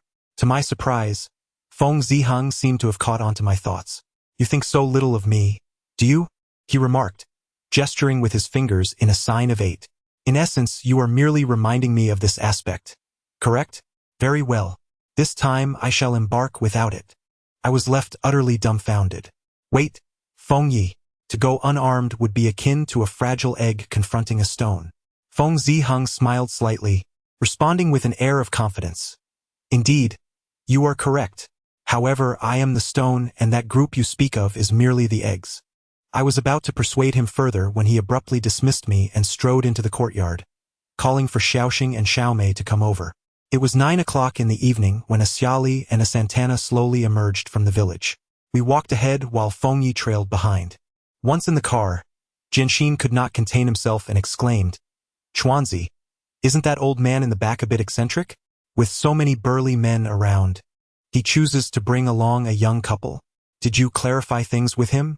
I too wore a frown, for Feng Ziheng had indeed only brought 2 individuals. The man, Gung Hongxing, was the grandson of Gung Zipping, and the woman, Feng Xiaomei, was his granddaughter. Their combined age barely reached 50. Yet Feng Ziheng's stance was resolute. "Either we depart now or we wait until you've come to terms with it before setting off." I suggested that they demonstrate their skills, wanting to witness their prowess, but he became irate, stating that they were from the Gemin and were accustomed to the art of Gunianzi. If I wished to see a display of weaponry, I should attend a temple fair to seek out the Guamen. Feng Ziheng expressed his confidence in Feng Yi, deeming him a reliable individual. Since he asserted that there was sufficient time, it seemed unnecessary to act during the day. We would wait until midnight. Consequently, they drove into the city, as Xiaoxing was visiting Qingzhou for the first time and wished to show Xiaomei around the ancient city. I too preferred to avoid any altercations, sensing that the 3 of them were quite mad, utterly oblivious to the nature of firearms. Fortunately, after contacting Manager Ding, I learned that the burly man still planned to conduct a symphony that day, after which I exchanged glances with Xiaoping. Unexpectedly, after explaining the bizarre situation before me, he appeared utterly bewildered. He informed me that Master Feng had asserted that anyone summoned by the wooden plaque was undoubtedly trustworthy, and all I needed to do was to offer them proper hospitality. What did Chuanzi and Xiaoyang say? After the crew cut left, Jianxin hurriedly entered the room. I was in a state of shock, collapsing onto the floor, feeling as though every drop of blood in my body had been drained away. What? Insane? Who has gone mad? Xiaoyang has lost his mind. Master Feng has gone mad.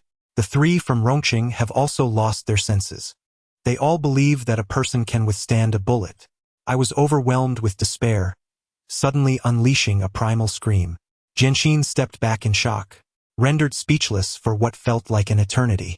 After an indeterminate period, a gentle breeze wafted through the window, brushing against my face. Unconsciously, I turned my head to look. The sky was overcast, hinting at impending rain. "No," I exclaimed suddenly, rubbing my face vigorously. "No, even if they have lost their minds, we cannot succumb to madness. We cannot simply accept this." I rose and grasped Jianxin by the collar. "Brother Jianxin, do you dare to join me in this endeavor?" Jianxin stared at me in disbelief, his expression gradually transforming into one of fierce determination. "Let us do it. Chuanzi, speak your mind." At this juncture, there was no alternative but to fight with every ounce of our strength. Thus, my plan was to fight relentlessly. Although I deemed Feng Ziheng and his crew as lunatics, it did not imply that they were mentally ill. Rather, I believed they belonged to that category of individuals who, through excessive martial training, had developed an overconfident delusion of invulnerability to bullets. Therefore, come nightfall, they would undoubtedly make their move, and we would seize this opportunity to launch a surprise attack. Then, we would snatch their weapons. I am acutely aware that this endeavor may lead to perilous consequences. Yet, as long as one dares to strive, opportunities may arise. Otherwise, all shall be lost. Zhou Ling has departed, and I cannot bear to witness Uncle Changhai and the others meet their demise. The sky has darkened ominously, and the wind howls as the tempest approaches. Suddenly, a flash of lightning rends the heavens, and torrential rain descends. Chapter 53. Shock. The rain persists. At times it pours in a deluge, at others it falls in a gentle, persistent drizzle, yet it never truly ceases. As midnight approaches, I navigate through the layers of rain and drive out of Miao Town. Passing the reservoir area, I glance to the side, but all is shrouded in darkness, obscured from view. Given the intensity of the downpour, I surmise that the group will likely refrain from their grim task today. Sister Ling, if you possess any spirit in the heavens, please watch over me, I silently implore, before turning off the headlights. Upon spotting the faint glimmers of light from Yuko village in the distance, I pull the car to the side of the road. Coincidentally, just at that moment, the rain abruptly ceases. There are still matters to clarify.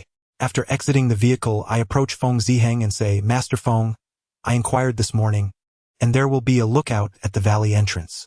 However, given today's heavy rainfall, it remains uncertain. After walking about a kilometer, we will encounter a temporary shelter. Our excavation site lies beneath it. Under normal circumstances, there would be 2 individuals inside the shelter, a leader surnamed Han and the injured second-in-command. The remaining 3 will be at the excavation site, overseeing our crew's efforts. We have a total of 4 individuals, and for ease of identification, they will all wear towels around their necks tonight." Feng Ziheng furrows his brow and slightly nods. "Did you all hear that clearly?" Gung Hongxing and Feng Xiaomei simultaneously nodded and clasped their fists, suddenly altering their address. "Rest assured, sect leader, what on earth is happening here? If it weren't for the impending rush into the mountains, where life and death hung in the balance, I would undoubtedly burst into laughter at the absurdity of it all." Just then, Feng Ziheng abruptly opened his eyes and asked in a deep voice, "Xiaoxing, Xiaomei, our Gu sect has been looked down upon. What shall we do? Blood must be shed. We must assert our authority. All right, go." Before his words had fully dissipated into the air, I perceived a flicker before my eyes, and before I could even process the astonishment, I saw the newly acquired dagger from the evening clasped in Feng Xiaomei's hand. It was only upon realizing this scene that I felt a peculiar sensation at my lower back, as if the scabbard had been drawn. On Jianxin's side, the same phenomenon unfolded, with his dagger appearing in Gung Hongxing's grasp. This spectacle was utterly bewildering. In the blink of an eye, both our blades had been seized. Had it not been for witnessing the theft of our weapons, I might have thought I was experiencing an illusion. Before I could utter a word, they both simultaneously raised their hands and cast the 2 daggers into the night. The exact distance they were thrown remains unclear, but after at least a 3-second interval, I faintly heard the sound of them hitting the ground.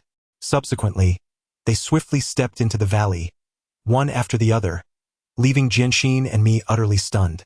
At that moment, I seemed to grasp the true essence of seizing the fruit.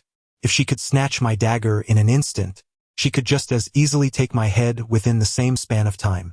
I hurriedly pursued them, exclaiming, "Feng, wait! Feng Ziheng halted his steps, turned his head to regard me, and remarked, in the Gu sect, we never act without purpose. Do you wish to witness our skills? Let us hurry, lest we miss it.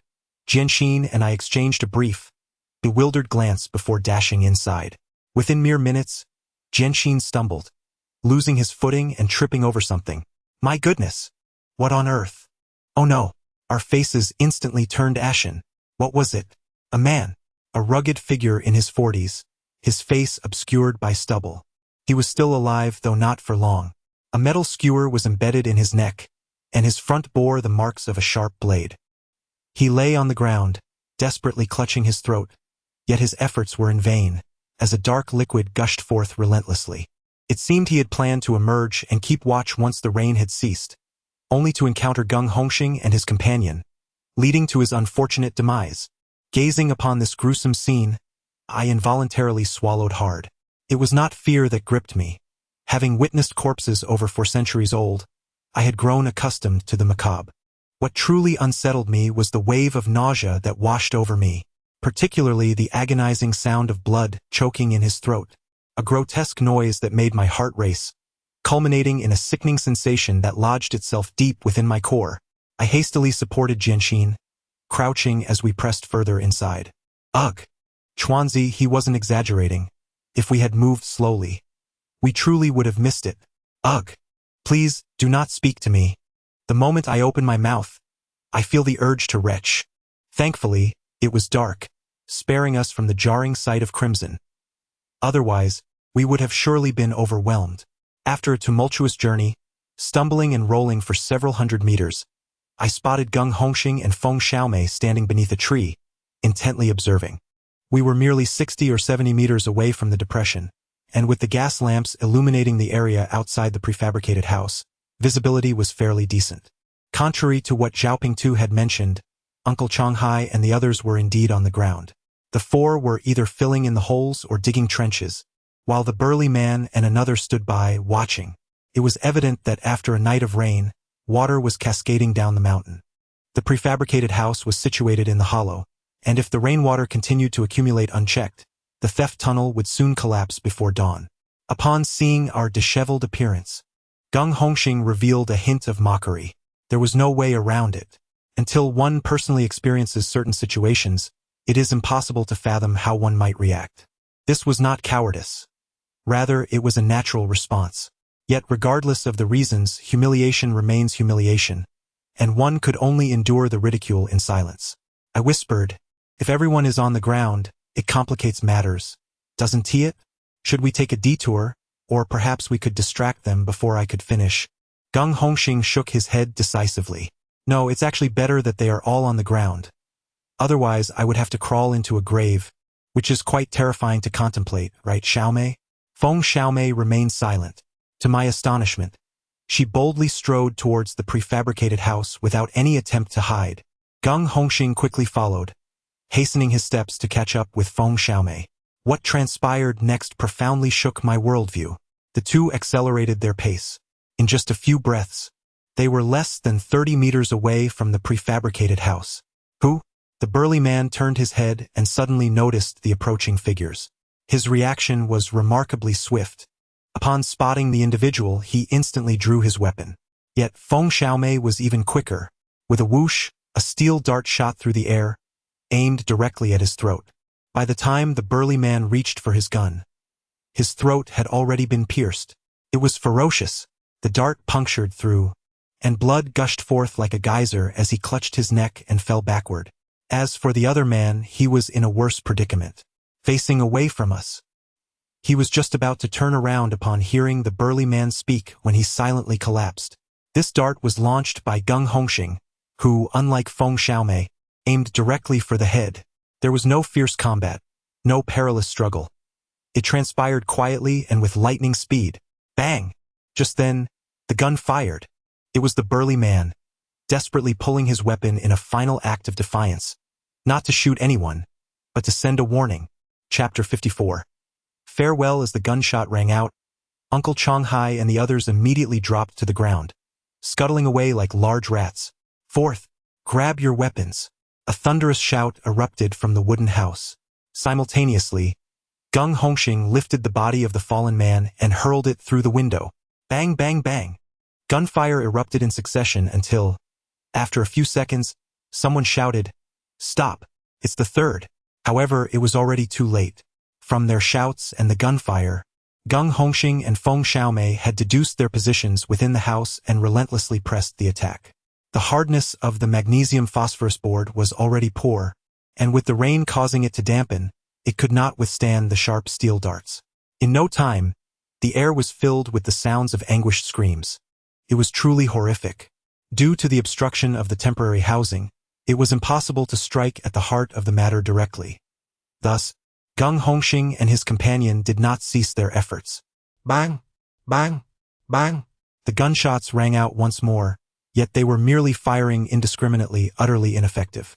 At that moment, someone suddenly bellowed, "Damn it, you surnamed Feng, you are tearing down the bridge." Ah! It would have been better to remain silent. As soon as he spoke, he was met with a blow. Lord Feng emerged from an unknown location, his appearance muddied and disheveled, yet his demeanor remained remarkably composed. He declared loudly, "Today, I shall cleanse the path for Boss Meng. Fear not, on the road to the underworld, you shall not be alone, brothers." A minute later, the temporary housing fell silent. Xiao Pingtu opened the door to investigate, but within a second, he bolted out, retching violently to the side. It was evident without a doubt that the scene inside was utterly gruesome. As for me, I was left utterly astonished. I could hardly fathom that a situation I deemed nearly insurmountable was so effortlessly resolved by others.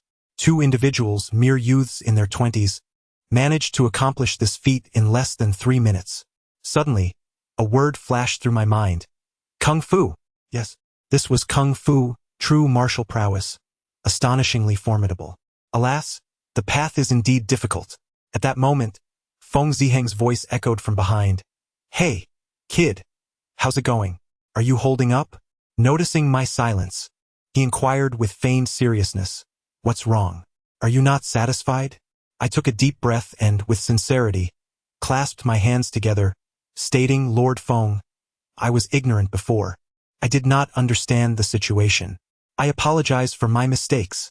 It is not shameful to admit one's errors. In this life, one must acknowledge their faults." Feng Ziheng shook his head and said, "I am merely an old man. It is of little consequence if you look down upon me. However, to belittle our Gu sect is entirely unacceptable. So what shall we do?" I broke into a sweat. Though our interaction had only lasted a day, I sensed that Feng Ziheng possessed a considerable breadth of character. He likely would not stoop to my level of petty grievances, and he had a way of commanding respect. When he declared you to be something, you simply were, and if not, you might as well be. Thus, I continued to admit my faults, stating that whatever punishment he deemed fit, I would accept without protest. To my surprise, Feng Ziheng merely nodded and chuckled. "So, you accept any punishment, do you? Well then, let me give you a little tap on the head."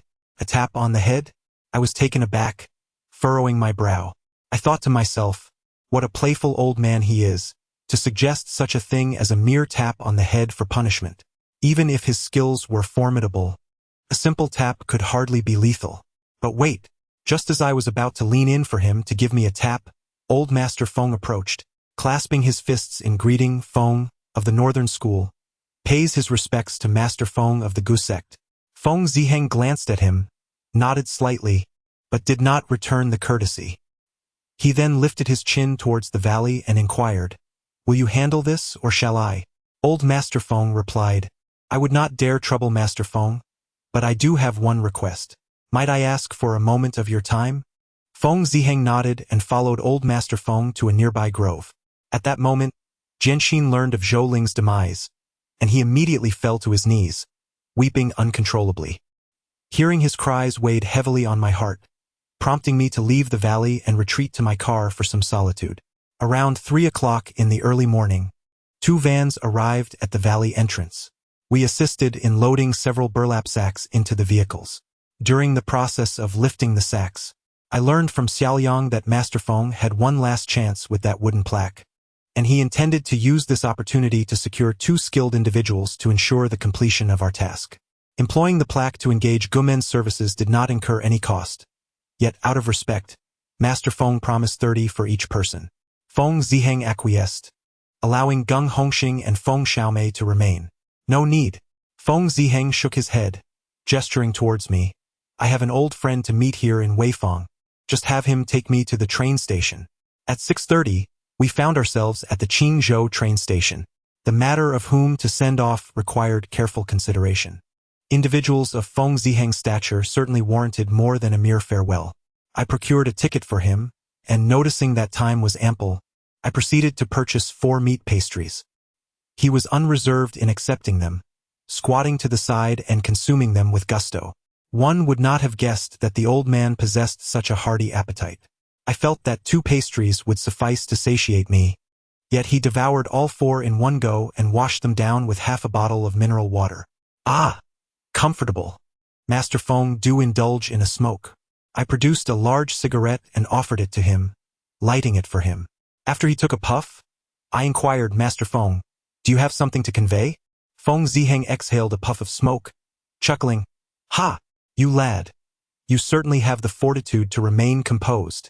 I almost thought you were still asleep. I scratched my head. While on the road, I noticed you kept your eyes closed, so I didn't dare to ask. A jest, I was merely in a melancholic mood, not in a state of folly. How could I possibly be oblivious?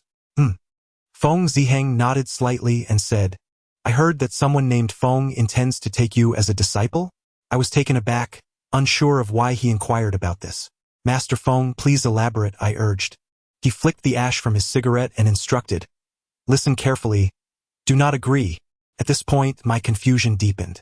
Though I had yet to decide whether to accept Master Feng as my mentor, I failed to see how this concerned him. Thus, I inquired about his reasons. Feng Ziheng let out a cold snort, flicking away the cigarette butt, and declared, in the realm of tomb raiding, Feng Chao is merely a petty thief, unworthy of being your master. Master Feng, while it's true that he lacks a stronghold, he is still a predecessor. Besides, am I not also a mere? Feng Ziheng immediately raised his hand to interrupt me, enunciating each word with precision, because you bear the name of Feng Ziheng. Half an hour later, I escorted Feng Ziheng to the train station and then took out a plaque to examine it closely. It was a similar design to the Gu character plaque, yet crafted from silver. Feng Ziheng had informed me that my previous assistance in his endeavors had earned me this significant favor, and thus he wished to present me with this plaque. With this token, should I seek a mentor, I would need to find someone of the caliber of Zhaixing Shou, Tudi Yen, or Master Yao. Gazing at the plaque, I gradually furrowed my brow. I was familiar with Tudi Yen and Master Yao, but who was Zhaixing Shou? Someone of renown enough to be mentioned alongside these two? Why had Zhou Ling never spoken of him? Just as I pondered this, my phone rang. I pulled it out and, upon seeing the caller ID, my pupils dilated. How Jianmin? Chapter 55. The meeting. Despite my acquaintance with a formidable individual like Feng Ziheng, my sense of intimidation had not diminished. Rather, it intensified. The more one becomes aware of the vastness of the world, the more one realizes their own insignificance. Moreover, my knowledge was limited to just Feng Ziheng. Who could assure me that Hao Jianmin did not possess connections even more formidable? Alas, whether fortune or misfortune, one cannot escape fate. Gritting my teeth, I pressed the answer button. Hello, is this Xiaoshen? I was momentarily taken aback. The voice on the other end was not Hao Jianmin's, but that of a woman, with a melodious tone that suggested undeniable beauty. May I ask who this is? Her voice was pleasant and unpretentious. Hello, I am the mother of Gao Run. Is this a convenient time for you to speak? Gao Run's mother? Confused, I instinctively replied that it was indeed a convenient time, after which she calmly stated, Xiaoshen, I am aware of the matter concerning what you saw. At the moment those words registered, a shiver ran down my spine. Ultimately, I could not evade the inevitable. It seemed Gao Run had faltered and revealed the truth. Whether by coincidence or an uncanny ability to perceive thoughts, as soon as I pondered this, the voice on the line continued, Please do not misunderstand. It was not Gao Run who informed me. I know because there are surveillance cameras installed in the office. In an instant, clarity washed over me. Unlike the present day, back then, surveillance was not as ubiquitous. By that time, the majority of individuals had no awareness of the need to guard against surveillance. It was not a matter of strength, but rather a complete absence of concern, as such situations were seldom encountered in reality. When that stone finally fell, I found myself less fearful than before the call. Taking a deep breath, I said, "Auntie, I understand that further discussion may be futile, but I assure you, I have not confided in anyone regarding this matter. Whatever you wish to do, please direct it solely towards me." Silence enveloped the other end of the line. After a brief pause of several seconds, I first heard the sound of tea being poured, followed by a woman who identified herself as Hao Run's mother, who took a gentle sip before calmly stating, "My reason for seeking you is indeed related to that matter, but it is not to confront you. Do you believe me? Related to that matter, yet not aimed at me?" I chuckled softly, expressing my disbelief.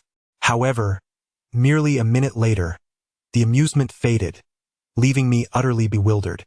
Hao Run's mother explained that due to that object, Hao Jiamin had encountered trouble and was being detained. Now, the authorities demanded that she procure something to secure his release. Although she had made some preparations, the opposing force was too formidable, leaving her uncertain about her ability to navigate this crisis. The situation had arisen abruptly, and she found herself without trustworthy allies or reliable assistance. She could not reach anyone in a timely manner. Hence, she thought of me. She implored me to help her by taking Hao Run away and finding a safe place for him to hide. "Xiao Shen," she said, "as you mentioned, further words may be of no consequence. If you do not trust me, then no amount of explanation will suffice. However, I truly have no other option but to reach out to you. I hope you can believe me just this once and come to see me. Will you?" I found myself momentarily speechless, phone in hand. Emotionally, I had already succumbed to belief, yet rationally, I struggled to accept it. The reasoning was straightforward. If I was unwilling to gamble our lives based on Haruin's character, then why should anyone wager the lives of their family on my integrity? However, she did not allow me the luxury of contemplation. "Xiao Shen, I know you are still in Shandong. My time is limited. I hope to see you before 3 this afternoon." Once she finished speaking, she hung up abruptly. Almost immediately, a message followed, "Yichun Hotel, room 207. When I attempted to call back, the phone was off. Youth often plays tricks. Who could outmaneuver such a seasoned adversary? They had undoubtedly encountered far more formidable challenges than a mere novice like me, making it all too easy to manipulate my situation. After a brief internal struggle, I resolved to take the risk. If I were to lose, I would be forfeiting my own life. An hour and a half later, I arrived at room 207 of the Yichun Hotel. Fortunately, my gamble had paid off. The room contained only Haruin and her mother. Yet, this was also a misfortune, for it indicated that Haruin's family was indeed embroiled in significant trouble so severe that she had sustained injuries. Upon entering, I saw Haruin lying unconscious on the bed, her head wrapped in bandages. "Auntie, is Haruin?" I inquired, but her mother replied with a calm demeanor, "She is not gravely harmed." Her pallor was striking, yet it did little to eclipse her beauty. She appeared quite youthful, perhaps in her mid-30s. This implied that she must have given birth to Haruin at merely 17 or 18 years of age. I find this rather implausible. It seems she must take great care of herself. Her actual age is undoubtedly over 40. Assured that there is no danger, I promptly retrieved my phone and said, "Mr. Feng, there's no issue. Please hold on for a moment." Beep. Feng Ziheng responded with a grunt and hung up the phone without further ado. Noticing the gaze of Hao Run's mother upon me, I sheepishly remarked, "Auntie, it's only natural, isn't it? Ha ha." "No worries." She smiled and replied, "Caution is not a flaw. Otherwise, I would not entrust Hao Run to you." I nodded and inquired about the identity of the other party, but she shook her head and said, "If this does not go well, I do not wish for Hao Run to live in hatred." Took me a moment to grasp her meaning. Her reluctance to disclose the identity stemmed from her concern that should something happen to her and Hao Jianmin, I might reveal the identity to Hao Run, inciting her to seek revenge. In truth, whether one lives in hatred is of little consequence. What matters is the act of living itself. They cannot contend with it. What could a young girl like Hao Run possibly achieve? A moth to a flame merely serves to intensify the blaze. I rolled my eyes and asked, "Auntie, what about you and Mr. Hao?" "Indeed," she nodded. "You are quite astute, you guessed correctly.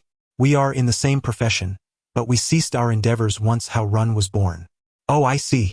I replied with a feeble chuckle, thinking to myself how flattering it was to be regarded so highly. I only deduced Hao Jiamin's identity, not realizing she was also involved. The atmosphere grew somewhat awkward. Suddenly, Hao Run's mother said, "Let us talk about you. There is nothing that cannot be said. In comparison to the formidable weapon they wield, our endeavors seem trivial. Without delving into the specifics of the imperial prince's tomb, we merely refer to it as dingling. Although the golden silk winged crown and the square zune with 4 rams are both classified as first-class national treasures, the disparity in their auction prices is indeed immense. Naturally, the precise location remains undisclosed, as is customary. However, to my surprise, as the conversation progressed, the furrows on Mrs. Hao Run's brow deepened. When I mentioned that Zhou Ling had encountered a predicament and that we were seeking a resolution, she abruptly interjected, "No, Xiao Shen, something about your situation is amiss." Chapter 56. Entrustment. Mrs. Hao Run raised 3 points of contention. First, she argued that Zhou Ling's decision-making was flawed. She contended that, after we dealt with Huang Bo, there was no necessity to share a car with Master Feng. While the principle of shared interests holds some truth, Master Feng's position is such that he is only aware of matters he has not directly witnessed. Thus, it is unnecessary to involve him in this case. Otherwise, everyone would aspire to enter the Qin tomb, and if one day you miraculously discovered the entrance, would you summon the entire industry to join you? Therefore, she believed that Zhou Ling's choice to seek out Master Feng was prompted by unforeseen circumstances that compelled her to act thus. Second, she disputed the claims regarding Xiao Ping too.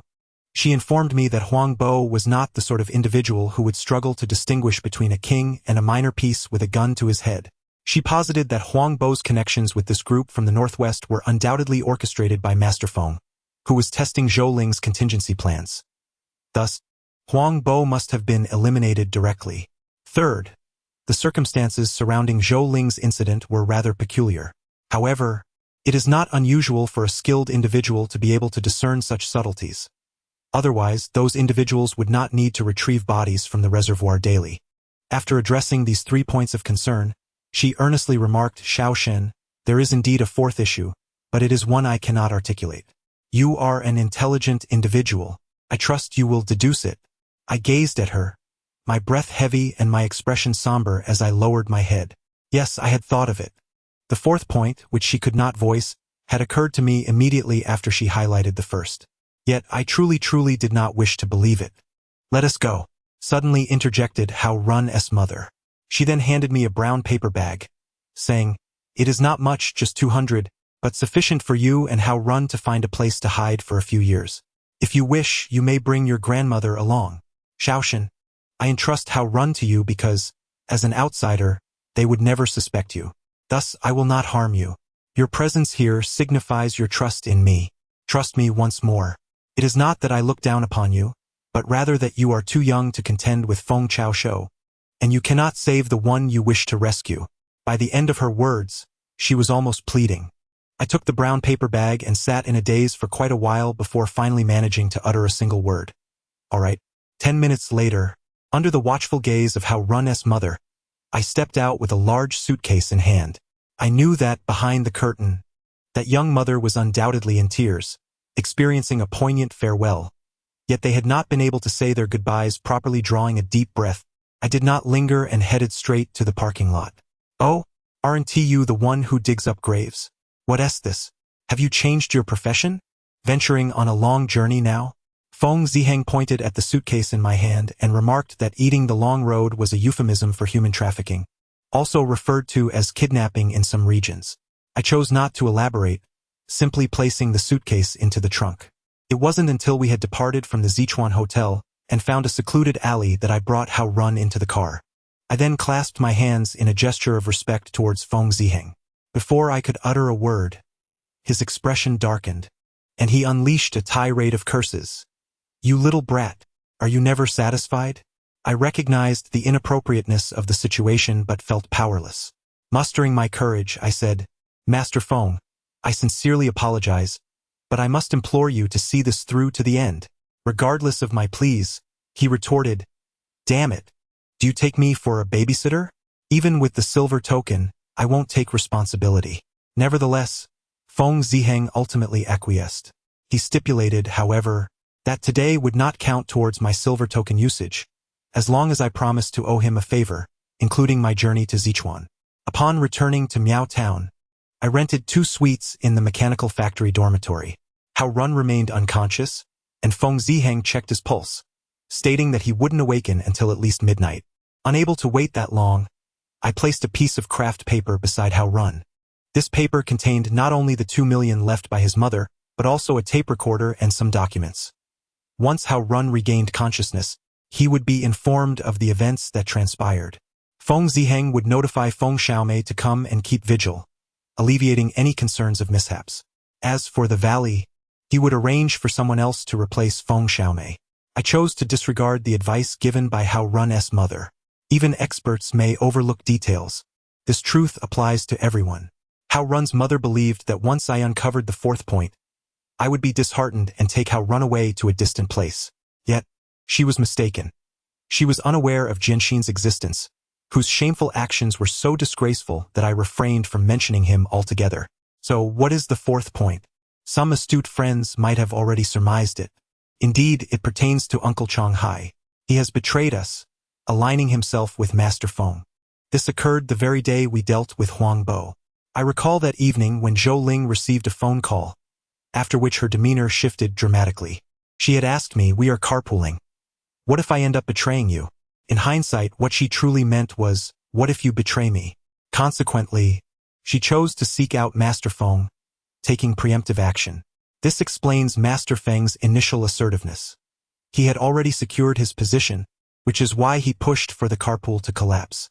However, despite his meticulous calculations, he had not anticipated Huang Bo's emergence. Thus, he was compelled to agree to the carpool arrangement. Zhou Ling's misstep stemmed from her overestimation of Master Feng. She did not foresee that he would lose his composure. Such conduct is unbecoming of a seasoned player. Striking before the cards are even laid down is a rarity, even among the most unscrupulous. Yet Master Feng did just that. He leveraged Huang Bo's intervention, with Uncle Changhai's assistance, leading to Zhou Ling's entrapment. As for why Uncle Changhai was swayed by Master Feng, I speculate that beyond the lucrative fare, there was another factor, me. The esteemed elder from the northern faction indeed holds more allure than the younger, more audacious figures from the south. Master Feng's proposition to take me on as his apprentice captivated him. He envisioned a future where I would master Feng's skills and lead the team to greater financial success. This unrealistic illusion has led him to betray Zhou Ling, who had helped us earn a full million. It has caused him to forget that without Zhou Ling, we are merely a group of wanderers, stranded in the Cloud Mountain Hotel, at the end of our wits. Now that Zhou Ling has been dealt with, and the Black Fellows have also been eliminated, it is only a matter of time before our turn arrives. In truth, I had sought help from Feng Ziheng. I wished for him to directly assist me in breaking the impasse, yet he stated that this matter was non-negotiable, as he had already promised Master Feng to protect us until the end. This concerns the reputation of the Gu clan, and there can be no backing down. He could at most assure me that when the time comes, we would not aid each other. Should trouble arise, we would be outnumbered 4-2. I could disregard others, but not Brother Jianxin. Soon, the car arrived at the reservoir, and after parking, I silently pondered for a moment before retrieving my phone to dial Uncle Changhai's number. The signal underground was poor, and it took quite a while to get through. "Hello, Uncle Changhai, what is the progress?" "Quite fast, we are halfway there. If Master Feng's estimates are correct, we should see the tomb entrance tonight." Chapter 57. The Mural. The signal was poor, and after a few exchanges, the call dropped. As I looked up, I noticed a small boat gliding across the water's surface. This was specifically arranged by Master Feng for the recovery of the body. Whether they succeed in the retrieval is secondary. The primary concern is preventing the nearby villagers from discovering it first. If they were to alert the authorities, complications could easily arise. "Sir, would you like a smoke? Let us have a smoke before proceeding?" As the small boat approached the shore, I waved my cigarette box at the person aboard. "Oh, soft red? All right, I'll have one." With that, he thrust the oar into the water and leaped to my side. "Who is it, sir?" "Dongying." I extended a cigarette to him, lighting it as he took a couple of puffs. Pointing towards the lake area, he inquired, "Dear sir, what shall we do with what we catch?" "Ha! What a nonsense!" he retorted, taking a deep drag and grumbling. "There's absolutely no oil man in this water." "No one?" I was taken aback, puzzled by his words, and asked, "Sir, what do you mean by no one? Is it spoiled, or is it that the reservoir is draining?" "Ha! Can't you understand that? An oil man is simply a drowned person." Had I heard this before my trip to Yichun, I would have dismissed the old man's words as mere folly, attributing them to his laziness and desire to leave without working. However, since listening to the analysis from How Run's mother, a flicker of fantasy occasionally emerged in my mind. Thus I queried, "Sir, how can you be so certain?" "Ha ha, young lad, my family has been retrieving corpses from the Yellow River for generations. I am not boasting. In this radius of 5 miles, there is not a single drop of oil or person. A mere dip of my hand and a taste reveals all." As he concluded, he flicked his fingers, sending the cigarette but straight into the water. I promptly pulled out another cigarette to offer him, eager to inquire further, but he waved his hand dismissively, saying no more.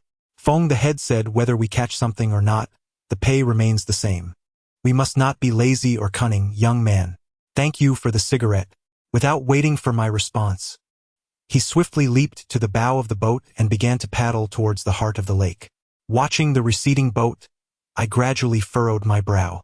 The corpse collectors along the banks of the Yellow River, the fortune-telling women of Mingyue, the shamans of Xiangxi and Shengui, the wandering blacksmiths, and our northeastern brothers, these peculiar professions are far more enigmatic than the 8 doors of the rivers and lakes. Many of their practices are not without foundation. Could it be? Is Lingjie truly still alive? After pondering by the riverbank for what felt like an eternity, I still deemed it impossible. The assertion made by the short-haired man was not unfounded. The reservoir is limited in size, and the strong men are not idle. Unless Zhou Ling is some kind of water spirit, survival seems implausible. Sighing deeply, I scooped up a handful of water and splashed my face vigorously. Having gone nearly 2 days and nights without sleep, my mind was beginning to blur. This was simply an impossibility. There was no need for logical analysis. Given Zhou Ling's temperament, if she were alive, she would have summoned a throng to cast Feng Yi and his companions into the reservoir to drown. Instead of indulging in these ethereal fantasies, I must prioritize the living. At 8:30 in the evening, as the 16th stone was dragged out, a cool breeze surged through the archway into the corridor. It was evident that a passage had been opened. Moments later, Feng Yi clapped the short-haired man's shoulder, exclaiming, "Xiaoyang, go."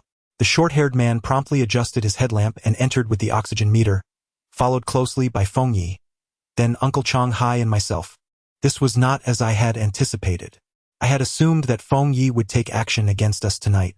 I had even purchased a knife, ever ready to retaliate and strike down this old scoundrel, although I was uncertain if I would have the courage to act upon it.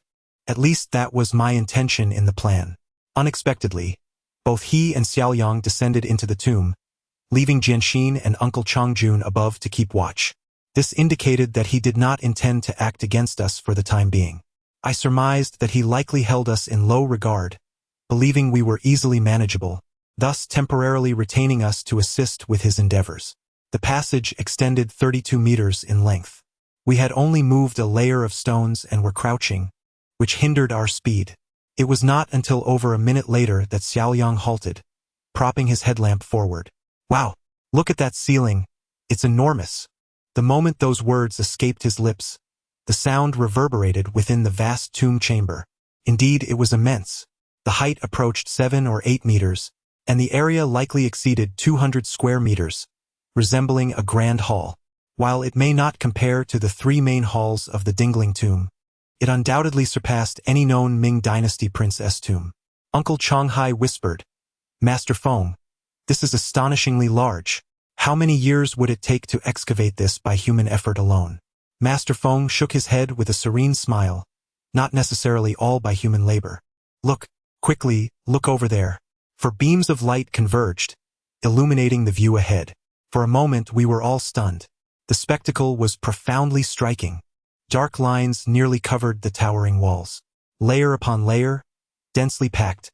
They formed an intricate pattern that spiraled from the edges towards the center, ultimately delineating 4 2-meter square sections. Each of these sections was adorned with loam, upon which exquisite murals had been painted. They appeared remarkably fresh, as if just completed.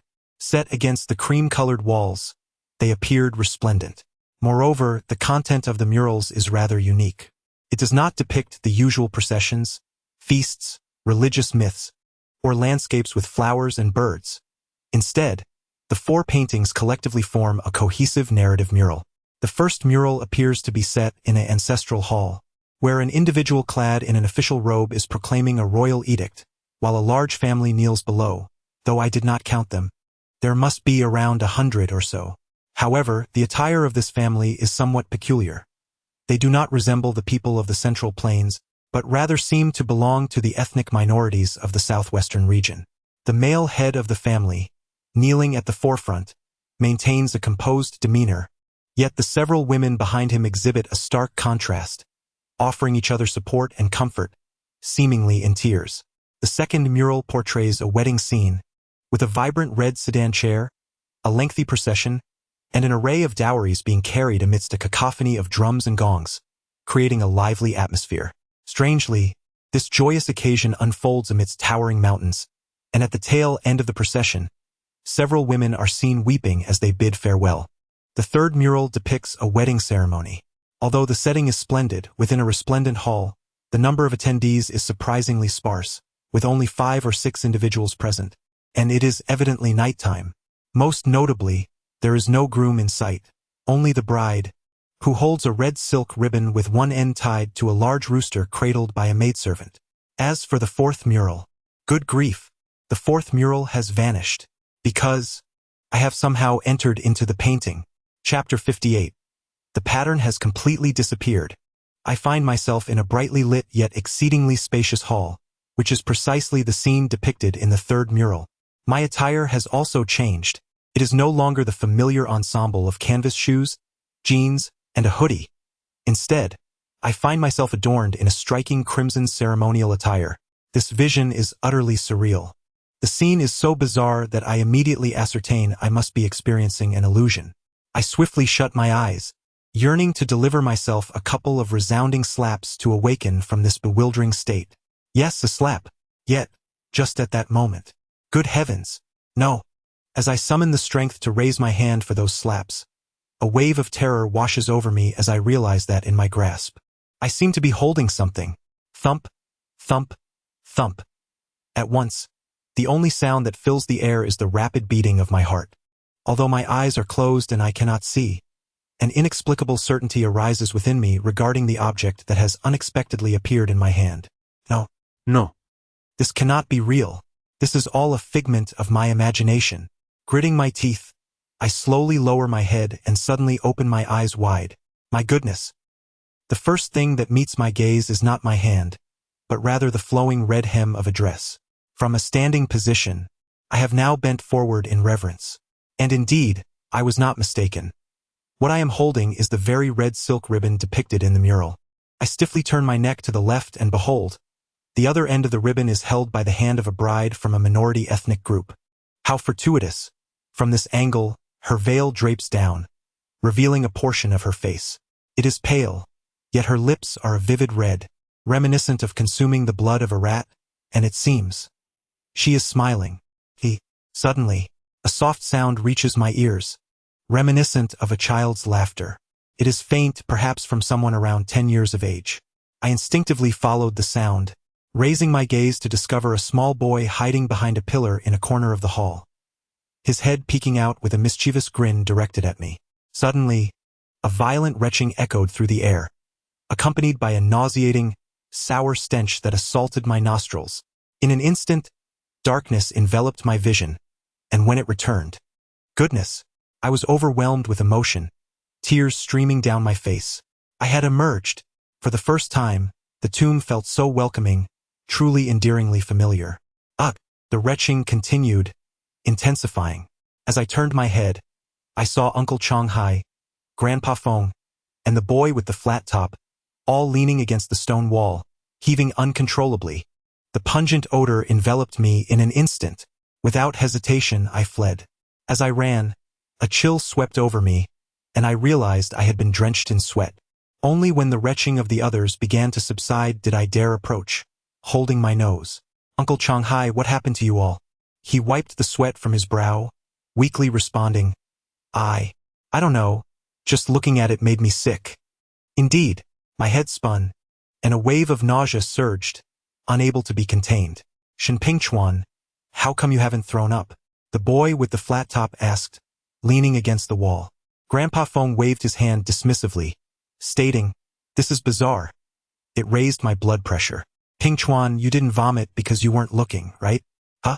I was taken aback, instinctively replying that I hadn't seen it, when in reality, I had been staring for quite some time. But why? Was their reaction so different from mine? Damn! Xiao Pingtu exclaimed in frustration. Is this not sufficient? I've already vomited my bitterness. What further response do they desire? Observing Xiao Pingtu's assertive demeanor, I noted that Uncle Changhai and Master Feng appeared earnest as well. Gradually, a frown creased my brow, enveloping me in a profound sense of self-doubt.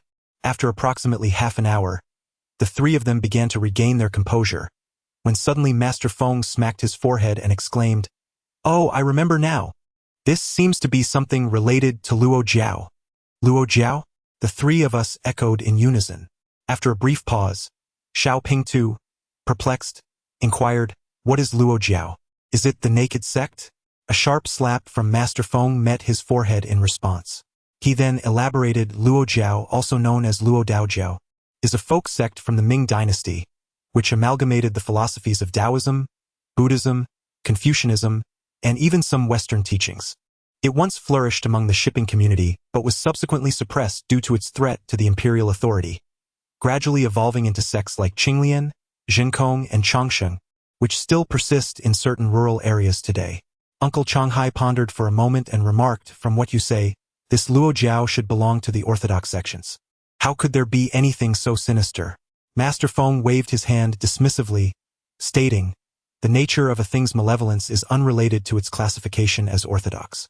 Various talismans, ritual instruments, or even the ceremonial robes worn can manifest these qualities, serving to align the spirit and repel malevolence. However, there is a prerequisite. One must draw them correctly. However, he rubbed his chin and remarked, Considering the timeline, at the time this tomb was constructed, the Luo sect had yet to be established. Thus, these artifacts must have been created by some wandering practitioners associated with the origins of the Luo sect. His rambling left me even more perplexed. Yet, to elucidate this matter would require a lengthy discourse, spanning thousands of words, so I shall refrain from delving into it for now. I am aware that some may think I am merely exaggerating. Rest assured, nothing catastrophic is likely to occur.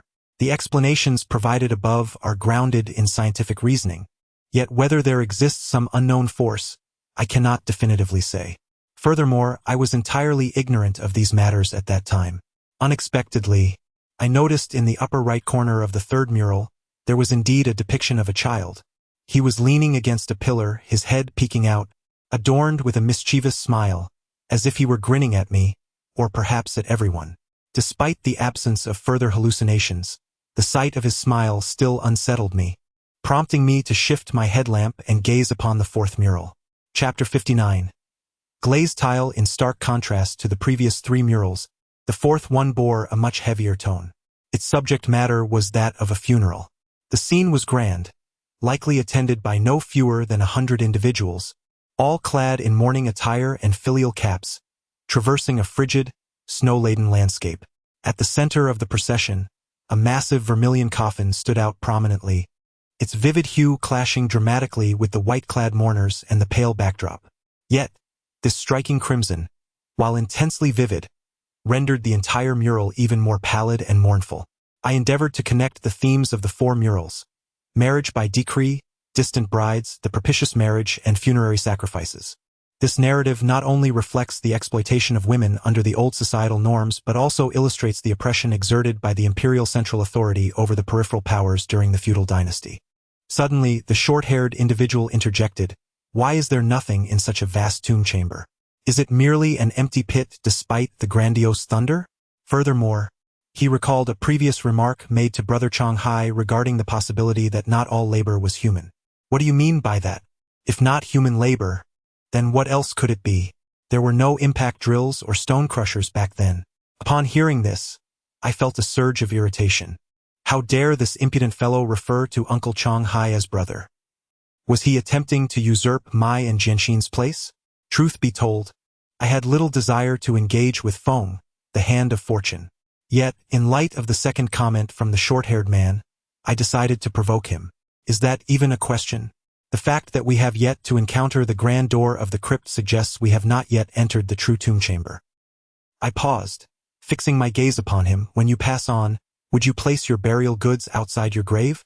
To my surprise, the short-haired man remained unfazed.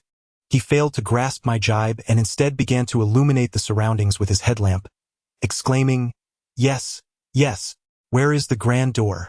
As we approached, we discovered a sloped passageway within. The incline was quite steep, exceeding 45 degrees, though not overly long, perhaps 8 or 9 meters. As the light swept downward, we could discern the floor of the tomb chamber below. It was, astonishingly, a sunken burial passage. While such a design is not uncommon, it was my first encounter with it. Moreover, I gradually began to ponder the enormity of this undertaking, feeling that even 30 years might be somewhat inadequate. The crux of the matter is that it seems unnecessary, considering the previous tunnel tickets, the stone passages, along with the immense scale of this grand burial chamber. It is sufficient to construct a lavish tomb rivaling that of the imperial mausoleum. Yet, astonishingly, such a vast burial chamber has yielded merely a few murals, which is rather perplexing. After some contemplation, I temporarily set aside my reservations and addressed Feng, saying, "Master Feng, you mentioned that it may not solely be the work of human hands. According to your conjecture, how was such a large-scale stone chamber excavated?" He chuckled, then shook his head, adopting an enigmatic demeanor as he replied, "Pingchuan, you are a clever child. Therefore, I shall withhold the answer for now, hoping you will arrive at it yourself." "Ah, Master Feng." Uncle Changhai suddenly pointed at the stone wall, exclaiming, "Look at this mural. The owner appears to be a woman?" Indeed, he inhaled deeply, slowly furrowing his brow, "and this mistress seems to be rather formidable." "Formidable?" Little Flathead was startled. "What does that mean? Are we going to encounter a Zongzi?" Feng shook his head. "If it were merely a Zongzi, that would be simpler. Compared to a Zongzi, one ought to be wary of something else entirely." "Something else?" Little Flathead was about to inquire further, but was halted by Feng, who said, "Enough with the wild conjectures. Let us descend and investigate. Xiaoyang, lead the way." Listening to their conversation, I too furrowed my brow, not out of concern for the formidable mistress, but because I found myself harboring a rather different notion regarding the identity of the tomb's master. Uncertain whether it was a mere illusion, a peculiar thought unexpectedly sprang to mind as I recalled the content of the third mural. It seemed to me that the boy in the corner might indeed be the true protagonist of this artwork. As I traversed the corridor, I realized I had been mistaken. The tomb chamber behind the Vajra wall was not a solitary tunnel entrance, or rather, it was not the only one. This was the true passage. The space here soared to a height of approximately 6 meters, encompassing an area of around 40 to 50 square meters. Directly ahead, a stone wall bore a grand archway at its center. As for the main gate to the underground palace, it remained unseen, yet, despite its invisibility, I was certain that the grand entrance lay beyond, for unlike any previous entrances, this archway was flanked by 2 guardian beasts. They were not large, each standing around 1 meter tall, and even with their basalt pedestals they barely exceeded 1 meter 60. However, their forms exuded an air of ferocity. Both guardians were crouched, with the left resembling a fierce amalgamation of lion and tiger, its jaws agape, revealing interlocking fangs, adorned by a necklace of jewels around its neck, while the right displayed a beast's body with a human visage, elongated face and large ears, bulging eyes, protruding tusks, and crowned with a single horn. Both guardians could be deemed terrifying deities, as if summoned by the tomb's master, ready to pounce and rend any intruder to shreds. Some may wonder why the 2 guardian beasts appear dissimilar. In truth, this reflects a common misconception. Accustomed to viewing stone lions, One might assume that the guardian beasts should also share identical features. However, the reality is quite the opposite. In the realm of burial sites, the instances of identical tomb guardian figures far outweigh those of differing designs. A human visage paired with a beastly countenance constitutes the standard for the majority of these sentinels. Additionally, during exhibitions in certain venues, it is customary to display only one, as these artifacts possess an air of superstition. In 2003, an incident at the Jie Province Museum involving a wooden sculpture of a human-faced beast garnered attention, and those intrigued may wish to investigate further. Suddenly, as the short-haired figure advanced, the light converged upon the tomb guardian to the left, startling us with an unexpected revelation. It emanated light. Without hesitation, Feng Chaos Ho briskly approached the guardian and placed his headlamp upon it. To our astonishment, it was not a stone sculpture. The moment the light made contact, it diffused into an otherworldly halo. We too removed our headlamps to experiment, discovering that the luminosity varied across different areas. The hind legs appeared an inky black, transitioning to a deep indigo at the waist and chest, ultimately culminating in a cerulean hue at the head. Remarkably, the eyes glowed a blood red. I dared only a fleeting glance before hastily diverting my headlamp. The creature's green face, with its menacing fangs and glaring crimson orbs, was enough to incite nightmares with but a lingering gaze. "This is glass," Feng Chaos Ho murmured, his tone laden with awe. I too recognized that the two tomb guardians were crafted from glass, instantly recalling the exquisite glass bowls owned by the old eunuch. At that juncture, Zhou Ling elucidated that gradient-hued glazed artifacts were deemed relatively rare craftsmanship during the Ming dynasty. Consequently, a teacup of that magnitude was already considered a substantial piece. However, the emergence of funerary beasts of such proportions was truly astounding. Nevertheless, owing to the inherent differences in form, the gradient coloration was somewhat inferior, failing to achieve the near-identical consistency observed in the lidded teacup. "Boss," the crew-cut man exclaimed with fervor, "is this item valuable?" In response to the crew-cut man's inquiry, Feng Chaos Ho, in turn, directed his query toward me. "Pingchuan, what is your assessment?" A touch of displeasure welled within me. I inwardly questioned the old codger's incessant inquiries, finding them rather vexing. However, to avoid arousing suspicion, I deliberated momentarily before responding. Among the artifacts found within tombs, soul repositories, funerary figurines, guardian beasts, and coffins are the least marketable. They carry an aura of ill omen and are conspicuously large, immediately identifiable as having originated from a tomb. Consequently, guardian beasts, with the exception of those crafted from gold, silver, or Tang Dynasty tricolor pottery, typically fetch meager prices. However, I continued, these two specimens are distinct. Prior to their discovery, guardian beasts were known to exist in only 5 materials: pottery, stone sculpture, wood, bronze, and gold or silver. Should these two come to light, a 6th material, glazed glass, would be added to the repertoire. At this juncture, I inhaled deeply and declared, "Therefore, not only are these valuable, but they are exceedingly valuable, for they are likely unique specimens, potentially even national treasures." With a resounding smack, Feng Chaos Ho slammed his fist into his palm. "Splendid," he exclaimed. "Well articulated. Every point is spot on." Thereafter, he inquired with keen interest, "Pingchuan, what is your estimation of the potential sale price of these two guardian beasts?"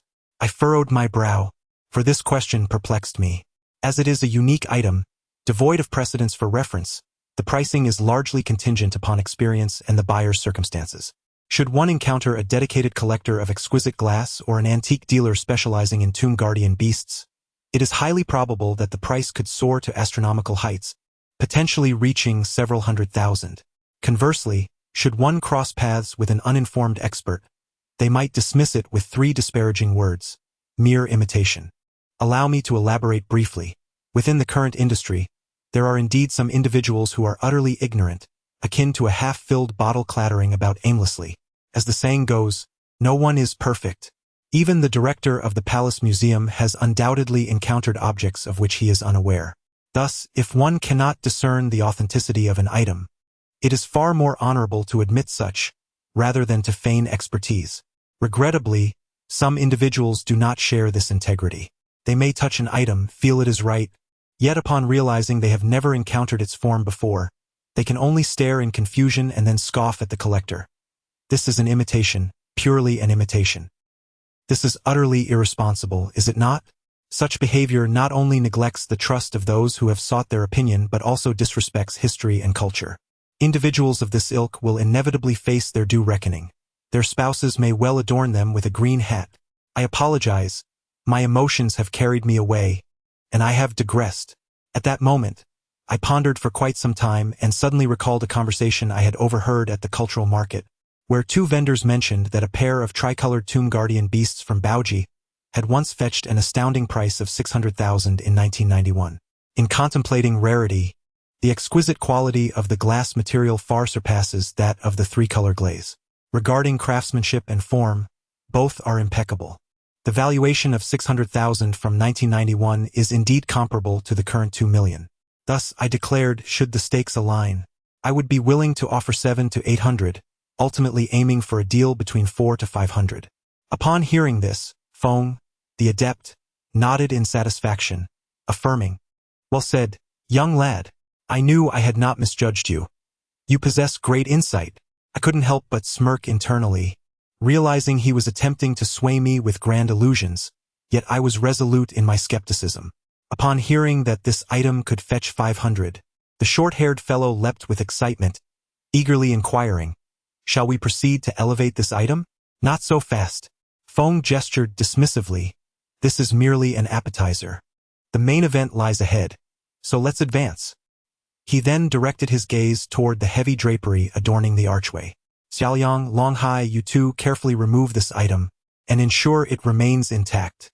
Once detached, drape it over the guardian beast." Longhai and his companion nodded in agreement. The archway towered over 3 meters, obscuring the view of its upper portions, leaving us uncertain about its attachment. However, the rope connecting the drapery had deteriorated. The short-haired fellow braced himself against the stone wall, stepping onto Longhai's shoulder, and with a gentle tug, the rope snapped. He then gripped the stone wall, cautiously lowering himself, and effortlessly draped the fabric over the guardian beast. This was an old tradition. When encountering uniquely shaped guardian beasts within a tomb, it is customary to cover them to avert misfortune and ward off ominous influences. Once all the drapery was removed, a magnificent pair of stone doors unveiled themselves. As I had anticipated, each door indeed features a grid of 9 rows and 9 columns, adorned with 81 resinous door studs. Furthermore, a pair of bronze beast head knockers has been affixed to the door, exuding an air of regal solemnity and authority. The short-haired youth leaned in, peering through the crack in the door, and immediately informed Feng Chaosho that there was a stone slab sealing the entrance. Such a mechanism holds little significance for us. Once the impact drill was connected to the battery, within an hour, we had successfully carved out a bullnose slot. We then affixed a hook to the rope, and with 4 of us pulling with all our might, a thunderous crash echoed as the stone slab fell in response. Subsequently, Uncle Changhai, along with the short-haired youth and I, combined our strength to push the stone door inward. It was heavy, far exceeding the weight of the eunuch's tomb door. However, it was not immovable. Amidst the muffled sounds of friction, the majestic stone-carved door gradually creaked open under our collective effort. Upon entering the antechamber, we found nothing but bare walls. The short-haired youth then posed the same question again, to which I reiterated my explanation. Ming Dynasty imperial tombs are constructed in such a manner, with the antechamber primarily serving as a passage and transitional space. Typically, it remains devoid of any artifacts, with burial items concentrated in the central and rear chambers, and, if ear chambers are present, a portion may also be placed there. Look at this. Following his pointing finger, I noticed a stone tablet standing in the center of the passage, approximately 1 meter tall, inscribed with 4 ominous characters. Entering means death. Strangely, the grooves of the inscription were filled with ink, which, at that moment, appeared to be trickling down, as though it had just been inscribed and had yet to dry. Uncle Changhai's voice trembled slightly. "Master Feng, this time." I did not wait for Feng to remind me, as I sensed that his inquiry would only serve to guide me further. I boldly stated, "Uncle Changhai, do not fear. This is merely a ruse to frighten. Similar phenomena can be found at the tomb of Li Jingxuan in Xi'an, and upon investigation, we discovered nothing of consequence. Little Flathead stammered. Then, "What about this ink?" I approached and wiped a bit of it, illuminating it under the headlamp. To my clarity, it was evident that it was not pure ink. Rather, it was in a state of amalgamation, having been diluted by dew formed in the low temperature. It was as simple as that. Why the fuss? Little Flathead, finally catching on, discerned the sarcasm in my words and promptly handed the oxygen meter to me, exclaiming, "Damn, you're impressive. You go ahead." "I shall indeed," I replied, seizing the oxygen meter and striding confidently towards the central chamber. As I traversed the passageway and illuminated the central chamber with my headlamp, I was momentarily taken aback. In the center, upon the coffin bed, I beheld a coffin.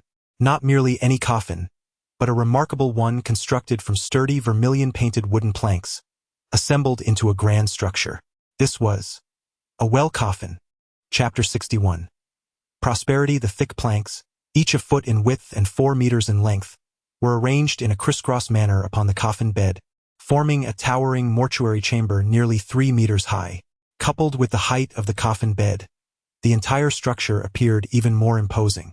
The wooden coffin was lavishly coated in vermilion and adorned with vibrant paintings. The motifs primarily depicted celestial bodies, dragons and tigers, bird patterns, mountains, and flowing water, all infused with a strong ethnic flair. It is truly astonishing.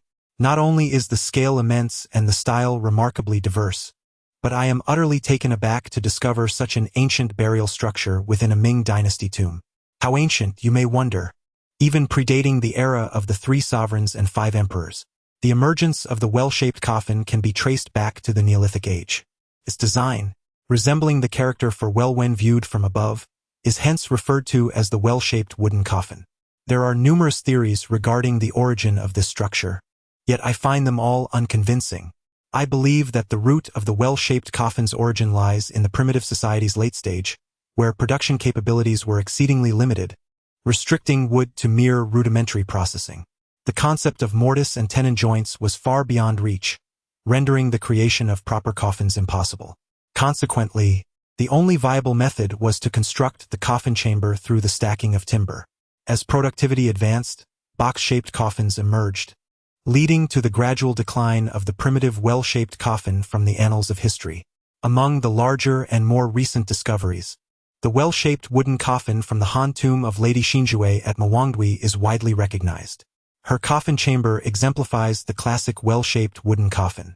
Since the Mawangdui discovery, there have been virtually no large well-shaped coffins found.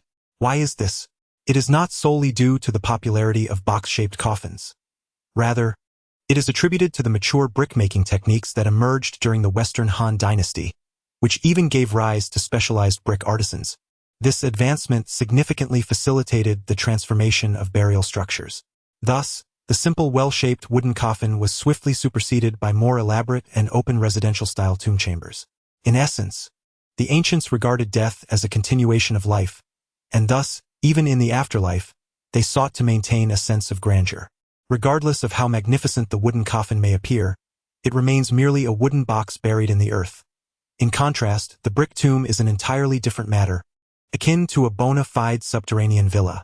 Furthermore, wood is susceptible to fire, easily reduced to ashes, whereas bricks, conversely, become increasingly solid when subjected to heat. Thus, it is evident that our ancestors in China exercised meticulous selection. As for the presence of the ancient well-style wooden coffin, the explanation provided by Feng Chaos Ho was that the tomb's occupant, the bride depicted in the mural, hailed from a frontier ethnic group, and it is quite customary to preserve certain ancient customs. For instance, in some high-altitude regions, the practice of sky burial still endures to this day. At the time, I did not fully grasp the insights regarding the origins of the well-style coffin that were presented, but I found his reasoning to be credible.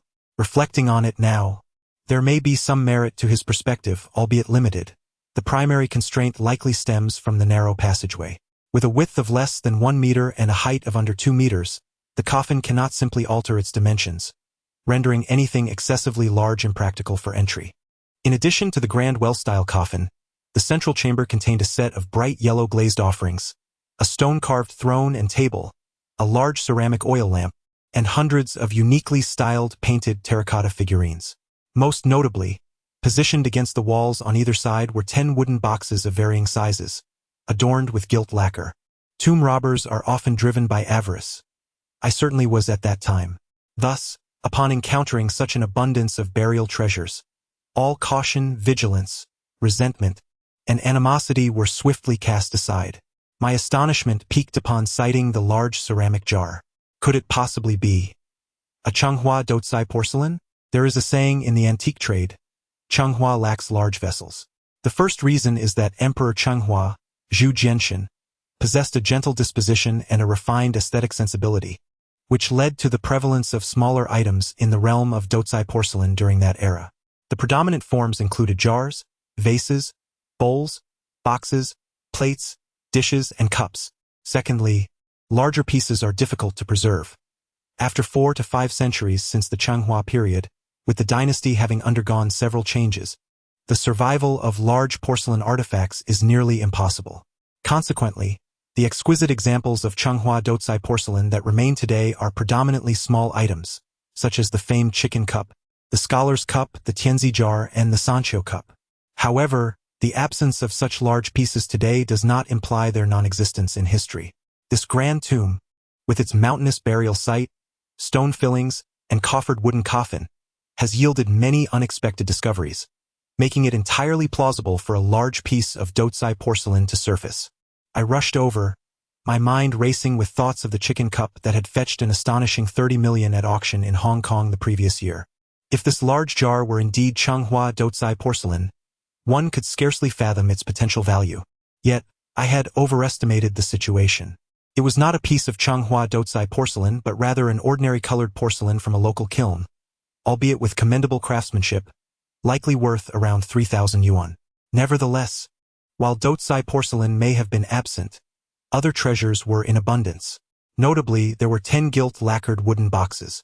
Apart from the 2 boxes on the right filled entirely with silk textiles, the remainder was nearly overflowing with valuables. Golden wine vessels, cups, intricately designed gold boxes, floral gold plates, embossed cloud-patterned gold basins, silver tea sets, wash basins, trays, and waste bottles. In total, for small boxes filled with gold and silver artifacts. There were also jade items, such as jade tablets, pendants, and mountain-shaped jade pieces. Many of these had been enhanced with techniques of gilding and silvering. As for the various gold and silver ornaments embedded with gemstones, the strings of pearls, as well as porcelain wares, cups, and vases such as plum vases and spring vases, there were even more items, many of which I could not name at the time. As the old saying goes, wealth is represented by gold and silver treasures. What constitutes these treasures? This is it. Not to mention anything else. Just those 4 boxes of gold and silver artifacts. What a fortune they must be. Goodness. We've struck it rich. Indeed, we have. The 2, Xiaoping and Uncle Changhai, with their eyes gleaming, clutched the gold and silver items in their hands, continuously repeating this phrase. Though I did not share their exuberance, I too felt dazed and trembled, and having spent considerable time in the cultural market, I instinctively began to appraise each antique I encountered.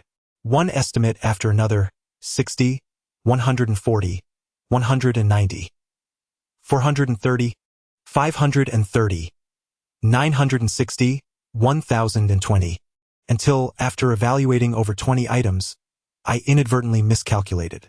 Just as I prepared to recount my estimates, a faint sound, akin to something shattering, suddenly reached my ears.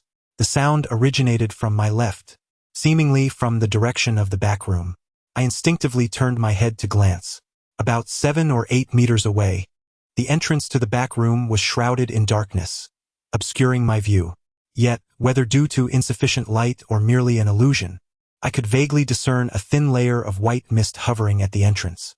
Struggling to focus, I rubbed my eyes, intending to examine it more closely, when suddenly, Feng Chaoshu cleared his throat and bellowed, "Everyone, gather around. Prepare to open the coffin." Chapter 62. The liquid of the coffin, it must be said that he is indeed an old hand. Having weathered countless storms, he remained remarkably composed in the face of treasures worth at least a couple of thousand in gold and silver. Despite having found a place on my blacklist, I couldn't help but admire him in that moment. Thus, I promptly gathered my thoughts, silently reminding myself to maintain calmness and composure at all times henceforth. The short-haired fellow leapt onto the coffin bed, brandishing a crowbar. He aimed at the crevice and gave it a firm poke, only to discover he had merely penetrated the surface layer of paint. This wood is both heavy and dense. We won't get far like this. Why not use the chainsaw we prepared? No way, Feng Chaos Ho replied with unwavering determination. Typically, the coffin is housed within an inner chamber, followed by the coffin itself. Using the chainsaw directly is risky. Let's climb up and chisel along the edge of the cover. It should be softer than the vertical sides and might yield. At that moment, Uncle Changhai patted me on the shoulder and said, "Chuanzi, don't let Xiaoliang take the lead alone. You should lend a hand as well." I nodded, stepping onto the protruding beams, quickly ascending to the pinnacle. The painted designs on the cover revealed a distinct style compared to the vertical surfaces, featuring figures of various kinds. There were winged beings, scaled fishmen, and beast-headed humans, none of them resembling ordinary people. The aesthetic was quite bizarre, sending a slight shiver down my spine. Once the short-haired fellow reached the summit, Uncle Changhai handed him the crowbar. We positioned ourselves on either side, simultaneously chiseling at the edge of the seam. The sound of wood splintering echoed through the dark, cavernous tomb, leaving only the dull thud of our chiseling in the oppressive silence. The short-haired fellow possessed greater strength than I, and after approximately 6 or 7 forceful strikes, the pry bar unexpectedly penetrated. With a squelch, he seemed solely focused on brute force, neglecting to observe carefully. As soon as I heard the sound of water, my mind instantly conjured the image of what would occur if he were to yank it out vigorously, prompting me to exclaim, "Do not pull it out." Alas, it was too late. At the moment he withdrew the pry bar, a powerful, nauseating stench erupted, and a stream of dark red coffin fluid splattered upon his head. Good heavens! He was taken aback, instinctively leaning backward and tumbling down. "Xiaoliang!" Feng, the quick-witted one, shouted in alarm. Fortunately, Uncle Changhai was swift and agile, darting forward to catch him just in time. Otherwise, the short-haired fellow might have met his demise or sustained grave injuries from the fall. The repugnant coffin fluid continued to gush forth, instantly drenching both of them completely. Moreover, with the integrity of the enclosure compromised, liquid began seeping from the numerous gaps around the lid in an instant. The sight was utterly terrifying, reminiscent of a wooden coffin bleeding. It was coffin fluid. Feng's face turned pale. "Run quickly. This old man is a fool." He only cared about the lower half, tugging the short-haired fellow and fleeing outward. At that moment, aside from the wooden beam beneath my feet, the surfaces of the coffin and the area surrounding the coffin bed were nearly entirely inundated with coffin fluid, leaving no space to step. Thankfully, as I raised my head, I suddenly spotted the stone table in front of the coffin bed. Thus, I steadied my headlamp, aimed it at the table, and with determination, I leaped forward. With a thud, fortuitously, the pry bar in my hand absorbed a significant portion of the impact upon contacting the stone table, preventing me from losing control and crashing headfirst to the ground. With a renewed effort, I leapt once more, propelling myself far ahead, and in a flash, I dashed to the entrance, arriving even before the 3 of them. When the buzz-cut fellow caught up, his astonishment was palpable. "What the hell? Shen Pingchuan, did you fly here?" I maintained a stoic silence, my gaze subtly drifting towards Uncle Changhai. I thought to myself, open your eyes and see, you went to rescue your disciple, but what about him? What about me? What does taking on a disciple even mean? It's all mere nonsense. In critical moments, it is every man for himself. This reflection inevitably led my mind back to Zhou Ling. No, Zhou Ling, with her astute foresight, would undoubtedly have anticipated the state of the coffin liquid before taking action. Thus this predicament would never have occurred. Just as I hoped for his awakening, the buzzcut suddenly let out a cry. I turned to see him grimacing, his face contorted in agony. "Oh no, it hurts."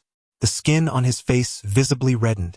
He raised a hand to touch it, but the instant he made contact, it felt as if he had been pricked by a needle, and he yelped, jerking his hand away.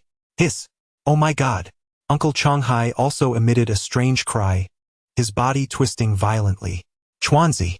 Quick! See what's on my back!" Before I could even check, he was in such pain that he tore off his shirt. I was taken aback. On Uncle Changhai's back, large patches of red spots had appeared, resembling birthmarks. It was the coffin liquid. Feng Chaoshuo's pupils dilated. The coffin liquid is toxic. What? The buzzcut's expression turned fearful as he grimaced and shouted. What should we do? Am I on the verge of death? Do not panic. Hold on. Feng Chaoshuo swiftly removed his backpack and retrieved a can of 8 treasure porridge. The opening was covered with a plastic bag, tightly secured with numerous rubber bands. He tore open the seal and extracted a jelly-like substance, applying it to the face of the crew-cut individual while inquiring, "Does this work?" Hiss. Ah! Good heavens! It seems to be effective. Upon hearing this, I acted quickly and snatched it from him, subsequently pouring a generous amount onto Uncle Changhai's back. Good grief! Leave some for me. What are you shouting about? There's plenty more.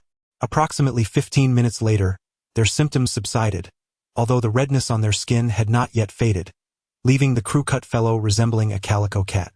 As for my act of seizing the can, Feng Chaoshuo did not comment. I had already prepared myself. If he reproached me, I would retort, and then the crew-cut would surely berate me, leading to a brawl, after which I would unceremoniously toss the old fellow into the coffin liquid, causing him immense pain. At that moment, the crew-cut inquired what exactly is in that coffin liquid. Why does it hurt so much? Could there be other issues? Feng Chaoshuo shook his head and replied, No, the fatal dangers of coffin liquid generally involve mercury, which suffocates a person. The pain you both just felt, I suspect, is due to a substance akin to capsaicin in the coffin liquid. In truth, it is simply a matter of waiting for the medicinal effects to dissipate.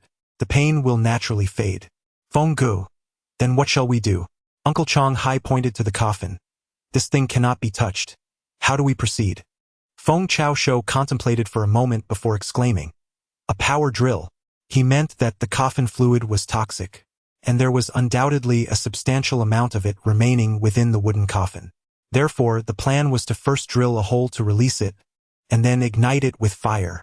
Regardless of the toxic substances present, a single blaze should eradicate them, leaving no cause for concern.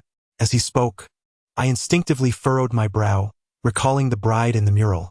It felt rather inappropriate to proceed in such a manner. However, while I pondered this matter, an unexpected sound suddenly reached my ears. I quickly lifted my gaze towards the pitch-black passageway. This time, it was unmistakably clear. It seemed as though something was gradually fracturing. Chapter 63. The iron bed. I was not mistaken. I was utterly certain this time that it was not a figment of my imagination. Although the sound was exceedingly faint, far less distinct than what I had heard before the coffin was opened, I had indeed heard it. My scalp prickled involuntarily. I widened my eyes, staring at the entrance of the back room. It was unmistakably coming from there, although I had no idea what lay within. An inexplicable certainty gripped my heart. This was certainly not a favorable sound. Chuanzi. No? I looked at them in confusion. Surely, you all didn't hear that noise? Noise? What noise? Xiao Pingtu inquired. I raised my hand, gesturing as I spoke. It's a cracking sound, several times now, seemingly emanating from the back room. The three of them exchanged glances, peering toward the back room, and then tilted their heads to listen intently. However, despite their prolonged attention, that peculiar sound never materialized again. What sound? Shen Pingchuan, you must have misheard. Indeed, I didn't hear anything. No, there definitely was.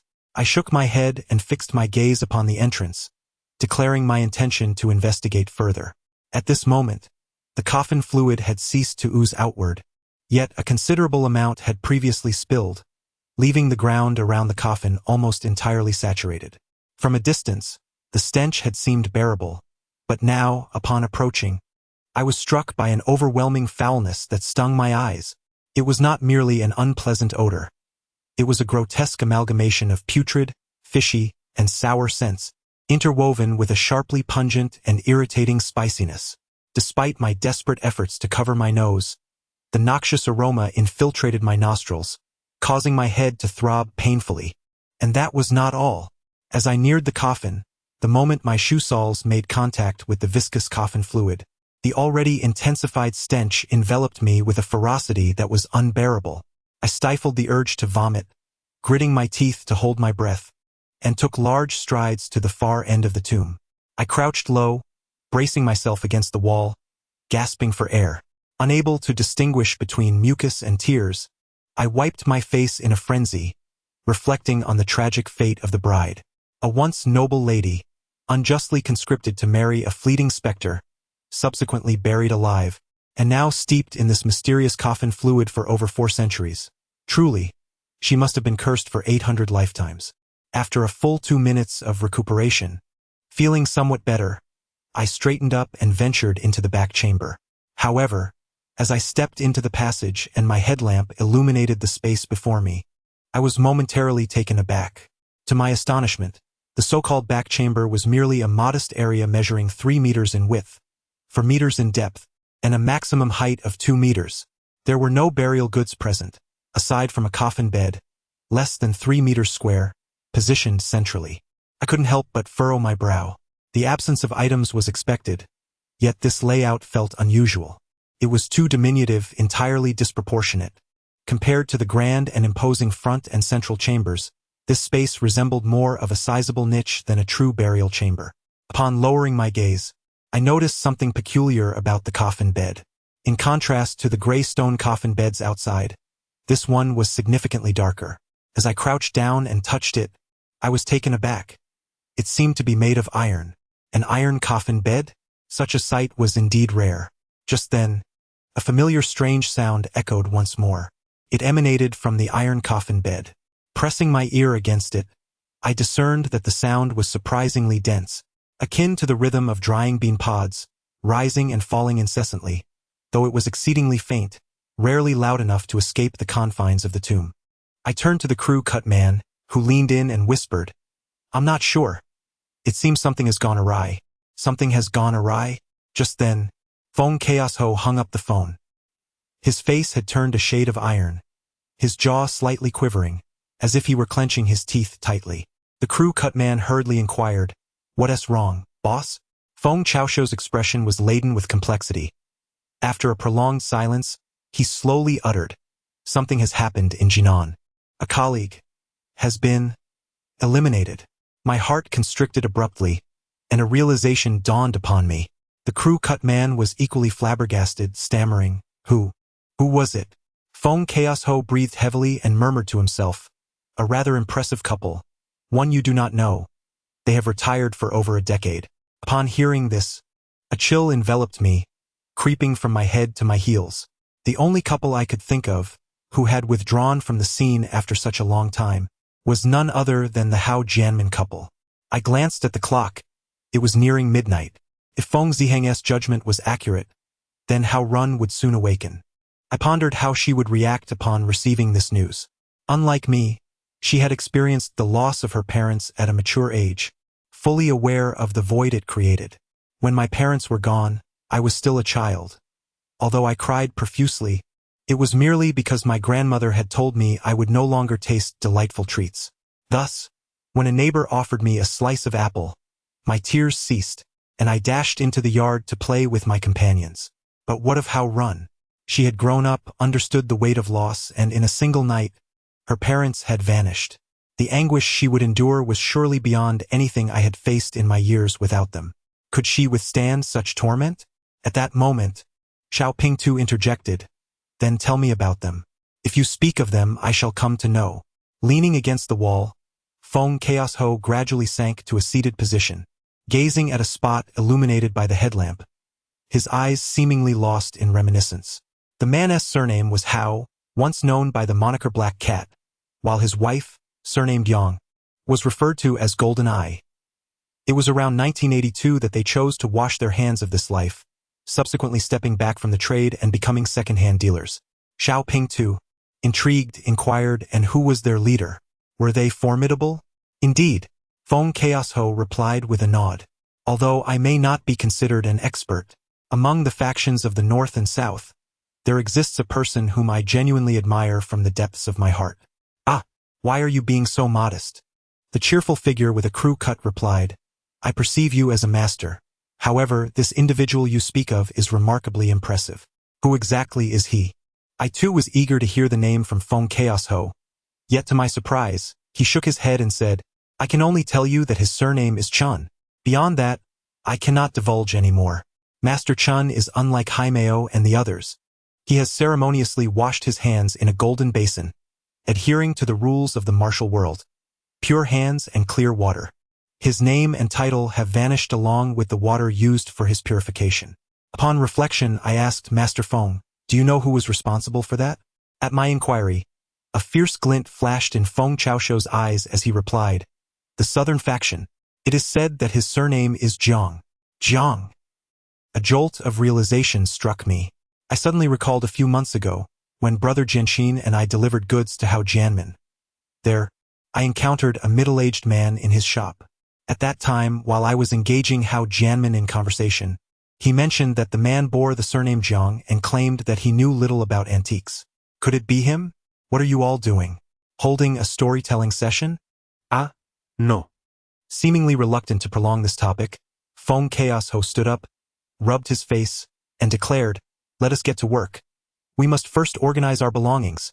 Chapter 64. Sudden change. The sheer volume of items was overwhelming. At that moment, each of us made no less than 30 trips. Due to the narrow space created by the single layer of stones, we could only place the burial offerings outside the entrance of the tomb, intending to transport them all together after thoroughly emptying the coffin. This circumstance transformed the originally intimidating guardian beast of the tomb, which was now surrounded by piles of gold and silver treasures, into a surprisingly endearing figure. The little crew cut even gave it two names, calling one Zhao Kai, attracting wealth, and the other Jinbao, bringing treasures. After connecting the batteries, the sound of drills began to echo as two electric drills whirred into action. However, as we drilled through the coffins, an overwhelming surge of coffin fluid gushed out, releasing a noxious stench that quickly permeated the entire chamber. I could no longer hold it in and vomited. How does one describe that odor? It resembled a neglected men's restroom, with ammonia and methane concentrations so high they felt explosive, mingling with the putrid scent of thousands of decaying fish and shrimp, rotting onions, and spoiled pickled vegetables that had festered together for months. Even with our gas masks, the relief was minimal. Over time, the stench accumulated inside the masks, rendering them almost useless, particularly for the little crew cut. He could not contain himself and ended up vomiting inside his gas mask. Fortunately, the goggles served their purpose, preventing excessive tears. Soon, the coffin fluid was drained, leaving only a few sporadic drops trickling from the remaining holes.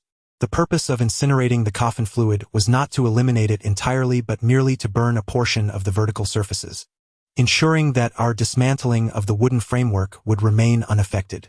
As for the interior of the coffin and the burial chamber, they had undoubtedly been thoroughly soaked in coffin fluid. The exact condition would only be revealed once we dismantled the chamber. Instead of igniting a Molotov cocktail as I had done months prior when dispelling Yin Sha, I doused the facade with gasoline before igniting it with a lighter. Instantly, a towering inferno erupted as the flames met the gasoline, accompanied by a sizzling sound emanating from either the wooden outer coffin or the residual coffin fluid. However, just as we believed we had the situation under control, an unforeseen event transpired. The flames crept to the base of the wooden structure, igniting a substantial amount of coffin fluid on the burial platform. In response, wisps of white vapor arose, followed by an explosive ignition of the coffin fluid. Subsequently, like a tide, the conflagration pursued the white vapor, gradually spreading outward. Although not instantaneous, the event unfolded with a swiftness that precluded any intervention. "Damn it!" I exclaimed, "Chief, is this going to incinerate the coffin?" A touch of awkwardness crossed Feng Chaoshuo's countenance. The gold and silver artifacts should be fine, but the jade ones are questionable. The conflagration persisted for approximately half an hour, filling the upper reaches of the tomb chamber with billowing smoke, transforming the atmosphere into that of a sauna, with perspiration cascading from our bodies. Fortunately, the tomb chamber was sufficiently lofty and spacious. Otherwise, it would have been uninhabitable. Nevertheless, the fire was not without effect. The malodor had diminished noticeably. Thankfully, after the gasoline and coffin fluid had been entirely consumed, the fire subsided, leaving the wooden structure merely smoldering, but not ablaze. The spectacle was quite astonishing. The towering wooden structure, its apex obscured by accumulated smoke, was enveloped in swirling white vapor, resembling an immense wooden pagoda reaching toward the heavens. Yet, as we approached, poised to assess the surface temperature of the wooden structure, the gazes of all present were involuntarily drawn toward the depths of the tomb chamber. Crack, snap, crack, pop. A resonant sound echoed, reminiscent of that which emanates from an iron coffin, yet amplified several-fold. It was a piercing, almost torturous noise, akin to a rusted iron door, long sealed, straining to be opened. Yet, all present understood that it was no mere door.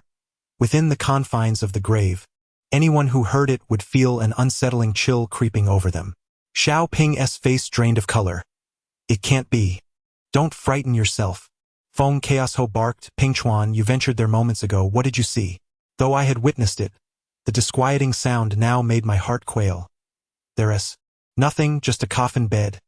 It's iron. Let us proceed and investigate. Before Feng Chaoshuo's words had fully left his lips, he had already taken long strides toward the rear chamber. Just then, a resounding crash erupted. Amidst the illumination of 4 headlamps, the dark, cast-iron coffin bed was violently overturned. A powerful jet of water surged forth, roaring as it struck the ceiling of the tomb chamber. The force was so tremendous that it caused the entire tomb to tremble, the smoke hovering above swirling violently. In an instant, a torrent, imbued with a chilling energy, rushed toward us. Run! The suddenness of the upheaval left us in shock.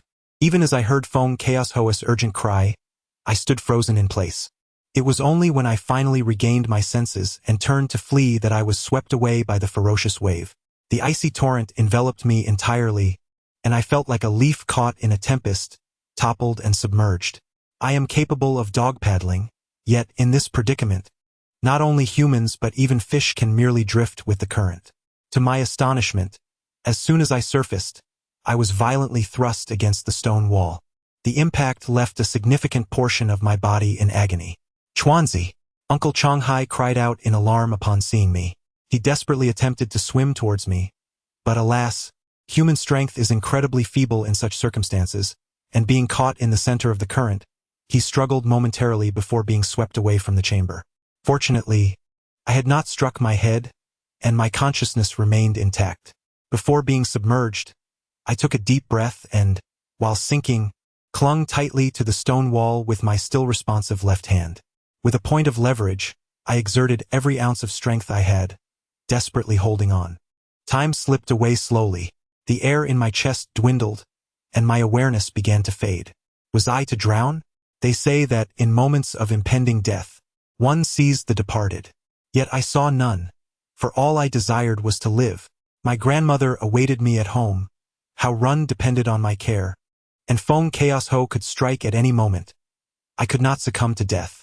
At last, I hazily sensed the force of the water diminishing, and my left leg regained sensation. Summoning my last ounce of energy, I propelled myself off the wall and broke the surface. The air, after being deprived for so long, tasted sweet, and I greedily inhaled deeply. It was only after several moments that I noticed the water level in the tomb chamber was now less than 2 meters from the ceiling, and it was rising at a perceptible rate. I felt a surge of urgency. With just 1 hand and 1 foot, I surely cannot swim out. But wait, what is that? My pupils suddenly constricted.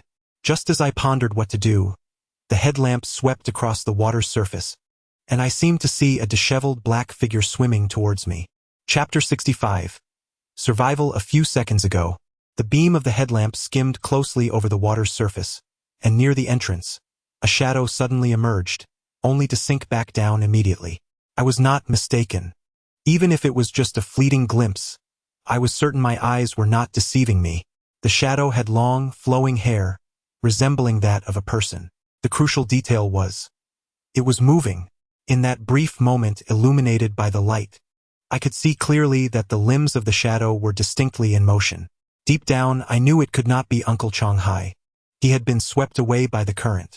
Nor could it be Feng Chaoshuo or Xiao Pingtu, for their hair was not nearly as long. In the icy cold water, fear enveloped me in an instant.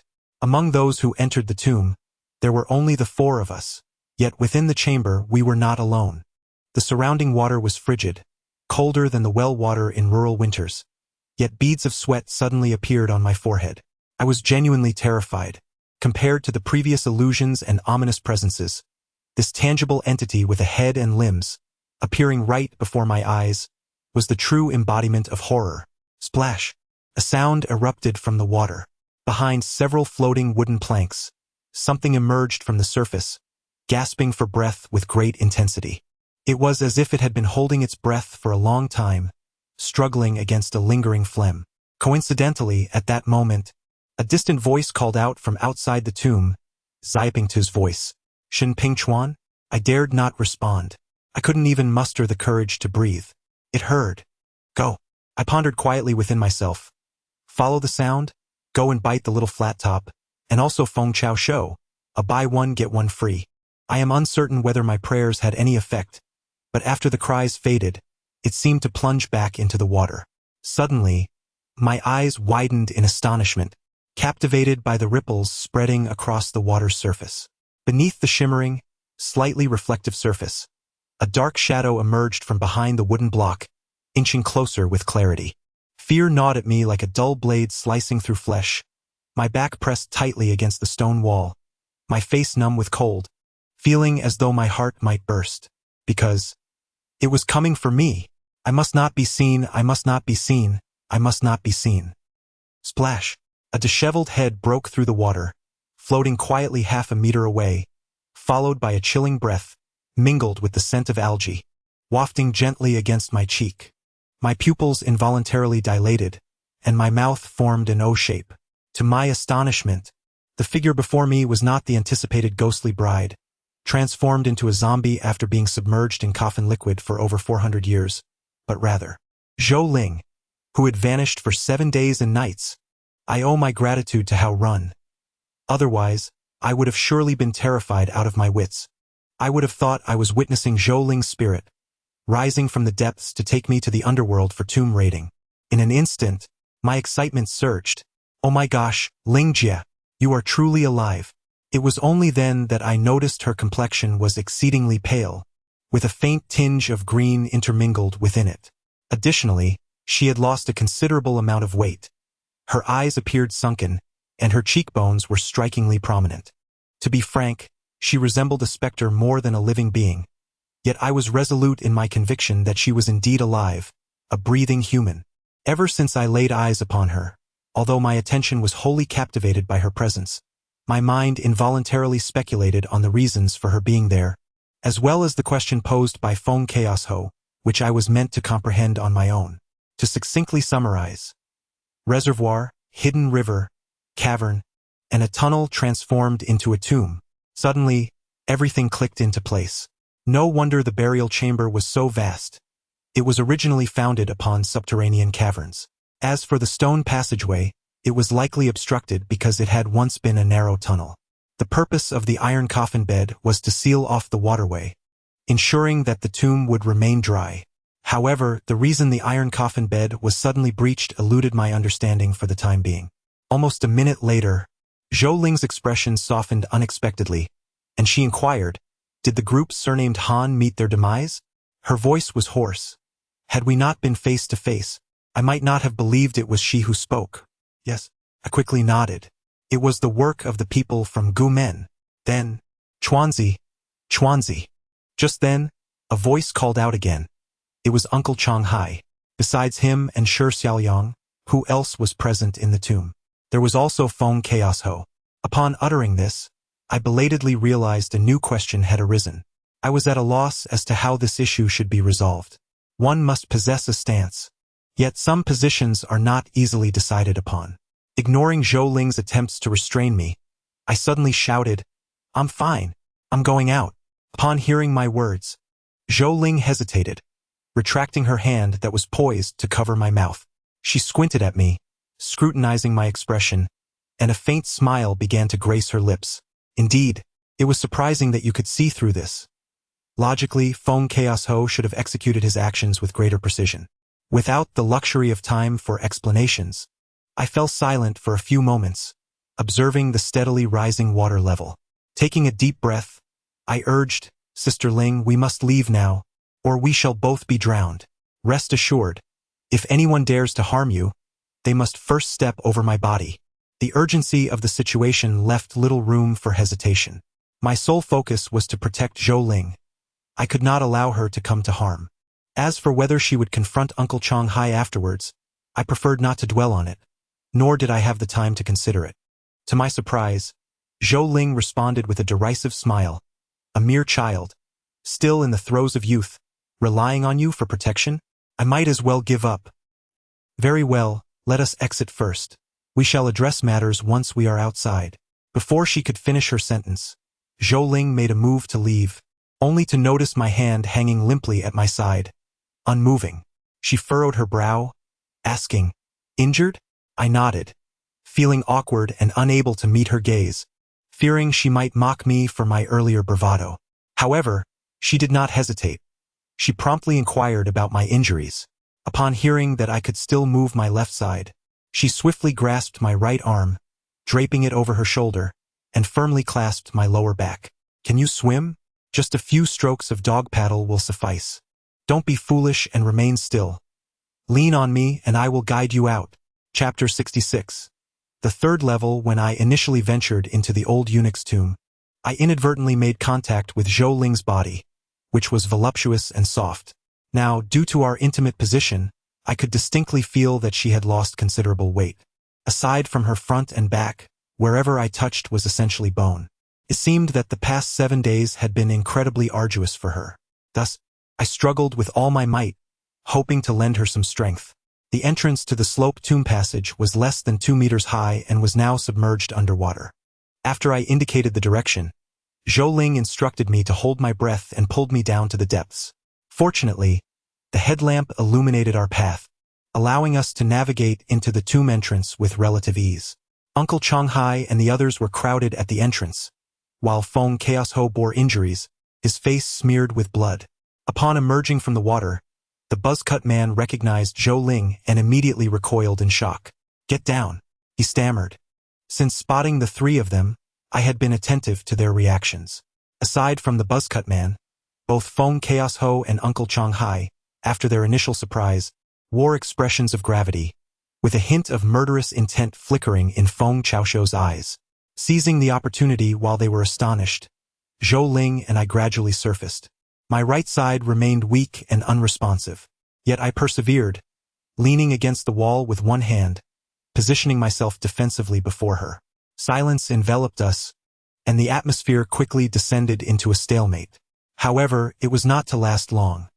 After a brief moment of catching her breath, Zhou Ling regained some strength and resolutely guided me out of the tomb passage. Once outside, she met Feng Chao's gaze levelly, her voice hoarse as she declared, "Feng, did you ever think I would still be alive?"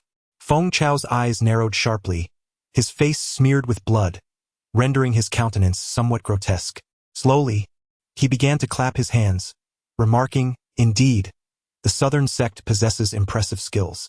So, does that imply there exists another layer beneath the water?" At his words, I was immediately taken aback. I had only contemplated the possibility of a cavern and an underground river, never imagining that another ancient tomb lay beneath. A third layer. At that moment, Feng Chao continued, "It seems this third layer is your stronghold?" Zhou Ling nodded slightly, yet after a brief moment, she smiled and shook her head. Feng Chao's expression darkened as he spoke in a measured tone. "I am not easily frightened." Zhou Ling turned her back, casting a glance at the crew-cut man, and in a similarly cautious manner articulated each word distinctly. "If you doubt it, then by all means test it." Feng Chao's face flickered between emotions until, nearly half a minute later, he suddenly posed an irrelevant question. "Miss Zhou, having spent so many days underground, you must be quite famished?" I chuckled inwardly, wondering if he would believe me if I claimed I was not hungry. "Rest assured, I am a vegetarian and abstain from consuming meat. No matter how famished I may feel, I cannot exceed my usual portion. However, during meals I cannot help but guard my food. If Master Feng is apprehensive, he may consider bringing along a few more dogs." Upon hearing this, Master Feng fell into silence, and after a considerable time, he suggested we proceed, for everyone could use some rest. At that moment, I only grasped part of the conversation and was not entirely clear on the enigmatic exchanges between Zhou Ling and her companion. It was only later that I learned that Zhou Ling's nodding and shaking of her head indicated that there indeed exists another layer beneath, but she was not using this as leverage. She challenged him to act if he was truly formidable. Thus, Master Feng remarked that he was not easily intimidated. Subsequently, Zhou Ling's glance at the crew cut implied that if they doubted her, they could wager their lives on it. Master Feng hesitated to gamble, thereby conceding. Yet, whether his concession was genuine or feigned remains uncertain. The tunnel was extensive, and both Zhou Ling and I could not traverse it swiftly. After recounting our experiences from the previous night, she deduced that initially, there must not have been such an abundance of water in the tomb. Otherwise, the iron coffin bed would not have survived to this day. The current water levels have risen due to the construction of a reservoir in the valley during the 1970s, which elevated the groundwater levels. Furthermore, after nearly 3 decades of erosion from flowing water and immense water pressure, the iron coffin bed has reached its breaking point. Tonight, as we lit a fire in the tomb chamber, we depleted a significant amount of oxygen, resulting in a sudden change in pressure, which caused the water to breach the coffin bed. She explained that this principle is akin to the phenomenon of an egg entering a bottle. Upon hearing her explanation, my admiration for her ascended to a new dimension. Thus, it is imperative to dedicate oneself to diligent study. Otherwise, even the simplest of matters may elude comprehension. During our conversation, I learned that after she had leapt into the reservoir that night, she swiftly discovered a hidden tunnel. Realizing that the group from the northwest would surely be guarding the shore, she had no choice but to take a gamble. To her astonishment, she stumbled upon an underground paradise. For the days that followed, she survived solely on aquatic algae. By the way, Sister Ling, upon hearing her mention the cave, I quickly inquired, can such formations really exist in Shandong?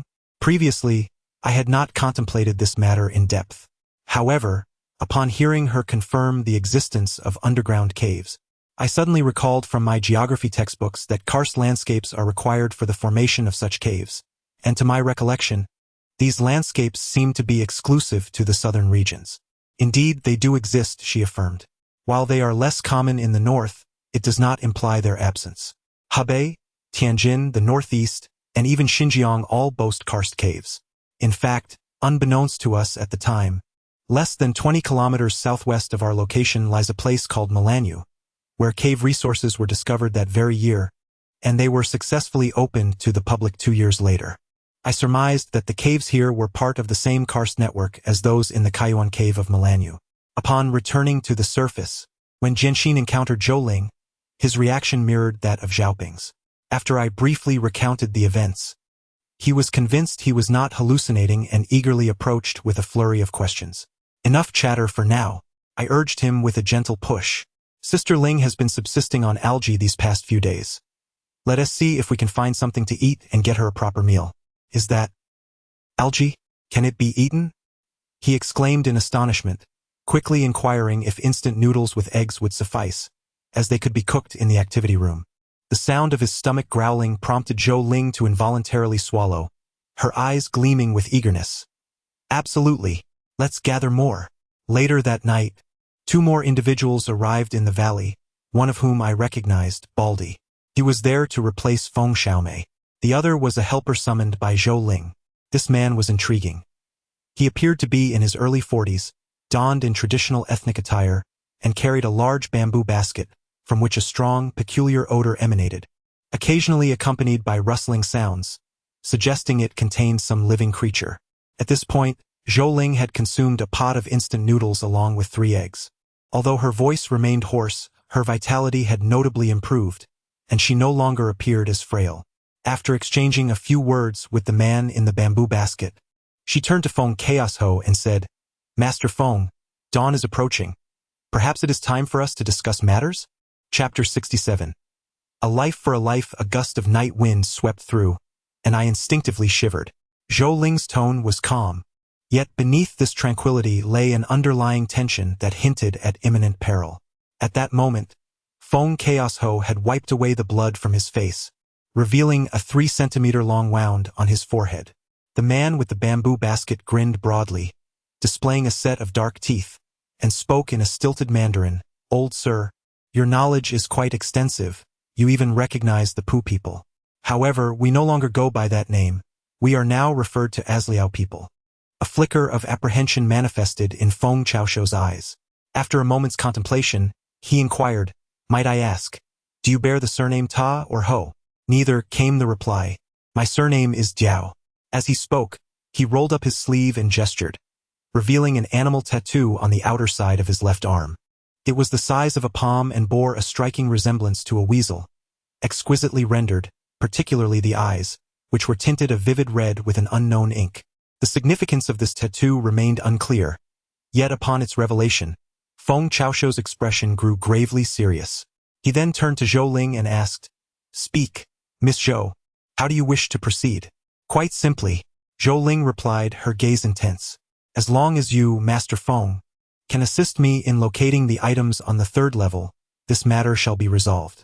Feng Chaoshu cast a glance at the man with the backpack, a hint of confusion crossing his face. With such a formidable ally at hand, what assistance could he possibly provide? Master Feng is being modest." Zhou Ling shook her head. "While Uncle Ah's aide is indeed proficient in water, the 3rd level merely has water at the entrance. Beyond that, we will need your keen ears to navigate." At her words, I involuntarily turned my gaze towards the man with the backpack. Although his origins were a mystery, it was evident that he was no ordinary individual. Feng Chaoshu found himself in a quandary, deliberating intensely. After approximately a minute, he took a deep breath and nodded, saying, "Very well, when do you intend to commence?" "Let me think." Zhou Ling pondered for a moment, extending 2 fingers. "In 2 days. I need some time to recuperate, and you all must rest as well. Additionally, we need to procure some more equipment. Let us reconvene in 2 days to take action." Feng Chaoshu nodded, refraining from further words, and turned towards the temporary dwelling. "Chuanzi." I maintained a stern expression and remained silent. I was aware that once Feng Chaoshu concluded his conversation, it would likely be Long Haishu's turn. Although both were traders, Long Haishu was not akin to Feng Chaoshu. Sharing a ride with Feng Chaoshu felt akin to seeking the skin of a tiger. Thus, I had prepared myself for his schemes from the outset. However, without Zhou Ling, there was no conceivable way for us to become entangled in such a princely pitfall with Long Haishu. This was, indeed, a case of ingratitude, a clear act of betrayal. Furthermore, Zhou Ling's promise to spare Feng Chaoshu stemmed from his remaining utility. But what of Long Haishu? What did he possess? Nothing at all. At present, he could not even dig as swiftly as I could. As for this act of betrayal, if treated according to the conventions of tomb raiding, it would lead to a singular outcome: a living burial. Often, humans are riddled with contradictions. Especially at the moment I surmised Long Haishu's treachery yesterday, I was engulfed in profound disappointment. Had it not been for the prospect of building anew, I might have fled with Hao Run without a second thought. Yet, I now understood that I could not bring myself to be so callous. Setting aside the kindness Long Haishu had shown me in the past, even just hours ago, when I was nearly submerged, he had been so eager to rescue me. Though he ultimately failed, his intentions were genuinely heartfelt. Indeed, as the door to the temporary dwelling closed, Zhou Ling's gaze sharpened, directed suddenly at Long Haishu.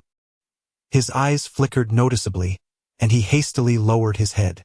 Observing the escalating tension, I gritted my teeth and called out, "Sister Ling, could you come here for a moment? I have something to discuss with you." At that moment, I resolved, while Uncle Changhai may lack it, I possess it. A silver medal dangled from my neck, a token that could summon the esteemed Gu Men to assist me 5 times without reservation. If I could exchange it for the lives of both Uncle Changhai and Uncle Changjun, I deemed it worthwhile. Zhou Ling narrowed her eyes as she regarded me, and after a few seconds her throat rasped out a single word: "Good." We journeyed along the outskirts of the valley. Zhou Ling retrieved a pack of cigarettes from the cheetah car and lit one, taking a leisurely drag. "You wish to save the lives of Wang Changhai and the other?" she inquired, then extended another cigarette towards me. I rolled my eyes and accepted it without smoking, instead saying, "Sister Ling, could you possibly do me a favor and let Uncle Changhai off the hook?" I was acutely aware that I was merely a minor player, lacking any true leverage.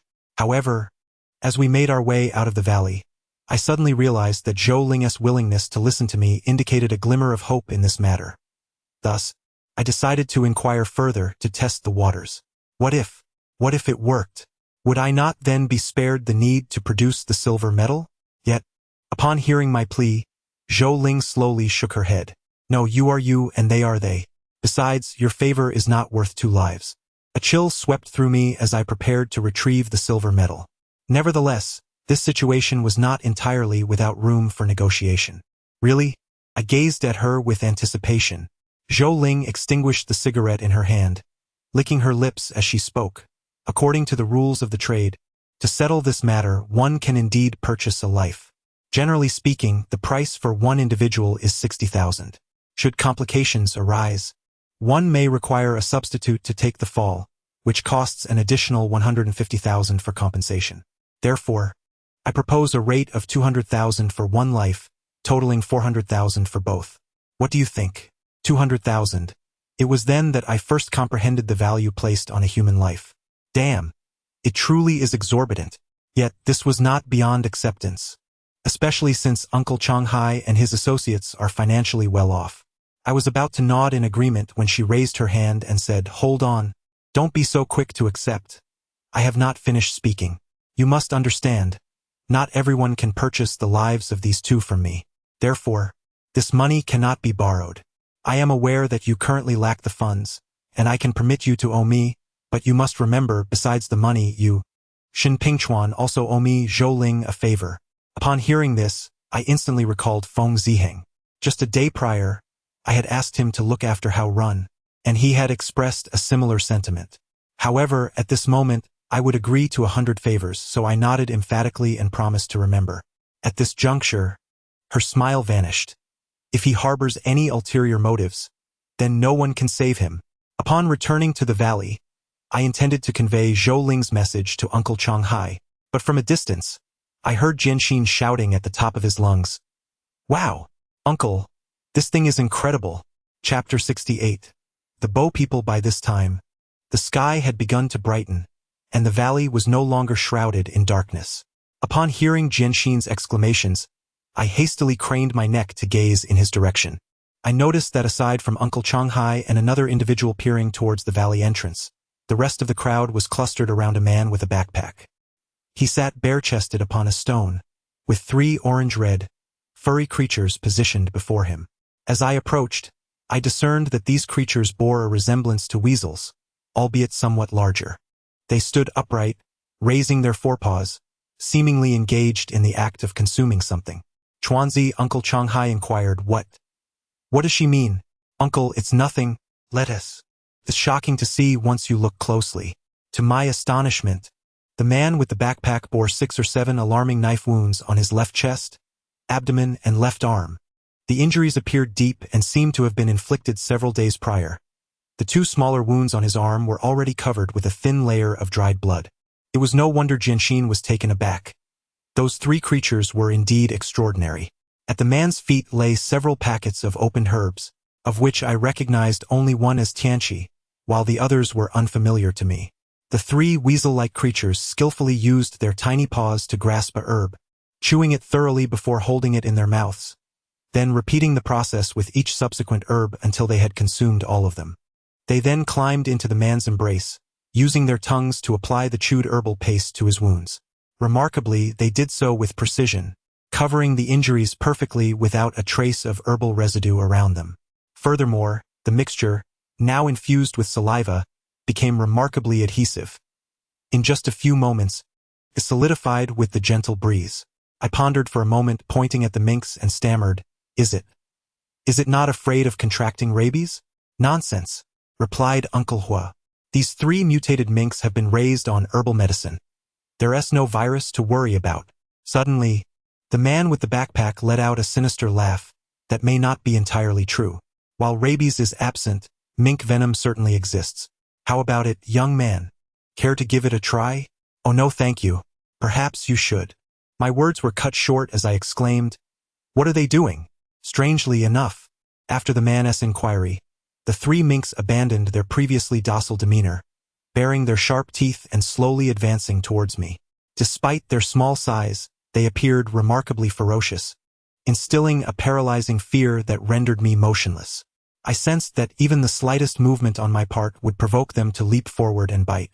Just then, the man with the backpack parted his lips and let out a soft whistle, causing the three minks to revert to their gentle state, burrowing into his embrace. Aha! Young man, my little ones can comprehend human speech, so you'd best refrain from speaking carelessly in their presence.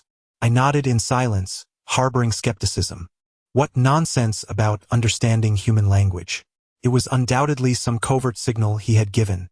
Nevertheless, I was undeniably intrigued by this man's background. After all, even the seasoned Feng Chaos Ho could be subdued by someone of no ordinary caliber. As soon as I noticed Sister Ling departing, I hurriedly followed her. Sister Ling, Sister Ling, I quietly inquired. Sister Ling, previously I overheard Feng Chaos Ho conversing with someone, mentioning both Purin and Liaoran, along with surnames like Ho and Diao. Who exactly is he? Is he formidable? Indeed, Zhou Ling replied, as she settled by the trunk of a tree. Purin and Liaoran are merely different appellations from various eras. They essentially denote the same identity. At that moment, Zhou Ling's voice was hoarse, leading her explanation to be rather straightforward. She elucidated that this individual is a primitive member of the Puru tribe, who have dwelled in seclusion within the mountainous regions of the southwest for generations, favoring companionship with wild beasts and serpents. Consequently, their surnames predominantly reflect primitive natural totems, akin to those of the sun, moon, tiger, deer, snake, rock, and flowing water.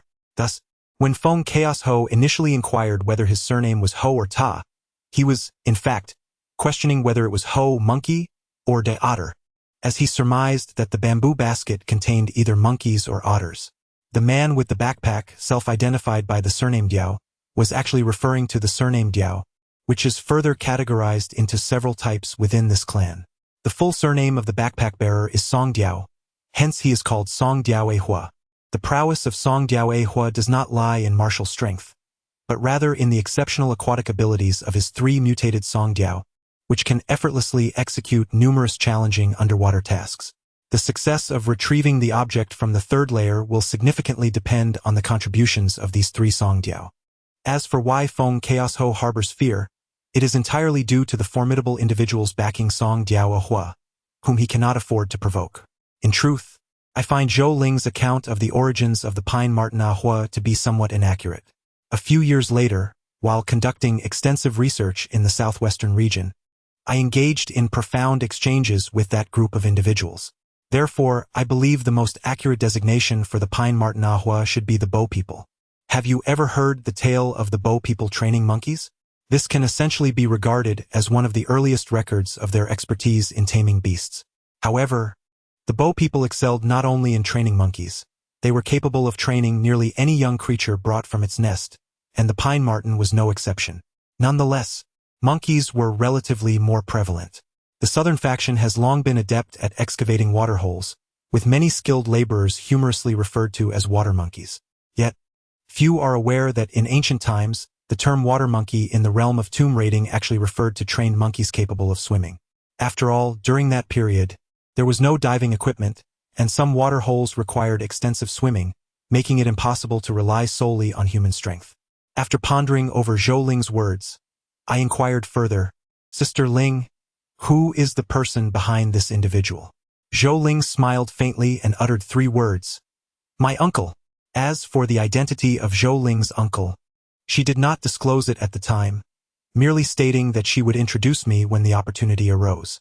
Subsequently, I summoned Uncle Changhai and Uncle Changjun to the woods and elaborated on their situation, omitting any mention of financial matters, as I was aware that if I did, he would undoubtedly offer me money, which would conflict with Zhou Ling's request and could potentially lead to unintended consequences. After listening, both of them wore expressions of profound guilt, with Uncle Changhai appearing particularly flustered and incoherent. Chuanzi, I.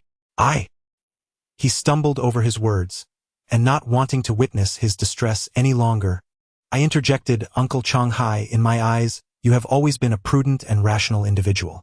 It is quite unexpected for you to make such a blunder. How did that old Deng manage to deceive you? In truth, I was not genuinely concerned about the specifics. I merely sought to provide him with an avenue to save face. Uncle Changhai hesitated before recounting his tale, which aligned precisely with my suspicions, an exorbitant profit share coupled with the promise of taking me on as his apprentice. Nonetheless, I must admit that Feng Chaoshuo's offer was indeed enticing, as he astonishingly pledged to share 1,000 with us. I nodded thoughtfully and said, "Uncle Changhai, do not fall for his deceitful words again. Let this incident be a lesson.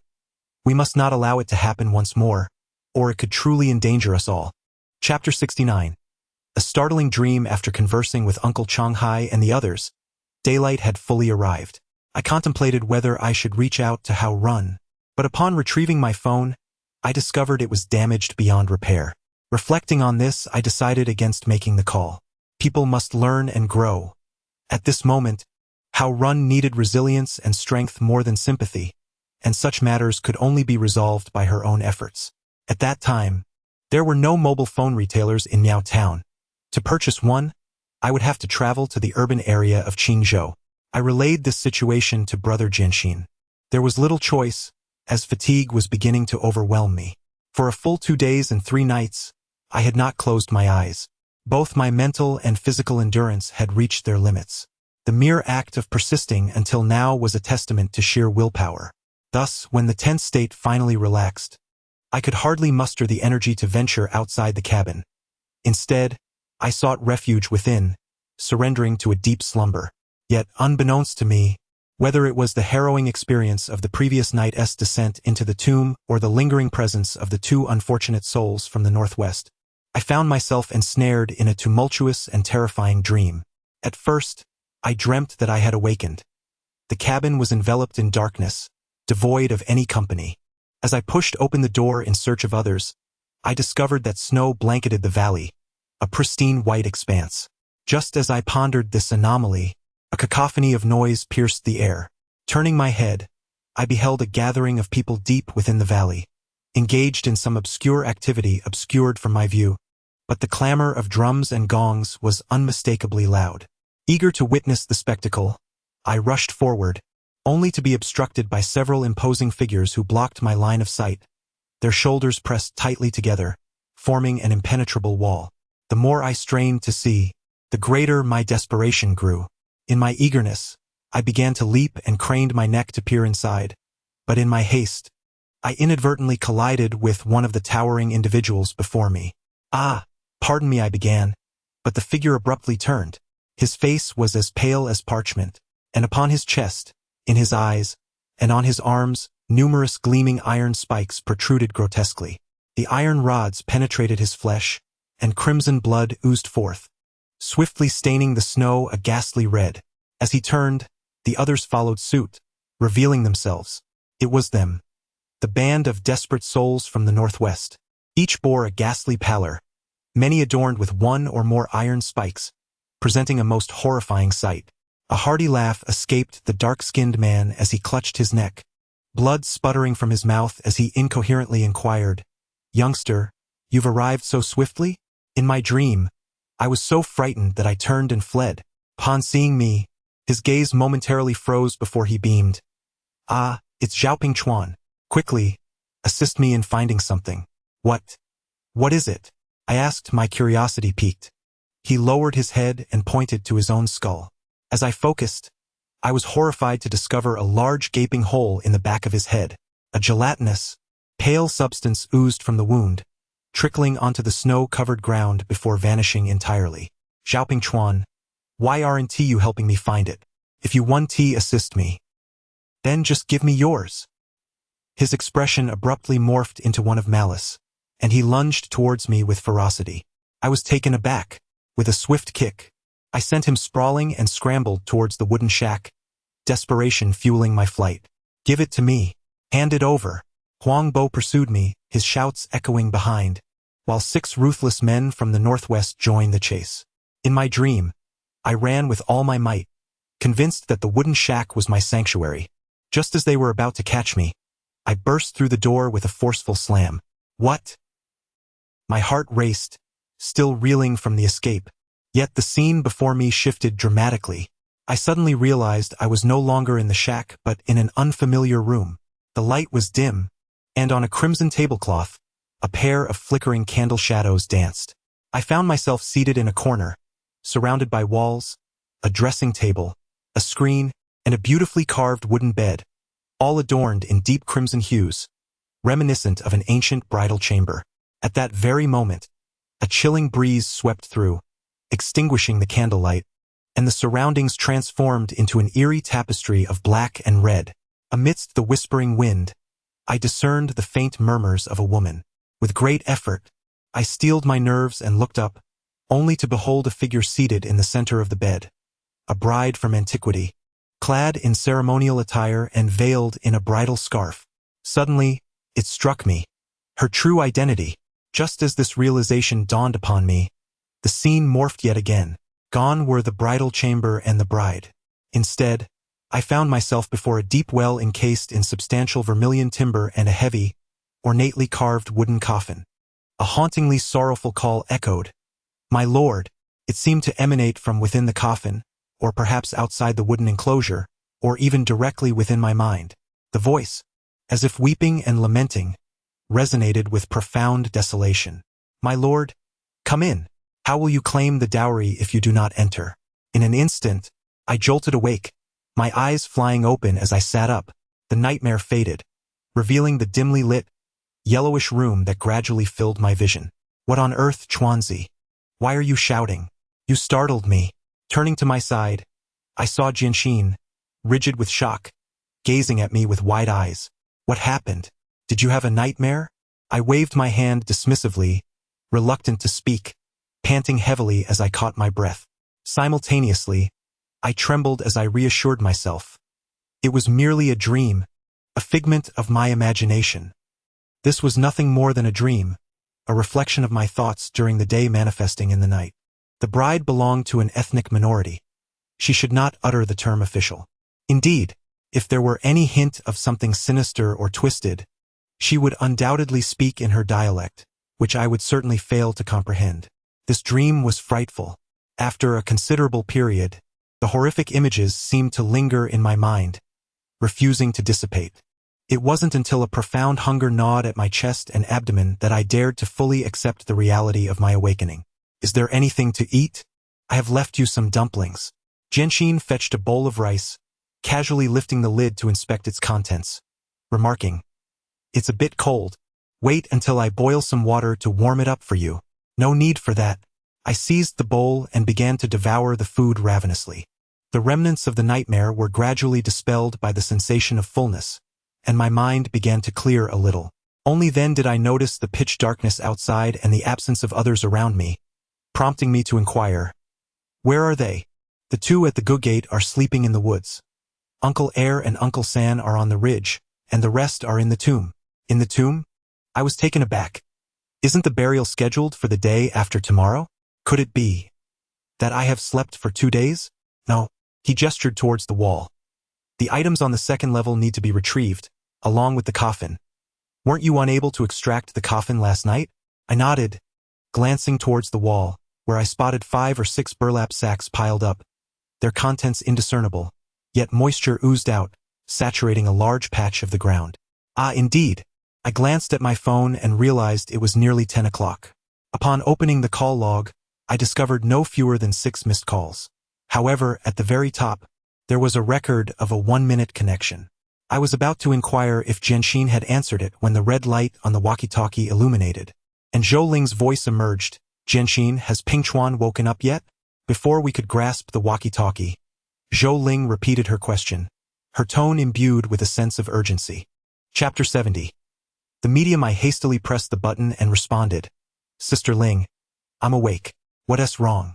Suddenly, the device crackled with an abundance of static, an occurrence I had never encountered before. I quickly pressed the button again, repeating my words several times, yet each time the red light flickered, I was met only with interference. This will not do. I must go down. Perhaps it was the remnants of a nightmare that instigated an unsettling premonition within me. "I'll go with you." Jianxin immediately sprang from his bed. "Ah, right, take this." Just as I was about to descend into the tunnel, Jianxin handed me a plastic bag. "Wrap your phone in this, so it doesn't get damaged." Seeing this scene heightened my urgency. However, the stone passageway was only 60 centimeters high, and crouching to move through it felt akin to a tortoise's pace. In a moment of clever inspiration, I decided to employ all fours, adopting a crawling position. This posture proved effective, significantly increasing my speed. Reflecting on this moment, I couldn't help but think that perhaps fate had a hand in guiding this unforeseen event, which inadvertently led me to develop the technique of crawling through the tunnel. Years later, this very skill would ultimately save my life. As I crawled out from the tunnel, I barely had time to take in my surroundings when a figure suddenly lunged towards me. My word! In the fleeting moment that the headlamp's beam shifted, I caught a glimpse of his profile, and I was instantly taken aback. His face was alarmingly pale, resembling that of charcoal. At that moment, he was desperately clawing at the stones, intent on burrowing back into the tunnel. "Pingchuan, quickly grab him!" Zhou Ling's voice rang out from the side. Although I was bewildered by the situation, following Zhou Ling's command seemed prudent, so I immediately rose to seize the short-haired man. But just then, "My goodness!" Accompanied by Brother Jianxin's startled exclamation, a loud bang resounded. The short-haired man, halfway up, suddenly tumbled from the stones, stumbling backward several steps before landing harshly on the ground. To my astonishment, a large shoe print now adorned his darkened face. What on earth was happening to him? He looked as if he were painted in ink. As Brother Jianxin emerged from the tunnel, Zhou Ling and the others swiftly pounced upon the fallen man, pinning him down while shouting for me and Jianxin to assist. With a crack, Zhou Ling, having found a piece of wooden planking, summoned all his strength to strike the short-haired man's face, shattering the plank into several fragments. I had expected this blow to render him unconscious, but to my surprise, it only incited him to struggle even more fiercely. "Get the bug! Get the bug!" Awo gritted his teeth and exclaimed, "It's in my pocket, on the right side." Zhou Ling hurriedly rummaged through his pockets and retrieved a dark iron box. "Come over and hold him down." Before the words had left his lips, Song Diaohua seized the iron box and, taking advantage of the moment, mounted the chest of the short-haired man. As both Jianxin and I restrained his legs, I could not ascertain what creature he had unleashed, but judging by the terror etched on Feng Chao's face, I surmised it might be a scorpion or a centipede. After a brief interval of 2 or 3 seconds, the struggles of the short-haired man gradually ceased. A collective sigh of relief escaped the group as we sank to the ground, gasping for air. However, before we could fully catch our breath, Song Diaohua urged, "Hurry and find some rope to bind him. The thicker, the better. This creature can only hold him for a few minutes." Alas, we were descending into a pit, not exploring a cave, and thus had not prepared any substantial ropes. Fortunately, the climbing rope was sufficiently long and of decent quality. After coiling it around the short-haired man like a dumpling, we finally exhaled with relief. At that moment, I took the opportunity to observe our surroundings, only to find that Feng Chao had sustained injuries. His face bore marks as if raked by some creature, smeared with blood. Zhou Ling appeared relatively unscathed, save for her disheveled hair. The most unfortunate was Song Diaohua. It seemed that prior to our arrival, they had attempted to subdue the short-haired man but had failed, resulting in a gaping wound on Hua's chest from which blood seeped through his clothing. Jianxin wiped the sweat from his brow and inquired, "Ling Jie, what on earth happened to him? Did he succumb to rabies or is he possessed?" Zhou Ling's countenance turned ashen as she pointed toward the sloped entrance of the tomb, her voice cold as she declared, "He is possessed by a dark shaman." "A dark shaman?" Jianxin and I instinctively turned to look, and as the beam of our headlamps swept across the area, we spotted a solitary jar resting on the ground. It was too far to discern its material. Yet, I could discern a narrow crevice nestled between the lid and the jar, as if it had been tampered with. At that moment, Feng Chaosho hastily grasped the sleeve of Master Awo, exclaiming, "Master Awo, time is of the essence. I implore you to save Xiaoyang."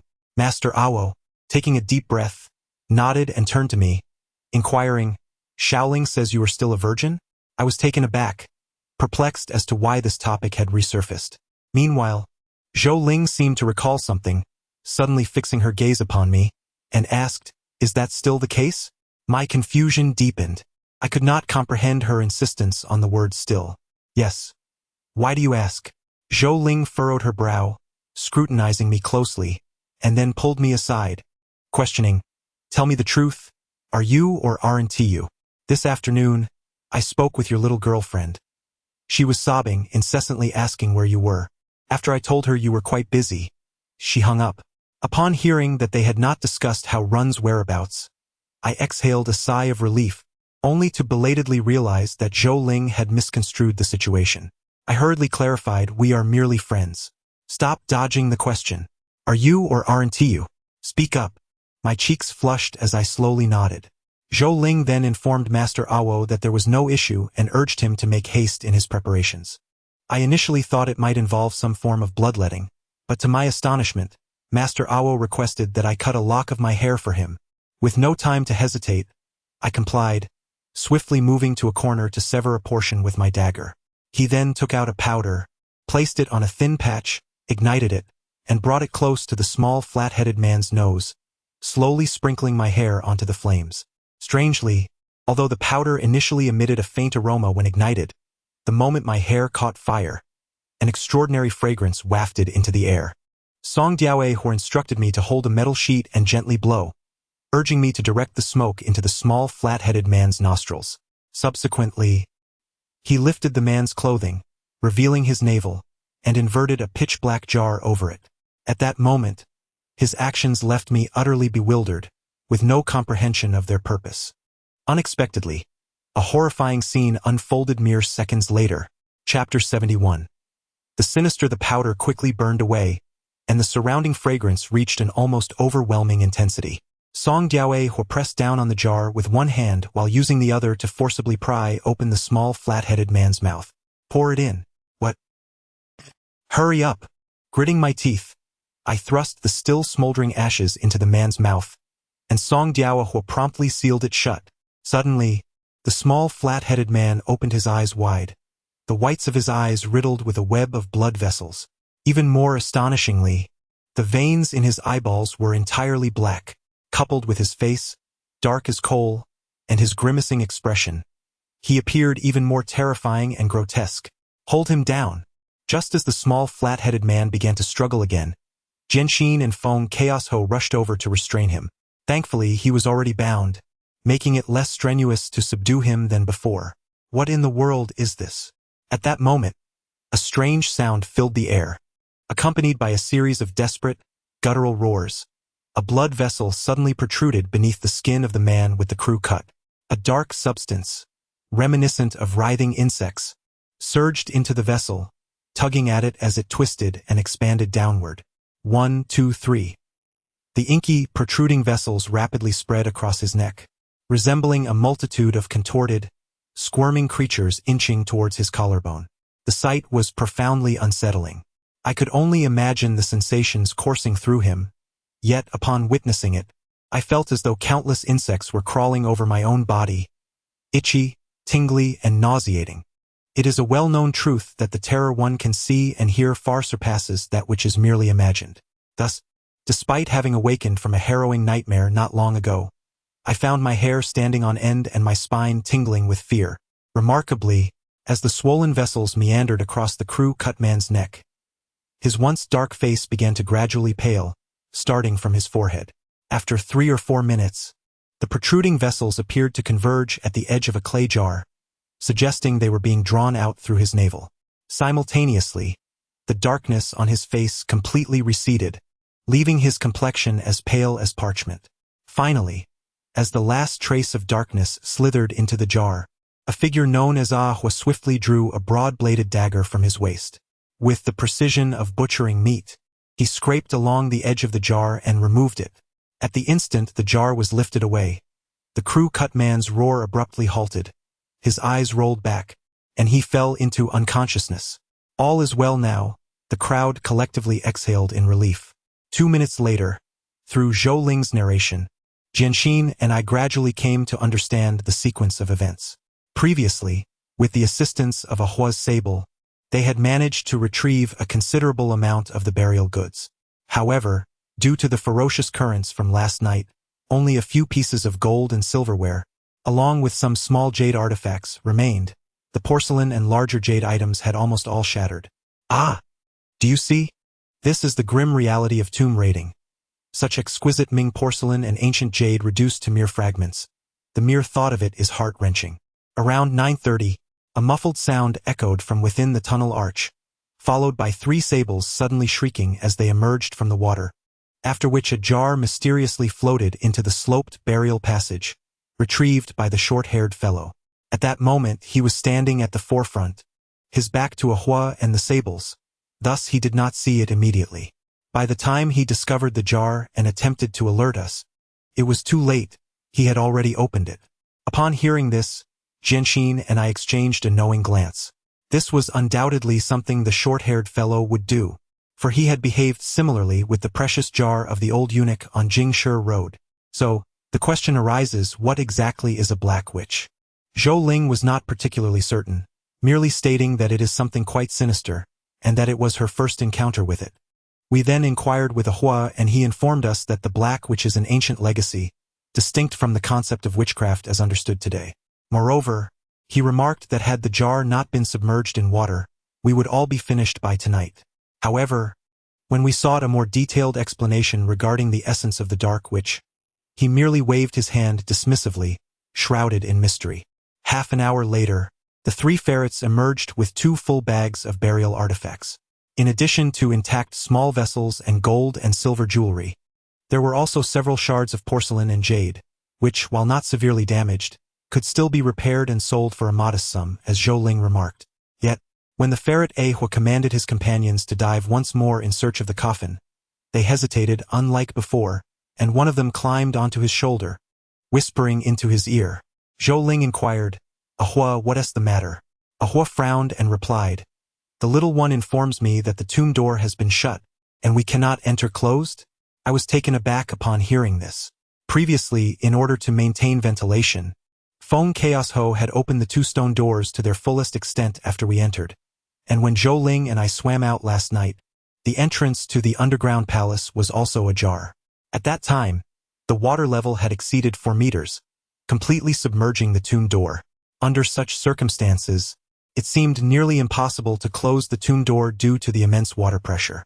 This thought brought to mind the image of the bride in red from my dreams, and I couldn't help but feel a sense of unease. Thus, I rolled my eyes and raised my hand, saying, "Ling Jie, perhaps we should abandon the coffin and descend to the 3rd level directly. After all, we have already retrieved quite a bit no way. One cannot access the reservoir easily.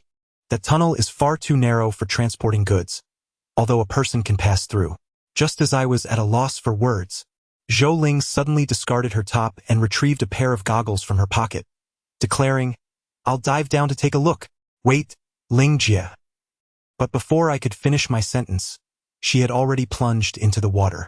I must admit, once Zhou Ling made up her mind, it was as if 10 horses couldn't hold her back. The tunnel descends roughly 8 meters, which isn't an insurmountable distance. However, there was something about this situation that felt amiss. As time ticked away and Zhou Ling remained submerged, my anxiety began to mount. Chapter 72. Knocking on the door. Rest assured, young man, Song Diaohua said calmly, "Don't be deceived by the fact that Xiao Ling is a girl. She is an excellent swimmer. Otherwise, she wouldn't have been able to ascend from the 3rd level." I was momentarily taken aback, unsure of the implication behind his words. I had never inquired about Zhou Ling's swimming prowess, as I assumed she simply floated downstream, needing only to avoid colliding with the walls. Was it truly that challenging? Lost in thought, a beam of white light suddenly illuminated the submerged tomb passage, and with a splash, Zhou Ling emerged from the water. How shall I put it? Initially, her swift movements had only allowed me to glimpse her fair back, but as she approached from the front, I could see her clearly, and the phrase "delicate branches bearing luscious fruit" sprang to mind. The moment she emerged from the water, I was struck by her twin assets, which dazzled more than the blinding headlights atop my forehead. It evoked an irresistible urge to reach out and assist her in wiping away the droplets. Zhou Ling, slightly breathless, wiped her face and remarked irritably, "What terrible luck, encountering a coffin blocking the door." "A coffin blocking the door?" "Indeed," she nodded. "It's a horizontally placed, vermilion lacquered, intricately carved wooden coffin." I felt a jolt of surprise. An intricately carved wooden coffin? How could this be? How could it not be? Zhou Ling furrowed her brow and looked at me. Is it not quite normal for a noblewoman of the Ming dynasty to use a carved wooden coffin? I unconsciously swallowed, my tongue faltering in fear. Yes, quite normal. Zhou Ling shot me an exasperated glance and continued, initially, I intended to blow the tomb door open with explosives, but now that there's a coffin blocking the entrance, we must refrain from using explosives unless absolutely necessary. I must say, Pingchuan, why are you sweating so profusely? Are you unwell? I wiped my forehead, realizing it was indeed drenched in sweat. Noticing my distress, Zhou Ling approached and inquired, Pingchuan, what's wrong? My heart raced, and after a moment of hesitation, I disregarded any notions of superstition and pulled her aside, recounting my nightmare and the hallucination of the mural in one breath. Zhou Ling, taken aback, responded, Really? Is that truly so? Absolutely, Sister Ling. I grasped her arm and said, Ling, perhaps we should consider alternative methods. I have an unsettling feeling about this proprietor. It seems she is not to be trifled with. It's possible that the previous incident with the iron coffin was instigated by her. Now she's blocking our path, clearly intent on preventing us from confronting her. Therefore, let us show her some deference. Suddenly, Zhou Ling chuckled. It's just a nightmare. Is it really that serious for you? Is it not serious? I retorted. Safety comes first. What if we provoke her and she transforms into a vengeful spirit? With a smile, Zhou Ling replied, A vengeful spirit is unlikely. Otherwise, Uncle Hu's ferret would have alerted us by now. However, as you mentioned, the coffin at the entrance does carry some significance. Very well. She patted my shoulder and declared, Since you've brought this up, let us adhere to our usual practice and perform a ritual to summon her. 2 hours later, I found myself squatting at the entrance of the sloping tomb passage, a look of dejection on my face, surrounded by offerings of burnt paper and incense. So, what exactly is a ritual to summon? Zhou Ling explained that in situations where a coffin blocks the way, they often encounter it when following the flow of water. Not only wooden coffins but also stone coffins can drift. In such cases, according to tradition, one must call out in the voice of a younger relative or spouse while simultaneously performing the task. Typically, if the tomb owner is male, a female voice is used, and vice versa. The gender of the summoner is of little consequence. Zhou Ling only mentioned it because I am a male. As for the method of summoning, it is not fixed.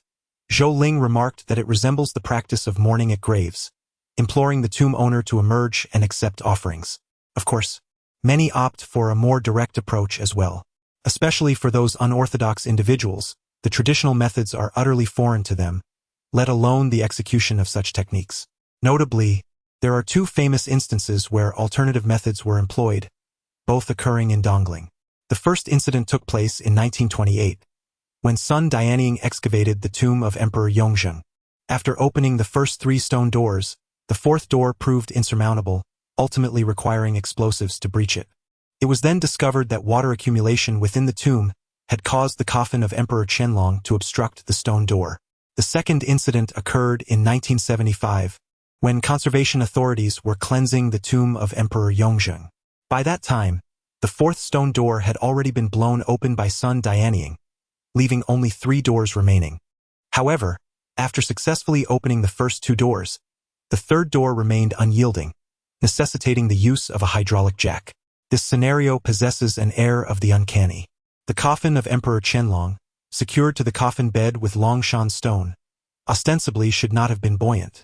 Thus, the reason for its obstruction of the door remains an unresolved mystery to this day. Given the inoperability of detonators, how did we proceed? Much like the personnel from the conservation department, we resorted to hydraulic jacks. This was made possible largely due to Feng Chaos Ho's suggestion of utilizing a jacking method. We had already prepared 3 sets of diving equipment, as the tomb entrance had been entirely submerged. The operation of the hydraulic jacks had to be conducted entirely underwater. At that moment, we transported dozens of bluestone slabs from the reinforced wall to the submerged site, stacking them in front of the tomb entrance to facilitate leverage for the jacks.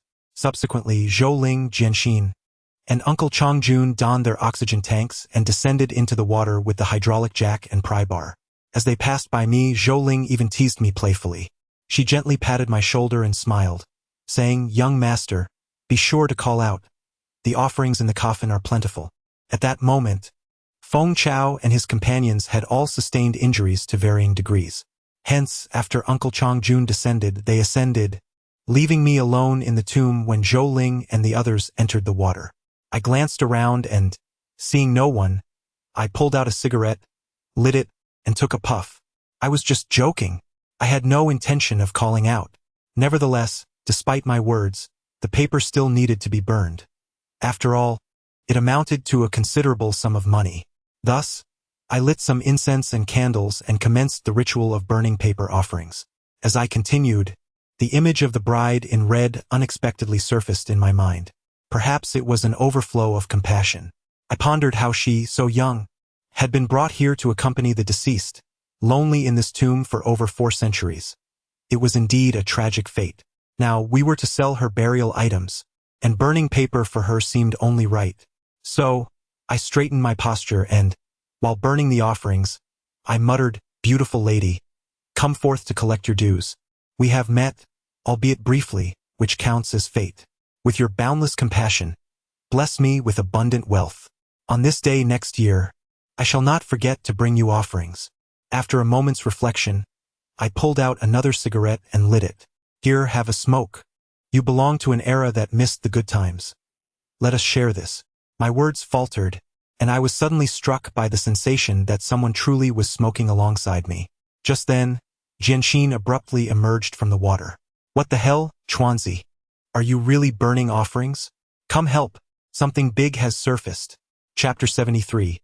Intentions. Jianxin, while speaking, handed over a snakeskin bag and then once again submerged into the water. The contents were few, barely filling a quarter of the bag, yet it was remarkably heavy, almost impossible to lift with one hand. Afterward, I hoisted the snakeskin bag up the sloped tomb passage and opened it. Suddenly, a brilliant golden glow caught my eye. Gold ingots. There were approximately 16 or 17 of them, impressively large, likely weighing about 50 taels each, with their shapes full and lustrous. Such a sight is exceedingly rare within the Ming tombs. Even the largest ingots found in the coffin of Emperor Wanli weigh no more than 10 taels. Elation surged within me, and I dashed to the fire, casting all the paper offerings into the flames. The preparation of the coffin took nearly an hour. It was unavoidable, for this bride was extraordinarily extravagant. Almost 90% of her burial goods were made of gold. In addition to the ingots, there were various gold vessels and ornaments, all notably weighty. Just a slight overfilling of a bag rendered it unmanageable. Ultimately, after counting, there were 46 gold ingots and 87 other assorted gold items of various sizes. How shall one express this? Among the minorities, practicality is paramount. The only regret is that none of the 46 ingots bore inscriptions. However, I am uncertain whether Zhou Ling, having heard my dream, deliberately sought to frighten me, or if it was indeed the truth. She mentioned that the items within the coffin were clearly not of Han style, and it was very likely that these were indeed the bride's dowry. Upon returning to the surface, Zhou Ling and Feng Chaos Ho conversed for a while longer. We could not overhear their discussion, but after dawn broke, Gung Hongxing and Bald Brother departed. I surmised this must be related to the incident involving Song Diao Ahua rescuing Little Flathead. Around noon, the supplies arrived in the valley. In addition to waterproof handheld radios, flashlights, backpacks, and specialized caving equipment, there were also numerous gas cylinders and 5 brand new wetsuits. Zhou Ling informed me that these 5 wetsuits were imported, crafted from neoprene, and possessed excellent thermal insulation and pressure resistance. She had requested them from a colleague in the southern region, who lent them from the coast, each costing a staggering $3,000. I could not quite recall the specific brand name, but it began with ends, something like 48 ladies or similar. Only later did I understand why Ahua commented as he did when Zhou Ling entered the water. The burial passage beneath the iron coffin was not the straightforward sloped or vertical shaft I had envisioned, but rather a combination of slanted and horizontal shafts. Viewed from the side, it resembled a broad trapezoid. Typically, regardless of the dynasty, tomb passages do not exhibit such construction methods. However, since this particular tomb was established atop a karst cave, the emergence of this unique structure was not surprising. Had Zhou Ling not trained specifically for this Even with the aid of the current, she would have struggled against such immense water pressure. Have you seen The Return of the Condor Heroes? 16 years later, in the Valley of Oblivion, even Yang Guo, with his formidable skills, had to hold onto a rock to reach his aunt. Relying solely on human strength, how could we possibly access the third layer of the ancient tomb? After dinner, Zhou Ling summoned me to a small grove.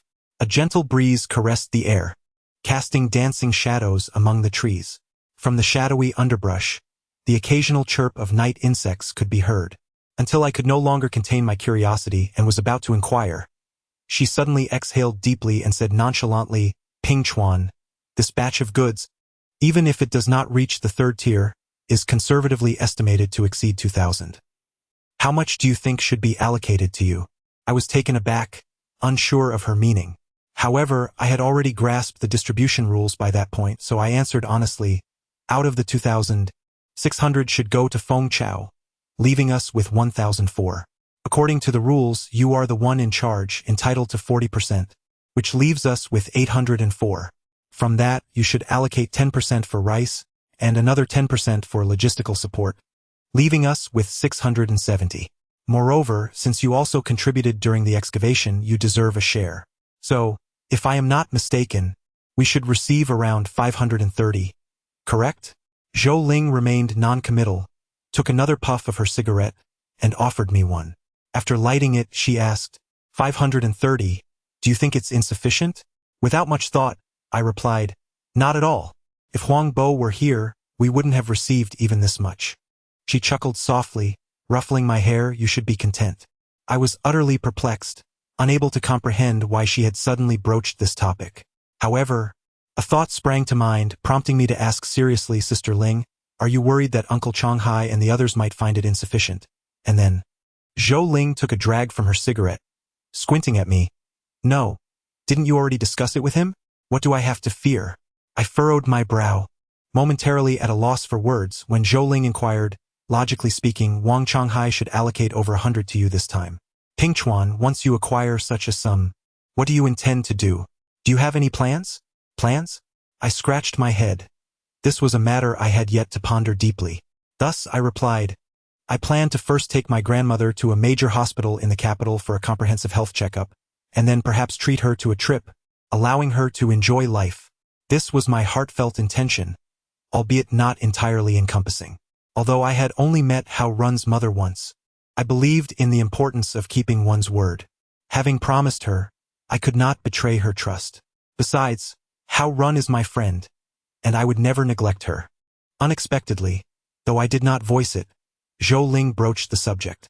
This made my face flush, and I quickly waved my hand, asserting that we were merely ordinary friends and that she was still in school, making it impossible for me to abduct her. It was not that I doubted Zhou Ling. Rather, I understood that the fewer people who knew about this matter, the better. Both Hao Run's mother and Feng Ziheng had previously advised me on this point. However, as she continued to discuss this topic, the oppressive atmosphere gradually dissipated, leading me to suspect that she was simply seeking someone to chat with out of boredom. To avoid any inadvertent slip of the tongue and to steer clear of further discussions about Hao Run, I redirected the conversation, asking, "Sister Ling, now that you have come into such wealth, what do you wish to do?" "Me?" Zhou Ling pondered for a moment and then mused to herself, "Since childhood, I have harbored a dream of becoming an actress." "An actress? You mean in films and television?" In truth, I had a strong desire to jest with her, inquiring if she was a certain actress, yet I refrained from doing so. Unexpectedly, Zhou Ling shook her head and calmly remarked, "The performances in films are far too artificial." A night passed in silence. The following morning, at 6 o'clock, after everyone had eaten and rested well, we equipped ourselves and stealthily entered the reservoir.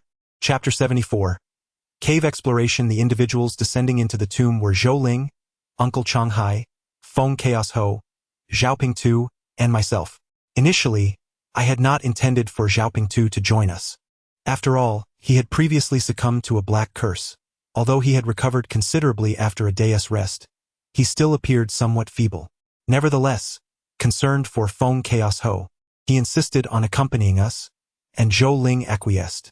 Under the cover of night, we had already familiarized ourselves with the equipment, and now, as we entered the water, We felt only a slight chill, devoid of any other discomfort.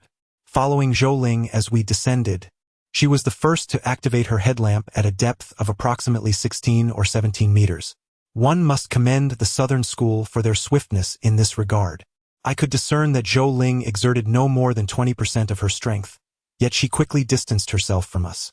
Although the reservoir was not particularly vast, its deepest point reached 50 to 60 meters.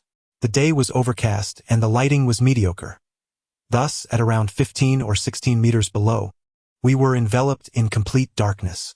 Compared to the obscurity within a tomb, the deep water environment imparted an entirely different sensation, and I swiftly lost my sense of direction.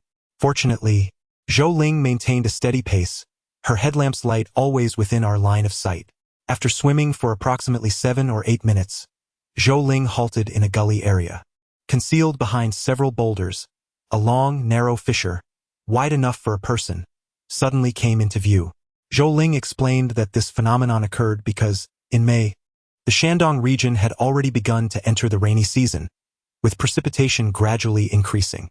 The speed at which surface runoff converges far exceeds that of infiltration, causing the river water levels to surge abruptly, thereby replenishing the groundwater.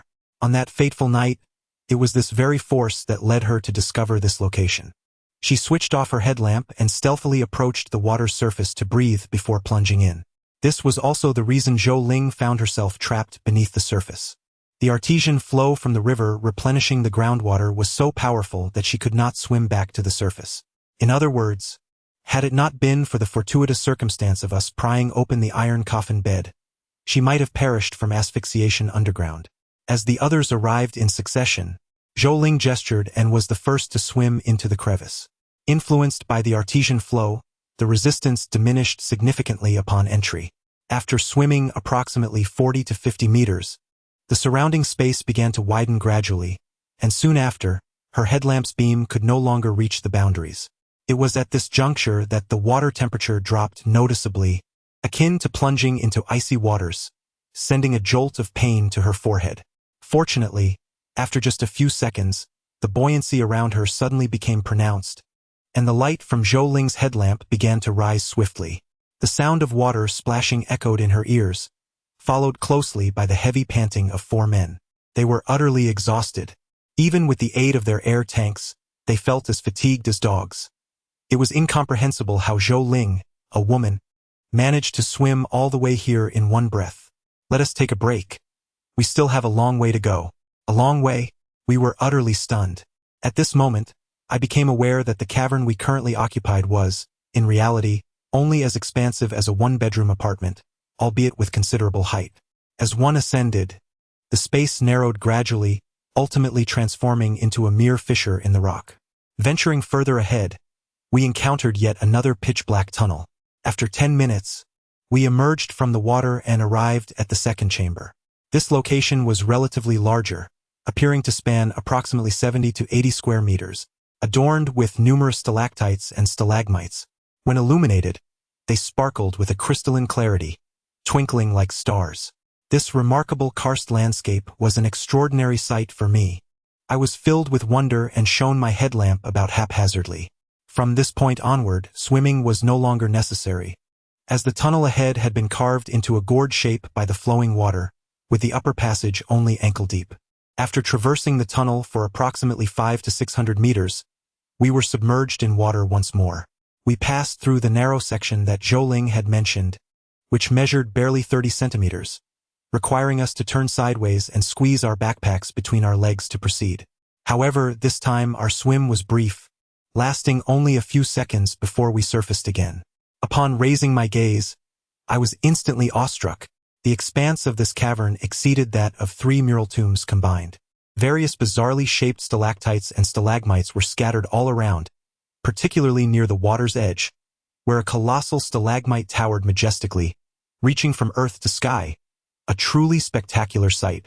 Upon seeing it, I was immediately reminded of a colorful page from my elementary school Chinese textbook depicting the Leaning Tower of Pisa. Indeed, it bore a striking resemblance. Thus, I decided to bestow upon it a name. I called it the Straight Tower of Pisa, for it stood perfectly upright. To my surprise, The crew cut was misheard as pizza tower.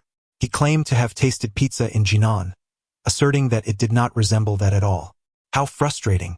The lack of cultural knowledge is indeed alarming. I was too weary to explain and turned away from him. Regrettably, at that time, mobile phones with camera functionalities were not yet available, preventing me from capturing such a spectacle. Thus, when the 7650 was released 2 years later, I promptly acquired one.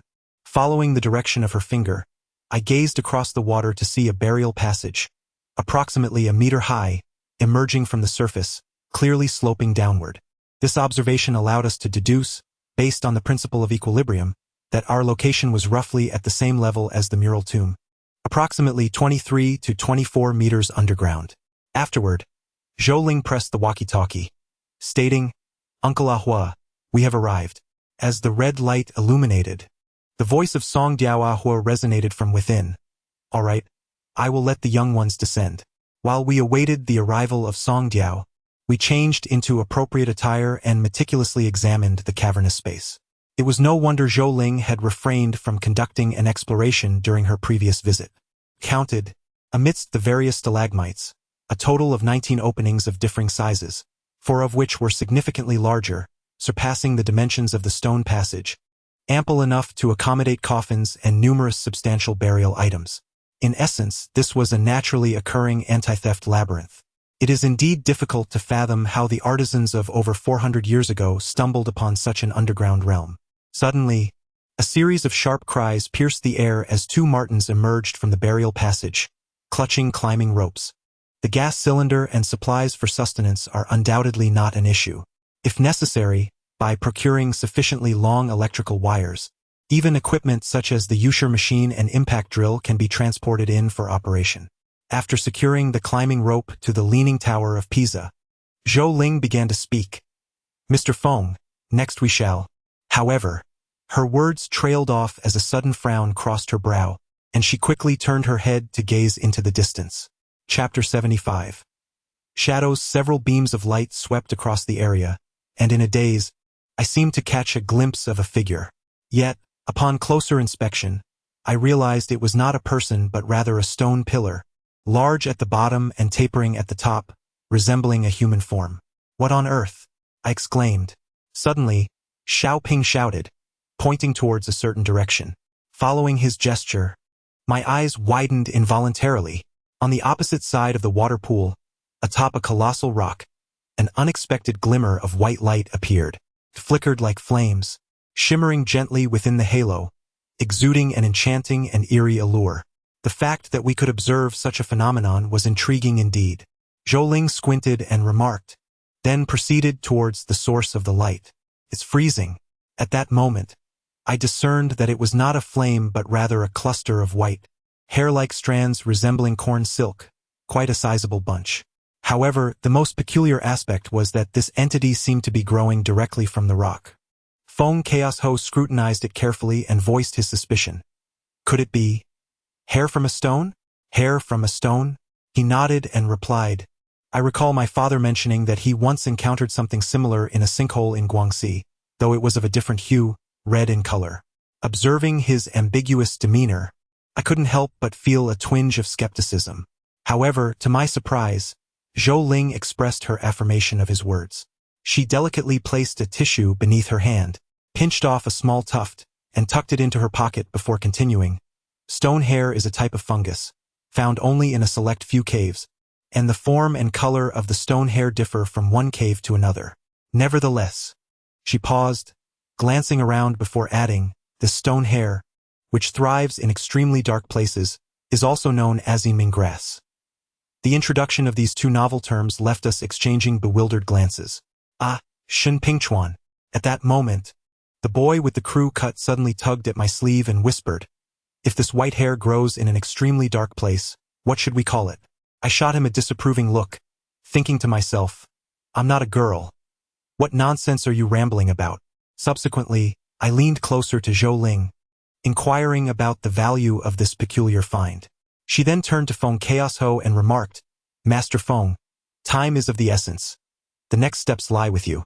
As we ventured deeper into the cave, the elevation increased, adorned with various stalactites, stone pillars, flowstone dams, spring flowers, and cloud basins, exquisite karst formations that were indeed a sight to behold.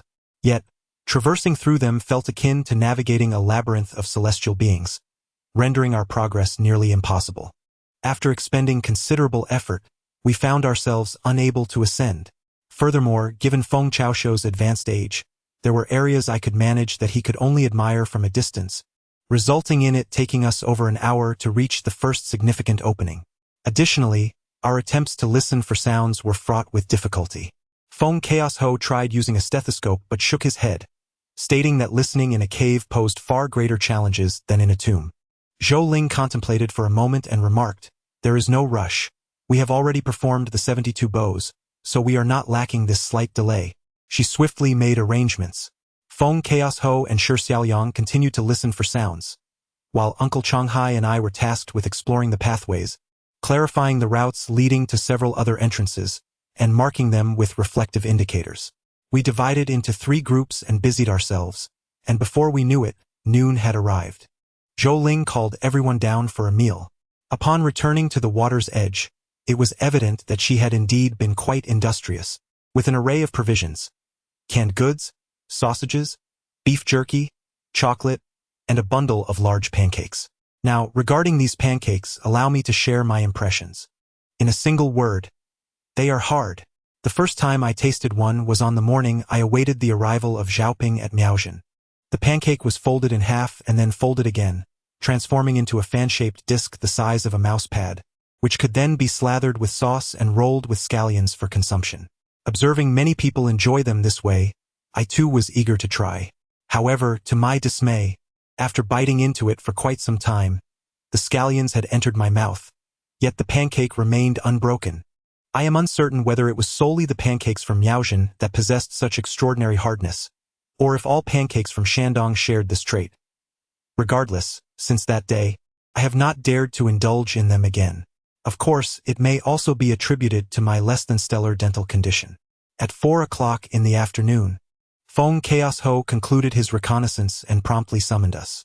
Based on his assessment, the second and fourth entrances appeared to be the most promising, as both contained large cavities within. He surmised that, given the scale of the endeavor, it was improbable that the master would conceal himself in some obscure corner. It was likely that a larger burial chamber would be present alongside the coffin. However, he cautioned that the second entrance probably contained a vertical shaft, extending at least several dozen meters deep, thus presenting a greater challenge for exploration. "Miss Zhou, it's your decision," Zhou Ling remarked. After a moment of contemplation, she turned to me and inquired, "Pingchuan, which path do you think we should traverse first?" I deliberated briefly before suggesting, "Let us proceed to the fourth location first." Zhou Ling accepted my suggestion without question, nodding in agreement. Following this, we each consumed a small amount of sustenance to replenish our energy before venturing into the second passage. My choice was not born out of a desire to evade complications. Rather, I perceived that while the grandeur of this tomb was undeniable, placing a coffin within a deep well several meters down would be impractical for the ancients. More critically, by the Ming and Qing dynasties, funerary beliefs had already reached a significant level of sophistication.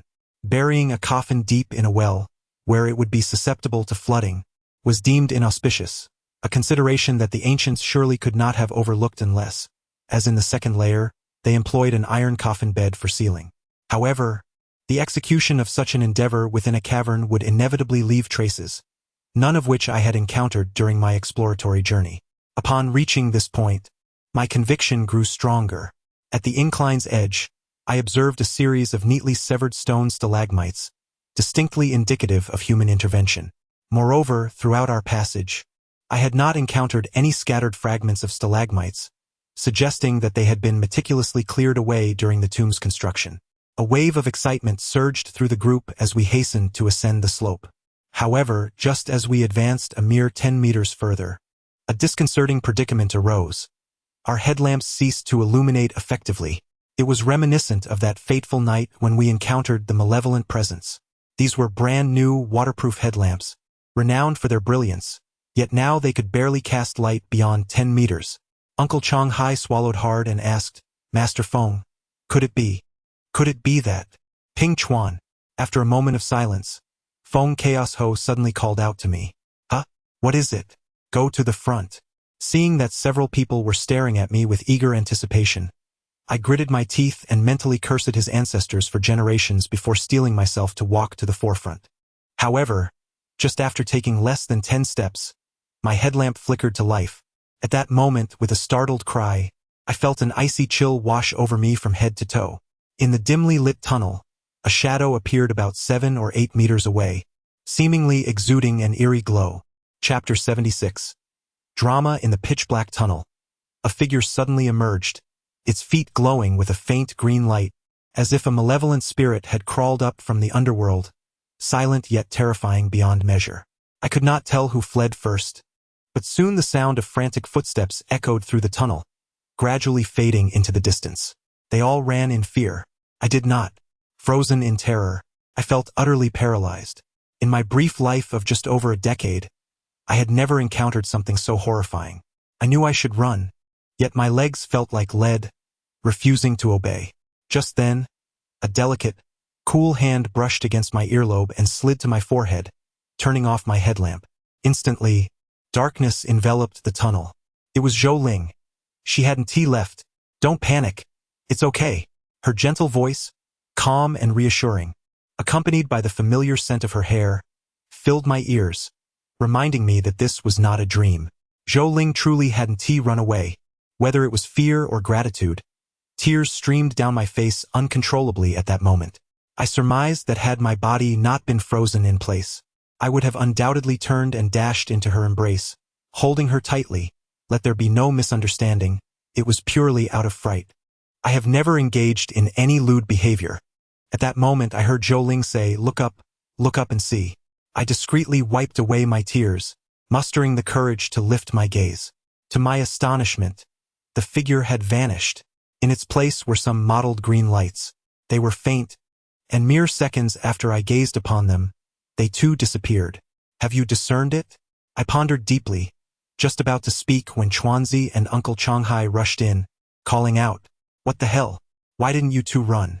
Uncle Changhai exclaimed as he approached to pull me away. I hastily urged him to remain calm, and then I switched on my headlamp, peering ahead. The figure reappeared. Yet, I had already formed a judgment in my mind, so I steeled my resolve and strode forward with purpose. Indeed, it was a life-sized terracotta tomb guardian, its appearance quite fearsome, adorned with colorful paint. However, the tunnel's seal was not as robust as that of the mural tomb, and much of the pigment had oxidized and flaked away. I scraped a bit with my fingernail, rubbing it in my palm, and discovered a plethora of sandy powder, resembling some mineral. When illuminated by the headlamp for a moment and then returned to the shadows, it emitted a faint green glow. Could this be fluorite? It seems unlikely to be solely that. Zhou Ling also scraped a bit for examination. Relying solely on fluorite could not possibly sustain itself for so many years. There must be other fluorescent substances or reflective components like mica within. It is imaginable that when this tomb guardian figurine was first placed here, it must have shone brilliantly, radiating a dazzling light, akin to the spectral soldiers from the depths of the underworld, standing sentinel in this realm. Goodness, what on earth is this? It nearly frightened me to death. At this moment, the crew-cut fellow and Feng Chao also joined, encircling the tomb guardian for a thorough examination.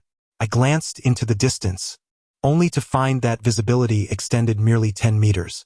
Zhou Ling shook her head and remarked, in ancient tombs, such circumstances are quite common. Not everything can be elucidated by science. Subsequently, she produced several torches to distribute among us, suggesting that they might be useful in times of need. We proceeded onward for over 20 meters, and the oppressive sensation abruptly dissipated.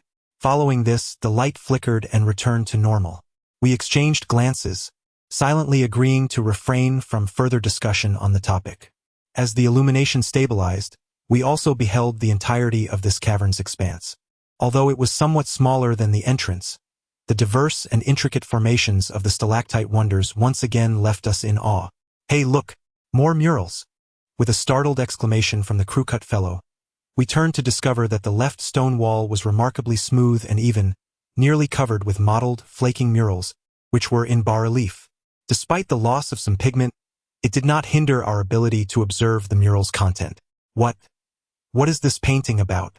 Is that Sun Wukong? He exclaimed, directing his headlamp towards a group of figures high above.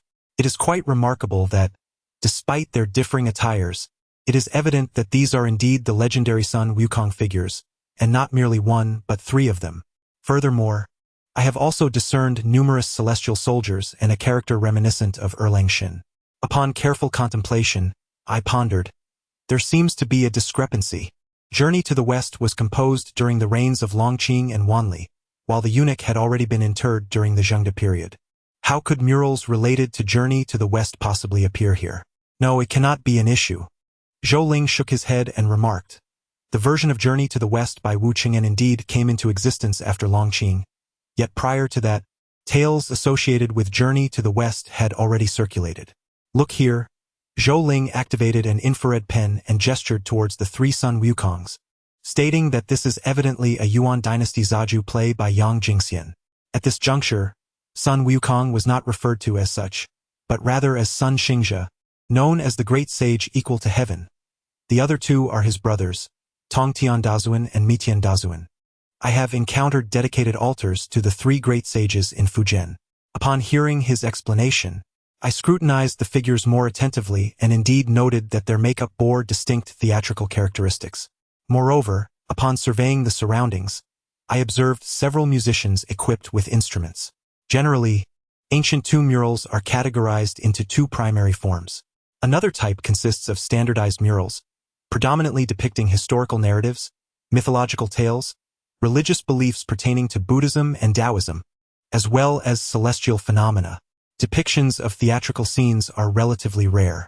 However, they do exist, such as those found in the Jin dynasty tombs of Song Village in Shaanxi, the Yuan dynasty tombs in Shuoqing Shiguan, and the Northern Song dynasty tombs in Hancheng, among others. Essentially, the focus is predominantly on tombs from the Song dynasty onwards located in the Jinshan region.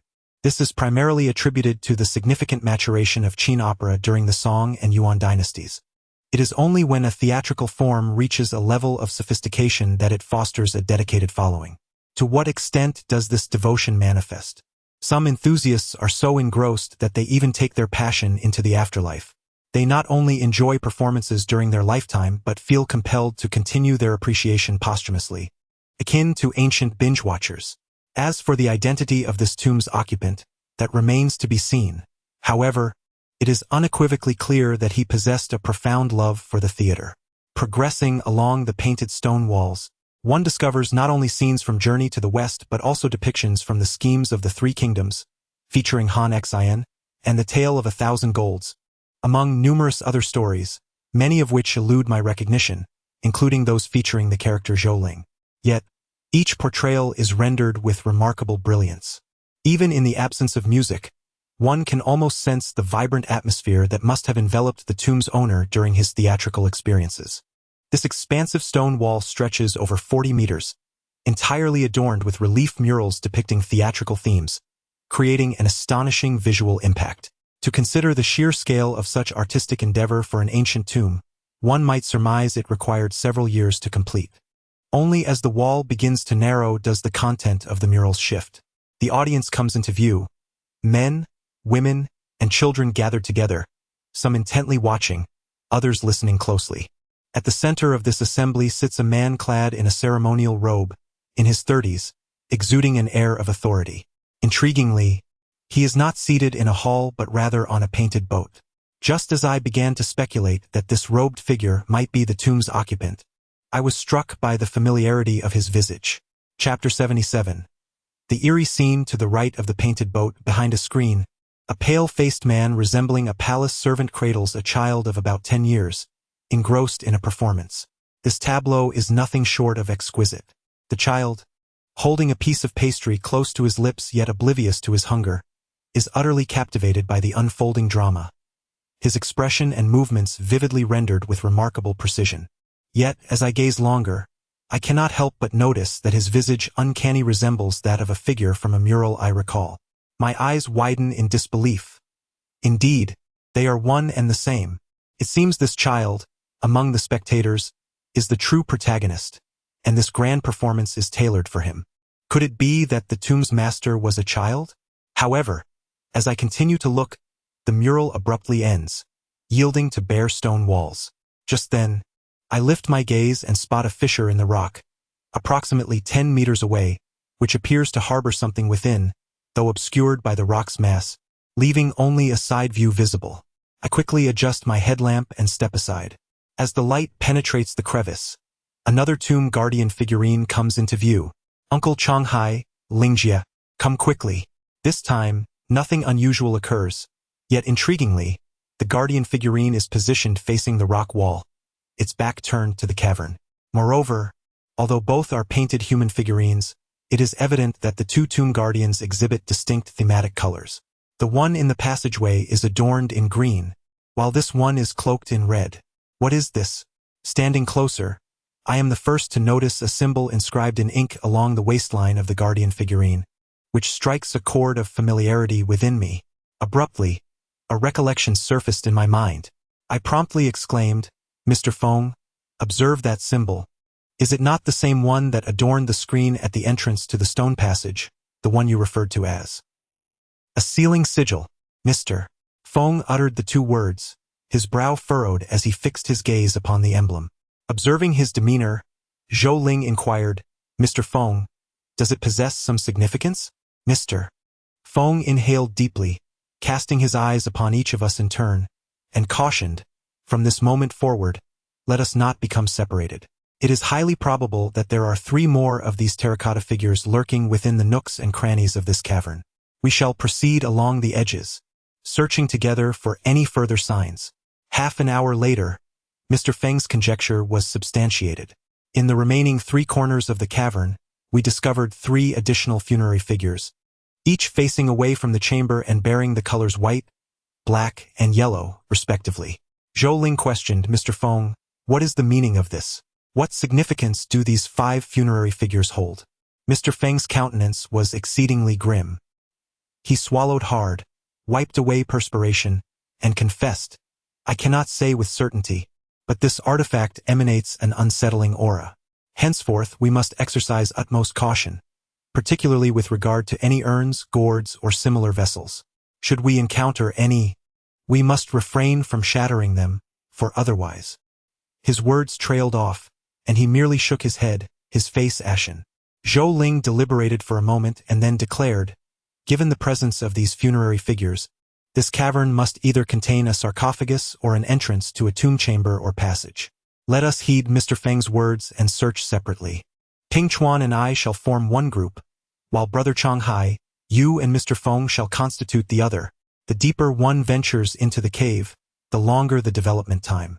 Consequently, the karst topography here is far more intricate compared to the entrance.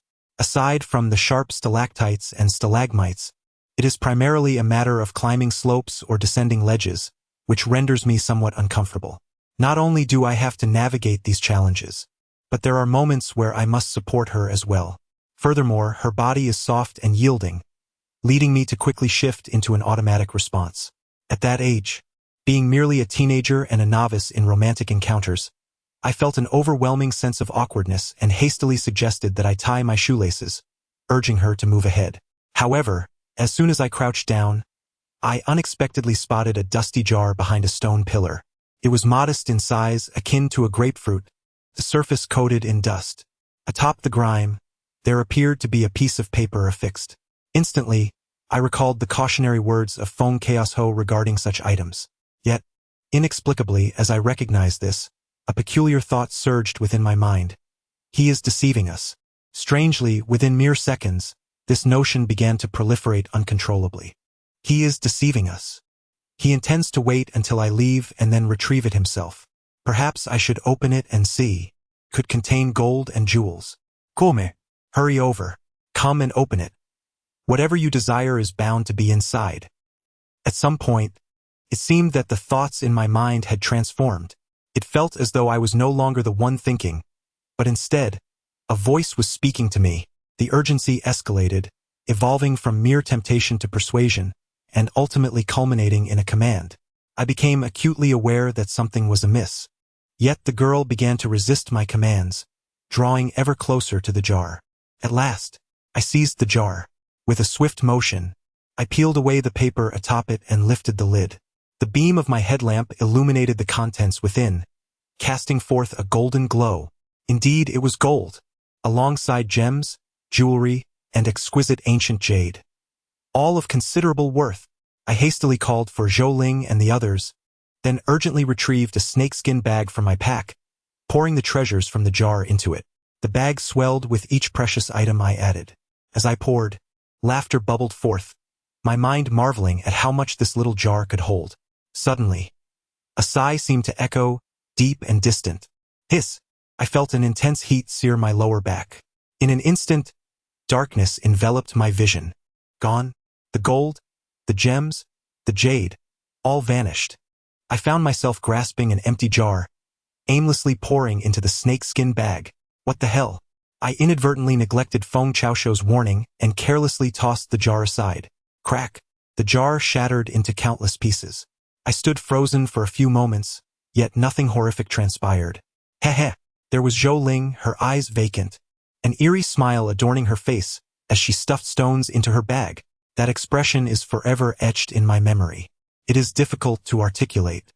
If one seeks a thrill, one might search for the term eerie smile online, likely stumbling upon a scene from a horror film where a girl suddenly smiles, closely resembling that moment. Ling Ye, Ling Ye. I called out repeatedly, but she remained oblivious. Ling Jie, please awaken. Wake up. I grasped her body and shook her vigorously, yet to no avail. Just then, perhaps due to my fervent actions, something was dislodged from my pocket and, upon hitting the ground, it emitted a sharp clang. Chapter 78. The Salamander. Startled, I turned my head and discovered it was the copper hairpin I had salvaged from the bones over 2 months ago. Since I had begun frequenting the cultural market, I had kept it with me, despite Feng's assertion that it was worth merely 20 yuan. I mused that perhaps one day I might encounter a fool and manage to trick him into parting with 2,000. I bent down to retrieve the hairpin, only to find its surface surprisingly warm. Could it be? I suddenly remembered that I had felt a burn moments ago. Though puzzled, I sensed that this object might prove useful. Recalling the location of the burn, I lifted Zhou Ling's clothing, attempting to place the copper pin against her waist. Whether it was merely my imagination or not, the instant the hairpin made contact, a faint tingling sensation coursed through my palm. Then, Zhou Ling's laughter abruptly ceased. Upon recognizing the stone in my hand, her complexion turned a ghastly white. After a few seconds of stunned silence, she hurriedly inquired, "Where are they?" I don't know, I stammered. "We need to search for them. They might be in trouble too." I hastily unstrapped my backpack and dashed outside to look for others. Soon, on the opposite side of the cavern, I spotted Uncle Changhai. The moment I laid eyes on him, my heart nearly leapt from my chest. He was crouched on the ground, picking up items, inching forward, and was perilously close to the edge of a slope, although it wasn't particularly high. Beneath the incline, a forest of sharp, vertical stalagmites presented a perilous drop. Truly, a mere second's delay in reaction could have resulted in dire consequences. Had Zhou Ling not alerted me, Changhai Uncle would have undoubtedly been impaled upon those stone spires. Following his sobering experience, Changhai Uncle mirrored Zhou Ling's reaction, his face paling with fright. Subsequently, I sought out Feng Chaoshuo and Zhaoping too. As for the latter, I discovered him embracing a stone pillar, engaged in unmentionable acts. My pre-existing disdain for him only intensified at this sight, and I couldn't resist a mischievous act during his rescue. Gripping the bronze hairpin firmly, I aimed it at his posterior and delivered a swift jab. Regarding the enigmatic seal on the tomb guardian and the mysterious black jar found in the corner, I later consulted with a friend from the Taoist order. After describing the situation, he speculated that we had encountered something derived from a fusion of Yichun sect practices and those of various solitary practitioners. However, the specific lineage of these practitioners remained uncertain. Many may not have heard of the Yichun sect. Frankly, my knowledge is limited, but my Taoist friend informed me that the sect likely predates Xie Wuyang, who is popularly believed to be its founder. Xie Wuyang lived during the Ming dynasty, while the Yichun lineage likely existed in rudimentary form as early as the Tang dynasty. This sect integrates shamanistic practices, Taoism, and elements of the Yin Yang school. emphasizing techniques and excelling in the art of commanding spirits. However, this remains speculation, and further details are elusive. Although no significant issues have arisen, the situation cannot be deemed devoid of peril. Zhou Ling recounted that when she first entered the profession, she had witnessed the terrifying nature of hallucinations that could lead to murder in a sinister grave. This also elucidates why Feng Chaosho remarked that handling rice dumplings was comparatively simple. For unlike dumplings, hallucinations are intangible and elusive.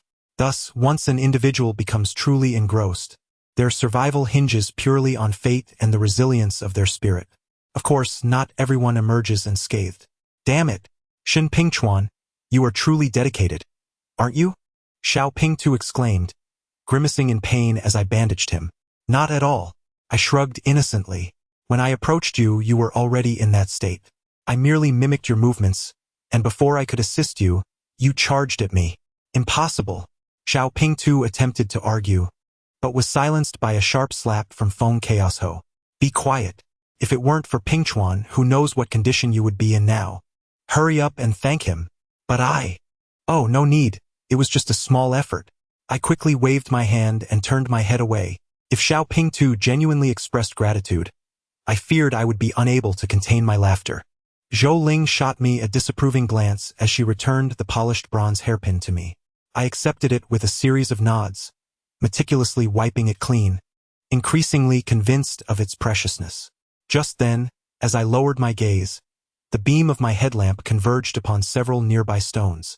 I distinctly recall that although the hairpin had not penetrated deeply, it had still drawn a considerable amount of blood from the small bald head, some of which had splattered onto the stones. Yet now it seemed to have vanished. Could it have seeped in? As I bent down to investigate, I noticed the surface of the stones was damp and slightly sticky, resembling the aftermath of a dog licking them clean. Just as I pondered this, a series of rustling sounds emerged, suggesting something was stirring within the crevices of the rocks. Hiss! Oh no! Before I could approach to examine, the small bald head suddenly exclaimed, "A snake! There's a snake in my pants!" Although I could not discern the creature, it was evident that something was writhing at his rear. Feng, with a swift motion, yanked down his trousers to his ankles. With a thud, a white snake landed on the ground, wriggling incessantly. Uncle Changhai observed and remarked, "This one has legs. It cannot be a snake." Supporting my headlamp, I took a closer look and realized that the creature was a pale, rosy hue, about the length of an arm, possessing 4 legs, with a swollen area behind its head resembling gills. Perhaps due to its prolonged existence in darkness, its eyes had regressed. At that moment, its mouth was slightly ajar, revealing a ring of fine, sharp teeth, still writhing as though it sought to ascend the small bald head's leg. This is a cave salamander. Zhou Ling scrutinized it closely, furrowing his brow and adding, however, "I've never encountered a blood-sucking cave salamander before." Damn! The small bald head, feeling the gauze had been pushed aside and bitten through, was instantly engulfed in rage. What in the world is this strange creature? It nearly frightened me to death. With that, he lifted his foot and aimed to stomp on it. "Don't step on it." Zhou Ling attempted to intervene, but it was too late. A sudden squelch echoed as the creature burst, splattering blood all over us, accompanied by an overwhelming stench of iron filling the air. "Who told you to step on it?" For reasons unknown, Zhou Ling became frantic and swiftly delivered a sharp slap to the buzzcut fellow. "What the hell? What's wrong?" The buzzcut guy, still defiant, glared at Zhou Ling and exclaimed, "I had no idea about this thing, Shu." "Silence." Feng Chaosho abruptly gestured for him to hush. No sooner had he spoken than a cacophony of rustling sounds emerged from the surrounding darkness, akin to countless tiny claws scraping against stone, surging toward us like an encroaching tide. Chapter 79. Escape. In that fleeting moment, I beheld a horrifying sight. On the ground, between the stone columns, and within the crevices, various sizes of cave lizards twisted their bodies, crawling towards us. Oh no! Suddenly, a sharp pain pierced my abdomen. Looking down, I realized that a cave lizard had somehow climbed up my pants. Quick as a flash, Zhou Ling yanked it off and flung it away. "Run!" she shouted, leading the charge toward the exit. The cave lizards were not particularly swift, yet the distance to the exit was daunting, and the terrain was treacherous. After only a few meters, we were obstructed by countless cave lizards. Seeing Zhou Ling halt, I assumed she was terrified, so I grasped her arm and urged, "Sister Ling, don't be afraid. I'll lead you through." "Wait," Zhou Ling exclaimed as she grasped my arm. She picked up a stone and hurled it towards the writhing mass of cave-dwelling lizards. With a sharp crack, several of the creatures were struck down, their blood splattering across the ground. Instantly, the surrounding lizards surged forward, ravenously feasting upon the carcasses and blood of their fallen kin. In the blink of an eye, dozens of the lizards were entwined in a grotesque struggle, some even resorting to gnawing at each other in a frenzy for the flesh. It dawned on me that these lizards were not only bloodthirsty but also exhibited a disturbing penchant for cannibalism. The blood of their own kind seemed to incite a frenzied madness within them. The scene was incredibly gruesome. Xiao Ping too could not contain himself and retched violently. I too felt a wave of nausea, though it was overshadowed by a profound sense of dread. I could only imagine the fate that awaited me had I carelessly dashed into that swarm. How many lizards I might have trampled underfoot before being overwhelmed by their relentless assault. "Stop dawdling. Run. Head over there. It's less crowded," Feng Chaos Ho shouted, pulling Xiao Ping Tu to one side. However, fewer did not mean none. As we navigated through the chaos, we took utmost care, yet each of us inevitably crushed a few lizards beneath our feet. The terrain hindered our speed, and we were frequently beset by the onslaught of the creatures. One lizard, then two, then three. "Damn it. Get off me. Watch my back. Hurry. Help me." Xiao Ping Tu found himself in the direst predicament. Previously, Feng Chaos Ho had stripped him of his trousers, leaving him vulnerable and unprotected. Soon enough, his legs bore multiple bite marks from the relentless lizards. As we struggled to free ourselves from the clutches of the creatures, our efforts seemed to slow us down further, and before we realized it, we were gradually surrounded. Suddenly, a burst of flames erupted.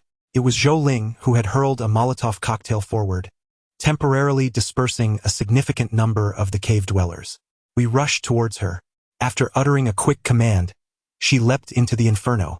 In that moment of distraction, I felt several more cave dwellers latch onto my back and waist, prompting me to bellow a warning to run and follow her into the flames.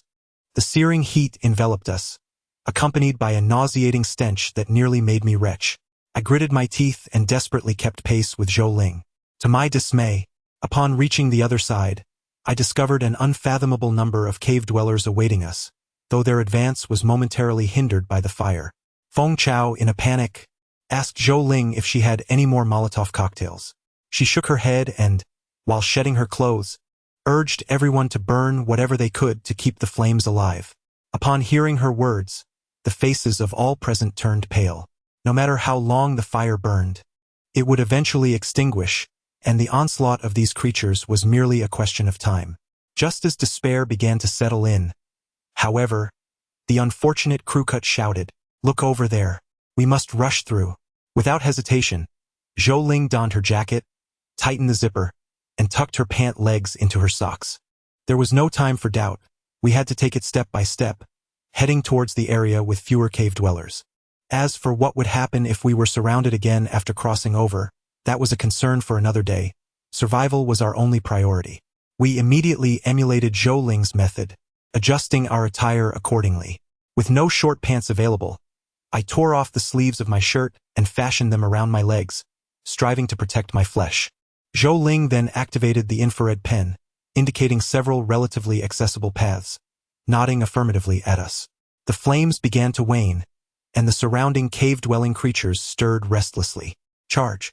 Zhou Ling commanded, and I gritted my teeth, launching myself forward with fervor. With a squelch, my foot struck the ground, akin to stepping into a cluster of grapes, the explosive sensation mingling with a pungent scent of blood that assaulted my senses. Simultaneously, countless cave-dwelling creatures lunged at my legs. Yet, at that moment, I could not afford to concern myself with them. For should I dare to bend down, I would surely become ensnared. I could only propel myself forward with relentless determination. However, this brief escape proved far more arduous than I had anticipated. Perhaps the ground was uneven, perhaps the bites of the creatures were hindering me, or perhaps the blood on the ground caused me to slip. After just a few strides, I lost my footing and fell. In that instant, it felt as if I had plunged into a scarlet mire, the acrid scent of blood threatening to tear me apart. As I fell, several others behind me tumbled down as well. Ugh! I was unable to ascertain who vomited first, but upon hearing that sound, I too succumbed to the urge. While retching, I desperately grappled with the creatures that had pounced upon me, scarcely recalling how I eventually managed to rise again. In that moment, one thought consumed my mind. Even if I were to perish, I would rather collide with the ground than be devoured alive by this horde of crawling monstrosities. The gruesome scenes were abundant, and there was no need for further elaboration. In essence, traversing those few dozen meters was a veritable ordeal. I lost count of the times I retched, stumbled, and fell, not to mention the countless I must have crushed, trampled, or suffocated. By the time we approached our destination, I had become utterly numb. Since then, whenever I encounter bloody imagery, I furrow my brow, feel fear, and experience a myriad of emotions. Yet, the one sensation I do not feel is disgust, for I have indeed become entirely immune. With a sudden splash, a bone-chilling cold enveloped me, jolting me back to consciousness. It was then that I realized I had fallen into the water. Astonishingly, at the center of this stone column lay a calcareous pool. The water was shallow, barely reaching my knees. Miraculously, the did not pursue me into the water but remained densely clustered at the pool's edge. After taking a breath, I inquired, "Sister Ling, do these creatures fear water? Logically, they ought not to." Zhou Ling frowned and replied, "Are amphibians. I have seen them in water several times before. Could they have mutated?" "Certainly," piped up Xiao Pingtu. "Did you not just mention how rare bloodsuckers are? If they cannot enter the water, what is so peculiar about that? But what is their intent? Are they merely waiting for us to exit?" Strangely enough, despite their ferocity and agility when they were attacking us or tearing at each other, they now stood still like statues, motionless. Just then, Uncle Changhai suddenly exclaimed, "Look, it's a tomb passage." Turning my head, I beheld a passage on the opposite edge of the calcification pool, remarkably well-defined, evidently hewn by human hands. However, as 2/3 of it lay submerged, I had not noticed it upon my arrival. Zhou Ling leaned closer and remarked, "The water isn't deep. It should only reach the neck. Let us venture inside." "Go." "Inside?" Xiao Pingtu was taken aback. "There won't be any bizarre entities lurking within, will there? Perhaps we should wait. They might disperse after a while." Zhou Ling shot him a derisive glance. "Well, you can take your time waiting. This thing can remain motionless for 6 years. I wonder if you can outlast it." Zhou Ling's assumption that the water would only reach her neck was based on her perspective. When I descended, I found it would at most reach my chest. Yet, the chill was undeniable. The water was certainly below 0 degrees, rendering me utterly rigid. This phenomenon is often due to the rich mineral content in the waters of caves, resulting in a lower freezing point. Ultimately, Xiao Pingtu followed suit, as Feng Chaosho had warned that remaining submerged in cold water for an extended period could lead to death from hypothermia, even if one were not bitten by the cave salamander. After approximately 3 minutes, a tomb gate emerged ahead of us, igniting a spark of exhilaration within. I had an inkling that the enigmatic tomb's master resided within. Chapter 80. Spending money. The flickering light revealed the tomb gate to be black. Yet, as I squinted to examine it closely, I noticed several reddish patches adorning its dark surface. My heart raced in alarm as I hurried over to touch it. This was bad. The door was made of iron, and how could we? Suddenly, without completing my thought, Zhou Ling charged forth and delivered a powerful elbow strike, shattering a large section of the iron door. She glanced at me and smiled faintly. It is said that even ordinary freshwater, when left to soak iron for centuries, would reduce it to mere pulp, let alone this highly saline and acidic cave water. In the words of Zhou Ling, dry for 1,000 years, wet for 10,000. Neither dry nor wet, merely half a year. Since the iron tomb gate has succumbed to corrosion, the tomb chamber must have been inundated as well. Coupled with the corrosive nature of this cave water, one might wonder if anything remains inside. Yet, despite my thoughts, I chose to remain silent. I reasoned that if I could contemplate such matters, Zhou Ling could certainly do so as well. However, observing her beaming demeanor, It was evident she harbored little concern. With a swift kick, I shattered the iron door and entered the tomb chamber. Zhou Ling adeptly adjusted the aperture, gradually dispelling the darkness that had lingered for over 4 centuries. As I raised my gaze, the chamber initially appeared to be another cave. Enchanting and exquisite karst formations adorned the space, yet it was considerably smaller than the previous chambers, measuring perhaps a mere 100 to 180 square feet, with a height that fell short as well. Before I could even step fully onto solid ground, I felt something beneath the water. Upon retrieving it, I discovered 2 rusted, pitch-black coins. Initially, I presumed they were ordinary coins from the Ming dynasty, but after rubbing them with my clothing and discerning the inscriptions, my eyes widened in astonishment. "Long live peace," I exclaimed, momentarily stunned before calling out excitedly, "Ling Jie! Ling Jie! Come quick!" Could this be a specially made burial coin? Burial coins, or Yichun, are specifically crafted for interment purposes, typically made from materials such as copper, clay, or tin. This term may not be widely recognized, but it is commonly referred to as flower money. Indeed, it is commonly referred to as the mountain ghost money. However, one must bear in mind that the concept of spending is not confined solely to mountain ghost money. In ancient times, any currency or currency-like items not intended for circulation could be classified as spending money, with burial money being one such category. Since we have mentioned mountain ghost money, it is worth elaborating further. This item is undoubtedly cherished by many, who aspire to possess one for the purpose of attracting good fortune and warding off misfortune. Therefore, let me provide an overview of the current market conditions for mountain ghost money. If you were to spend 100 yuan, you would only acquire a mere craft item. For 300 to 500 yuan, you would typically receive newly minted old copper, which holds little value. For 1,000 yuan, you might obtain an authentic piece, with the seller likely proclaiming that it is a treasured item, imbued with potent energy, and that encountering them is a stroke of luck. Remember, every piece in this category is likely to be a product of dubious provenance. While there are indeed some items from questionable sources that possess merit, it is imperative to seek the expertise of a specialist before wearing them directly. As for genuine heirloom ghost money, one should expect to spend no less than 3,000 yuan.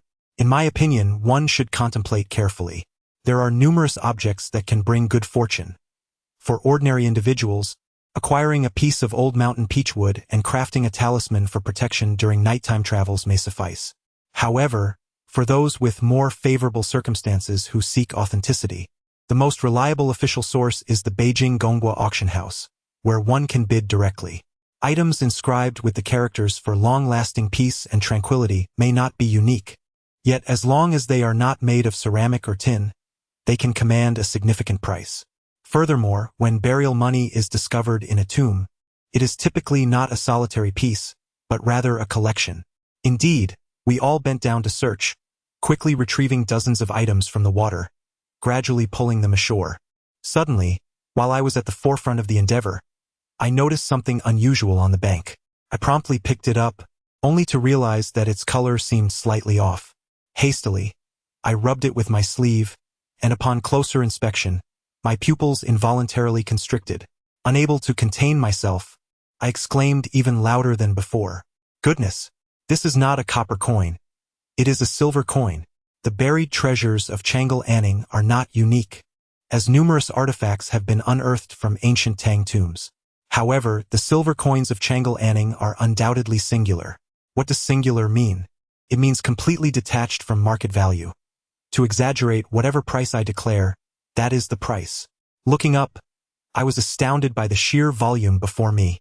I was fortunate enough to refrain from clutching it in my hand, instead retrieving a snakeskin bag, filling it as I walked, savoring the exhilarating experience of collecting wealth in a bag. Just then, however, the short-haired fellow, with an audacious demeanor, astonishingly surpassed me. As I prepared to quicken my pace and overtake him, he abruptly halted. What on earth is this? Having encountered the grandeur of a tomb's second level, the short-haired fellow had certainly seen his fair share, yet his exclamation revealed he had encountered something remarkable. I immediately knelt down for a closer inspection. To my astonishment, what had so surprised him was a golden bridge. Quite literally, a bridge made of gold. approximately the size of an antique porcelain pillow, exquisitely crafted. The upper section features an intricately carved railing, while the lower part is adorned with 9 archways. On either side, there are pairs of lion sculptures, each the size of a peanut, which feel remarkably substantial in hand, as if crafted from pure gold. However, this perplexes me, for the presence of a burial bridge within an ancient tomb is exceedingly rare. To my knowledge, such a custom only briefly flourished during the Han Dynasty, symbolizing the connection between the realms of the living and the dead, guiding souls to the afterlife. Typically, these bridges were fashioned from pottery or stone carvings, and their decline in popularity can be attributed to the representation of the symbolism through murals or reliefs. Nevertheless, I have never encountered one made of gold. Is it an ostentatious display of wealth? Surely, such extravagance is unnecessary. Wait, golden bridge. Bridge of gold? The mere thought of these phrases caused me to glance at the few silver coins in my hand, which I had yet to place in my pouch, and my expression changed instantaneously. In the depths of the mountains, the money tree, Feng Huang and Fei Zhou sealing the entrance, the golden bridge and silver road. Outside the door lives an old recluse. This is a saying coined by Huang Bo, left behind by treasure seekers. At the time, we believed the money tree referred to the Grand Tomb, and the golden bridge and silver road were merely descriptions of the exorbitant costs associated with its construction. Yet now, with the emergence of golden bridges and silver roads, it appears that only one thing remains. The money tree. As this thought took root, a profound sense of foreboding surged within me, urging me to lift my gaze in search of something that would resonate with this notion. Just at that moment, a beam of light pierced the depths of the cavity, casting a brilliant radiance that blossomed quietly from the darkness. Chapter 81. The Glazed Treasure Tree, the Blood Jade Coffin. The resplendent glow was extraordinarily brilliant, standing out vividly against the backdrop of tranquility and darkness. A series of beams of light sequentially focused on that object, converging around it to form a resplendent halo. However, rather than obscuring its magnificence, it only served to enhance its brilliance. I found myself irresistibly drawn to it, and before I knew it, I stood before it, captivated, admiring, and marveling. It was the fabled money tree, an astonishing reality. Yet money tree is merely a colloquial term. The scholarly name for such artifacts is Zhu, with additional appellations like Immortal Ascension Tree and Tree of Longevity and Fortune. Much like the previously encountered Golden Bridge, the money tree was popular as a burial item during the Han Dynasty, symbolizing a connection between heaven and earth, guiding souls to ascend. Some may wonder why this pertains to the Han Dynasty. This is not mere conjecture. It is a matter of historical record. The primary reason lies in the fact that many emperors of the Han Dynasty held a profound reverence for the supernatural. For instance, Emperor Wan of Han, as alluded to by Li Shangyin in Jiashang, suggested that the ruler was more concerned with spirits than with the populace. Do not misinterpret. I hold no personal bias against Emperor Wan. Emperor Wu's reign was even more notorious, with the infamous witchcraft incident known to all. When the emperor himself initiated such matters, one can only imagine the fervor among the populace. This led to a peak in the concept of life and death during the Han era, which in turn refined many previously unestablished burial customs, including the renowned golden silk jade garments. Although L. Chuanxiu notes that prototypes existed during the Zhou dynasty, it was the Han period that saw their perfection and flourishing. Nevertheless, there exists a minority of opinions suggesting that the origins of the money tree are related to the bronze trees unearthed from the Sangsingdui site. This is primarily because the existing physical artifacts of the money tree have predominantly been discovered within Han tombs located in the regions of Sichuan, Shaanxi, Guizhou, and Guangxi. A distinguishing feature, however, is that the Han dynasty money trees are exclusively crafted from bronze, while this particular specimen is made of glazed ceramic. Standing approximately 90 centimeters tall, it features a self-supporting trunk that transitions in color from a vibrant orange-red to a lustrous gold. Adorned with golden threads and numerous gemstones, jade discs, and gold coins with square holes, it is embellished with floral motifs. The base, depicting a dragon and tiger, showcases intricate gilded patterns illustrating the Queen Mother, feathered beings, and the 4 symbols. If I were to bestow a name upon it, I would deem it the glazed golden money-bearing treasure tree. It is truly exquisite, No language or script could adequately convey its magnificence. Only by witnessing it firsthand can one truly appreciate its beauty. Particularly, when I raised my hand to touch the treasure tree, I felt a profound tremor resonating from the depths of my soul. This sensation was something I had never experienced even when I first handled the bronze vessel in Hao Jianmen's study. It is difficult to articulate. If I must attempt to explain, I can only say that what you touch is not merely an artifact but a vessel encapsulating the myriad vicissitudes of countless years of history. Later, I realized that this feeling can only be evoked within a tomb, during those fleeting minutes when a great treasure reemerges into the light of day. As time progresses and the artifact mingles with the mundane essence of this world, its original brilliance seems to fade. I am awakened. I am awakened. Feng Chaosho murmured repeatedly as he observed. Whether it was due to excitement or the chill of the cold water he had just immersed himself in, he trembled uncontrollably, his body shaking as he fumbled in his bag for his thermos. Unscrewing the lid, he took a sip, and it seemed to alleviate his discomfort somewhat. Uncle Changhai inquired, "Mr. Feng, are you all right?" I'm. "All right, Brother Changhai Pingchuan. Come, have a sip to warm yourself. That water was too cold." Uncle Changhai took a swig and then passed it to me.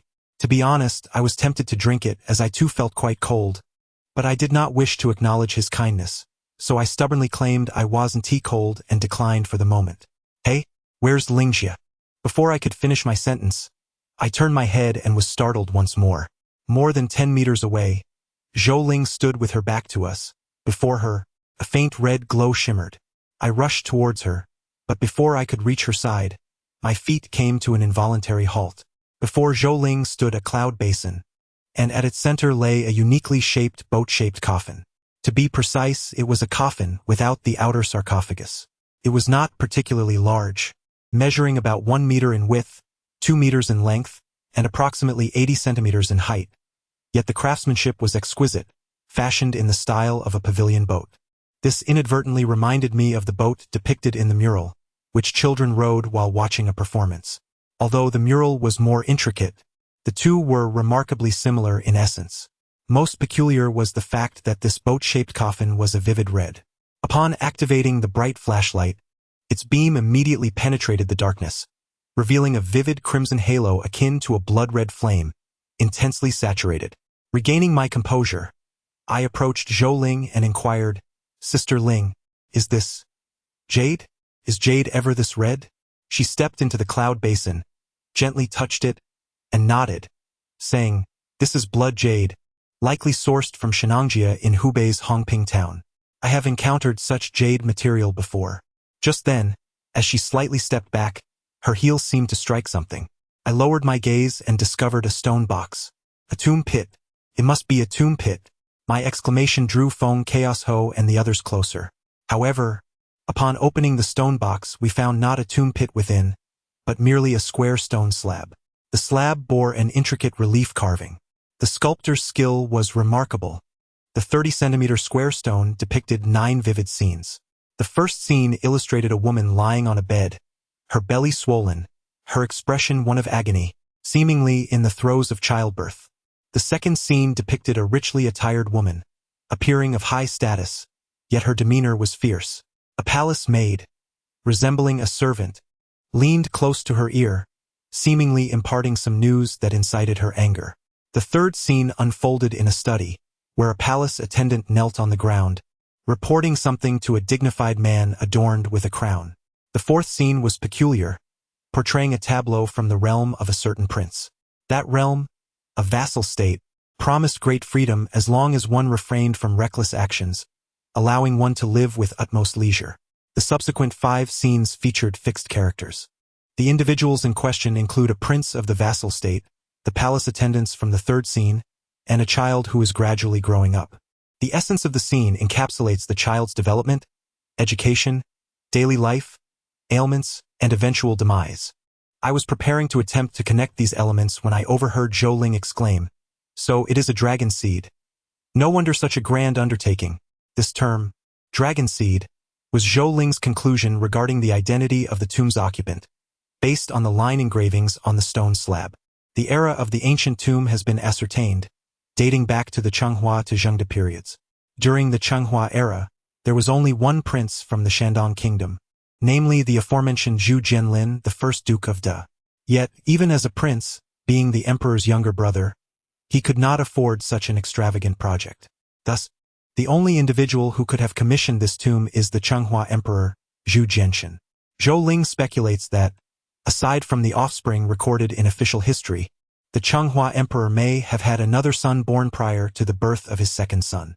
However, due to the humble origins of the child's mother and the emperor's concerns for the child's safety, he entrusted this son to his brother for secret upbringing in Jinan at the time of his brother's enfeoffment.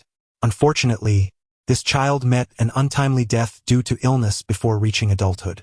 Known for his deep sentiments, the Changhai emperor, feeling a sense of indebtedness to this child, entrusted his brother with the task of providing a grand burial.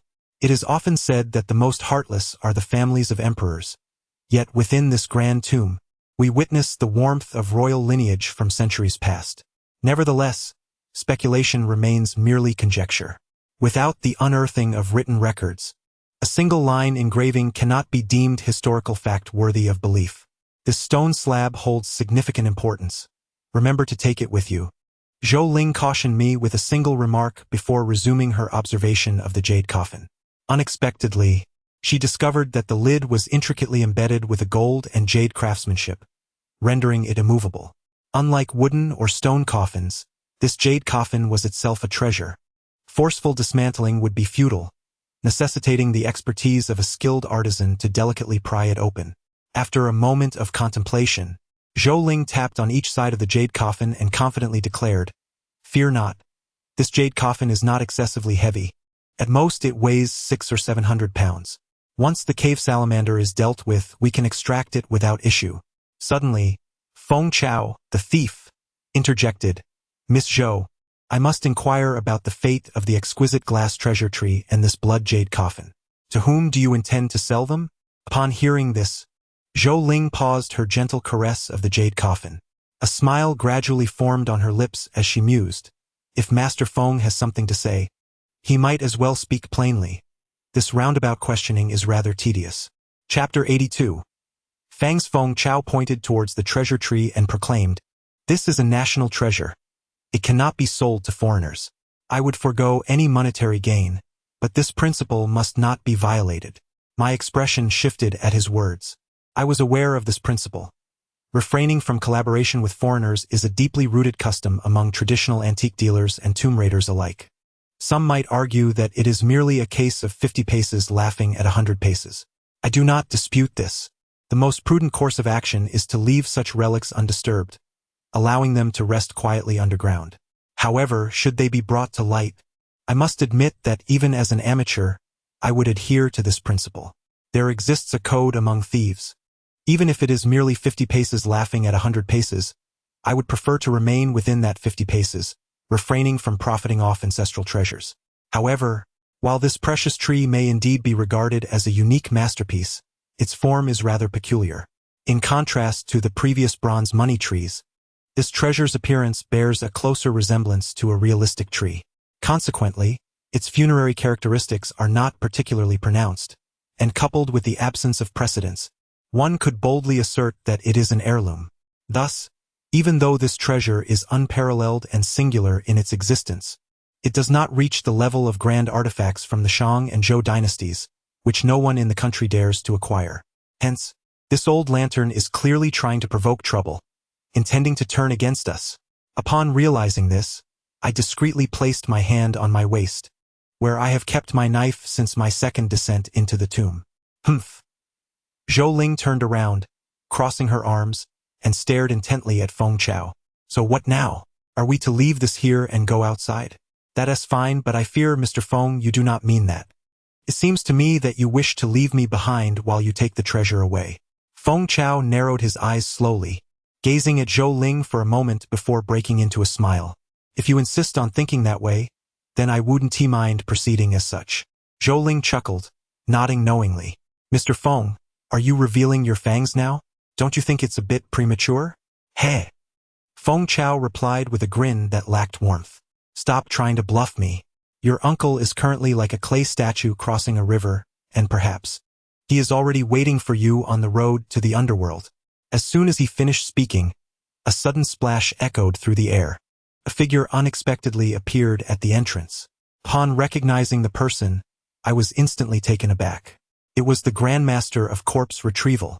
I am uncertain how he entered, but he appeared impeccably clean, save for a few specks of blood on his shoes. Moreover, I observed that his hair was dry, indicating that he had not recently arrived on the 3rd floor.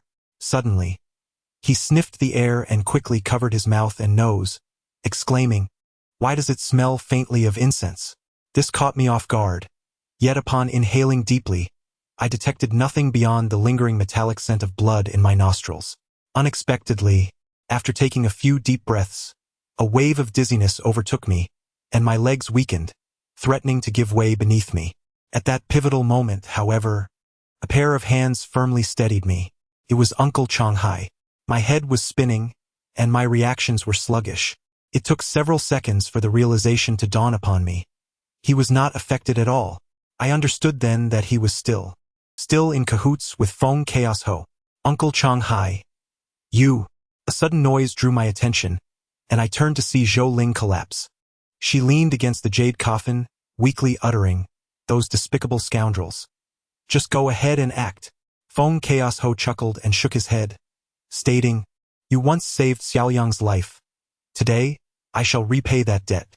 I will not kill you, for I am curious to see if you, this slippery little eel, can withstand fate as you did before." I endeavored to resist, but my body was utterly drained of strength, and I was effortlessly hoisted onto Uncle Changhai's shoulder as he made his way outside. Just before losing consciousness, I strained to glimpse Zhou Ling, but my vision had already blurred. Soon, darkness enveloped me entirely, and I fell into oblivion. When I next regained consciousness, I found myself in a wooden shack. My head was heavy and foggy, and any movement sent me spiraling into dizziness. The exquisite glass treasure tree stood on the ground not far from the bedside, and after a few glances, its magnificent appearance began to blur before my eyes. A surge of resentment swelled within me. In that moment, I truly wished to shatter it, hoping that Feng Chaos Ho would earn not a penny. Just then, with a creak, the door swung open. "Oh, you're awake?" I looked up to find it was the old man who retrieved corpses. He approached the table, placing some dishes down, and said, "Since you're awake, you should eat a bit. Once you're full, it's time to set off." Upon hearing those words, my body involuntarily trembled. Indeed, as I had surmised, once we dealt with Zhou Ling, it would be our turn. Therefore, as soon as the jade coffin was lifted, it would be that old fellow's moment to act. But until the very last moment, I could not surrender. I patted my pockets. My phone was missing, and the knife at my waist had also vanished, likely confiscated by Uncle Changhai. However, the waterproof watch that had been uniformly distributed still adorned my wrist, and at this moment, the time read 8:10. I remembered that when we entered the last cavern, it had been 6:43. This meant I had only been unconscious for less than an hour, and if they intended to bring the jade coffin to the surface, it would take them at least 2 to 3 hours, giving me a little time to spare. Taking a breath, I turned to the old man and said, "Sir, we have no grudges in the past or present. Might we negotiate?" "Negotiate? How do you wish to negotiate?" He lit a cigarette, looking at me with a cheerful demeanor. I pondered for a moment before asking, "Sir, how much did Feng Chaos Ho promise you?" 100,000. "Then, are you aware of how much he stands to gain this time?" The old man who retrieves bodies chuckled and shook his head. I immediately exclaimed, "Old man, this fellow has struck it exceptionally rich. He could easily earn 3 to 4,000 this time alone. And yet, he offers you merely 100,000? What a loss for you. Allow me to suggest that you calculate it for me, and I shall give you half." "Truly. Hey there, young lad, you seem to misunderstand. My shaking of the head signifies that he won't earn a single dime."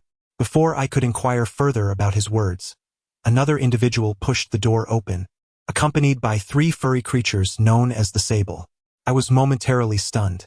Given his presence here, I had surmised that the Sable had surely been dealt with by Feng. Yet here they were.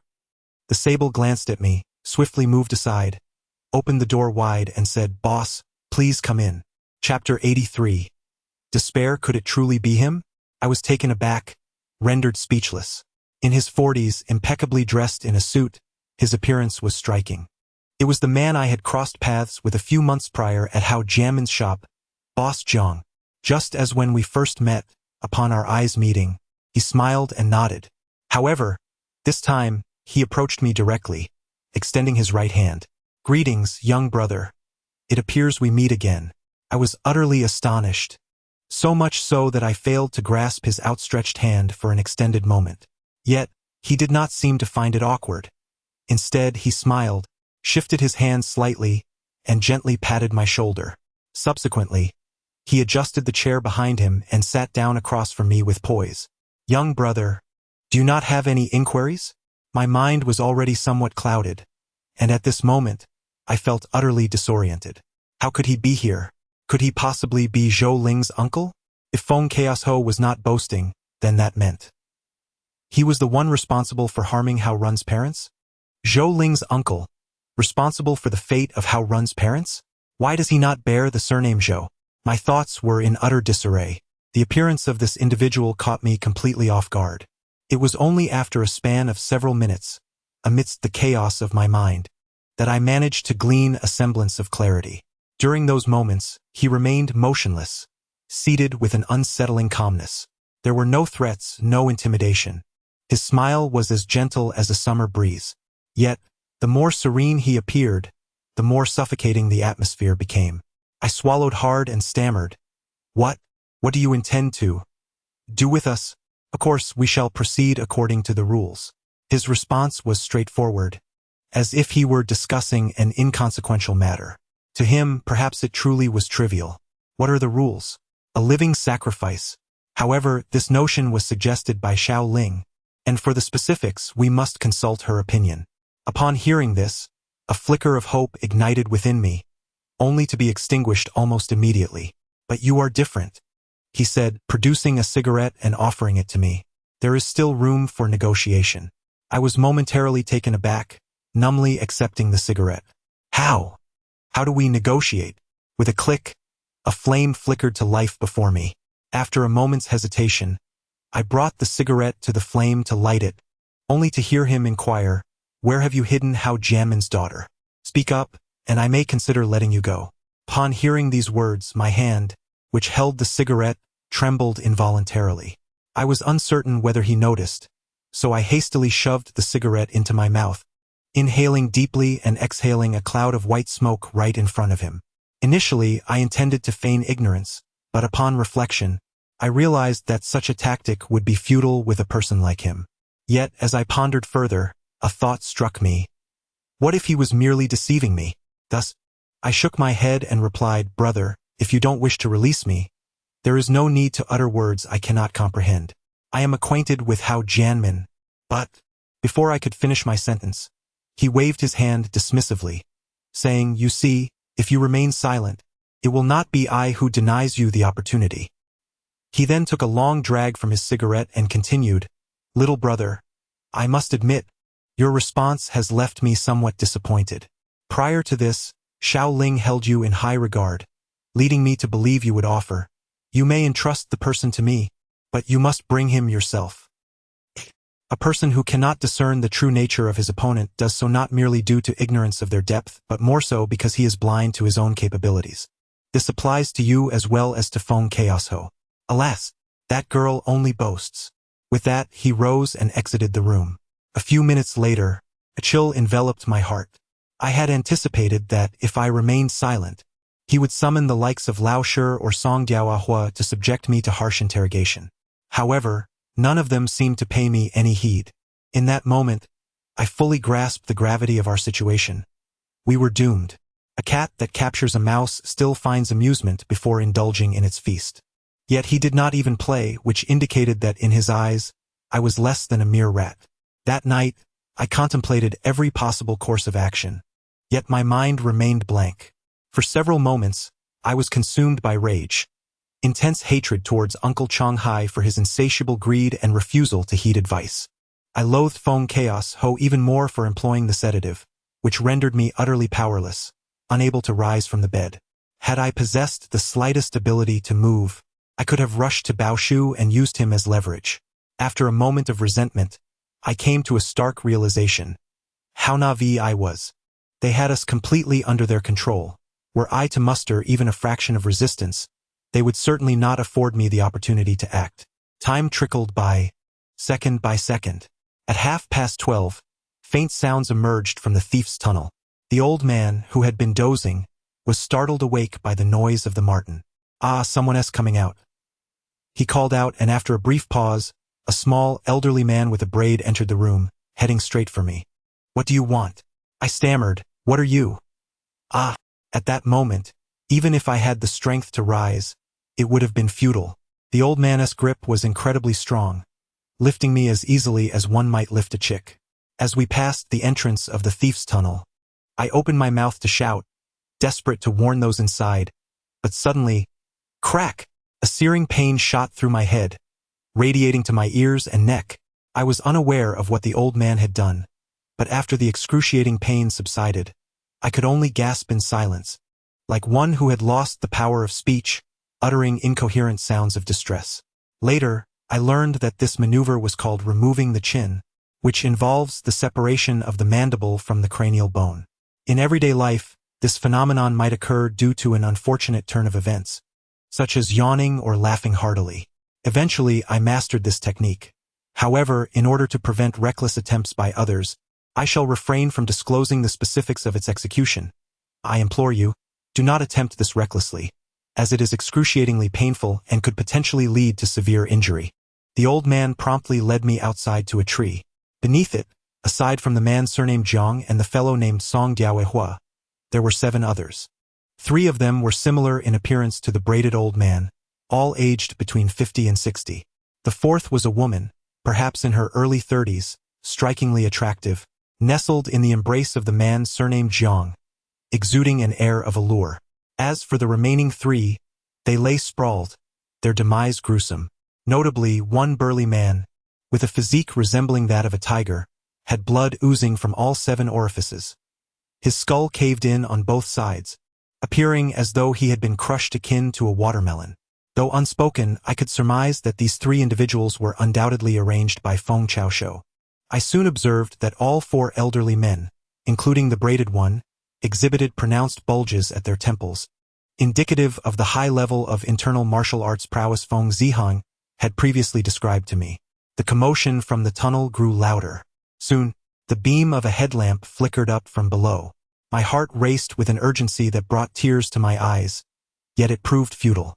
Much like watching the 8th episode of The Return of the Condor Heroes, where I was acutely aware of the impending events, I could only listen and watch, gradually succumbing to despair. Chapter 84.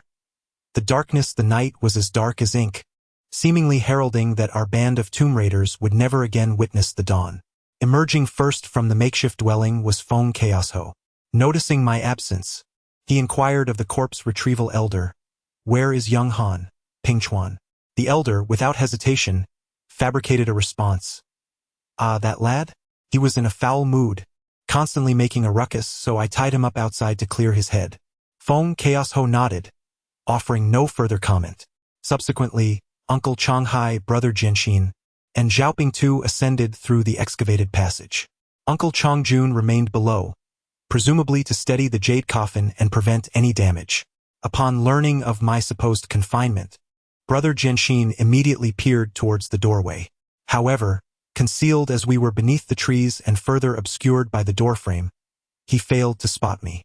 "Damn it, where did you tie him up?" he demanded, his eyes wide with concern. "Hey, why are you shouting at me, young man?" the elder retorted, maintaining his fabrication. "If I hadn't restrained him, he wouldn't have remained composed. What if he had damaged your precious treasure? What then?" Jinshin was about to retort when Uncle Changhai intervened. "Jinshin, Master Han did what was necessary. Let Chuanzi regain his composure. Work comes first."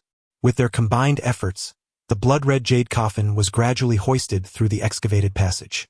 Numerous ropes secured the coffin's form. I later discovered that, due to the insufficient height of the stone-filled passage, Feng Chaoshu, unwilling to wait, had preemptively pried it open. In a flash, precisely as the jade coffin touched down, a swift whoosh resonated through the air. Save for the Q-sporting elder, who remained stationary. The remaining 3 figures moved with the swiftness of shadows. In the blink of an eye, they surged into the makeshift dwelling. Executing practiced maneuvers, they moved with fluid grace and effortless familiarity. It was remarkably swift. So engrossed was Uncle Changhai that he failed to notice that the young man with the flat head had also been subdued. Desperately, he lifted his head to gaze at Master Feng. "What do you mean, Feng?" With a swift motion, Master Lao Shi waved his arm, and in an instant, Feng was flung out of the door. His accent suddenly shifted, and he spoke fluent Mandarin, saying, Brother Han, who the hell is your brother Han? That brother of yours, surnamed Han, has long since been tossed into the Yellow River to feed the fish." The Shandong dialect had truly become quite unbearable these past few days. A minute later, Uncle Chang was also dragged out from the tunnel, alongside everyone else, forced to kneel on the ground. Jianxin and the young man with the flat head had become so disruptive that their jaws were even removed. Soon after, another beam of light illuminated the tunnel, swaying as it made its way to the ground. Zhou Ling stepped out of the temporary housing, her piercing gaze sweeping over the crowd until it landed on me, revealing a hint of a calm smile. She then turned to Master Feng and remarked, "Thank you for this trip, Master Feng. In the realm of victors and vanquished, no explanation is required. Everything is left unspoken." Master Feng, with half of his face swollen, turned to the gentleman surnamed Jiang and inquired, "Are you the dragon of Zhujiang?" I was taken aback and turned to look at him. The dragon of Zhujiang? Wasn't that the most formidable figure in Jiangxi, as Zhou Ling had mentioned?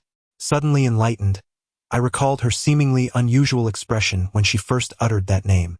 Jiang. Jiang. Whether it was her unclear speech or my mishearing at the time, it no longer mattered.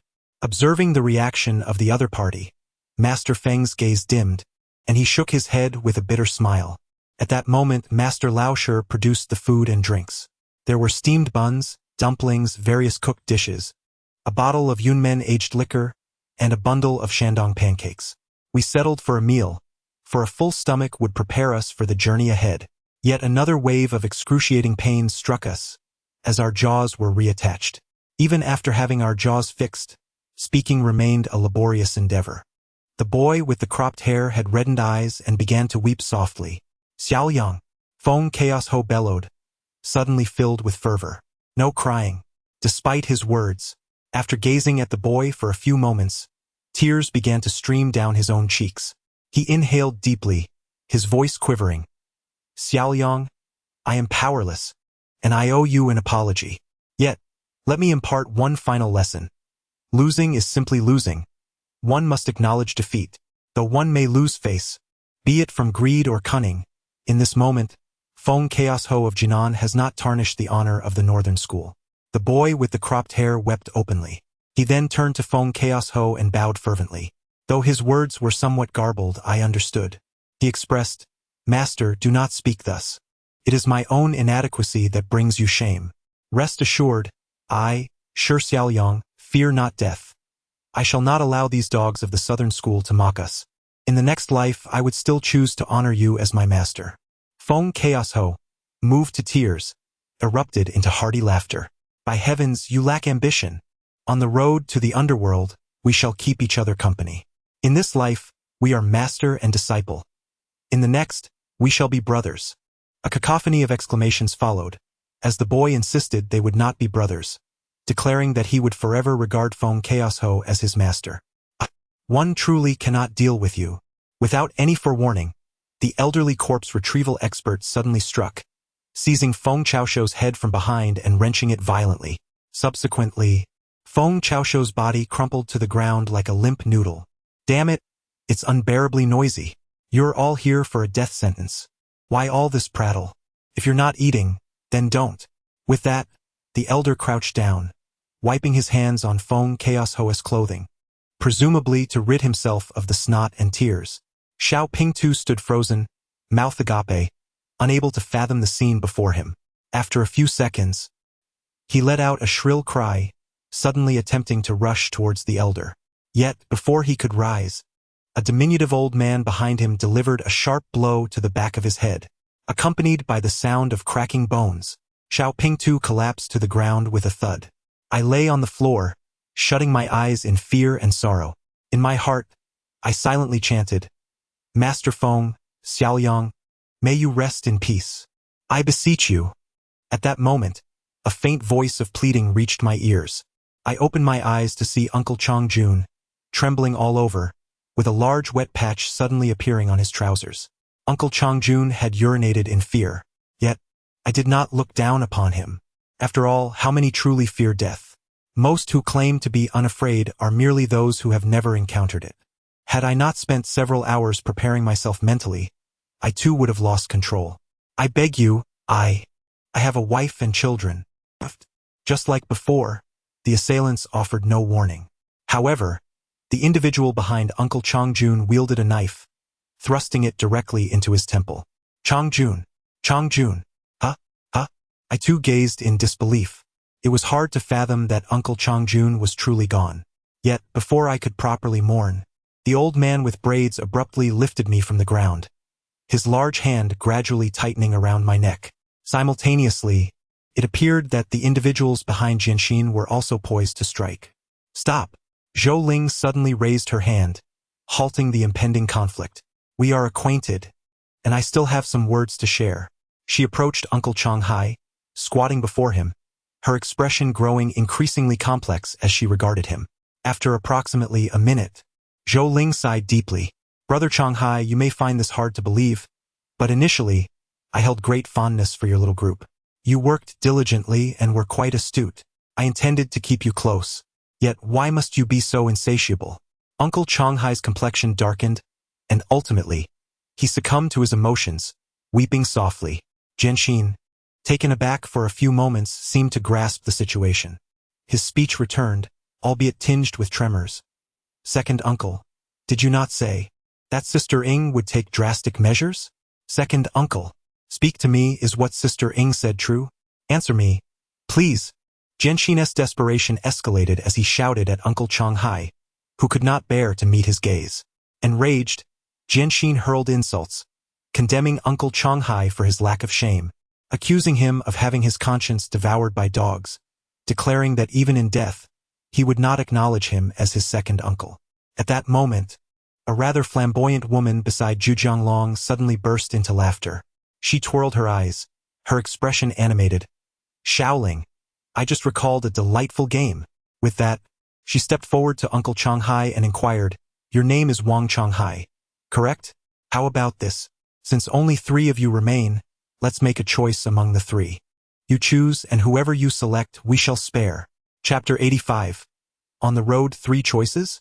The old man, known for retrieving corpses, echoed, slapping his thigh in sudden realization. Ah, this is splendid, Xiaoken. Your suggestion is quite remarkable. It remains unclear whether the woman is surnamed Can or simply called Can. Upon hearing the old man's approval, her excitement was palpable. What about you? What do you think, the 3 of you? Uncle Changhai's expression stiffened, his breaths becoming increasingly labored. He glanced at Jianxin and then at me, his disbelief evident as he inquired, is it truly so? Of course. The woman snapped her fingers, adding, and when I say 3 choices, I mean 3. You are not limited to merely selecting between the 2. You may also choose yourself. Choose Chuanzi. Jianxin exclaimed without hesitation. Unclear. Choose Chuanzi. Observing his anxious demeanor, my vision blurred slightly. I understood his fear, that Uncle Changjun might select him over me. With a clap of her hands, the woman declared, it seems you both are in agreement. And what about you? Do you concur? She turned to me, flashing a flirtatious smile. All 3 must agree for this game to proceed. I rolled my eyes, addressing Zhou Ling. Sister Ling, do you have a cigarette? Mind lighting one for me? Zhou Ling regarded me for a couple of seconds, then smiled, a hint of satisfaction gleaming in her expression. She rose and approached me, producing a cigarette and lighting it with ease. I began to inhale deeply, as if I had never smoked before, greedily savoring each puff. As I leisurely exhaled a plume of smoke, having smoked halfway through the cigarette, I addressed the woman. What you just mentioned is rather mundane. I have a far more intriguing game in mind. More intriguing? She pondered for a moment, a glimmer of skepticism crossing her face. What game? I paused deliberately, then suddenly wore a mischievous grin and said through clenched teeth, "To toy with you, you fool. How absurd. Do you think I am a simpleton as well? If you lot can speak with conviction today, then I am indeed your punching bag." In truth, I had believed her words at first. However, upon hearing her clarify that it was a choice of 3 rather than 2, the realization struck me. This was merely a game, and regardless of how it unfolded, the outcome was death. As the old adage goes, killing is but a mere act. Yet, to treat us as mere puppets is to invite my wrath. Like a toad that cannot reach its target, I shall at least take pleasure in vexing you. Ironically, this woman likely had never faced such scorn, for she stood there momentarily dazed, stunned into silence for several seconds before her fury erupted. "You!" With a swift motion, she drew a knife from her bosom. I responded with a cold smile and slowly closed my eyes. In my heart, I silently lamented, "Grandmother, I am an unfilial grandson. I cannot provide for you in your twilight years." 80,000 yuan may not seem substantial today, but in those days it was enough to ensure my grandmother's comfort. Yet, I realized I was still too naive. I had discerned the woman's deception, but I had underestimated her ferocity. Just as I resigned myself to my fate, I heard a sudden sound. A knife had not plunged into my body. Upon opening my eyes, I beheld a dark line appearing around Brother Jianxin's neck. Immediately, a torrent of thick, inky substance gushed forth from that dark line. "Brother!" I was taken aback. Although I had long anticipated such an outcome, it was only when confronted with the reality that I realized how heart-wrenching the scene truly was. In that moment, my world seemed devoid of sound and color, transforming into a silent black and white film.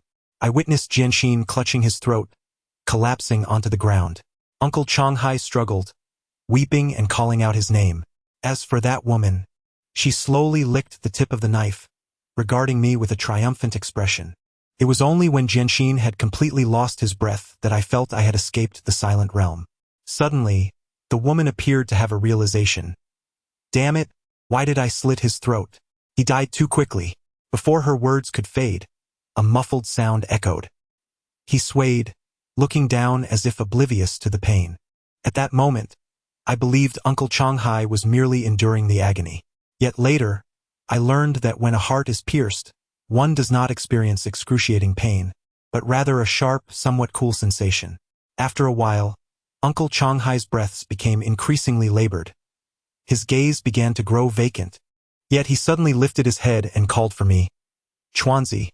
In that instant, all animosity and anger dissipated. I exerted every ounce of strength to crawl to his side, grasping his hand as I said, "Uncle, I am here. Speak to me." Uncle Changhai gripped my hand tightly. "Chuanzi, remember this. Do not think of revenge. You cannot contend with them. Just live well." I was puzzled by his words, suspecting that he might be slipping into unconsciousness. I simply replied, "I understand, Uncle, I will live well." No. Jianxin inquired, "And they said you were not there. Without you, you can survive." Suddenly, Uncle Changhai coughed up a significant amount of blood. He continued in a faltering voice, "Chuanzi, I am dying. I must tell you, our Wang family owes you a debt. Back then, on K3, it was my greed, alongside my brother, Jianxin's father, that entangled us with the wrong people. Your parents. They sacrificed themselves to save me. Chuanzi, at that time, your mother was already. She had an ultrasound in Moscow. It was a girl. Our Wang family owes you 3 lives. Do not think of revenge. Just live well." His voice gradually faded, and the light in Uncle Changhai's eyes extinguished completely. I held his hand, stunned, unable to articulate my thoughts, simply dazed, utterly bewildered. A woman named Shaokan approached and slapped my face lightly. "What are you thinking? Wouldn't it be better if I sent you off with a single blow? You insist on being foul-mouthed. Now you shall experience the taste of being buried alive." Zhou Ling maintained a calm expression, shaking a cigarette box in front of me. "Care for a smoke?" After a moment's hesitation, I shook my head and replied, "No. Sister Ling, since we have met, please see me off." "Very well." Having ignited a cigarette for herself, Zhou Ling, with the cigarette held between her lips, approached me. Seizing my garments, she gradually dragged me to the edge of the clandestine excavation, and with sudden force, propelled me forward. Instantly, a sensation of weightlessness enveloped me. This was immediately superseded by an excruciating pain, as if my very structure had been shattered, causing my mind to blur. Subsequently, earth and debris rained down upon me, the weight upon my person intensifying until consciousness was extinguished. Chapter 86. Return of the Soul. Do you subscribe to the existence of the soul? Or, perhaps more precisely, do you believe that consciousness can exist independently? Previously, I held an ambiguous stance on this matter, but since that incident, I am convinced. Moreover, I am resolute that it was no mere dream. Dreams, after all, are subject to oblivion. Regardless of how vividly one recalls them upon awakening, they invariably fade with the passage of time. Such an experience, however, is different.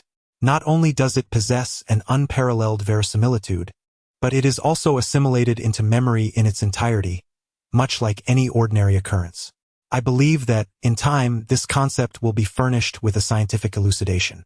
Upon regaining consciousness, I found myself still within the clandestine excavation. My body felt remarkably light. Curiously, despite the pervasive darkness within the tomb chamber, I possessed the ability to see without the aid of a headlamp. This was because there was another version of myself before me. It was probably due to the excessive soil that I was not completely buried. Instead, I rolled into the tomb and lay on my side as if I was sleeping.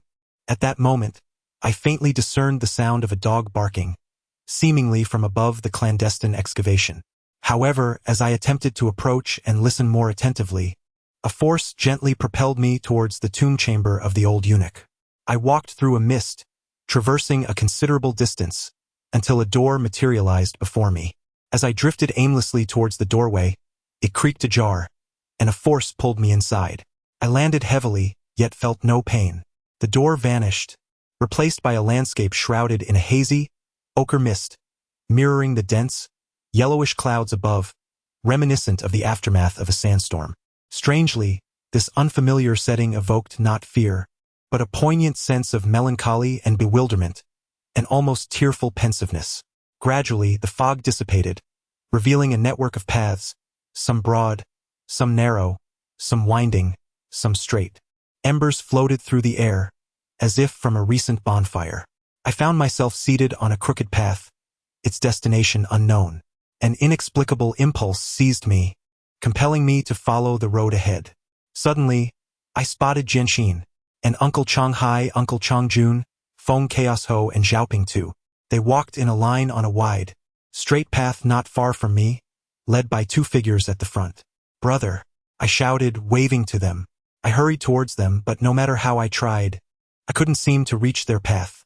Then, out of the corner of my eye, I saw one of the figures in the lead beckon me, and inexplicably, I was instantly beside them, yet I remained off the path, standing at the roadside. I could clearly discern the appearance of Jianxin and his companions, but the two leading figures remained shrouded in obscurity. Jianxin exclaimed, "What the hell? That's not right. The messenger told me you weren't here. How did you end up here?" The boy with the crew cut chuckled. "Then why not walk together? Get lost," Jianxin retorted, giving him a vigorous shove. "Hold on." At that moment, the elder Feng interjected. "Wait a moment. Pingchuan, do you have any money on you?" I shook my head and replied, "I don't have any. I gave all my money to my grandmother." No, he urged, "not that kind of money.